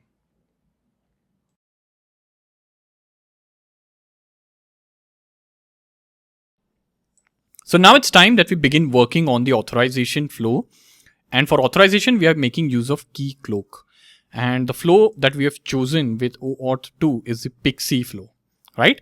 So for that, we'll be making use of an external library which will assist us authenticating users using this kind of flow. So I'm going to come over here, okay? And here, if you Google React OAuth 2 code PKCE, so you will see this NPM package manager link over here. Just open this, or you can even go to npmjs.com and search for this library over here, right? And this is the official website where you're going to see this, okay? Now what we need to do is we need to install this library first, okay? We need to install this package. So I'll come over here, I'll just expand this, expand this, paste it over here, and the package is added into your application. Now there are some guidelines or things that you need to understand over here, okay? So this is how you're going to make use. So this is an example over here as to how you can authenticate users using PKCE code flow, okay? And you can see over here, there is something called as auth config that you need to set up, okay? So I'll copy this auth config, okay? And you can actually add it in app.jsx, but I'm not going to add it over here. What I'm going to do is I'm going to create a new file over here, src. So under src, I'll say auth config.js. I'm going to paste this information over here, okay? Now over here, you have some information. So I'll just get rid of this, okay? And I'll export this since we'll be importing this into some other file, okay? Now you can see the information over here. You need to add client ID. Now what is your client ID? So come over here to Keycloak admin, go to clients. Oops, I'm logged out. So you can just log in as a user, or sorry, not user, admin. Just go to your realm and just say clients, and here you have this client ID. So just copy this client ID. This is your client ID. Come over here, just add the client ID, okay? You need the authorization endpoint. Now what is authorization endpoint? So you need to go to realm settings, and here you open this OpenID configuration, and then here you will have this authorization endpoint. You can see this. So it ends with auth over here, okay? So just copy this, okay? So I'll copy this, come over here and paste it over here, okay? This is our auth endpoint. And then you have token endpoint. So we need token endpoint as well. So you can see this next key is the token endpoint. So I'll copy this until here. Make sure you just copy the endpoint and don't include the double quotation marks that exist, okay? Redirect URI. What is the redirect URI? So we'll redirect the user over here, which is 5173. This is the port number where our application is running. So I've added this. And scope. So we need to add scope as OpenID. I'll add scope as profile, email, and offline access over here. So just add these scope. On refresh token expire, what are you going to do? I'm going to have event over here, okay? And event, and I'm going to say event.login, and I'll just get rid of this, all of these, okay? So yeah, this is done, and we have our, auth config configured over here. Now let us come back to the documentation here. This was the documentation. Now here it says, you can see this part. You have to, like, when you are rendering your main application, there you have to add this auth provider. What I'm going to do is I'm going to copy this auth provider. I'm going to come over here, and here in main.jsx, okay? Just after render and above provider, I'm going to add this auth provider, and I'm going to wrap this entire thing within auth provider over here, okay? Something like this, and I'll just press tab. And we need to make sure we import auth provider as well. So import auth provider from React OAuth 2 code PKCE, right? And now over here you need to add auth config. So what is auth config? Auth config is coming in from this file which we just defined, auth config.js. So get that imported. And I think we are all done over here. Okay, we'll just add a loading component over here. Okay, something like this. So I'll come over here, I'll say loading component over here is equal to, and I'm going to just add a div over here, something like this. Okay, so I'll just say loading. Okay, so this is just the loading state that I'm adding over here. This is done. I don't think we need anything else over here. So if you come back over here, this is how you can now make use of the token and all. You can see this part over here, right? So we are going to make use of this. Okay, so I'm going to make use of this similar stuff over here. Okay, so what I'm going to do, I'll come over here. Let me come to our application and let me head over to app.jsx. Okay, so now over here, what we need to do is I will have to define. So let me say const over here, and I'll say token, and I'll say is equal to use context. Okay, and I'm going to add auth context. Auth context is coming in from React OAuth to code PKCE. This is the library that we just configured. So we need token from here. We need token data from here. Okay, we need login from here. We also need logout from here, and I also need is authenticated from here. Okay, so all this is what we need. We are going to get this from the library over here, and then I'm going to create an object of dispatch over here. I'm going to say use dispatch, something like this, and then I'm going to also add a state over here, which is auth ready. Okay, so let us see when we need the state, we'll create it. But for now, I've added dispatch to dispatch the events. Okay, now what am I going to do? So when the token data or dispatch changes, so over here, I'm going to add use effect. Okay, because when any of these change, I need to execute some function. So what is the syntax of use effect? You have an arrow function followed by the array of dependencies. Whenever there is any change in the array of dependencies, the arrow function is executed. So I'm going to say token data over here, and one more thing is dispatch.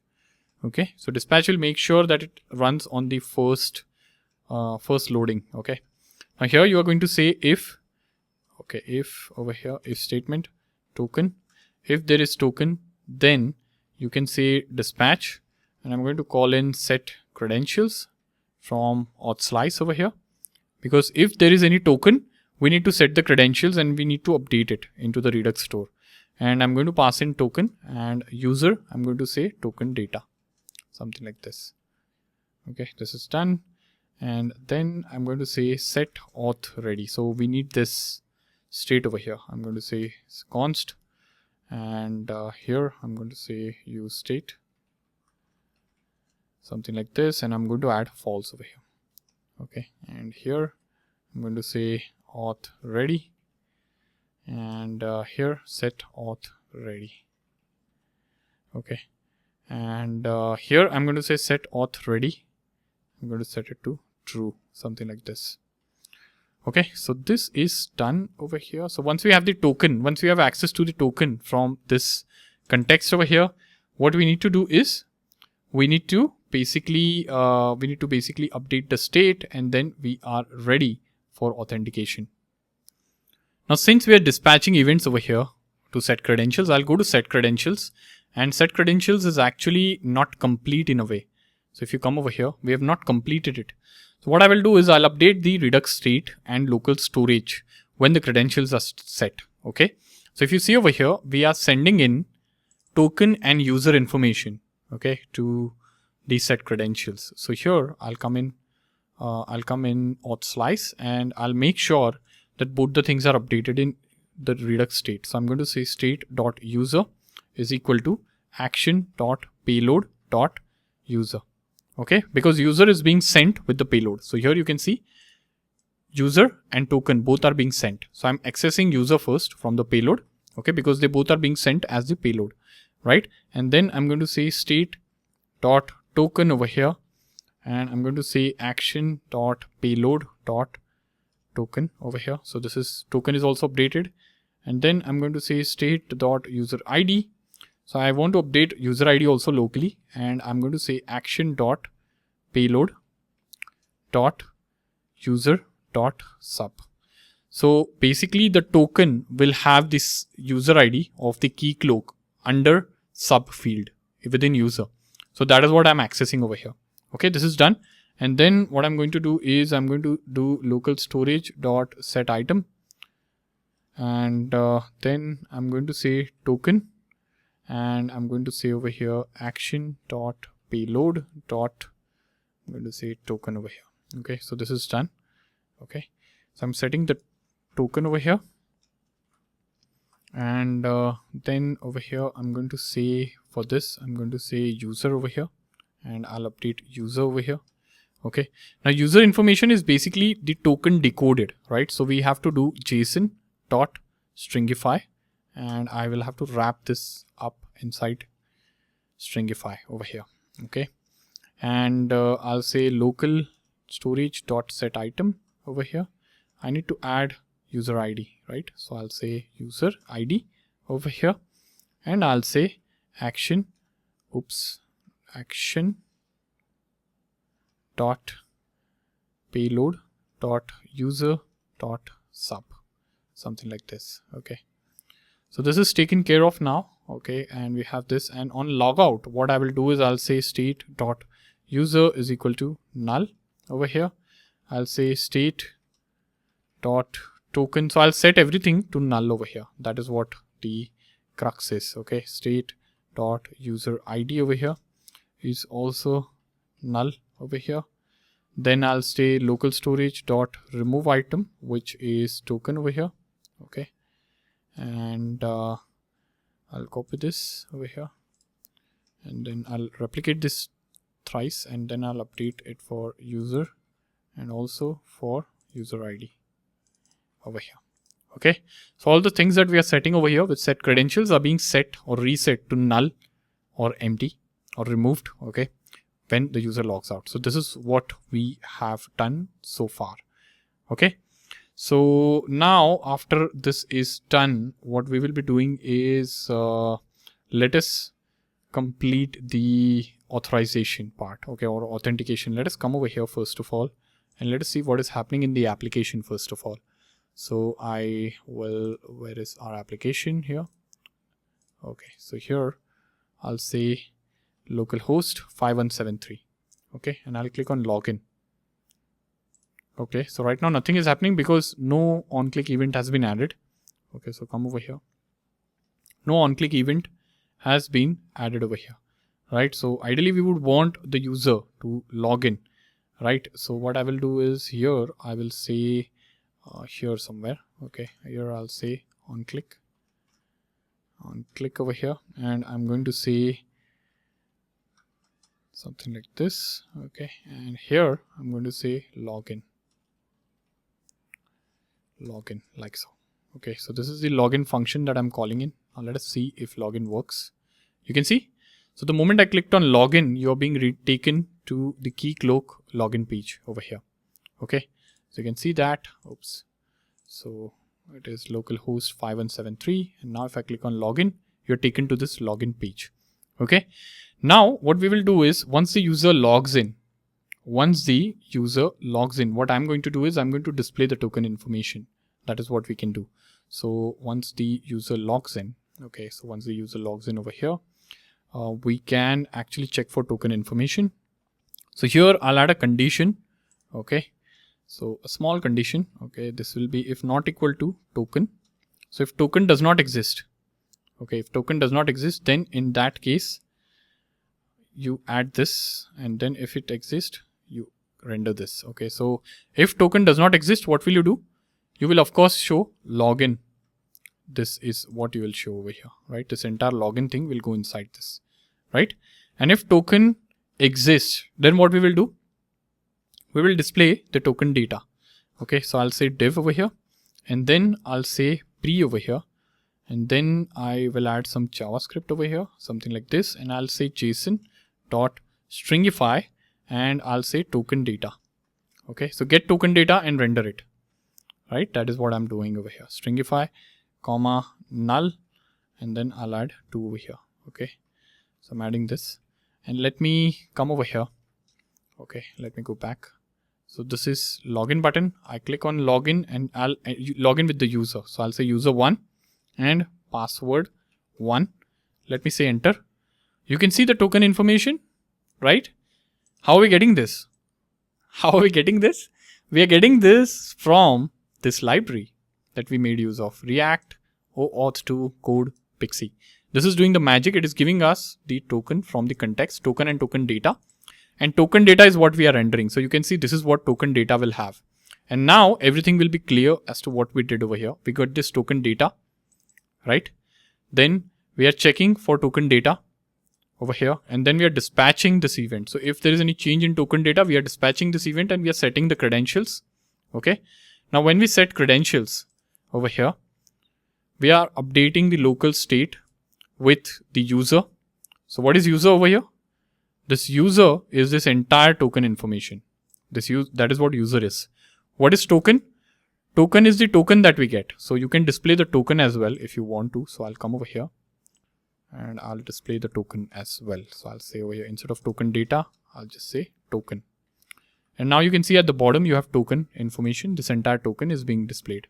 You can see it being displayed. It's a very long token. So it's being displayed in single line, but don't worry about the UI right now. Okay. We are just getting the information. So you can see this is done. And then you have the token. So you are setting the token here. Okay. And you are getting the user ID as well. So if you say action.payload.user, you get this entire user information, right? This entire token information. And from this, you can get sub to get the Keycloak user ID, right? So from this, you can access sub and you can get the Keycloak user ID. And that is what you're updating locally and the in the Redux store. So if you come over here, if you do right click, if you go to application, and if you select, so if you select this local website over here, the website where you are running, and if you scroll down, you will see all the information that you are setting. The token, the user basically is the entire, token information, the user ID, all of this you'll see over here. Okay. So I hope you are clear as to how this is functioning, and we have been able to successfully close the loop, or complete the loop in terms of authentication. I would say there are still a lot of stuff, this is just a first step wherein you are just authenticating the users against Keycloak, but there is more stuff wherein you will be taking the user to the activity page, allowing users to register the activity, and basically doing the AI related recommendations, generating them and displaying it, right? So that is what we are also going to see. So yes, I hope this first part is clear to you all.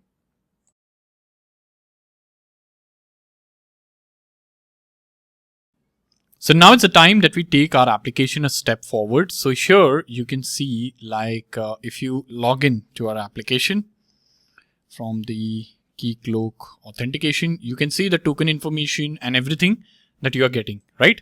So now we need to basically, once the user logs in, we need to show a form wherein user can log in the activity, and he can also see already existing activities along with the AI generated recommendation onto the dashboard. So what I'm going to do over here is we can come over here, SRC, and here I'll create a new folder called components, and here I'll create a new file. I'll call this file as activity list.jsx, and I'll create a function definition, arrow function definition, and over here I will start defining the UI. Okay, so this is the div right now. So let me not define the UI. Let me first set the components. So I'm adding this over here right now.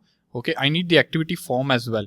So what I will do is I'll create activity form over here, form.jsx over here, and I'll add the same component boilerplate. And then I also need the activity detail over here, right? So I'll say new file, activity detail, something like this, detail.jsx, and I'll add refc activity detail over here. So these components have been added. Now I will come over here. So we don't need this store.js, auth_slice.js right now. So I'll just close this. Main.jsx is also not needed. Auth config is also not needed. All the configuration is done there. Package.json is also not needed. Index.css and app.css is also not needed. So we'll be playing in these files only that I have open over here. Right now, first thing what I will do is I will start defining the routes. Okay, so I'll start defining the routes for the activities. Right, so I'll come over here and here let us add the logic. So if token exists, we are saying we need to display login. Okay, otherwise what we will do is we will display logout, and I'll also add some components. Okay, so if login does not exist, then we will add some components. So I'll just get rid of this. Okay, this is not needed now. This was just to demonstrate as to how the token information can be displayed. Okay, so I'll just comment this out. Okay, for now. And now over here, I'll make use of a component called box from Material UI. So if you come over here to Material UI, you can search for box in Material UI. So under layout, if you go to under components, under layout, you'll see this box. So you can have these things boxed, and I'll just copy this over here. Okay, I'll come over here and I'll add this here. Okay, and if you come over here, let us see what it looks like. So you can see this is how it looks like. Right, this is the boxed UI. Right, so I've copy pasted that and we can develop on this. So what I will do is here within box, I'm going to add a set of routes over here. Okay, now here, okay, here I'm going to add routes and I'm going to say route over here. Okay, and I can actually self close the route. Okay, I don't need a closing tag over here for this. Okay, and then I'm going to say path over here. And I'm going to say /activities, something like this. I'm going to say element over here, and then over here I'm going to say, so here I can say activities page. Okay, so element is, okay, here, oops, so let me render activities,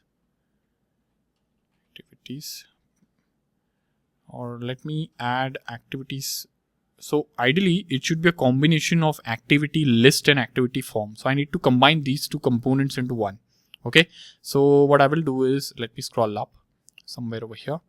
Okay, and just above, just outside the app, I'm going to add a function. Okay, this is a function that I'll add. I'll say function. Okay, this is a function statement. I'll say activities page over here. Okay, and I'll keep a caps. Okay, there are no params, and I'll define this way. Okay, and then I'll say box. So let me paste this box thing over here.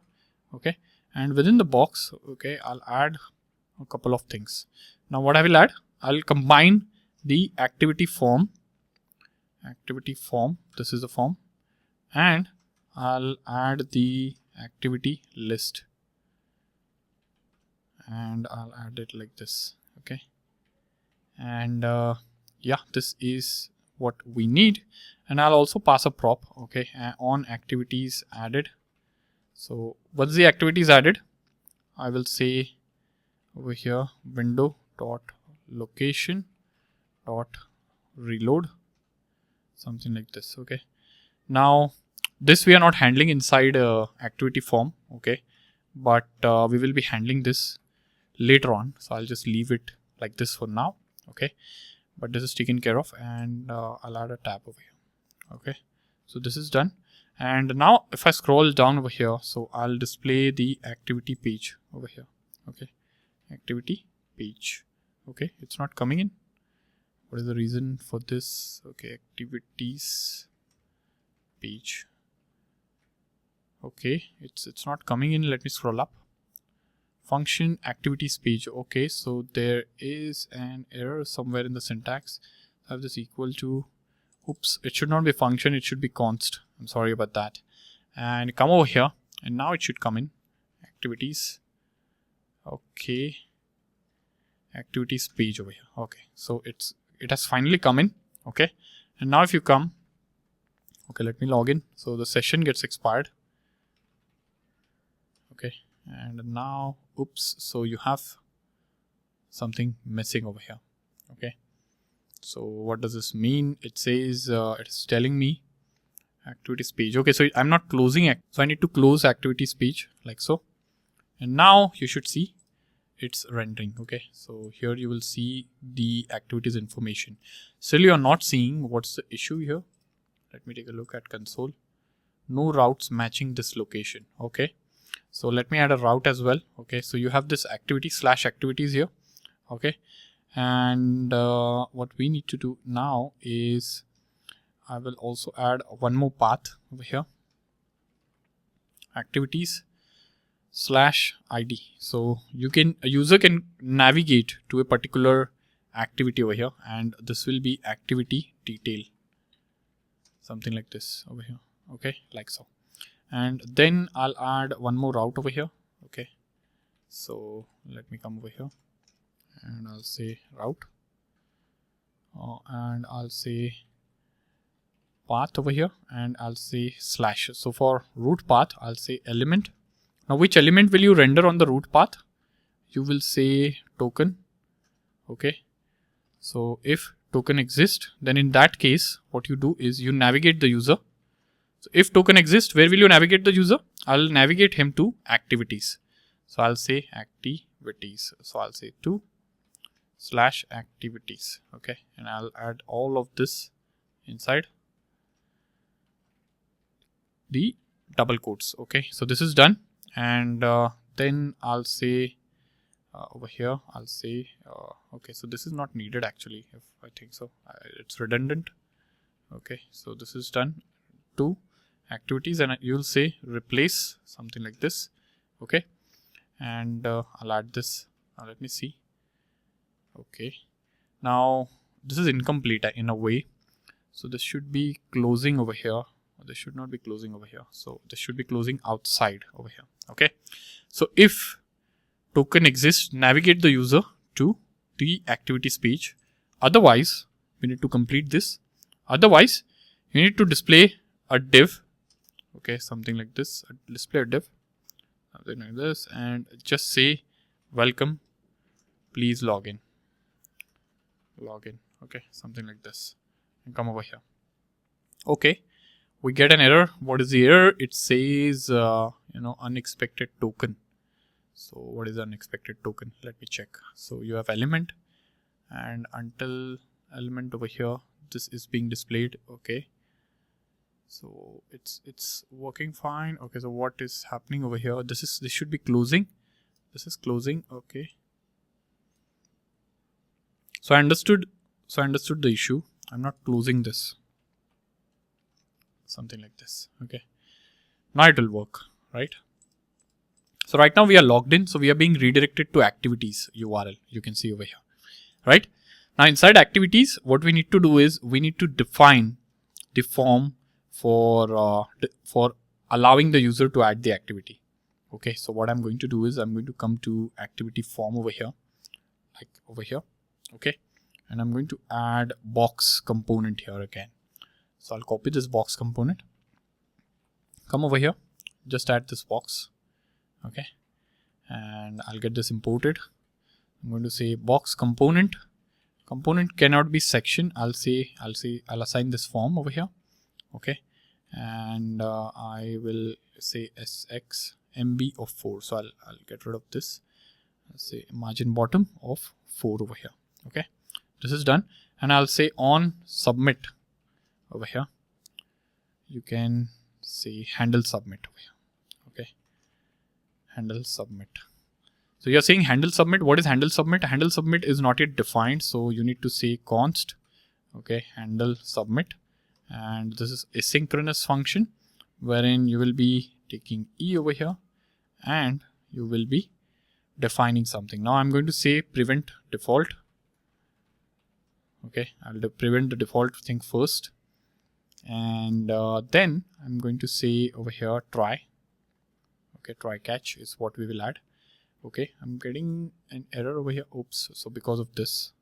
Okay, now over here inside try, I will say await and add activity over here, something like this, and I'll say activity. Okay, now what is add activity? We need to define add activity. Okay, and I'll say on activity added then over here. This also we need to define. This is a function. Okay, and then I'm going to set the activity to that of type, and I'm going to say running over here. Okay, and I'm going to say duration, and I can update the duration and all over here. Okay, so for example I can say duration. Okay, duration colon and empty over here, and I can say calories burned colon empty quotes over here. Okay, so this is taken care of. Okay, so let me take you through as to what we are doing. So first we are calling an API over here. So this function will call an API to save the activity. And what is the activity? Activity is the activity that is getting created. We'll be defining this. On activity added is the parent component that a new activity. So we are notifying the parent component that a new activity has been created. That is what this does. And this is then resetting the form. Okay. Now where is the form defined? So we need to define a form over here. Okay. So what I'm going to do is over here, if you come in, okay, here. All right. So we will be creating a, so actually this handle submit also should have been inside this component over here. Okay. It should have been inside this component. I've moved it over here, and over here I'm going to say const. I'm going to define the initial state of the form. So I'm going to say activity, and I'm going to say set activity over here, and I'm going to say use state over here like this, and I'm going to add the data over here. So this is the data. Okay, the type is running, duration and calories burned are like this over here. Okay, duration, calories burned, and then additional metrics over here is empty, something like this. Okay, so yeah, this is the initial state of the form. Okay, this will be selected. So when we add the interface, that is when this thing will be clear as to what we are doing over here. Okay, so I'll just get rid of this first of all. Okay, we don't need this. Now I'll add a component called form control. Okay, and I'll close this. Okay, and I'll say full width, and here I'm going to say sx is equal to, and here I'm going to say mb margin bottom to that of 2. Okay, and then over here I'm going to say input label. Okay, and we are going to add the input label as activity type over here, something like this. And then I'm going to say select, and then over here I'm going to add some properties for select. Now what is the property for select? So value is equal to activity dot type. Okay, this is what we are defining over here. So if you take a look at over here, activity dot type, this is what we are linking it to, right? Activity dot type. So state will be running is what will be selected over here. Okay, so activity dot type is the value. Okay, and then I'm going to come over here, and I'm going to say on change over here, and I'm going to say E. Now what is E? So I'm going to say set activity, something like this, and I'm going to like destructure the activity over here, something like this. Okay, so I'll get rid of this form control. Okay, there's a typo.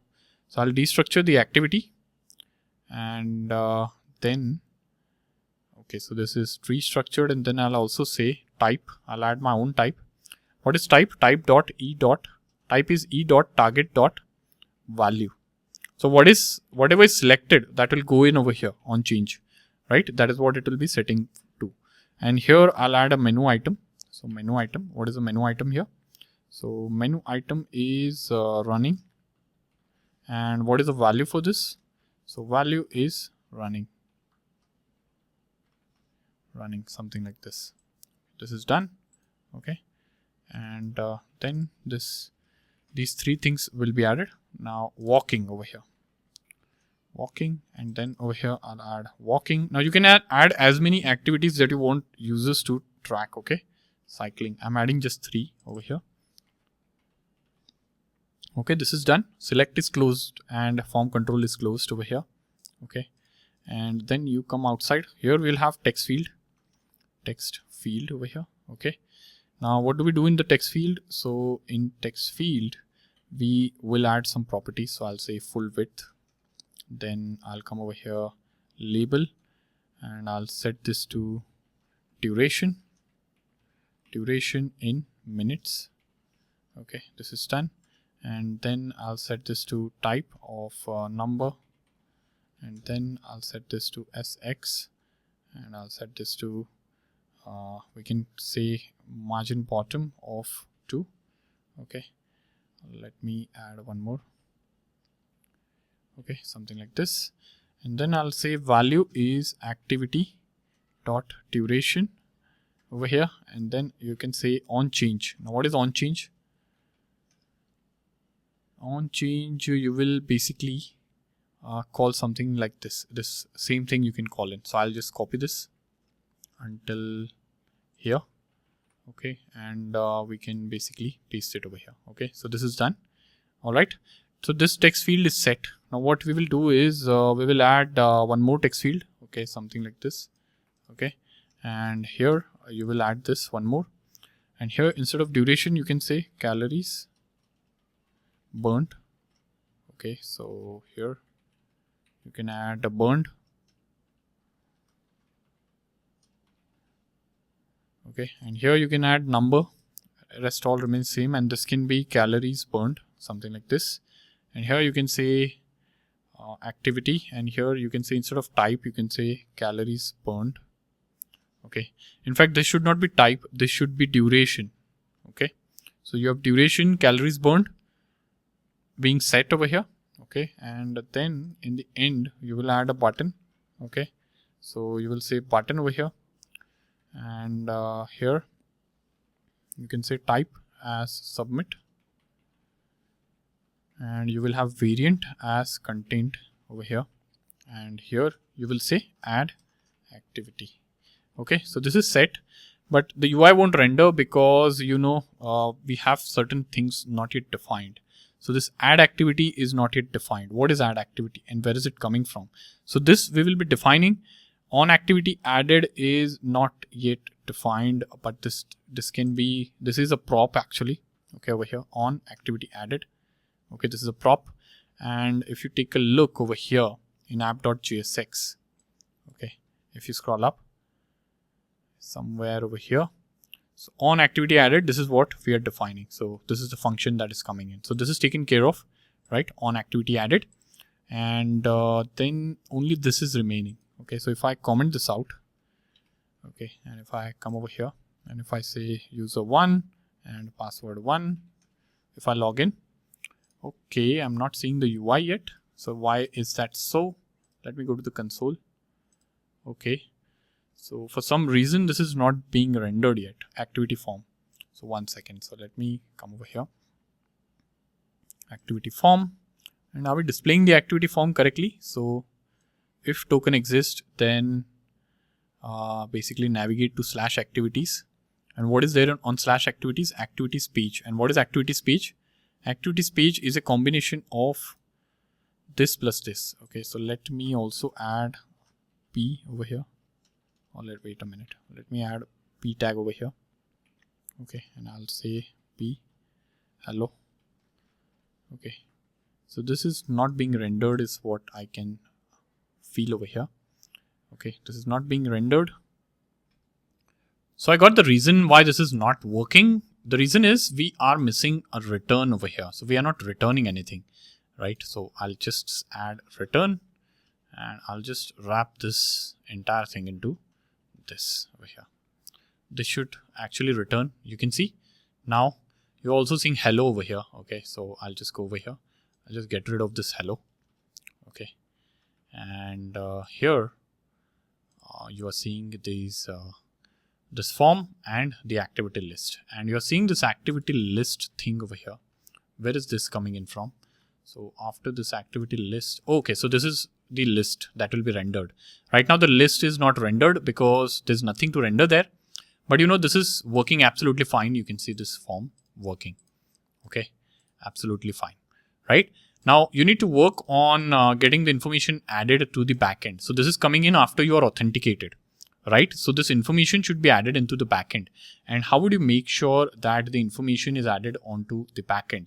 And we will be doing this by making sure that we are doing API calls over to the backend. And the question is, how will you do that?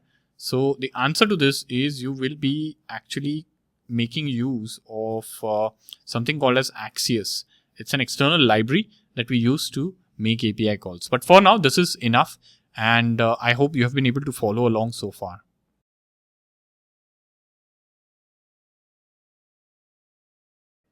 So now it's time that we talk about APIs in backend. And for that, we are going to make use of this package called Axios or Axios. So this is a package which will add to our application, React application, and it will give us the ability, or our application the ability to talk to the backend APIs. So here we have the APIs up and running.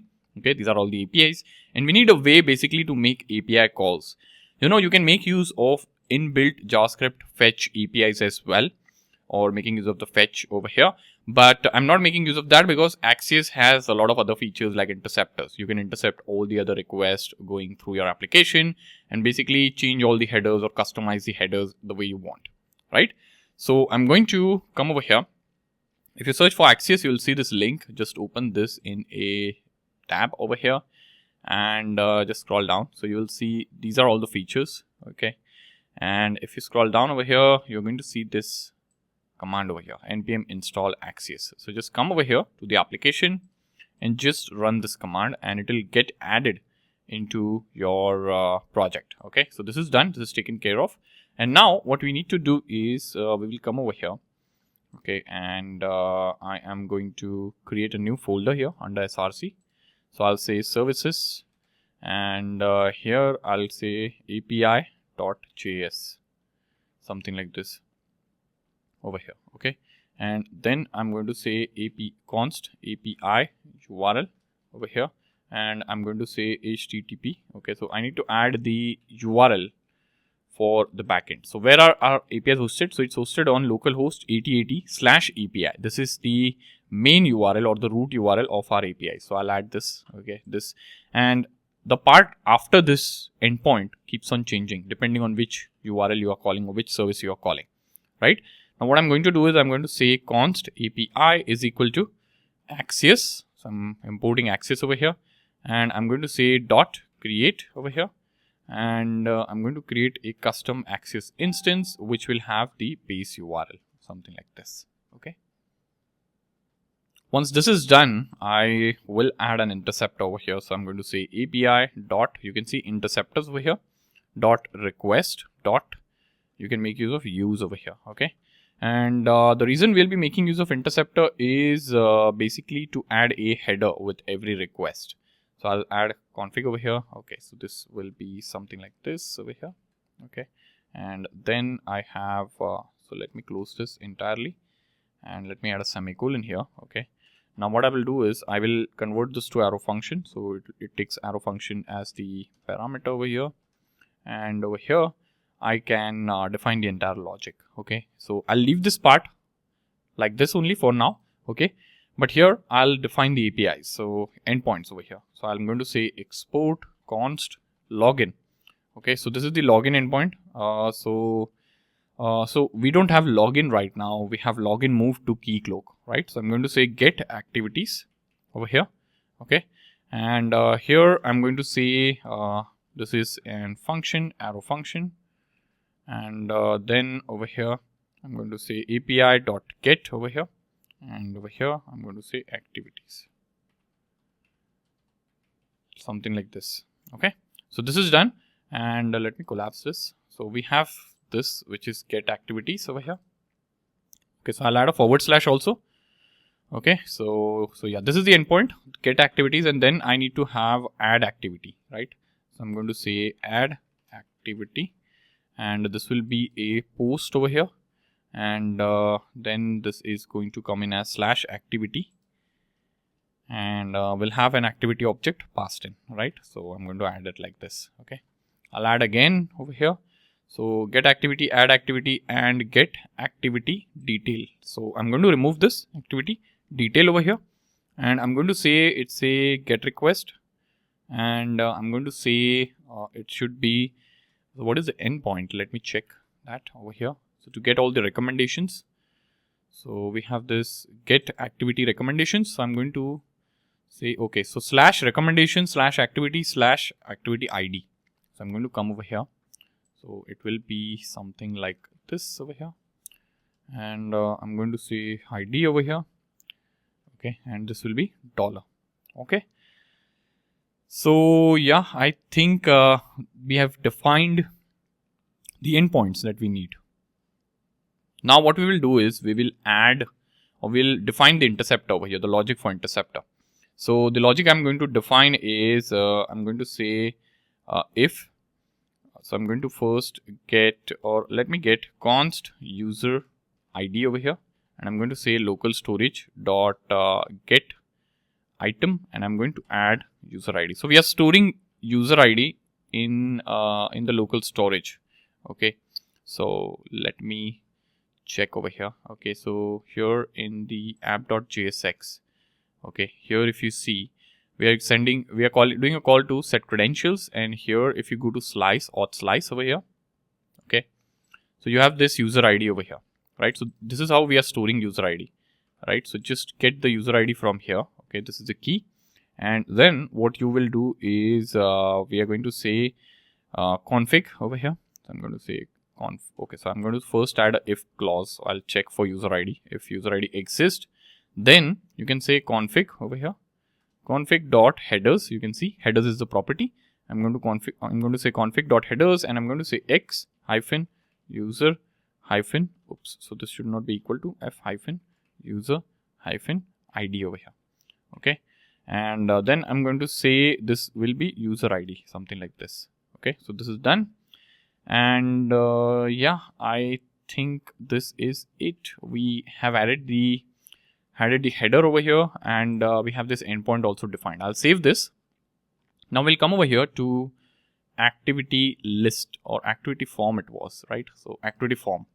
Now here we need to make a call. So here in handle submit, once the form is submitted, we need to make a call to add activity. So I'll just import this add activity. It will get imported from this endpoint over here. Sorry, this location. Let me save this.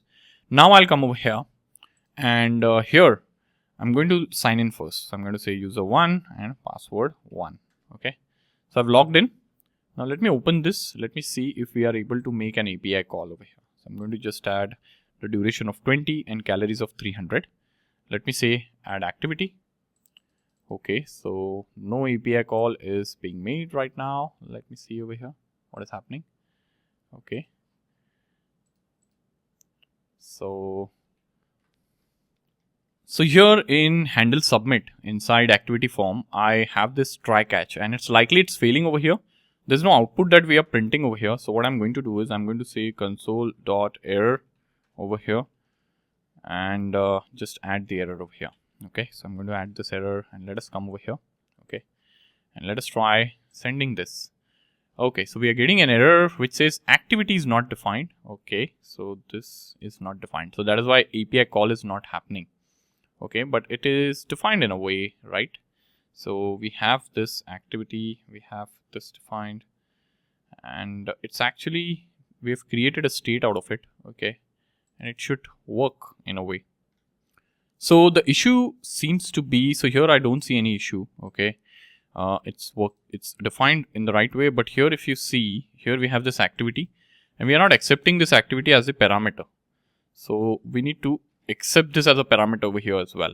Okay, and now let us try to submit this. So I'll say add activity. Okay, so now the error changed. Okay, and now you can see on handle submit 16 over here. Okay, so handle submit activity form, and then line number 16 here, it says that cannot read properties of undefined reading cancel token. So the issue is likely in the interceptors over here, the interceptors that we have defined in api.js. So here you can see we are setting everything, but we are not returning the config. So here we also need to return the config after making the changes. So I'll say return config over here. Okay, the config object. And now let us try this. Okay, again. So I'll say user1, password 1 over here. Okay, let me send the request 200 and then 300. Okay, and I'll make sure that I've selected the network tab over here. Let me say add over here. So you can see the activity API is triggered over here. You can see this is the post request that we have triggered over here. And if you see the payload, this is what is being sent, which is absolutely fine. And the response that you are getting, so here if you see the response you are getting, okay, over here, if you go to console, you can see the response is the CORS blockage over here. Okay, so it is blocked due to CORS policy. Okay, and we need to fix the CORS issue over here. So what the CORS issue means is our backend is not allowing the API calls from this particular endpoint, which is localhost 5173. Okay, so it is not allowing the API call from there. Okay, and for doing that, what we need to do is we need to define the CORS settings and we need to enable the request or cross-origin request from this particular URL. For that, I'll head over to our backend server, of course, and here in gateway. So since we are talking to gateway, we are calling this endpoint 8080, right? So I'll head over to security config of API gateway, and here we have defined the security configuration. So what I will do is here I will start defining one more configuration. Okay, I'm going to say public CORS configuration over here, CORS configuration source over here. Okay, and there are two CORS configuration source. One is from the normal one, another one is from reactive. So I'll get the reactive one. Okay, and I'm going to say over here CORS configuration source over here, something like this. And I'm going to have this, and I'm going to define this as a bean. First of all, this should be as a bean. Okay, come over here, and now over here I'm going to say CORS configuration, something like this, CORS configuration, and I'm going to say config over here is equal to new CORS configuration. Okay, like so.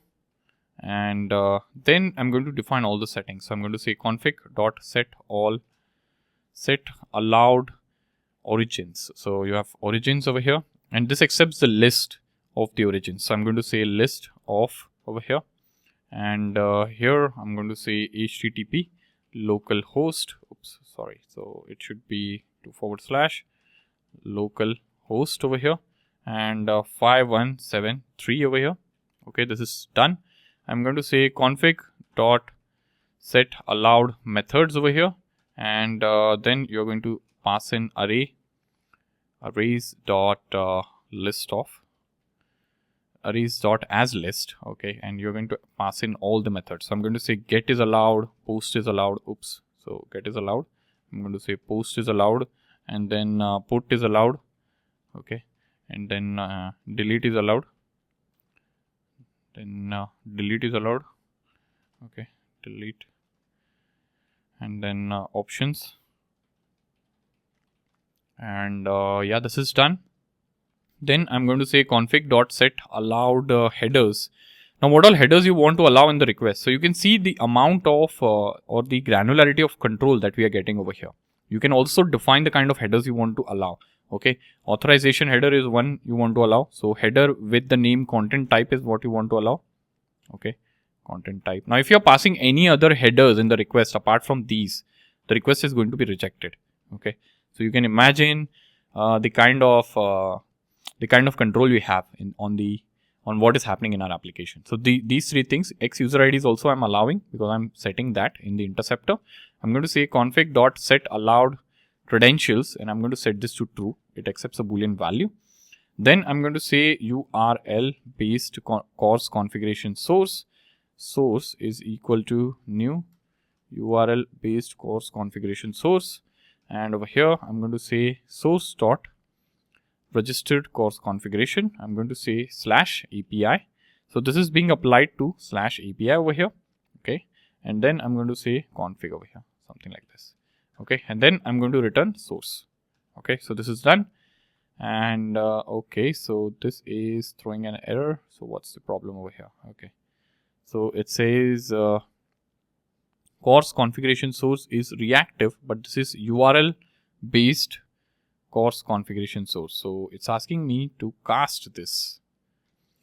So the reason it is asking me to cast is because there are two course configuration source. So one is from reactive. So I'll choose the one from reactive over here. Okay. And I'll get rid of the other one. So this other one, I'll get rid of this one. Okay. And I'll get rid of this. Okay. This entire package name has come in over here. So I'll just say this and reactive over here. Oops. So I'll just wait a minute. So I'll have to delete the import itself. So I'll get rid of this import. Okay. Scroll down. So first, make sure that you are making use of reactive things over here. And this also should be reactive. And now you won't get any sort of errors. Okay. Now this is a gateway. This is a security configuration for API gateway. All right. So I'll come over here and I'll just restart the gateway. Let us restart the gateway. Okay. Now on restarting the gateway, ideally now gateway should allow the API request from, from the front end application, which is hosted at 5173. Okay. So let us wait for the application to get started. Okay, it's starting, and I'll just clear all the logs over here. Okay, and I'll come over here. So here in the browser, okay, I'm going to log in, user 1, and I'm going to say password 1. Okay, oops. Okay, this is done, and now over here I'll trigger the request. So I'll make sure I select the network tab. Okay, so you can see I got the token over here. The token is got from 8181, which is Keycloak. Okay, and I got something like this over here. These all details I got. Okay, now here I can say duration is 200, calories burned is 300, and instead of running, I'll select cycling and I'll say add the activity. Okay, I still get an error. Now what is this error? So let's go to let's go over here, and it says 401 unauthorized. All right, so what is this problem over here? Ideally, the token and all should be passed directly. Okay, but I think it is not working out over here. Okay, so what we will do is, if you go to network tab, if you go to headers, was the authorization header passed in? Okay, so there is no authorization header that is being passed, and that is why we are getting a response as 401. Okay, so we will fix this. So here in the interceptor, we are getting the ID, right? We are getting the, what are we getting? We are getting the ID over here, but we also need to pass the token. So what I will do is I will duplicate this entire thing over here. We have the token being stored locally, right? How is it being stored? It is being stored in token, right? So I'll come over here, token, and then over here, I'm going to say if, and token over here, and then you are going to, so if you have token, what are you going to do? So I'm going to say config.headers over here, and you're going to add this header. Okay, so this is the header you're going to add. So you're going to say authorization over here, right? Authorization, and then here you're going to say bearer, and you're going to add $token, something like this. Okay, so this is something that we need to pass now. All right, so this is done. Now come over here and let us trigger the request again. So I'll say add, and now also it got failed. Okay, so what is the error now? So earlier it was 401 unauthorized, you can see. Now it is saying 404 not found, 8080/API/activity post request. So if you come over here, okay, let me take a look at the request. Are we passing the request in the right way? So registering activities, so API/its activities with the body over here. Oops. So we are calling the wrong endpoint. Is that so? So here I'm going to come over. So this will be activities. Okay, something like this. Let me save this. Now let me trigger this again. Again we get this. Okay, so now it's internal server error. So the error is on the backend. Now what is the error? Let us take a look. Okay, so we will take a look. It's likely, let me check what the error is. Invalid user. The user that is being sent over here is null. Okay, that is interesting. So it's calling the validation API also for the null user. Okay, so why is user ID coming in as null over here? Okay, so let me take a look. So if you take a look at the request headers over here, we have the token being sent. Okay, we have this token, and we also have okay, so we don't have the user ID. Okay, so user ID is also being sent. So ideally this should work. Okay, so user ID is being sent, ID is small, D is small. So 1 second, let me check the code. Is D small, API.js over here. So if I scroll up, okay, D is capital. So what I want to do is, I want to check if the user ID is coming in over here in Keycloak user sync filter. So I'll add a debugger over here. Okay, let me add debugger and let me go to gateway application and let me start it in the debug mode. So I'm starting the entire application in debug mode and I'm debugging without editing over here, okay, in the video, so that you can see how a debug process entirely works. Okay, so you can see over here the application is started. Okay, and now I will head over to the request. Okay, and I'll log in over here. So I'm getting logged out, user 1 and password 1. Oops, so password 1. And now I'll trigger the request. So I'll say 200 and 220 and I'll say cycling and let me say add activity. Okay, so now you can see here this is being called. Okay, now does register request have the user ID? It does not have the user ID. Okay, register request does not have the user ID over here. So what I'm going to do is if user ID is equal to null, then the register request Keycloak ID is taken into consideration. Okay, but this won't work because the user ID is not null. Now if you come over here, let me go ahead. Okay, so here you have register request now, but register request has Keycloak ID. So you can see Keycloak ID is being set over here. Okay, so we have user ID actually in place. Now where is this failing? Okay, that is the question over here. So if you come over here, if you get the user details, okay, if you register the user over here, so I'll go until over here. Okay, so I'll say next. Okay, so it did not reach over here. Okay, that's the point, it did not reach over here. And now if you go to activity service over here, this is going to throw an error again. Now what I did is I actually played around and I did a bit of debugging over here and I set a debugger over here in activity service. So because this is where the activity is being added, right, and user ID is coming in as null. Now after setting this on debug mode, I realized like user ID that is coming in over here in the activity request is coming in as null. Okay, of course it will come in as null because here in the activity form, when we are creating the object, we are not adding user ID over here.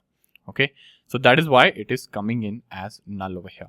Okay, now to send user ID over here along with the object, what I'm going to do is, here we have user ID in the local storage, right? We are getting the user ID over here. Okay, so one way is you either intercept the header over here, you get the header and you add it or set it manually to activity request. Okay, so that is something that we can do also. So let me show you a way over here. Okay, so I'm going to say @request header. Okay, so request header, and I'm going to set in the header over here. Okay, so this is for track activity. I'm going to say x-user-id over here. Okay, so this is something that I'm adding over here. I'm going to say string user ID. Okay, so this is done, and here I'm going to say if user ID is not equal to null in this case. Okay, so 1 second. So user ID. Okay, so there is a problem over here. Request header in the activity request. 1 second. So here in the activity request, where is the problem? So I was seeing red marks. So request header, and okay, so this won't be this way. It would be in fact the round brackets. Okay, so I wrote the wrong syntax, and that is why I'm getting errors. So if user ID does exist, if user ID is not equal to null, then what you do is you set the request dot set user ID to that of user ID over here. Okay, this is done. And now when going over here, okay, here in track activity, what we are doing is we are checking the user, if the user is valid or not against this ID, and then this ID is being taken into consideration over here. So I believe we have user ID added now. What I will do is I will just resume the debug mode and I'll restart the application now. Okay, so let me restart the application. Okay, and I'll remove the debug points from from the Keycloak user sync over here. Okay, so it says reload. Yes, I want to reload. And here I'll get rid of all the breakpoints. Okay, so I'll disable all of this. Okay, we don't need these. All right.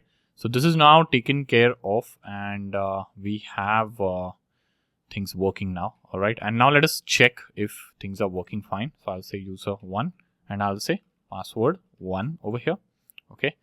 And now over here, I'll say 220 calories burned, and this will be cycling. I'll say add. Okay. And now you can see here in user validation service, you have request with the user ID, which makes sense. So I'll resume it and let us see what we got as a response. So you can see it's 200 okay now. Okay. So it was just a problem with the user ID that we were not handling in the right way. And we have the response, and response you can see over here. Additional metrics is empty. Okay. You have duration, start time is also empty because you are not sending it. You can send it. This is the ID, this is the user ID, and this is the cycling over here. Okay. So this is being taken care of now. All right. And what you can do now is we need to display all the activities. Okay. So we will do that. But right now this is working fine, wherein we are able to send the activities to the backend. So I hope you have been able to follow along.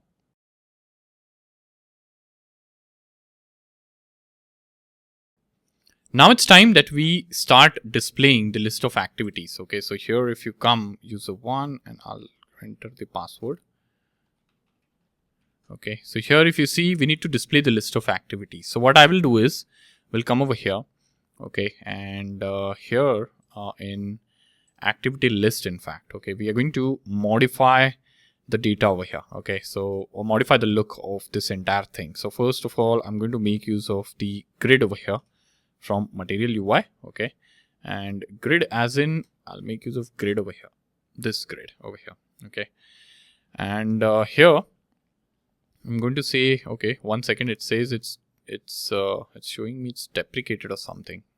Okay, so material UI says that you need to make use of grid version 2, which is grid 2 over here. Okay, so you can see this is what you need to make use of over here. Okay, so I'll scroll down. Okay, what do we need over here? Okay, so you can see how you can arrange the elements in grids over here. Okay, so what I will do is I'll copy this in, and what we will do is let me copy this and we'll modify it along the way. So I'll add this over here. Okay, and I'll get rid of grid from here. Okay, and instead I will import grid 2, something like this. Okay, and here, okay, so I'll get rid of instead I'll just type in. Okay, we just imported everything around grid 2. Okay, so here this is done. Okay, we have this container spacing is equal to 2. Okay, and now what I will do is I'll have an object of activities. Okay, so here I'll come in at the top and I'm going to say here const, I'll say activities over here, and you'll say set activities, and you're going to say use state, something like this, and you're going to say an empty array. This will be empty array. So activities will be a list of empty array. I'm going to say const navigate over here, which is use navigate. Okay, this is a hook basically that we are creating, and now I'll say const fetch activities. So we need to fetch the activity from the backend, right? So I'm going to create a sync. I'm going to define it in an async way, and here I'm going to say try catch block. So I'm going to say try catch over here, and I'm going to have error, and I'm going to say console.error, and I'll print in the error over here. Okay, now within this try block, I'm going to say const response over here is equal to await, and I'm going to say get activities, something like this. Okay, so this is done, and then once we have the activities, I'm going to call in set activities. Okay, and I'm going to make use of response.data, because this is how Axios is going to return data in the data object. Okay, inside response. So this is done. We have activities now, and what we need to do now is I am going to iterate through the activities array. So I'm going to say activities or 1 second. So here I'll first add this, and then I'll say activities dot map over here. and then I'm going to say activity. Okay, and then here we will add these, okay, not these two curly braces, but here I'll add this, and then I'm going to basically define a grid. Okay, so here I'm going to say grid 2. Oops, so grid 2. Okay, and then okay, so grid 2 over here, and inside grid 2 I'll have some definition. So here I'm going to say item. Okay, so I'm going to make use of this grid over here. Okay, you can see. So I'm making use of this entire definition. So let me paste it over here. Okay, and then over here I'm going to say card over here. So I'm going to make use of card layout from material UI. Okay, and here I'm going to say SX over here, and I'll say cursor. Oops, wait a minute. So cursor, and this will be pointer, something like this. And then I'm going to say on click, something like this. Okay, on click is equal to, and then you have to add something like this, and then you'll say navigate. So you'll navigate the user on click to a URL. Now, which is that URL? So you will be navigating him to activities. So one second, slash activities. Okay, slash, you are going to say $, and then you're going to say activity.id. Okay, so you're passing in the ID over here, okay, for the respective activity. That is where you're taking the user. Okay, and now over here, you're going to say card content, something like this, and then over here, you're going to say typography. Okay, so I'm going to say typography, and these are all material UI components. I'm going to add over here variant is H6. So we need to display the activity type over here. So I'll say activity dot type. Okay, something like this. All right, and let me copy this entire thing. Okay, so this is copied, and let me like say typography. So I won't add the variant over here. I'll just stick to default over here. Okay, activity, and here I'm going to say duration, something like this. Okay, so this will be added in the curly braces, and this also will be added in the curly braces, something like this. Okay, and here I'm going to say duration. Okay, and then I'm going to copy this entire thing, and then I'm going to say calories, and activity dot calories burned, something like this. So this is done. Okay, we are displaying this much information, and I believe we should save this. Let me see what it looks like over here. Okay, so let us see what error we are getting or any sort of issues. Password 1. Okay, oops. Okay, so after login, I'm not seeing the API call happening. So what is happening is this is not being called. So what I will do over here is just before return, I'm going to make use of use effect hook. Okay, and use effect has a syntax wherein we have an arrow function followed by the dependency array. Now, whenever there is any change in the dependency array, the arrow function is executed. But if you want to execute the arrow function on the component load, you have to leave dependency array as it is or empty. So I'll call fetch activities over here. So when the component mounts, you see fetch activities. And now you can see the activities being fetched. You can see this being called, right? So this is working fine. And if you click on this, you are being taken to this page where the activity ID is being passed. Okay, there's nothing on the page right now, but the data is coming in. You can see this first activity over here, right? You can increase the size and all of that. You can do that. So spacing, columns, I've set, I've defined it. You can change the UI the way you want. Okay, but this is how it is being displayed right now. Okay, this is how it's coming in. You can have all the activities being displayed in the form of boxes. Okay, now what happens when the or on the activity detail page? So when the activity is clicked in a way, right? So we'll go over here to the activity detail page. So where is activity detail? Here itself, right? So here what I'm going to do is we are going to get some data over here. So I'm going to say const, I'm going to pass in ID over here, and I'm going to say is equal to use params over here, something like this. Okay, so why are we making use of use params? Because we want to fetch the data from the parameter. We want to get the data from the parameter, and what we want to get from the parameter, we want to get the ID. So if you click over here, the ID is being passed, right? So we need to get that. So I'll come over here and I'm going to say const, I'll create an activity type. Okay, I'll say use state over here, and I'm going to say null over here, something like this. And then here I'm going to say activity comma set activity, something like this. Okay, and then I'm going to say const recommendation set recommendation over here, and then over here use state, and you have to say null over here. Okay, so this is done. Now what we need to do is we need to fetch the activity detail.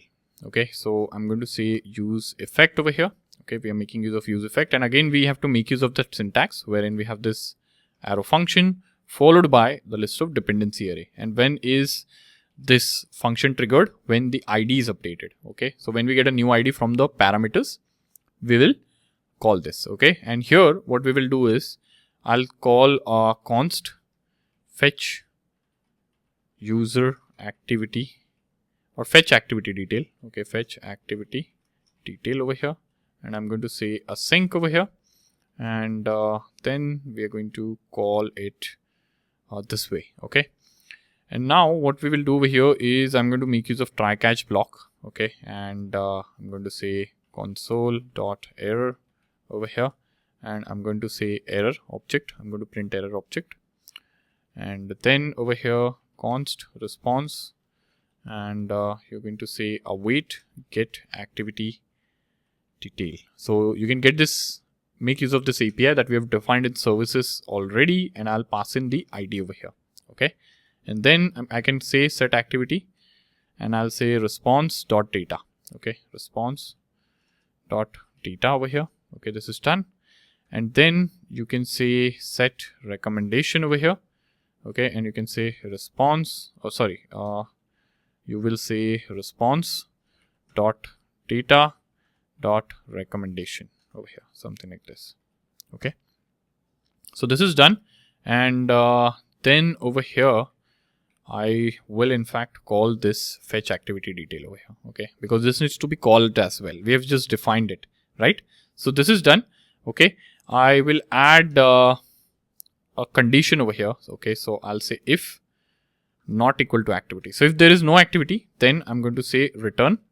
And what am I going to return? I'm going to return a typography over here of material UI, and I'm going to say loading, something like this. Okay, so this is done, and this is taken care of over here. Okay, now what I need to do is I need to display all the data. Okay, like the recommendation, the card content, the AI based recommendations, suggestions, all of that, right? Because if you come over here, okay, if you come over here and if you get the activity recommendation, API.recommendation, okay, if you call this, and we are calling this endpoint only, right? If you come over here in API.js, if you go, so this API activity detail is calling in this endpoint, right? Recommendation / activity. So this will give us all the details, like all the recommendations, whatever is being saved against a particular activity, including the AI based stuff. Okay, so I'm going to add an interface over here that is going to display all of that.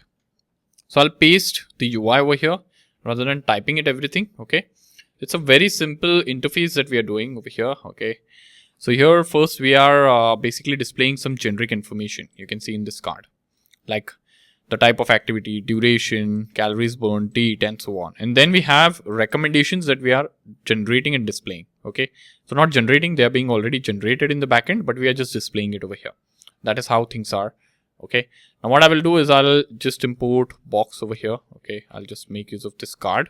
Okay, So this also cart content, and I'll make use of this typography. Okay, this is imported, and then I guess divider we need. So divider I'll import. Okay, and I don't think anything else is needed. Okay, so let me go over here. So I'll just log in. Okay, if you click on this, so we are getting an error, of course. Error is, okay, so each key should have and no routes matching this location.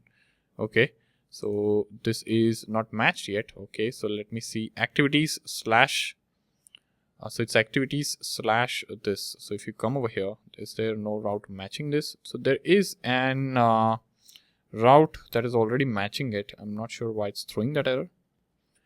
So I believe we are getting this error because of a typo. So here we have written the URL as activities. You can see the spelling. Okay, and here you have activities. So I'll just copy this spelling of activity. The route is defined already, but here if you go to the form, okay, when we are redirecting the user over here, so where are we redirecting? Okay, 1 second. So we are navigating the user from the activity list over here to making use of navigate, and then here. So this is where, so I'll save this. Okay, and I'll go back and I'll click on this. So you can see loading. Okay, so you are loading, but you get an error over here, which is bad response. Okay, so what happened over here? So you're getting this, and then you are seeing this. So what is this? Okay, recommendation activity, and then this is being passed in. So what is this? Okay, so this is not the right thing. Okay, so we are making an API call in activity details. So we are getting the ID, right? We are getting the ID over here, and the ID is not coming in properly. So in my opinion, the issue is with the API call over here. So we are basically triggering the API call over here, and it needs a dynamic parameter, which is ID over here, right? But we are not accepting ID over here, right? So I need to accept ID like this. Okay, and this would be this entire thing. Okay, this won't be this way. It would be in backticks. So I'll have to add this in backticks, something like this. Okay, then it makes sense. And now if you come over here, let me go back. Okay, let me clear this all. Okay, in network also, let me clear this. And let me come over here to console. I'll say cycling. Okay, we again get an error. So what is the problem now? So let me take a look. So it's being called activity recommendation 8080, but we are getting an internal server error. So it should be likely over here in console is where I can check. Okay, so what is the issue here? Okay, if you scroll up over here. Okay, so it's throwing some RabbitMQ related issue over here. It's not able to it's failed to publish the activity. Okay, so I found the problem over here. The problem was there was no recommendation found for this particular activity, and that is why it was throwing an error. Now, just in case if there is no recommendation found, or if there is no recommendation to be displayed, you can have a pretty nice page over here instead of displaying the white page, but that is something that can be handled. All right. And I also realized that the reason why there was no recommendation was found because in activity service, when the activity is getting published to RabbitMQ, because we are making use of RabbitMQ, there was a connection issue, and the reason was likely to do with the way like the RabbitMQ was not running onto my system, to be honest. Okay, so I'll come over here. I'll make sure RabbitMQ is running. And 1 second. So what is the name of the exchange that we have? So I'll go over here. I'll head over to RabbitMQ. Okay. Like we have config server here, and here I'll open AI service. And okay, so I have this fitness.exchange. Okay. So we have this RabbitMQ instance now running on what is the port over here? So it's 15672, right? So I'll come over here. Okay, and I'll say localhost 15672, and I'll log in with guest. Okay, and I'll go to exchanges. So I have this exchange ready. Okay, now let us test this. So I'll say user 1 and password 1, something like this. Okay, So I have these two thing. Okay, I'll just add one for walking. Duration is 20. Calories burned is 20 also. Okay. Now I'll just clear these logs over here. Okay, even the AI service one, and I'll come over here. I'll say add the activity. So the activity should be added. You can see the activity has been received for processing. It was published to RabbitMQ as well because the connection was established, and we got the response from AI model as well. Okay. Now if I do a refresh, you have this walking activity, right? Which we just added with 20 duration of 20 and calories of 20. If I click on this, you will see the AI related recommendation. You can see this is something that we are fetching in from the backend. Okay, you can go back, you can play around. Now the other two activities don't have a recommendation. Okay, so what you can do is you can get rid of them and you can delete them in a way, right? But this is working absolutely fine and our application is working properly. All right. So I hope this has been useful and I hope you have been able to follow along so far.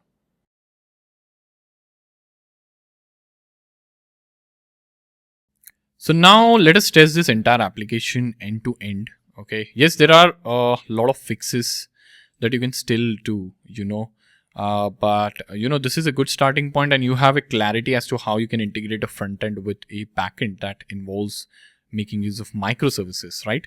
So first of all, I'm going to head over to Keycloak. So I'm going to say localhost : and I'm going to head over to 8181. Okay. Oops, there is a typo here. So I'll just fix it. And now I am here. I'm going to log in as admin over here. And so admin and admin over here. And I'll say sign in. I'll just create a new user. Okay, so now here in this realm I have master. Okay, here I have user 1. So I'll just create user 2 over here. So I'll say user 2. I'll just say user2@gmail.com. Okay, user first name is user2 first name, user2 first and user2 last, something like this. I'll say create.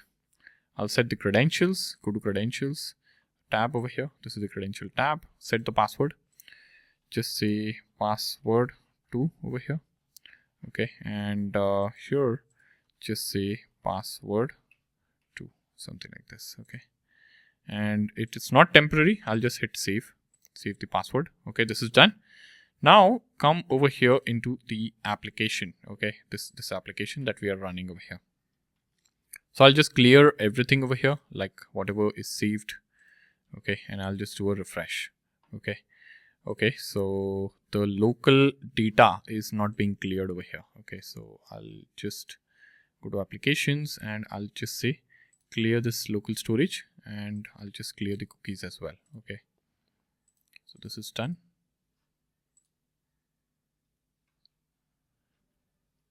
Now head over to Frontend and yes, this login page can be improved. Okay, but I'm just showing you how things work, and you click on login and login with user 2 over here. Okay, so I'm going to say user 2 and enter the password of password 2. Okay, now before saying login, okay, we'll check if this user exists in the database. So this user does not exist in the database. So come over here, take a look at view data.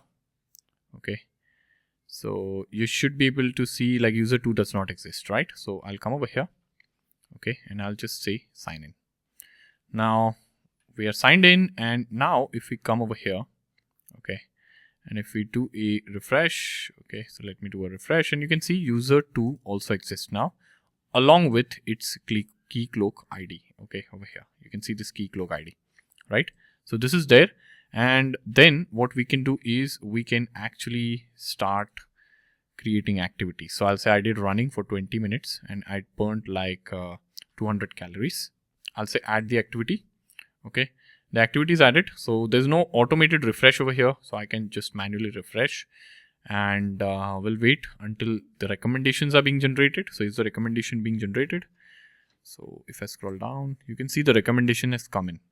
Now if you come and select the activity, you should see the recommendation over here. Okay, so this is working absolutely fine, and based on whatever you are generating, you can see the date also being formatted.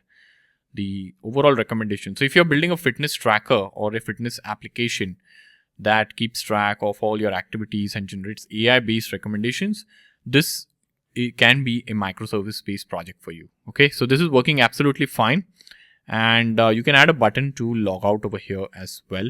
Okay, for logout, what I will do is I'll come over here to app.jsx, and here, if there is no token, you can add this link over here. Okay, this is for the button. Okay, and actually we are getting an error. Okay, so I'll just add it inside this over here. Okay, this over here.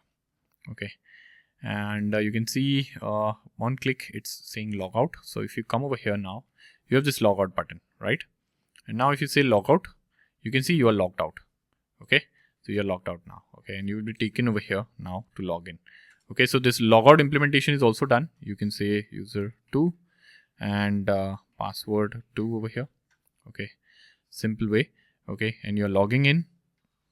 Now if I say logout, this login button is looking very plain. Okay, there's nothing here. So I'll come over here, and here we have this login button, right? This login. So I'll just select this and I'll update the UI to something like this. Okay, so you can see over here, what I've done is I've updated over here. So I've added this box, okay, to this. Then I've added this typography, then this typography, and then I've added the button. So earlier it was just button, this button. Now I've added some bit of typography and just added this box layout over here to center things. And if I save this, let me come over here. Okay, so this is throwing an error. Why is it throwing an error? Let me check. So it says typography is not defined. Okay, makes sense. I need to import it. So I'll just get it imported. And now, okay, now you will see. So if you go to this app, you can see this is the application now. Okay, it's looking a bit decent, not that great. This is not how a production grade application will be, but you have this login now. Okay, which you can click on. Okay, so it's not taking you to the next page right now. So I'll modify this on click over here to what it was early on. Okay, I'll have it like a function over here defined. Okay, and now let us test it. So I'll say localhost 5173 and I'll say click. So you can see it's being redirected to login page, and I can now log in user 2 and password 2, and you can see all the activities, like the data. Of course, this can improve in terms of the interface, but the goal over here is to show you how things work, and you can log out from anywhere. Okay, and that's about the application, and I hope you enjoyed building this.